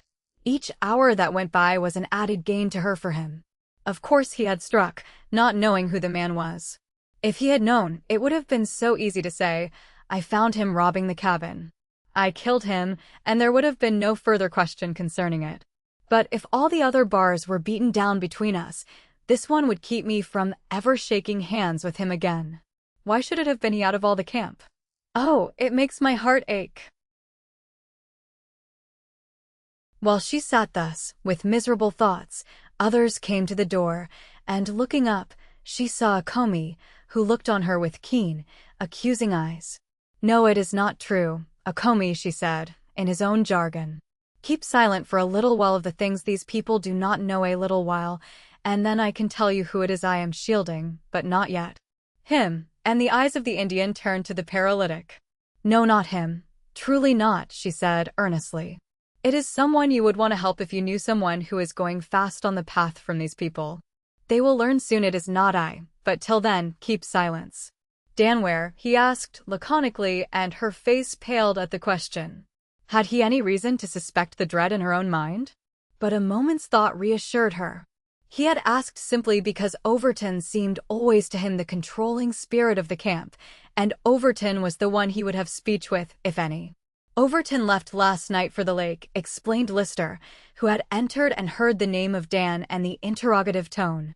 Then the blanket was brought to Akomi, his blanket, in which the man had died. I sold it to the white man, that is all, he answered through Tana, and more than that he would not say except to inform them he would wait for Dan. Which was, in fact, the general desire of the committee organized to investigate. They all appeared to be waiting for Dan. Lister did not by any means fill his place, simply because Lister's interest in Tana was too apparent, and there was little of the cool quality of reason in his attitude toward the mysterious case. He did not believe the ring she wore had belonged to Holly, though she refused to tell the source from which it had reached her. He did not believe the man who said he heard that war of words at her cabin in the evening at least, when others were about. He acted as if he did not believe it. But when he and Tana chanced to be alone, she felt the doubt there must be in his mind, and a regret for him touched her. For his sake she was sorry, but not sorry enough to clear the mystery at the expense of that other man she thought she was shielding. Captain Leake had been dispatched with all speed to the lake works, that Selden, Hayden, and Overton might be informed of the trouble in camp, and hasten back to settle it. To send for them was the only thing Lister thought of doing, for he himself felt powerless against the lot of men, who were not harsh or rude in any way, but who simply wanted to know why so many whys that he could not answer. Not less trying to him were the several who persisted in asserting that she had done a commendable thing, that the country ought to feel grateful to her, for the man had made trouble along the Columbia for years. He and his Confederates had done ugly work along the border, etc., etc. Sorry you asked me, Max, she said, seeing his face grow gloomy under their cheering assertions. He did not answer at once, afraid his impatience with her might make itself apparent in his speech. No, I'm not sorry, he said, at last, but I shall be relieved when the others arrive from the lake. Since you utterly refuse to confide even in me, You render me useless as to serving you, and well, I can't feel flattered that you confide in me no more than in the strangers here. I know, she agreed, with a little sigh, it is hard on you, and it will be harder still if the story of this should ever creep out of the wilderness to the country where you come from wounded, and she looked at him very sharply, noting the swift color flush his face, as though she had read his thoughts. Yes, so it's lucky, Max, that we haven't talked to others about that little conditional promise, isn't it? So it will be easier to forget and no one need know. You mean you think me the sort of fellow to break our engagement just because these fools have mixed you up with this horror? He asked, angrily. You've no right to think that of me. Neither have you the right in justice to me as well as yourself to maintain this very suggestive manner about all things connected with the murder. Why can you not tell more clearly where your time was spent last evening? Why will you not tell where the ring came from? Why will you see me half frantic over the whole miserable affair, when you could, I am sure, easily change it? Oh, Max, I don't want to worry you, indeed I don't. But, and she smiled mirthlessly, I told you once I was a hoodoo. The people who like me are always sure to have trouble brewing for them. That is why I say you had better give me up, Max, for this is only the beginning. Don't talk like that. It is folly, he said, in a sharp tone. Hoodoo? Nonsense. When Overton and the others arrive, they will find a means of changing the ideas of these people, in spite of your reticence, and then maybe old Okomi may find words too. He sits outside the door as impassive as the clay image you gave me and bewitched me with. She smiled faintly, thinking of those days, how very long ago they seemed, yet it was this same summer. I feel as if I had lived a long time since I played with that clay, she said, wistfully. So many things have been made different for me. Then she arose and walked about the little room restlessly, while the eyes of Harris never left her. Into the other room she had not gone at all, for in it was the dead stranger. When do you look for your uncle and Mr. Hayden? She asked at last, for the silences were hardest to endure. She would laugh or argue or ridicule, do anything rather than sit silent with questioning eyes upon her. She even grew to fancy that Harris must accuse her, he watched her so. When do we look for them? Well, I don't dare let myself decide. I only hope they may have made a start back and will meet the captain on his way. As to Dan, he had not so very much the start, and they ought to catch up with him, for there were the two Indian canoeists, the two best ones, and when they are racing over the water with an object, they surely ought to make better time than he. I can't see that he had any very pressing reason for going at all. He doesn't talk much about his reasons, she answered. No, that's a fact, he agreed, and less of late than when I knew him first. But he'll make Okomi talk, maybe, when he arrives, and I hope you too. When he arrives. She thought the words, but did not say them aloud. She sat long after Max had left her, and thought how many hours must elapse before they discovered that Dan had not followed the other men to the lake works. She felt sure that he was somewhere in the wilderness, avoiding the known paths, alone, and perhaps hating her as the cause of his isolation, because she would not confess what the man was to her, but left him blindly to keep his threat, and kill him when found in her room. Why not have trusted him with the whole truth?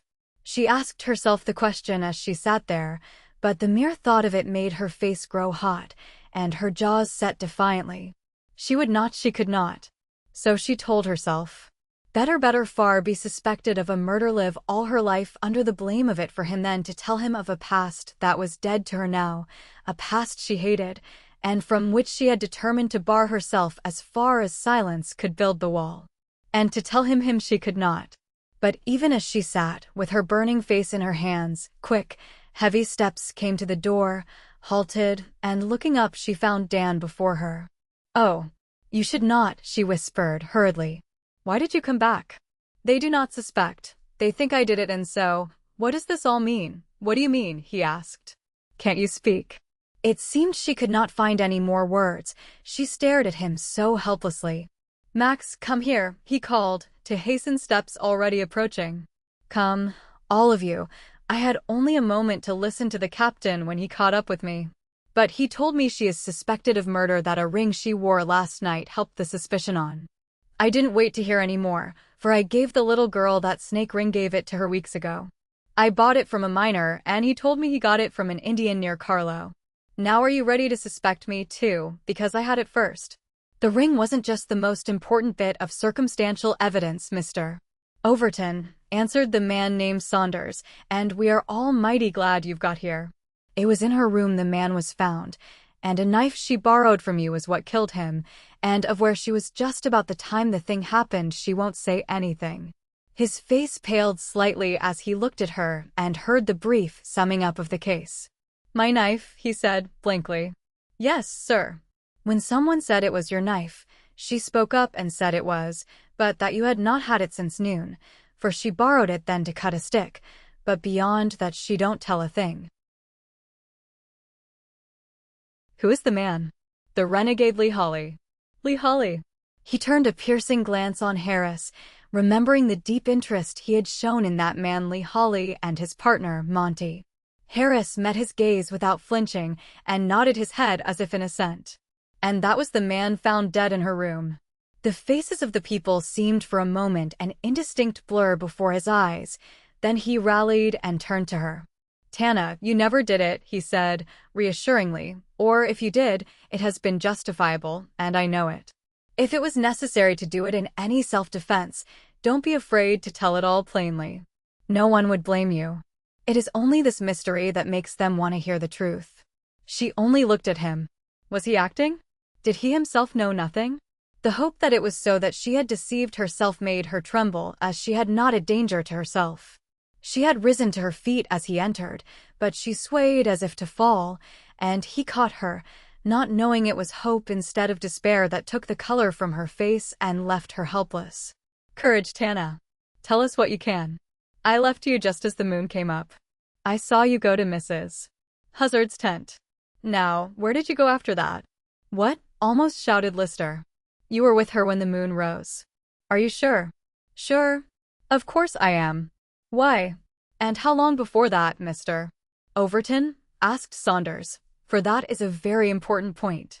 About a half hour, I should say maybe a little more, he answered, staring at them. Now, what important thing does that prove? One of the men gave a cheer.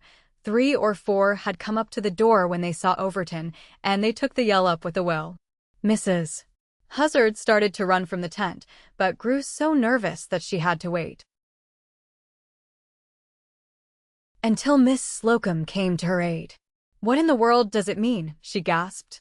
Saunders turned around with an honestly pleased look. It means that Mr. Overton here has brought word that clears Miss Rivers of being at the cabin when the murder was done. That's what it means, and we are all too glad over it to keep quiet. But why in the world didn't you tell us that, miss? But she did not say a word. All about Dan were exclamations and disjointed sentences, from which he could gain little actual knowledge, and he turned to Lister, impatiently. Can't you tell me, can't some of you tell me, what I have cleared up for her? When was this killing supposed to be done? At or a little before moonrise, said Max, his face radiant once more. Tana, don't you know what he has done for you? Taken away all of that horribly mistaken suspicion you let rest on you. Where was she, Dan? Last night? Oh, up above the bluff there, went up when the pretty red lights were in the sky, and stayed until the moon rose. I came across her up there, and advised her not to range away alone, so, when she got good and ready, she walked back again, and went to the tent where you folks were. Then I struck the creek, decided I would take a run up the lake, and left without seeing any of you again. And all this time, Tana has had a guard over her. Some of you must have been crazy. Well, then I guess I was the worst lunatic of the lot, confessed Saunders. But to tell the truth, Mr.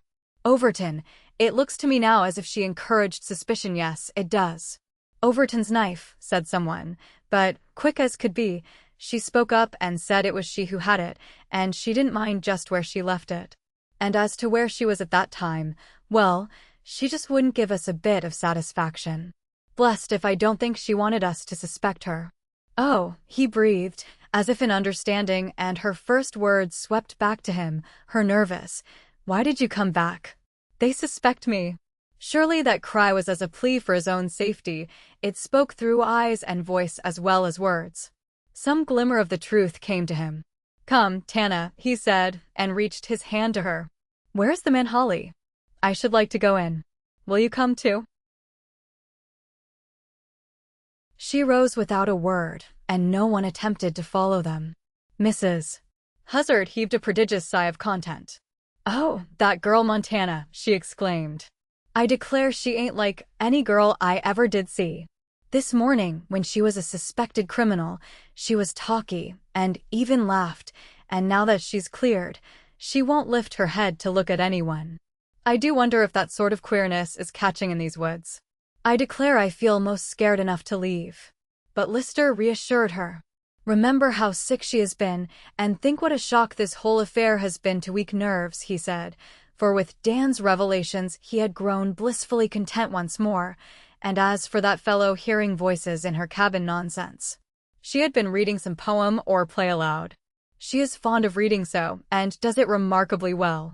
He heard her spouting in there for the benefit of Harris, and imagined she was making threats to someone. Poor little girl. "I'm determined she shan't remain here any longer." "Are you?" asked Mrs. Huzzard dryly. "Well, Mr. Max, so long as I've known her, I've always found Tana makes her own determinations and sticks to them, too." "I'm glad to be reminded of that," he retorted, "for she promised me yesterday to marry me sometime." "Bless my soul." "If she didn't change her mind," he added, laughingly. "To marry you? Well, well, well," and she stared at him so queerly that a shade of irritation crossed his face. "Why not?" he asked. "Don't you think that a plain, ordinary man is good enough for your wildflower of the Kootenay Hills?" "Oh, you're not plain at all, Mr. Max Lister," she returned, "and I'll go bail many a woman who is smarter than either Tana or me has let you know it. It ain't the plainness it's the difference. And well, you know you've been quarreling ever since you met. But that is all over now," he promised, "and haven't you a good wish for us?" "Indeed I have. Then ain't many of them, but you have surprised me. I used to think that's how it would end, and then a different notion got in my head. Now that it's settled, I do hope you will be happy." "Bless the child. I'll go and tell her so this minute." "No," he said, quickly, "let her and Dan have their talk out if she will talk to him. That fever left her queer in some things, and one of them is her avoidance of Dan. She hasn't been free and friendly with him as she used to be, and it is too bad, for he is such a good fellow, and would do anything for her." "Yes, he would," assented Mrs. Huzzard. "And she will be her own spirited self in a few weeks when she gets away from here and gets stronger. She'll appreciate Dan more after a while, for there are few like him. And so as she is to go away so soon, I hope something will put them on their former confidential footing. Maybe this murder will be the something." "You are a good friend, Mr. Max," said the woman, slowly, "and you deserve to be a lucky lover." "I'm sure I hope so."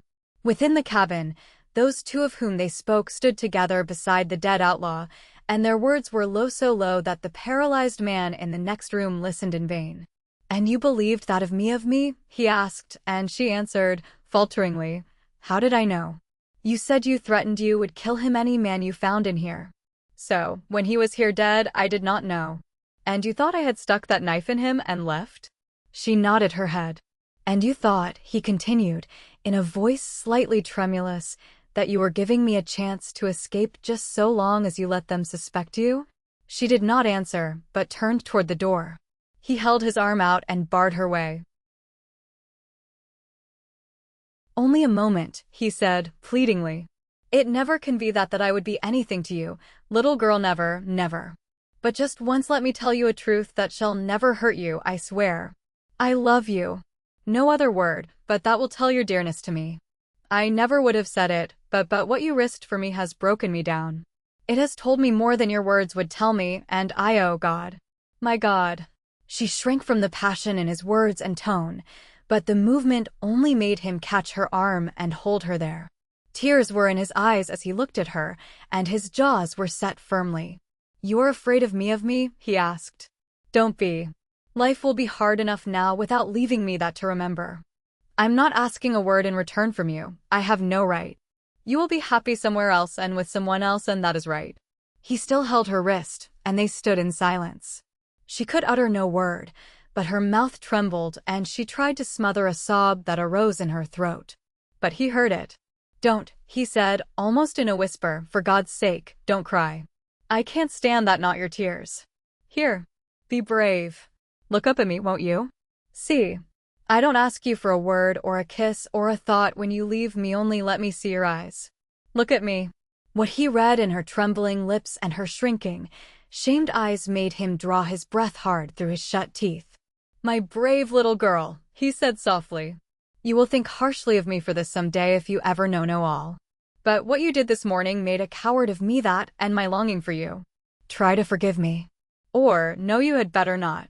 And when you are his wife, oh, it's no use, I can't think or speak of that yet. Goodbye, little girl, goodbye. Chapter 24. Leaving camp.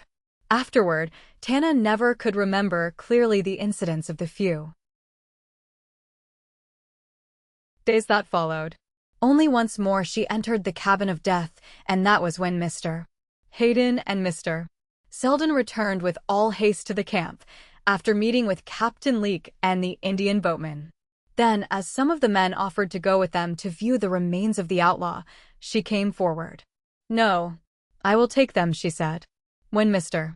Hayden demurred, feeling that a young girl should be kept as much as possible from such scenes, she had laid her hand on Selden's arm. Come, she said, and they went with her. But when inside the door, she did not approach the blanket-covered form stretched on the couch, only pointed toward it and stood herself like a guard at the entrance. When Selden lifted the Indian blanket from the face, he uttered a startled exclamation and looked strangely at her.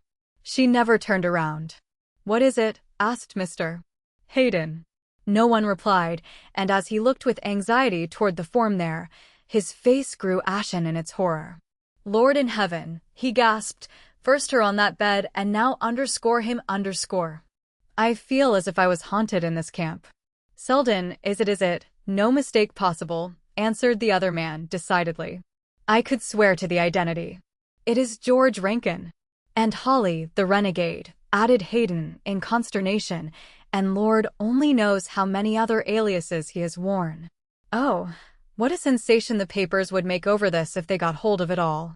My, it would be awful. And that girl, Montana, as she calls herself, she has been clever to keep it quiet as she has for, oh Lord. What is the matter now? You look fairly sick, said the other, impatiently. I didn't fancy you'd grieve much over his death. No, it isn't that, said Hayden, huskily. But that girl, don't you see she was accused of this? And well, seeing who he is, how do we know? He stopped awkwardly, unable to continue with the girl herself so near and with Selden's warning glance directed to him. She leaned against the wall, and apparently had not heard their words. Selden's face softened as he looked at her, and, going over, he put his hand kindly on her hair. I am going to be your uncle now, he said in a caressing tone.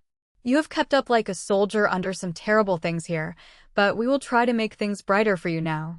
She smiled in a dreary way without looking at him. His knowledge of the terrible things she had endured seemed to her very limited.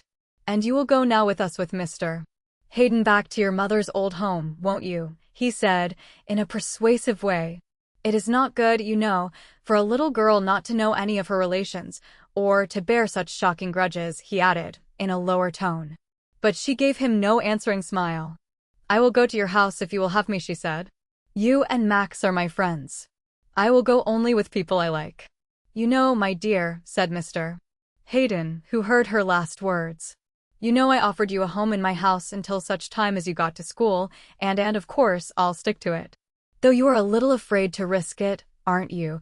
She asked with an unpleasant smile. Haven't you an idea that I might murder you all in your beds some fine night? You know I belong to a country where they do such things for pastime. Aren't you afraid? That is a very horrible sort of pleasantry, he answered, and moved away from the dead face he had been staring at. I beg you will not indulge in it, especially when you move in a society more refined than these mining camps can afford.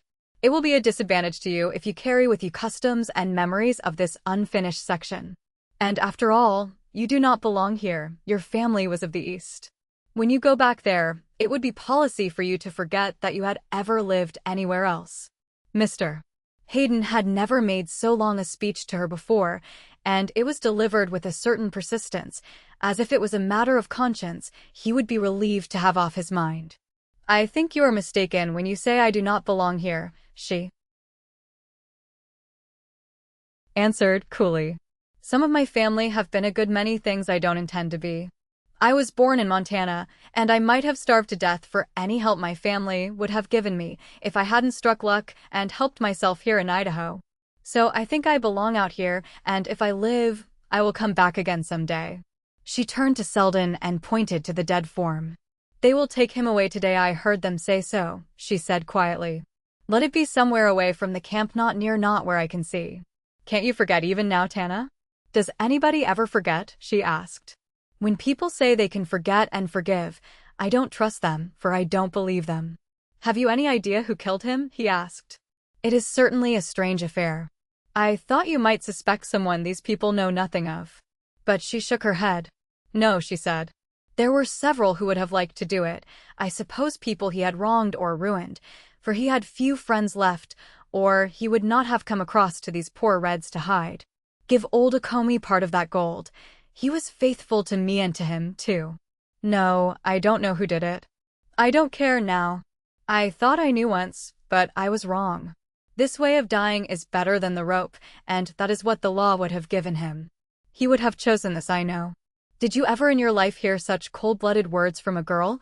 demanded Hayden, when she left them and went to Harris. "Afraid of her? Humph. Well, some people would be. No wonder they suspected her when she showed such indifference. Every word she says makes me regret more and more that I acknowledged her. But how was I to know? She was ill, and made me feel as if a ghost had come before me. I couldn't sleep till I had made up my mind to take the risk of her." Max sung her praises as if she was some rare, untrained genius. "Nothing gave me an idea that she would turn out this way." "This way has not damaged you much so far," remarked Mr. Selden dryly. "And as she is not likely to be much of a charge on your hands, you had better not borrow trouble on that score." All very well for you to be indifferent," returned Mr. Hayden, with some impatience. "You have no family to consider. No matter what wild escapade she would be guilty of, you would not be touched by the disgrace of it, because she doesn't belong in any way to your family." "Maybe she will, though," suggested Selden. Mr. Hayden shrugged his shoulders significantly. "You mean through Max, don't you?" he asked. "Yes, I was simple enough to build on that myself. Thought what a nice, quiet way it would be of arranging the whole affair, but after a talk with this ranger, Overton, whom you and Max unite in admiring, I concluded he might be in the way." "Overton? Nonsense."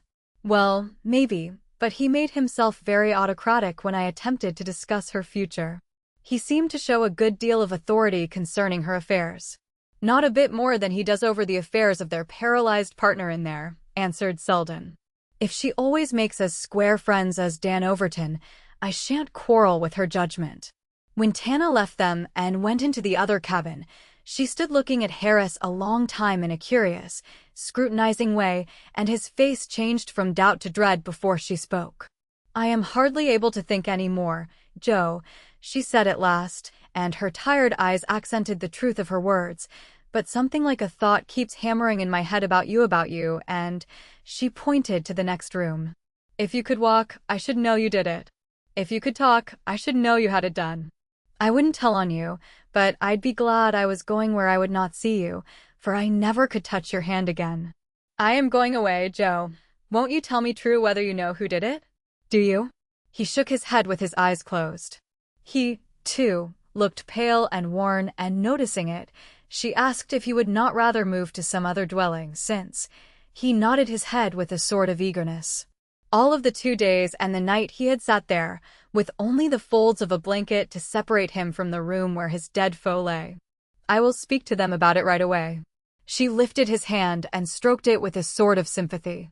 "Joe, can you forgive him now?" she whispered. He made her no reply, only closed his eyes as before. "You can't then? And I can't ask you to, though I suppose I ought to.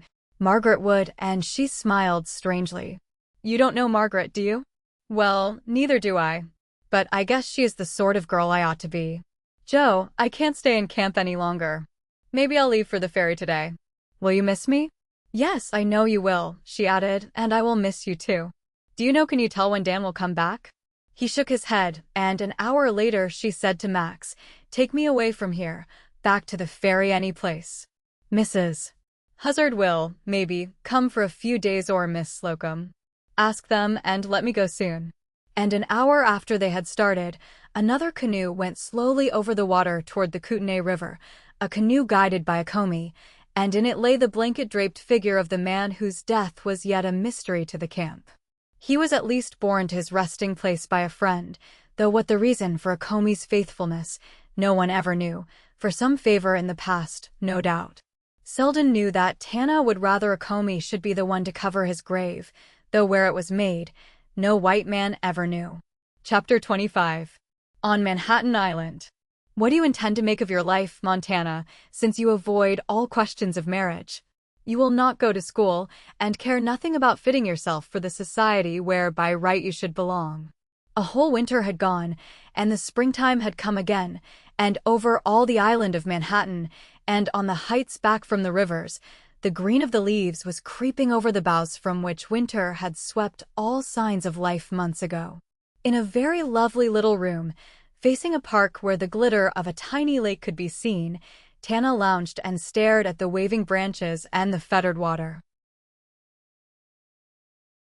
Not just the same Tana as when, a year ago, she had breasted the cold waves of the Kootenay. No one, to look at her now, would connect the taller, stylishly dressed figure with that little half-savage who had scowled at Overton in the lodge of a Comey. Her hair was no longer short and boyish in its arrangement. A silver comb held it in place, except where the tiny curls crept down to cluster about her neck. A gown of soft white wool was caught at her waist by a flat woven belt of silver, and an embroidered shoe of silvery gleam peeped from under the white folds. No, it was not the same Tana. And the little gray-haired lady, who slipped ivory knitting needles in and out of silky flosses, watched her with troubled concern as she asked, "And what do you intend to make of your life, Montana?" "You are out of patience with me, are you not, Miss Selden?" asked the girl. "Oh, yes, I know you are, and I don't blame you. Everything I have ever wanted in my life is in reach of me here, everything a girl should have, yet it doesn't mean so much to me as I thought it would. But if you would go to school, perhaps I would learn to appreciate all this," and the girl glanced around at the fine fittings of the room, and then back to the point of her own slipper. "But I do study hard at home. Doesn't Miss Ackerman give me credit for learning very quickly? And doesn't that music teacher hop around and wave his hands over my most excellent, ringing voice? They say I study well." "Yes, yes, you do too. But at a school, my dear, where you would have the association of other girls, you would naturally grow more girlish yourself, if I may say so, for you are old beyond your years in ways that are peculiar. Your ideas of things are not the ideas of girlhood, and yet you are very fond of girls." "And how do you know that?" asked Tana. "Why, my dear, you never go past one on the street that you don't give her more notice than the very handsomest man you might see. And at the matinees, if the play does not hold you very close, your eyes are always directed to the young girls in the audience. Yes, you are fond of them, yet you will not allow yourself to be intimate with any." And the pretty, refined-looking lady smiled at her and nodded her head in a knowing way, as though she had made an important discovery. The girl on the couch lay silent for a while, then she rose and went over to the window, gazing across to the park, where people were walking and riding along the green knolls and levels. Young girls were there, too, and she watched them a little while, with the old moody expression in her dark eyes. "Perhaps it is because I don't like to make friends under false pretenses," she said, at last. "Your society is a very fine and very curious thing, and there is a great deal of false pretense about it. Individually, they would overlook the fact that I was accused of murder in Idaho. The gold mine would help some of them to do that. But if it should ever get in their papers here, they would collectively think it their duty to each other not to recognize me. Oh, Montana, my dear child, why do you not forget that horrible life, and leave your mind free to partake of the advantages now surrounding you?" And Miss Selden sighed with real distress, and dropped her ivory needles despairingly. It seems so strange that you care to remember that which was surely a terrible life. Much more so than you can know, answered the girl, coming over to her and drawing a velvet hassock to her side. And, my dear, good, innocent little lady, just so long as you all try to persuade me that I should go out among young people of my own age, just so long must I be forced to think of how different my life has been to theirs. Some day they, too, might learn how different it has been and resent my presence among them. I prefer not to run that risk. I might get to like some of them, and then it would hurt. Besides, the more I see of people since I came here, the more I feel that everyone should remain with their own class in life. But, Montana, that is not an American sentiment at all, said Miss Selden, with some surprise. But even that idea should not exclude from refined circles. By birth you are a lady. The girl smiled bitterly. You mean my mother was, she answered.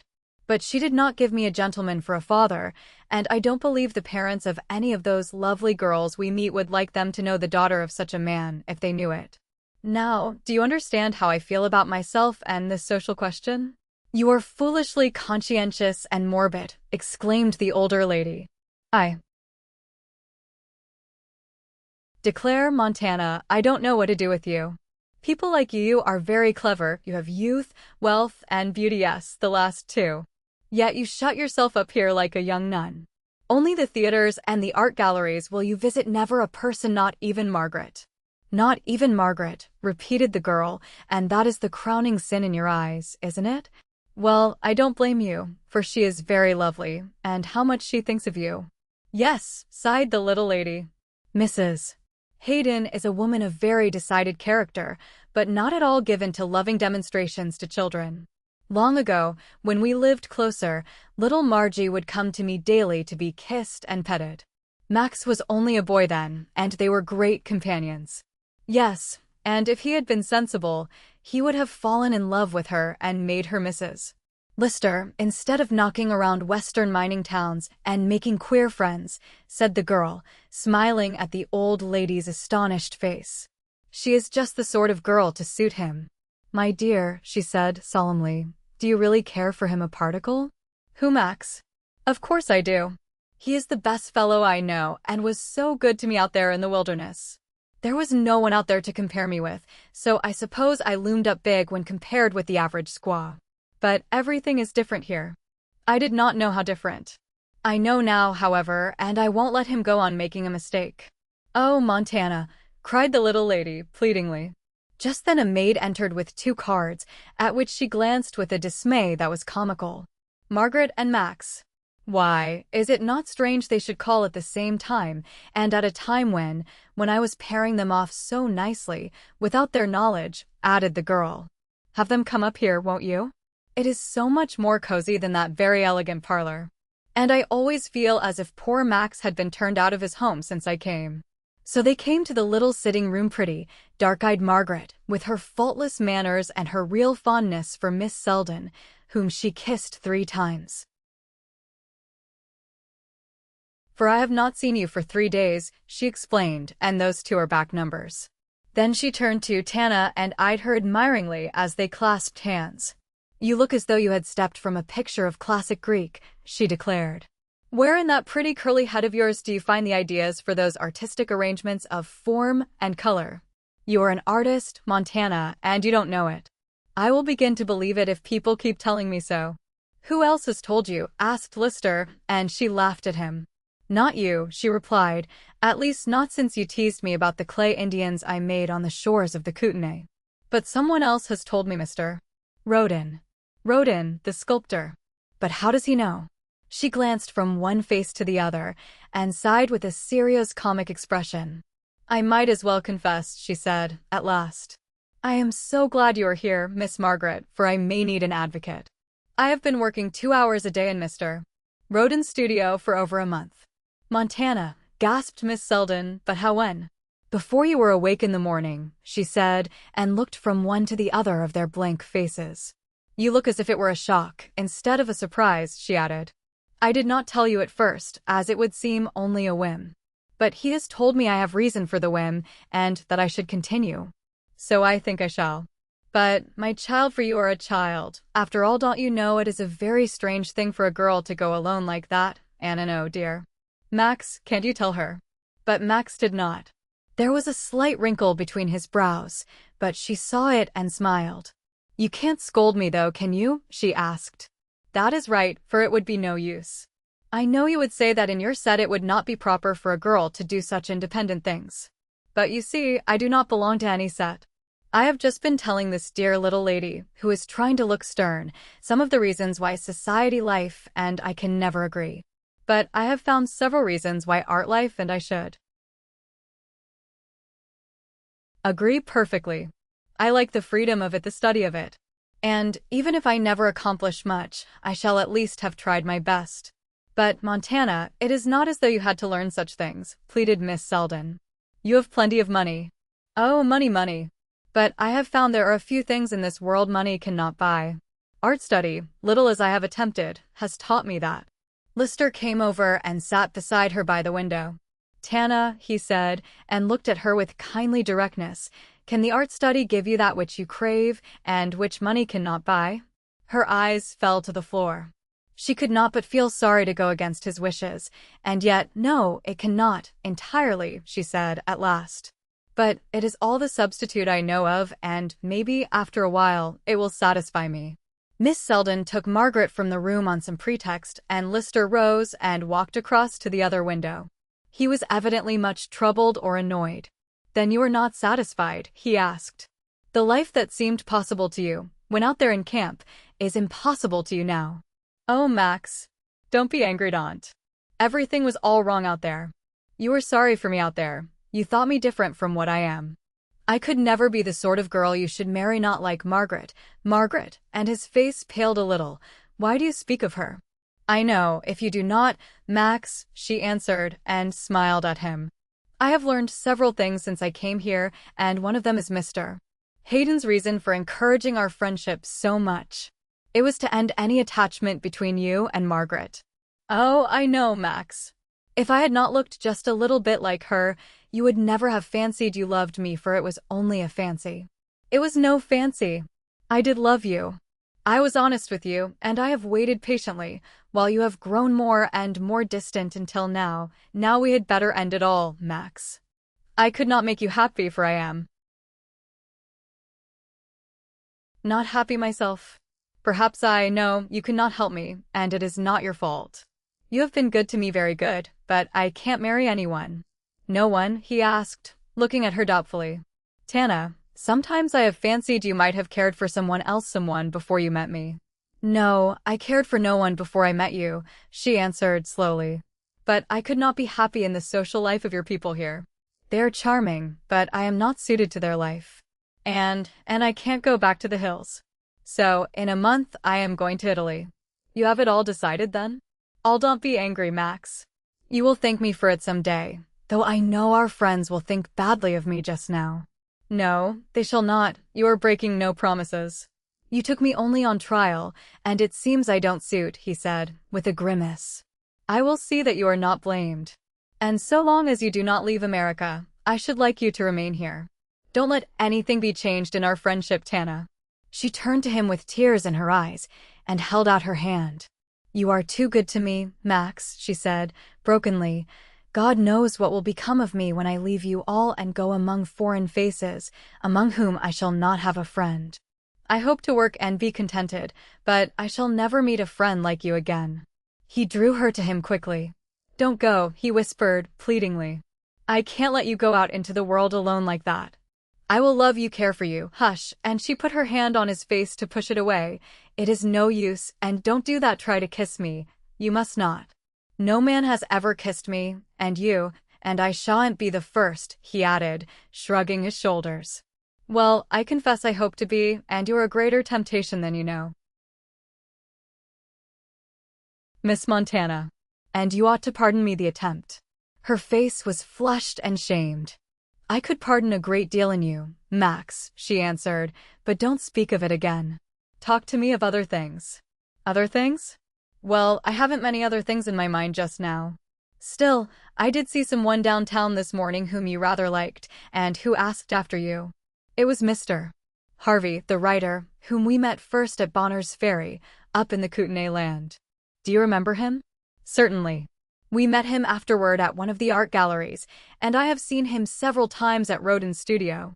They are great friends. He looked surprised to find me there, but after I spoke to him, he talked to me a great deal. You know, Max, I always imagine he heard that suspicion of me up at the camp. Do you think so? He never intimated it to me, answered Max, though Hayden nearly went into spasms of fear lest he would put it all in some paper. I remember. He would scarcely allow me breathing space for fear the stranger would get near enough to speak to me again. I remember all that journey, because when I reached the end of it, the past seemed like a troubled dream, for this life of fineness and beauty and leisure was all so different. And yet you are not contented?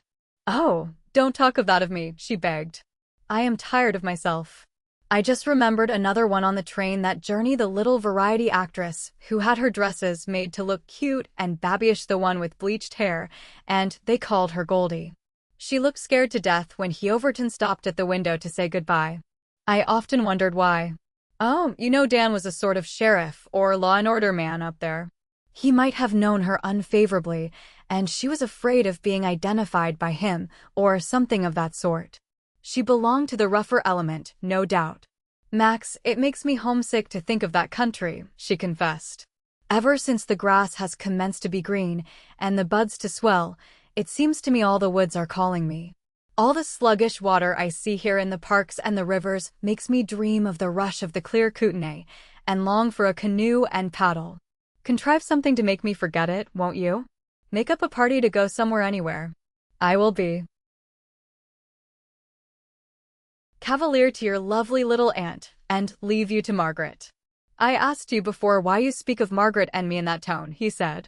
Are you going to tell me? You have no reason but your own fancy. Haven't I? Well, this isn't fancy, Max, that I would like to see my cousin. You see, I claim them for this once happy in her own way, instead of unhappy in the life her ambitious family are trying to arrange for her. And I promise to trade some surplus dust for a wedding present just as soon as you conclude to spoil their plans and make yourself and that little girl and your aunt all happy by a few easily spoken words. But I have just told you I love you. You will know better some day, she said, and turned away. Now go and pacify your aunt, won't you? She seemed so troubled about the modeling, bless her dear heart. I didn't want to trouble her, but the worksome work was a necessity to me. I was growing so homesick for the woods. After she was left alone, she drew a letter from her pocket, one she had got in the morning mail, and read over again the irregular lines sent by Mrs. Huzzard. I got Lavina to write you the letter at Christmas, because I was so tickled with all the things you sent me that I couldn't write a straight line to save me, and you know the rheumatiz in my finger makes it hard work for me sometimes. But maybe hard work and me is about done with each other, Tana, though I'll tell you more of that next time. I must tell you, Mr. Harris has got better, can talk some and walk around, can't move his left arm any yet. But Mr. Dan sent for 2 fine doctors, and they tried to help him with electricity. And I was scared for fear lightning might strike camp after that, but it didn't. Lavina is here still, and likely to stay. She's a heap of company, and she and Captain Leake are better friends than they was. There is a new man in camp now. He found a silver mine down near Bonners Ferry, and sold it out well. He was a farmer back in Indiana, and has been on a visit to our camp twice. Mr. Dan says it's my cooking fetches him. Everything is different here now. Mr. Dan got sawed lumber and put me up a nice little house, and up above the bluff he has laid out a place where he is going to build a stone house, just as if he intends to live and die here. He doesn't ever seem to think that he has enough made now to rest all his days. Sometimes I think he ain't well. Sometimes, Tana, I think it would cheer him up if you would just write him a few lines from time to time. He always says, "Is she well?" when I get a letter from you, and about the time I'm looking for your letters he's mighty regular about getting the mail here. That old Okomi went south when winter set in, and we reckon he'll be back when the leaves get green. His whole village was drunk for days on the money you had Mr. Selden give him, and he wore pink feathers from some millinery store the last time I saw him. But Mr. Dan is always patient with him whether he is drunk or sober. I guess that's all the news. Lavina sends her respects. And I must tell you that on Christmas they got some whiskey, and all the boys drank your health and drank it so often, mister. Dan had to give them a talking to. They think a heap of you. Yours with affection, Lorena Jane Huzzard. P.S. William McCoy is the name of the stranger I spoke of. The boys call him Bill. Chapter 26. Overton's Wife. A few hours later, Tana sat in a box at the theater, for the party she had suggested had been arranged, and pretty Miss Margaret was radiant over the evening planned for her, and Tana began to enjoy her role of matchmaker. She had even managed to tell Margaret, in a casual manner, that Miss Selden's idea of a decided engagement between herself and Max had never a very solid foundation, and now had none at all. He was her good friend, that was all, and she was to leave for Italy in a month. And Margaret went up to her and kissed her, looking at her with puzzled, admiring eyes. They tried at home to make me think very differently, she said. But you're a queer girl, Miss Montana. You have told me this on purpose, and I want to hear over in Italy that you are going to make a boy I like very happy some of these days. Remember, Margaret, you are or will be a millionaires, while he is not more than a comfortable income, and boys even when they are in love can be proud. Will you think of that?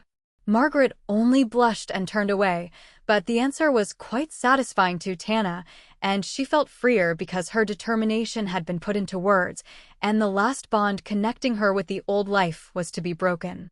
Ever since the snows had gone, some chord of her heartstring had been drawing all her thoughts to those northern hills, and she felt the only safety was to put the ocean between them and her. The home Mr. Selden had offered her with his sister was a very lovely one, but to it there came each week letters about the mines and the people there. Mr. Selden had already gone out, and would be gone all summer. As he was an enthusiast over the beauties and the returns of the country, his letters were full of material that she heard discussed each day. Therefore, the only safety for herself lay in flight, and if she did not go across the ocean to the east, she would surely grow weaker and more homesick until she would have to turn coward entirely and cross the mountains to her west. Realizing it all, she sat in her dainty array of evening dress and watched with thoughts far away the mimic scene of love triumphant on the stage before her.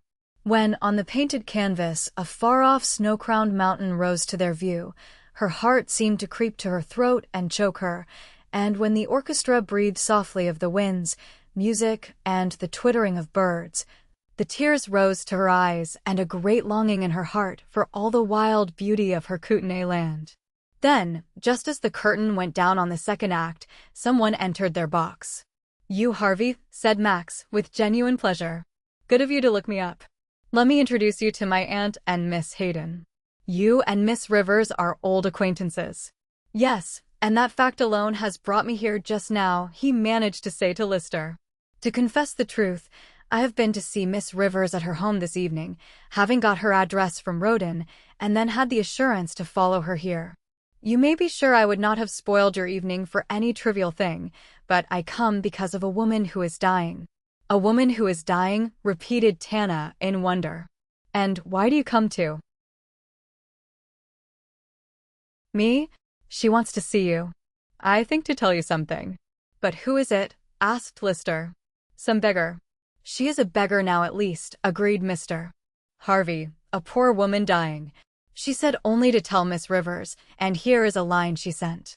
He gave her a slip of paper, and on it was written, "Come and take some word to Dan Overton for me. I am dying. Overton's wife." She arose, and Margaret exclaimed at the whiteness of her face. "Oh, my dear," sighed Miss Selden, "you know how I warned you not to give your charities individually among the beggars of a city. It is really a mistake. They have no consideration, and will send for you at all hours if you will go. It is so much better to distribute charity through some organization."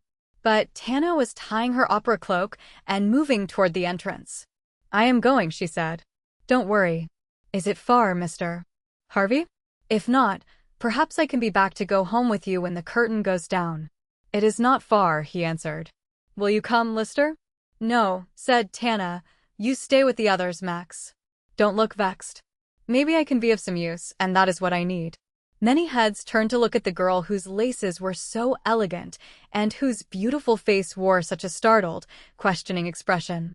But she hurried out of their sight and gave a little nervous shiver as she wrapped her white velvet cloak close about her and sank into a corner of the carriage. "Are you cold?" Harvey asked, but she shook her head. "No. But tell me all." "There is not much. I was with a doctor, a friend of mine who was called in to see her. She recognized me.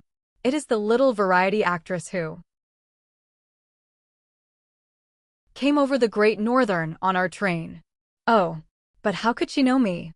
"She did not know your name. She only described you, remembering that I had talked with you and your friends.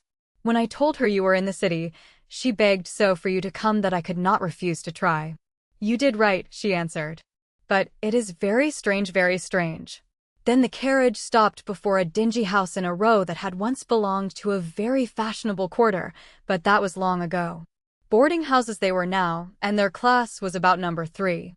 "It is a horrible place to bring you to, Miss Rivers," confessed her guide, "and I am really glad Miss Selden did not accompany you, for she never would have forgiven either of us. But I knew you would not be afraid." "No, I am not afraid. But, oh, why don't they hurry?" He had to ring the bell the second time ere anyone came to the door. Then, as the harsh jangle died away, steps were heard descending the stairs, and a man without a coat and with a pipe in his mouth shot back the bolt with much grumbling. "I'll cut the blasted wire if someone in the shebang don't tend to this door better," he growled to a lady with a mug of beer, who just then emerged from the lower regions. "Me trying to get the lines of that new afterpiece in my head chock full of business, too, and that bell clanging forever right under my room. I'll move." "I wish you would," remarked Harvey, when the door opened at last. "Move a little faster when you do condescend to open the door. Come, Miss Rivers, up this way." And the lady of the beer mug and the gentleman of the pipe stared at each other, and at the white vision of girlhood going up the dark, bad-smelling stairway. "Well, that's a new sort in this castle," remarked the man. "Do you guess the riddle of it?" The woman did not answer, but listened to the footsteps as they went along the hall. Then a door opened and shut. "They've gone to Goldie's room," she said. "That's queer. Goldie ain't the sort to have very high-toned friends, so it can't be a long-lost sister," and she smiled contemptuously. "She's a beauty, anyway, and I'm going to see her when she makes her exit, if I have to sit up all night." "Oh, and what about the afterpiece?" "To the devil with the afterpiece. It hasn't any angels in it." Inside Goldie's room, a big Dutch blonde in a soiled blue wrapper sat by the bed and stared in open-mouthed surprise at the newcomers. "Is it _ she's been a skin for?" she asked, bluntly. But Tana did not reply, and Harvey got the blonde to the door, and after a few whispered words, induced her to go out altogether and closed the door behind her. "I thought you'd come," whispered the little woman on the bed. "I thought the note would bring you. I saw you talk to him, and I dropped to the game. You're square, too, ain't you? That's the kind I want now. That swell who went for you is the right sort, too. I minded his face and yours. But tell him to go out for a minute. It won't take long to tell you." Harvey went, at a motion from Tana. She had not uttered a word yet. All she could do was to stare in wonder at the wreck of a woman before her, a painted wreck, for, even on her deathbed, the ghastly face was tinted with rouge. "I can't get well, doctor says," she continued. "There was a baby. It died yesterday, 3 hours old, and I can't get well. But there is another one I want to tell you of. You tell him. It is 2 years old. Here is the address. Maybe he will take care of it for me. He was good-hearted, that's why he married me, thought I was only a little girl without a home. Any woman could fool him, for he thought all women were good. He thought I was only a little girl, and I had been married 3 years before." She smiled at the idea of that past deception, while Tana's face grew hard and white. "How you look," said the dying woman. "Well, it's over now. He never cared for me much, though not so much as others did. He was never my real husband, you know, for I never had a divorce. He thought he was, though, and even after he left me, he sent me money regular for me to live quiet in Frisco, but it didn't suit me. Then he got turned dead against me when I tried to make him think the child was his. He wouldn't do anything for me after that. I had cheated him once too often. And was it? It was the first time Tana had spoken, and the woman smiled. You care, too, do you? Well, yes, it was. You tell him so. Tell him I said so, and I was dying. He'll take care of her, I think. She's pretty, but not like me. He never saw her. She's with a woman in Chicago, where I boarded. I haven't paid her board now for months, but it's all right. The woman's a good soul. Dan Overton will pay when you tell him. You write an order for that child, and tell the woman to give it to me, said Tana, decidedly, and looked around for something to write with. A sheet of paper was found, and she went to Harvey for a pencil. Most ready to go? He asked, looking at her anxiously. She nodded her head and shut the door. But I can't write now, my hands are too weak, complained the woman. I can't. You've _got_2, answered the girl, and, taking her in her strong young hands, she raised her up higher on the pillow. There is the paper and pencil, now write. It will kill me to lay like this. No matter if it does, you write. You're not a woman at all, you're like iron, white iron, whined the other. Any woman with a heart, and the weak tears came in her eyes. No, I have no heart to be touched by you, answered the girl. You had a chance to live a decent life, and you wouldn't take it. You had an honest man to trust you and take care of you, and you paid him with deceit. Don't expect pity from me, but write that order. She tried to write but could not, and the girl took the pencil. I will write it, and you can sign it, she said. That will do as well. Thus it was accomplished, and the woman was again laid lower in the bed. You are terrible hard on folks that ain't just square, she said. You needn't be so proud. You ain't dead yet yourself. You don't know what may happen to you. I know, said the girl, coldly, that if I ever brought children into the world, to be thrown on strangers' hands and brought up in the streets to live your sort of life, I would expect a very practical sort of hell prepared for me. Have you anything more to tell me? I'm going. I wish you hadn't said that about hell. I'm dreadful afraid of hell, moaned the woman. Yes, said the girl. You ought to be. How hard you are. And the doctor said I would die tonight. Then she lay still quite a while, and when she spoke again, her voice seemed weaker. You have that order for Gracie, and you are so hard-hearted. I don't know what you will do, and I don't want her to grow up like me. That is the first womanly thing I have heard you say, replied the girl. She went over to the bed and took the woman's hands in hers, looking at her earnestly. Your child shall have a beautiful and a good home, she said, reassuringly. I am going for her myself tomorrow, and she will never lack care again. Have you any other word to give me? The woman shook her head, and then as Tana turned away, she said, Not unless you would kiss me. You are not like other women, but will you kiss me? And, with the pressure of the dying kiss on her lips, Tana went out the door. Please give her every care money can secure for her, she said to the woman at the door, while the man, minus the pipe, was there to open it. Mr. Harvey, can I trouble you to look after it for me? You know the doctor and can learn all that is needed. Have the bills sent to me, and let me know when it is all over. They reached the theater just as the curtain went down on the last act, and she remained in the carriage until her own party came out. I can hardly thank you enough for coming after me tonight, she said, as she shook hands very cordially with Harvey. You can never be a mere acquaintance to me again. You are my friend. Have I ignorantly done some good? He asked, and she smiled at him. Yes, more than you know, more than I can tell you. Then may I hope not to be forgotten when you are in Italy? Oh, and the color flushed over all the pallor caught from that deathbed. But I don't think I will go to Italy after all, Mr. Harvey. I have changed my mind about that and think I will go back to the Kootenay Hills instead. Chapter 27. Life at Twin Springs. Over all the land of the Kootenay the sun of early June was shining. Trees of wild fruits were white with blossoms, as if from far above on the mountains the snows had blown down and settled here and there on the new twigs of green. And high up above the camp of the Twin Springs, Overton and Harris sat looking over the wide stretches of forest, and the younger man looked troubled. I think your fear is all an empty affair, he said, in an argumentative tone. You eat well and sleep well. What gives you the idea you are to be called in soon? Several things, said the other, slowly, and his speech was yet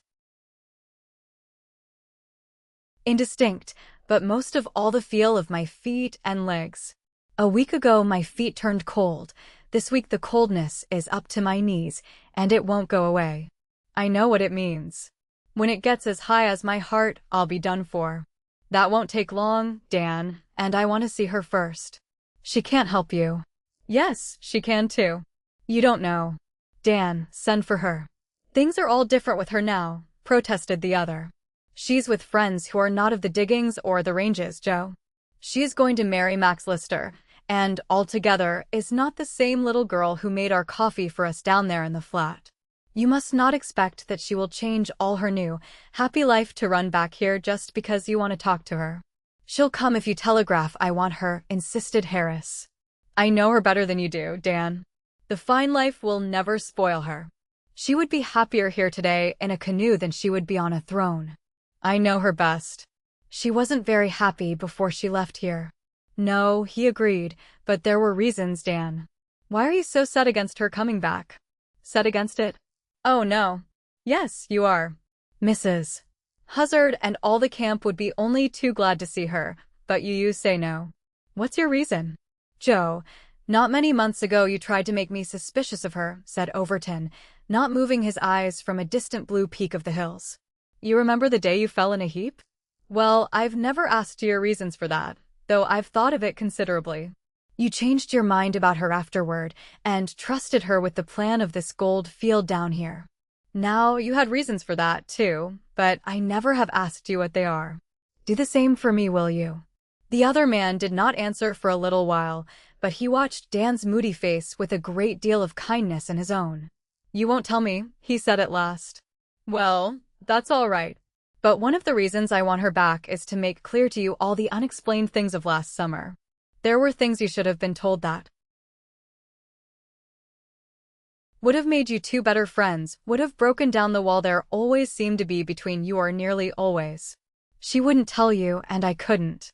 It left her always under a cloud to you, and she felt it. Many a time, Dan, she has knelt beside me and cried over her troubles to me, and they were troubles, too, telling them all to me just because I couldn't speak and tell them again. And I won't, unless she lets me. But I don't want to go over the range and know that you two, all your lives, will be apart and cold to each other on account of suspicions I could clear away. Suspicions? No, I have no suspicions against her. But you have had many a troubled hour because of that man found dead in her room, and his visit to her the night before, and that money she asked for that he was after. All such things that you could not clear her of in your own mind. When you cleared her of murder, they are things I want straightened out before I leave, Dan. You have both been good friends to me, and I don't want any bar between you. What does all that matter now, Joe? She is out of our lives, and in a happier one someone else is making for her. I am not likely ever to see her again. She won't come back here. I know her best. She will come if she is needed. I need her for once, and if you don't send for her, I will, Dan. Will you send? But Overton got up and walked away without answering. Harris thought he would turn back after a little while, but he did not. He watched him out of sight, and he was still going higher up in the hills. Trying to walk away from his desire for her, thought Joe sadly. Well, he never will. He thinks I don't know. Poor Dan. Then he whistled to a man down below him, and the man came and helped him down to camp, for his feet had grown helpless again in that strange chill of which he had spoken. Mrs. Huzzard met him at the door of a sitting room, gorgeous as an apartment could well be in the northern wilderness.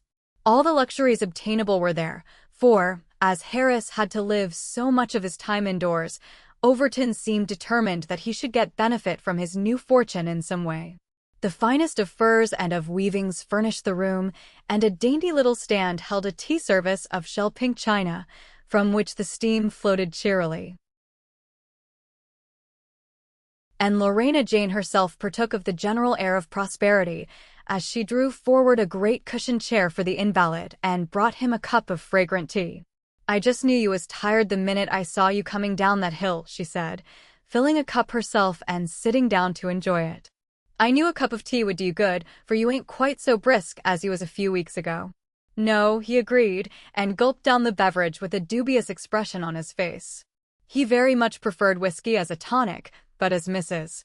Huzzard was bound to use that new tea service every day for his benefit, he submitted without a protest and enjoyed most the number of cups she disposed of. I suppose, now, you got sight from up there on the hill of the two young folks going boat riding, she remarked, with attempted indifference, and he looked at her questioningly. Oh, I mean Lavina and the captain. Yes, he did get up ambition enough to paddle a boat and ask her to ride in it, and away they went, giddy as you please. I thought you had a high regard for the captain, remarked Harris. Who? Me? Well, as Mr. Overton's relation, of course I show him respect, and her tone was almost as pompous as that of the captain used to be. But I must say, sir, that to admire a man for me to admire a man he must have a certain lot of push and ambition. He must be a real American, who don't depend on the record of his dead relations to tell you how great he is, a man who will dig either gold or potatoes if he needs them, and not be afraid of spoiling his hands. Somebody like this new lucky man, McCoy, suggested Harris, and she smiled complacently, but did not answer. And out on the little creek, sure enough, Lavina and the captain were gliding with the current, and the current had got them into dangerous waters. And you won't say yes, Lavina? He asked, and she tapped her foot impatiently on the bottom of the boat. I told you yes 25 years ago, Alf Leake, she answered. He sighed helplessly. His old aggressive manner was all gone. The tactics he would adopt for any other woman were useless with this one. She knew him like a book. She had him completely cowed and miserable. No longer did he regale admiring friends with tales of the late war, and incidentally allow himself to be thought a hero. One look from Lavina would freeze the story of the hottest battle that ever was fought. To be sure, she had as yet refrained from using words against him, but how long would she refrain? That question he had asked himself until, in despair, a loophole from her quiet vengeance had occurred to him, and he had asked her to marry him. You never would marry anyone else, he said, pleadingly. Oh, couldn't I? And I couldn't, either, Lavina, he continued, looking at her sentimentally. But Lavina knew better. You would, if anybody would have you, she retorted. I know I reached here just in time to keep poor Lorena Jane from being made a victim of. You would have been a tyrant over her, with your great pretensions, if I hadn't stopped it. You always were tyrannical, Alf Leake, and the only time you're humble as you ought to be is when you meet someone who can tyrannize over you. You are one of the sort that needs it. That's why I asked you to marry me, he remarked meekly. And after a moment she said, well, thinking of it from that point of view, I guess I will. Far up on the heights, a man lying there alone saw the canoe with the man and the woman in it, and it brought back to him keen rushes of memory from the summer time that had been. It was only a year ago that Tana had stepped into his canoe and gone with him to the new life of the settlement. How brave she had been! How daring! He liked best to remember her as she had been then, with all the storms and sunshine of her face. He liked to remember that she had said she would be cook for him, but for no other man. Of course her words were a child's words, soon forgotten by her. But all her words and looks and their journeys made him love the land he had known her in. They were all the treasures he had with which to comfort his loneliness. And when in the twilight he descended to the camp, Joe or his own longings had won. I will send the telegram for you, old fellow, he said, and that was all. Chapter 28. Again on the Kootenai. Another canoe, with a woman in it, skimmed over the waters in the twilight that evening, a woman with all the gladness of youth in her bright eyes, and an eagerness for the north country that far outstripped the speed of the boat. Each dark tree trunk as it loomed up from the shores, each glint of the afterglow as it lighted the ripples, each whisper of the fresh, soft wind of the mountains, was to her as a special welcome. All of them touched her with the sense of a friendship that had been faithful. That she was no more to them than any of the strangers who came and went on the current, she could not believe, for they all meant so much, so very much to her. She asked for a paddle, that she might once more feel against her strength the strong rush of the mountain river. She caressed its waves and reached out her hands to the bending boughs, and laughter and sighs touched her lips. Never again, She whispered, as if a promise was being made. Never again. My wilderness. The man who had charge of the canoe, a stalwart, red-whiskered man of perhaps 45, looked at her a good deal in a cautious way.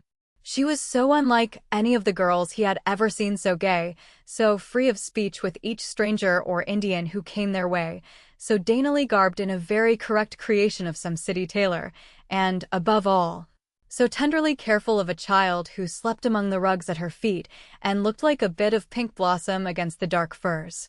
"You're a stranger here, aren't you?" she asked the man. "I saw no one like you running a boat here last summer." No, he said slowly, "I didn't then. My camp is east of Bonner's Ferry, quite a ways, but I get around here sometimes, too. I don't run a boat only for myself, but when they told me a lady wanted to get to Twin Springs, I didn't allow no scrub Indians to take her if my boat was good enough." "It is a lovely boat," she said, admiringly, "the prettiest I ever saw on this river, and it is very good of you to bring me yourself. That is one of the things makes me realize I am in the West once more, to be helped simply because I am a girl alone." "And you didn't even know my name when you offered to bring me?" "No, but I did before I left shore," he answered, "and then I counted myself kind of lucky. I've heard so much about you, miss, from folks up at Twin Springs, from one lady there in particular, Mrs. Huzzard." "Oh, so you know her, do you?" she asked, and wondered at the self-conscious look with which he owned up that he did a little. "A little? Oh, that is not nearly enough," she said, good-naturedly. "Lorena Jane is worth knowing a good deal of." "That's my opinion, too," he agreed, "but a fellow needs some help sometimes, if he ain't over-handy with the gift of gab." "Well, now, I should not think you would need much help," she answered. "You ought to be the sort she would make friends with quick enough." "Oh, yes, friends," he said, and sent the canoe on with swifter, stronger strokes. The other boat, paddled by Indians and carrying baggage, was left far behind. "You make this run often?" she asked, with a little wonder as to who the man was. His dress was much above the average, his boat was a beautiful and costly thing, and she had not learned, in the haste of her departure, who her boatman was. "Not very often. Haven't been up this way for 2 weeks now." "But that is often," she said. "Are you located in this country?" "Well, yes, I have been. I struck a silver lode across the hills in yon direction. I've sold out and am only prospecting around just now, not settled anywhere yet. My name is McCoy." McCoy, and like a flash she remembered the postscript of Mrs. Huzzard's letter. "Oh, yes, I've heard of you." "You have? Well, that's funny. I didn't know my name had got beyond the ranges." "Didn't you?" "Well, it got across the country to Manhattan Island. That's where I was when it reached me," and she smiled quizzically. "You know Mrs. Huzzard writes me letters sometimes." "And do you mean did she—" "Yes, she did mention your name very kindly, too," she said, as he hesitated in a confused way. Then, with all the gladness of homecoming in her heart and her desire that no heart should be left heavy, she added, "And, really, as I told you before, I don't think you need much help." The kindly, smiling eyes of the man thanked her as he drove the canoe through the clear waters. Above them the stars were commencing to gleam faintly, and all the sweet odors of the dusk floated by them, and the sweetest seemed to come to her from the north. "We will not stop over, let us go on," she said, when he spoke of Cinna Ferry. "I can paddle while you rest at times, or we can float there on the current if we both grow tired, but let us keep going." But ere they reached the little settlement, a canoe swept into sight ahead of them, and when it came near, Captain Leake very nearly fell over the side of it in his anxiety to make himself known to Miss Rivers. "Strangest thing in the world," he declared. "Here I am, sent down to telegraph you and wait a week if need be until an answer comes, and halfway on my journey I meet you just as if the message had reached you in some way before it was even put on paper. Extraordinary thing very. You are going to telegraph me? What for?" And the lightness of her heart was chased away by fear. "Is anyone hurt?" "Hurt? Not a bit of it. But Harris thinks he is worse and wanted you, until Dan concluded to ask you to come. I have the message here somewhere," and he drew out a pocketbook. "Dan asked me to come? Let me see it, please," and she unfolded the paper and read the words he had written the only time she had ever seen his writing in a message to her. A lighted match threw a flickering light over the page on which he said, "Joe is worse. He wants you. Will you come back? Dan Overton." She folded it up and held it tight in her hand under the cloak she wore. He had sent for her. How long the night would be, for not until dawn could she answer his message. "We will go on," she said. "Can't you spare us a boatman? Mr. McCoy has outstripped our Indian extras who have our outfit, and he needs a little rest, though he won't own up." "Why, of course. Our errand is over, too, so we'll turn back with you. I just passed Okomi a few miles back. He is coming north with the season, as usual. I thought the old fellow would freeze out with the winter, but there he was drifting north to a camping place he wanted to reach before stopping. I suppose we'll have him for a neighbor all summer again." The girl, remembering his antipathy to all of the red race, laughed and raised in her arms the child that had awakened. "All I needed to perfect my return to the Kootenai country was the presence of Okomi," she confessed. "I should have missed him, for he was my first friend in the valley. And it may be, Mr. McCoy, that if he is inclined to be friendly tonight, I may ask him to take me the rest of the way. I want to talk to him. He is an old friend." "Certainly," agreed McCoy, but he evidently thought her desire was a very peculiar one. "But you will have a friend at court just the same whether I go all the way with you or not," she said and smiled across at him knowingly. Captain Leake heard the words, too, and must have understood them, for he stared stonily at the big, good-looking miner. Their greeting had been very brief. Evidently, they were not congenial spirits. "Is that a child?" asked the captain, as the little creature drooped drowsily with its face against Tana's neck. "Really a child?" "Really a child," returned the girl, "and the sweetest, prettiest little thing in the world when her eyes are open." As he continued to stare at her in astonishment while their boats kept opposite each other, she added, "You would have sooner expected to see me with a pet bear or wolf, wouldn't you?" "Yes, I think I would," he confessed, and she drew the child closer and kissed it and laughed happily. "That is because you only know one side of me," she said. The stars were thick overhead, and their clear light made the night beautiful. When they reached the boats of Okomi, only a short parley was held, and then an Indian canoe darted out ahead of the others. Two dark experts bent to the paddles, and old Okomi sat near the girl and the child. Looking in their dusky faces, Tana realized more fully that she was again in the land of the Kootenays. It was just as she would have chosen to come back, and close against her heart was pressed the message by which he had called her. The child slept, but she and the old Indian talked now and then in low tones all through the night. She felt no weariness. The air she breathed was as a tonic against fatigue, and when the canoe veered to the left and entered the creek leading to camp, she knew her journey was almost over. The dusk was yet over the land. A faint whiteness touched the eastern edge of the night and told of the dawn to come, but it had not arrived. The camp was wrapped in silence. Only the watchman of the ore sheds was awake and came tramping down to the shore when their paddles dipped in the water and told him a boat was near. It was the man Saunders. "Miss Rivers," he exclaimed, incredulously. "Well, if this isn't luck. Harris will about drop dead with joy when he sees you. He took worse just after dark last night. He says he is worse, though he can talk yet. I was with him a little while, and how he did worry because you wouldn't get here before he was done for. Overton has been with him all night, went to bed only an hour ago. I'll call the folks up for you." "No," said the girl, hastily, "call no one yet. I will go to Joe if you will take me. If he is so bad, that will be best. Let the rest sleep." "Can I carry the baby?" he asked, doubtfully, and took the child in his arms with a sort of fear lest it should break. He was not the sort of man to be needlessly curious, so he showed no surprise at the rather strange adjunct to her outfit, but carried the little sleeper into the pretty sitting room, where he deposited it on a couch, and the girl arranged it comfortably, that it might at last have undisturbed rest. A man in an adjoining room heard their voices and came to the door. "You can come out for a while, Kelly," said Saunders. "This is Miss Rivers. She will want to see him." A minute later the man in charge had left Tana alone beside Harris. All the life in him seemed to gather in his eyes as he looked at her. "You have come." "I told him you would. I told Dan," he whispered excitedly. "Come close. Turn up the light. I want to see you plain." "Just the same, girl, but happier, a heap happier, ain't you?" "A heap happier," she agreed. "And I helped you about it, some about the mine, I mean. I like to think of that, to think I made some return for the harm I done you. But you never did me any harm, Joe."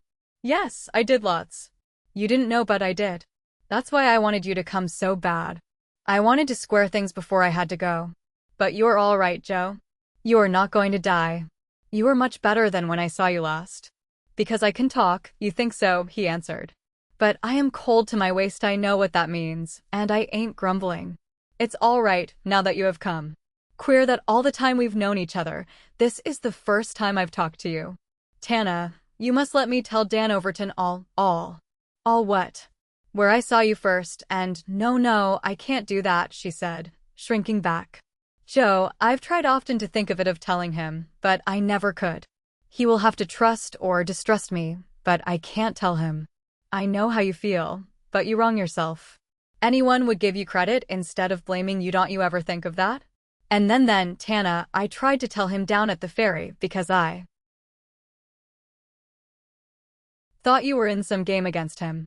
I managed to tell him you were Holly's partner, but hadn't got any farther when the paralysis caught me.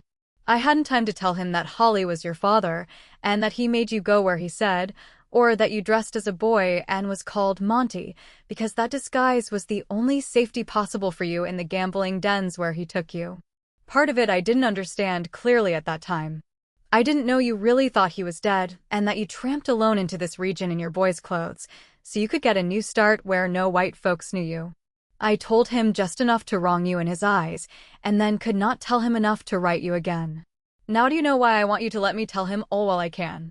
It had taken him a long time to say the words. His articulation had grown indistinct at times, and the excitement was wearing on him. Once the door into the room where the child lay swung open noiselessly, and he had turned his eyes in that direction, but the girl's head was bowed on the arm of his chair, and she did not notice it. "And then there are other things," he continued. "He don't know you were the boy Fanny spoke of in that letter, or that she gave you the plot of this land, or, far more to me, that you took care of her till she died. All that must give him many a worried thought, Tana, that you never counted on, for he liked you, and yet all along he has been made to think wrong of you." "I know," she assented. "He blamed me for a man being in my cabin that night, and I wanted him to think well of me, but I could not tell him the truth. I was ashamed of it all my life. And the shame has got in my blood till I can't change it. I want him to know, but I can't tell him." "You don't need to," said a voice back of her, and she arose to see Overton standing in the door. I did not mean to listen, but I stopped to look at the child, and I heard, "I hope you are not sorry," and he came over to her with outstretched hand. She could not speak at first. She had dreamed of so many ways in which she would meet him, of what she would say to him, and now she stood before him without a word. "Don't be sorry, Tana," he said, and tightened his hand over her own. "I honor you for what I heard just now. You were wrong not to tell me. I might have saved you some troubles."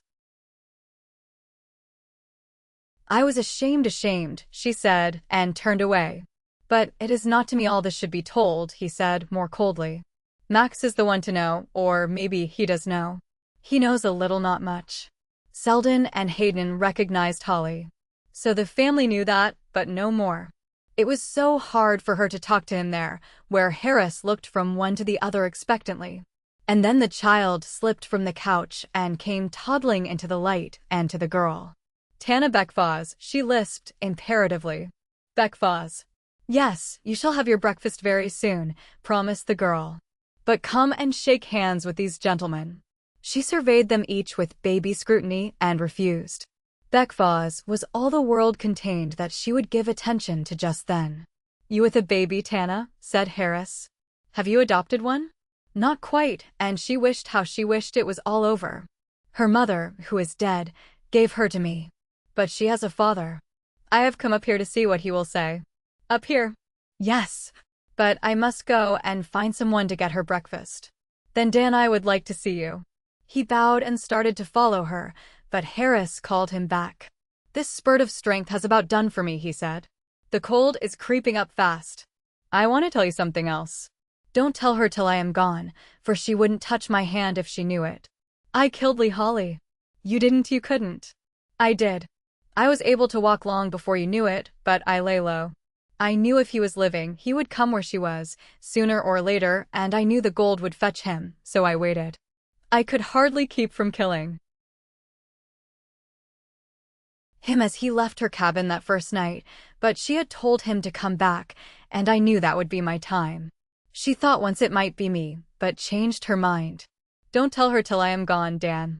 And listen. You are everything to her, and you don't know it. I knew it before she left, but oh well, it's all square now, I guess. She won't blame me after I'm dead. She knows he deserved it. She knew I meant to kill him, if ever I was able. But why? Don't you know? He was the man, my partner, who took Fanny away. Don't you understand? Yes, and Overton, after a moment, shook hands with him. I didn't want Tana to go back on me while I lived, he whispered. It was his one reason for keeping silence, the dread that she could never talk to him freely, nor ever clasp his hand again, and Overton promised his wish should be regarded. When he went to find Tana, Mrs.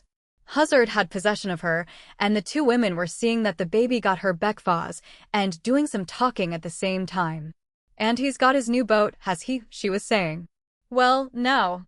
And it's to be a new house next, and a fine one, he says, if he can only get the right woman to live in it, and she smoothed her hair complacently. He thinks a heap of fine manners in a woman, too, and right enough, for he'll have an elegant home to put one in, and she never to wet her hands in dishwater. But he is so backward-like, but maybe this time. Oh, you must cure him of that, laughed the girl. He is a splendid fellow, and I won't forgive you if you don't marry him before the summer is over. At that instant Overton opened the door. If you are ready now to see me, he began, and she nodded her head and went toward him, her face a little pale and visibly embarrassed. Then she turned and went back. Come, Toddles, she said, you come with Tana. A faint flush was tinging the east, and over the watercourses a silvery mist was spread. She looked out from the window and then up the mountain. Let us go out up on the bluff, she suggested. I have been shut up in houses so long. I want to feel that the trees are close to me again. He assented in silence, and the child, having appeased its hunger, was disposed to be more gracious, and the little hands were reached to him while she said, Up. He lifted her to his shoulder, where she laughed down in high glee at the girl who walked beside in silence. It was so much easier to plan, while far away from him, what she would say, than to say it. But he himself broke the silence. You call her Toddles, he remarked. It is not a pretty name for so pretty a child. Has she no other one? They had reached the bluff above the camp that was almost a town now. She sat down on a log and wished she could keep from trembling so. Yes, she has another one, a pretty one, I think, she said, at last. It is Gracie Grace. She looked up at him appealingly. But the emotion in her face made his lips tighten. He had heard so many revelations of her that morning. What was this last to be? Well, he said, coldly, that is a pretty name, so far as it goes. But what is the rest of it? Overton, she said, in a low voice, and his face flushed scarlet. What do you mean? He asked, harshly, and the little one, disliking his tone, reached her arms to Tana. Whose child is this? Your child. It is not true. It is true, she answered, as decidedly as himself. Her mother, the woman you married, told me so when she was dying. He stared at her incredulously. I wouldn't believe her even then, he answered. But how does it come that you don't need to claim her if you don't want to, she said, ignoring all his astonishment. Her mother gave her to me. She is mine unless you claim her. I don't care who her father was or her mother, either. She is a helpless, innocent little child, thrown on the world. That is all the certificate of parentage I am asking for. She shall have what I never had, a childhood. He walked back and forth several times, turning sometimes to look at the girl, whom the child was patting on the cheek while she put up her little red mouth every now and then for kisses. Her mother is dead, he asked at last, halting and looking down at her. She thought his face was very hard and stern, and did not know it was because he, too, longed to take her in his arms and ask for kisses. Her mother is dead. Then I will take the child, if you will let me. I don't know, she said, and tried to smile up at him. You don't seem very eager. And you came back here for that, he said, slowly, regarding her. Tana, what of Max? What of your school? Well, I guess I have money enough to have private teachers out here for the things I don't know, and there are several of them. And as for Max, he didn't say much. I saw Mr. Selden in Chicago, and he scolded me when I told him I was coming back to the woods to stay, and he took a step nearer to her. Tana, don't you want me to? She asked. I thought maybe after what you said to me in the cabin that day, you'd better be careful, he said. Don't make me remember that unless you are willing to tell me what I told you that day, unless you are willing to say that you care for me, that you will be my wife. God knows I never hoped to say this to you. I have fought myself into the idea that you belong to Max. But now that it is said, answer me. She smiled up at him and kissed the child happily. What shall I say? She asked. You should know without words. I told you once I would make coffee for no man but you. Do you remember? Well, I have come back to you for that. And see, I don't wear Max's ring any longer. Don't you understand? That you have come back to _me Tana. Now don't eat me. I may not always be a blessing, so don't be too jubilant. I have bad blood in my veins, but you have had fair warning. He only laughed and drew her to him, and she could never again say no man had kissed her. Tana, said the child, okay. She looked where the little hand pointed and saw all the clouds of the east flooded with gold, and higher up they lay blushing above the far hills. A new day was creeping over the mountains to banish shadows from the Kootenai land. The end.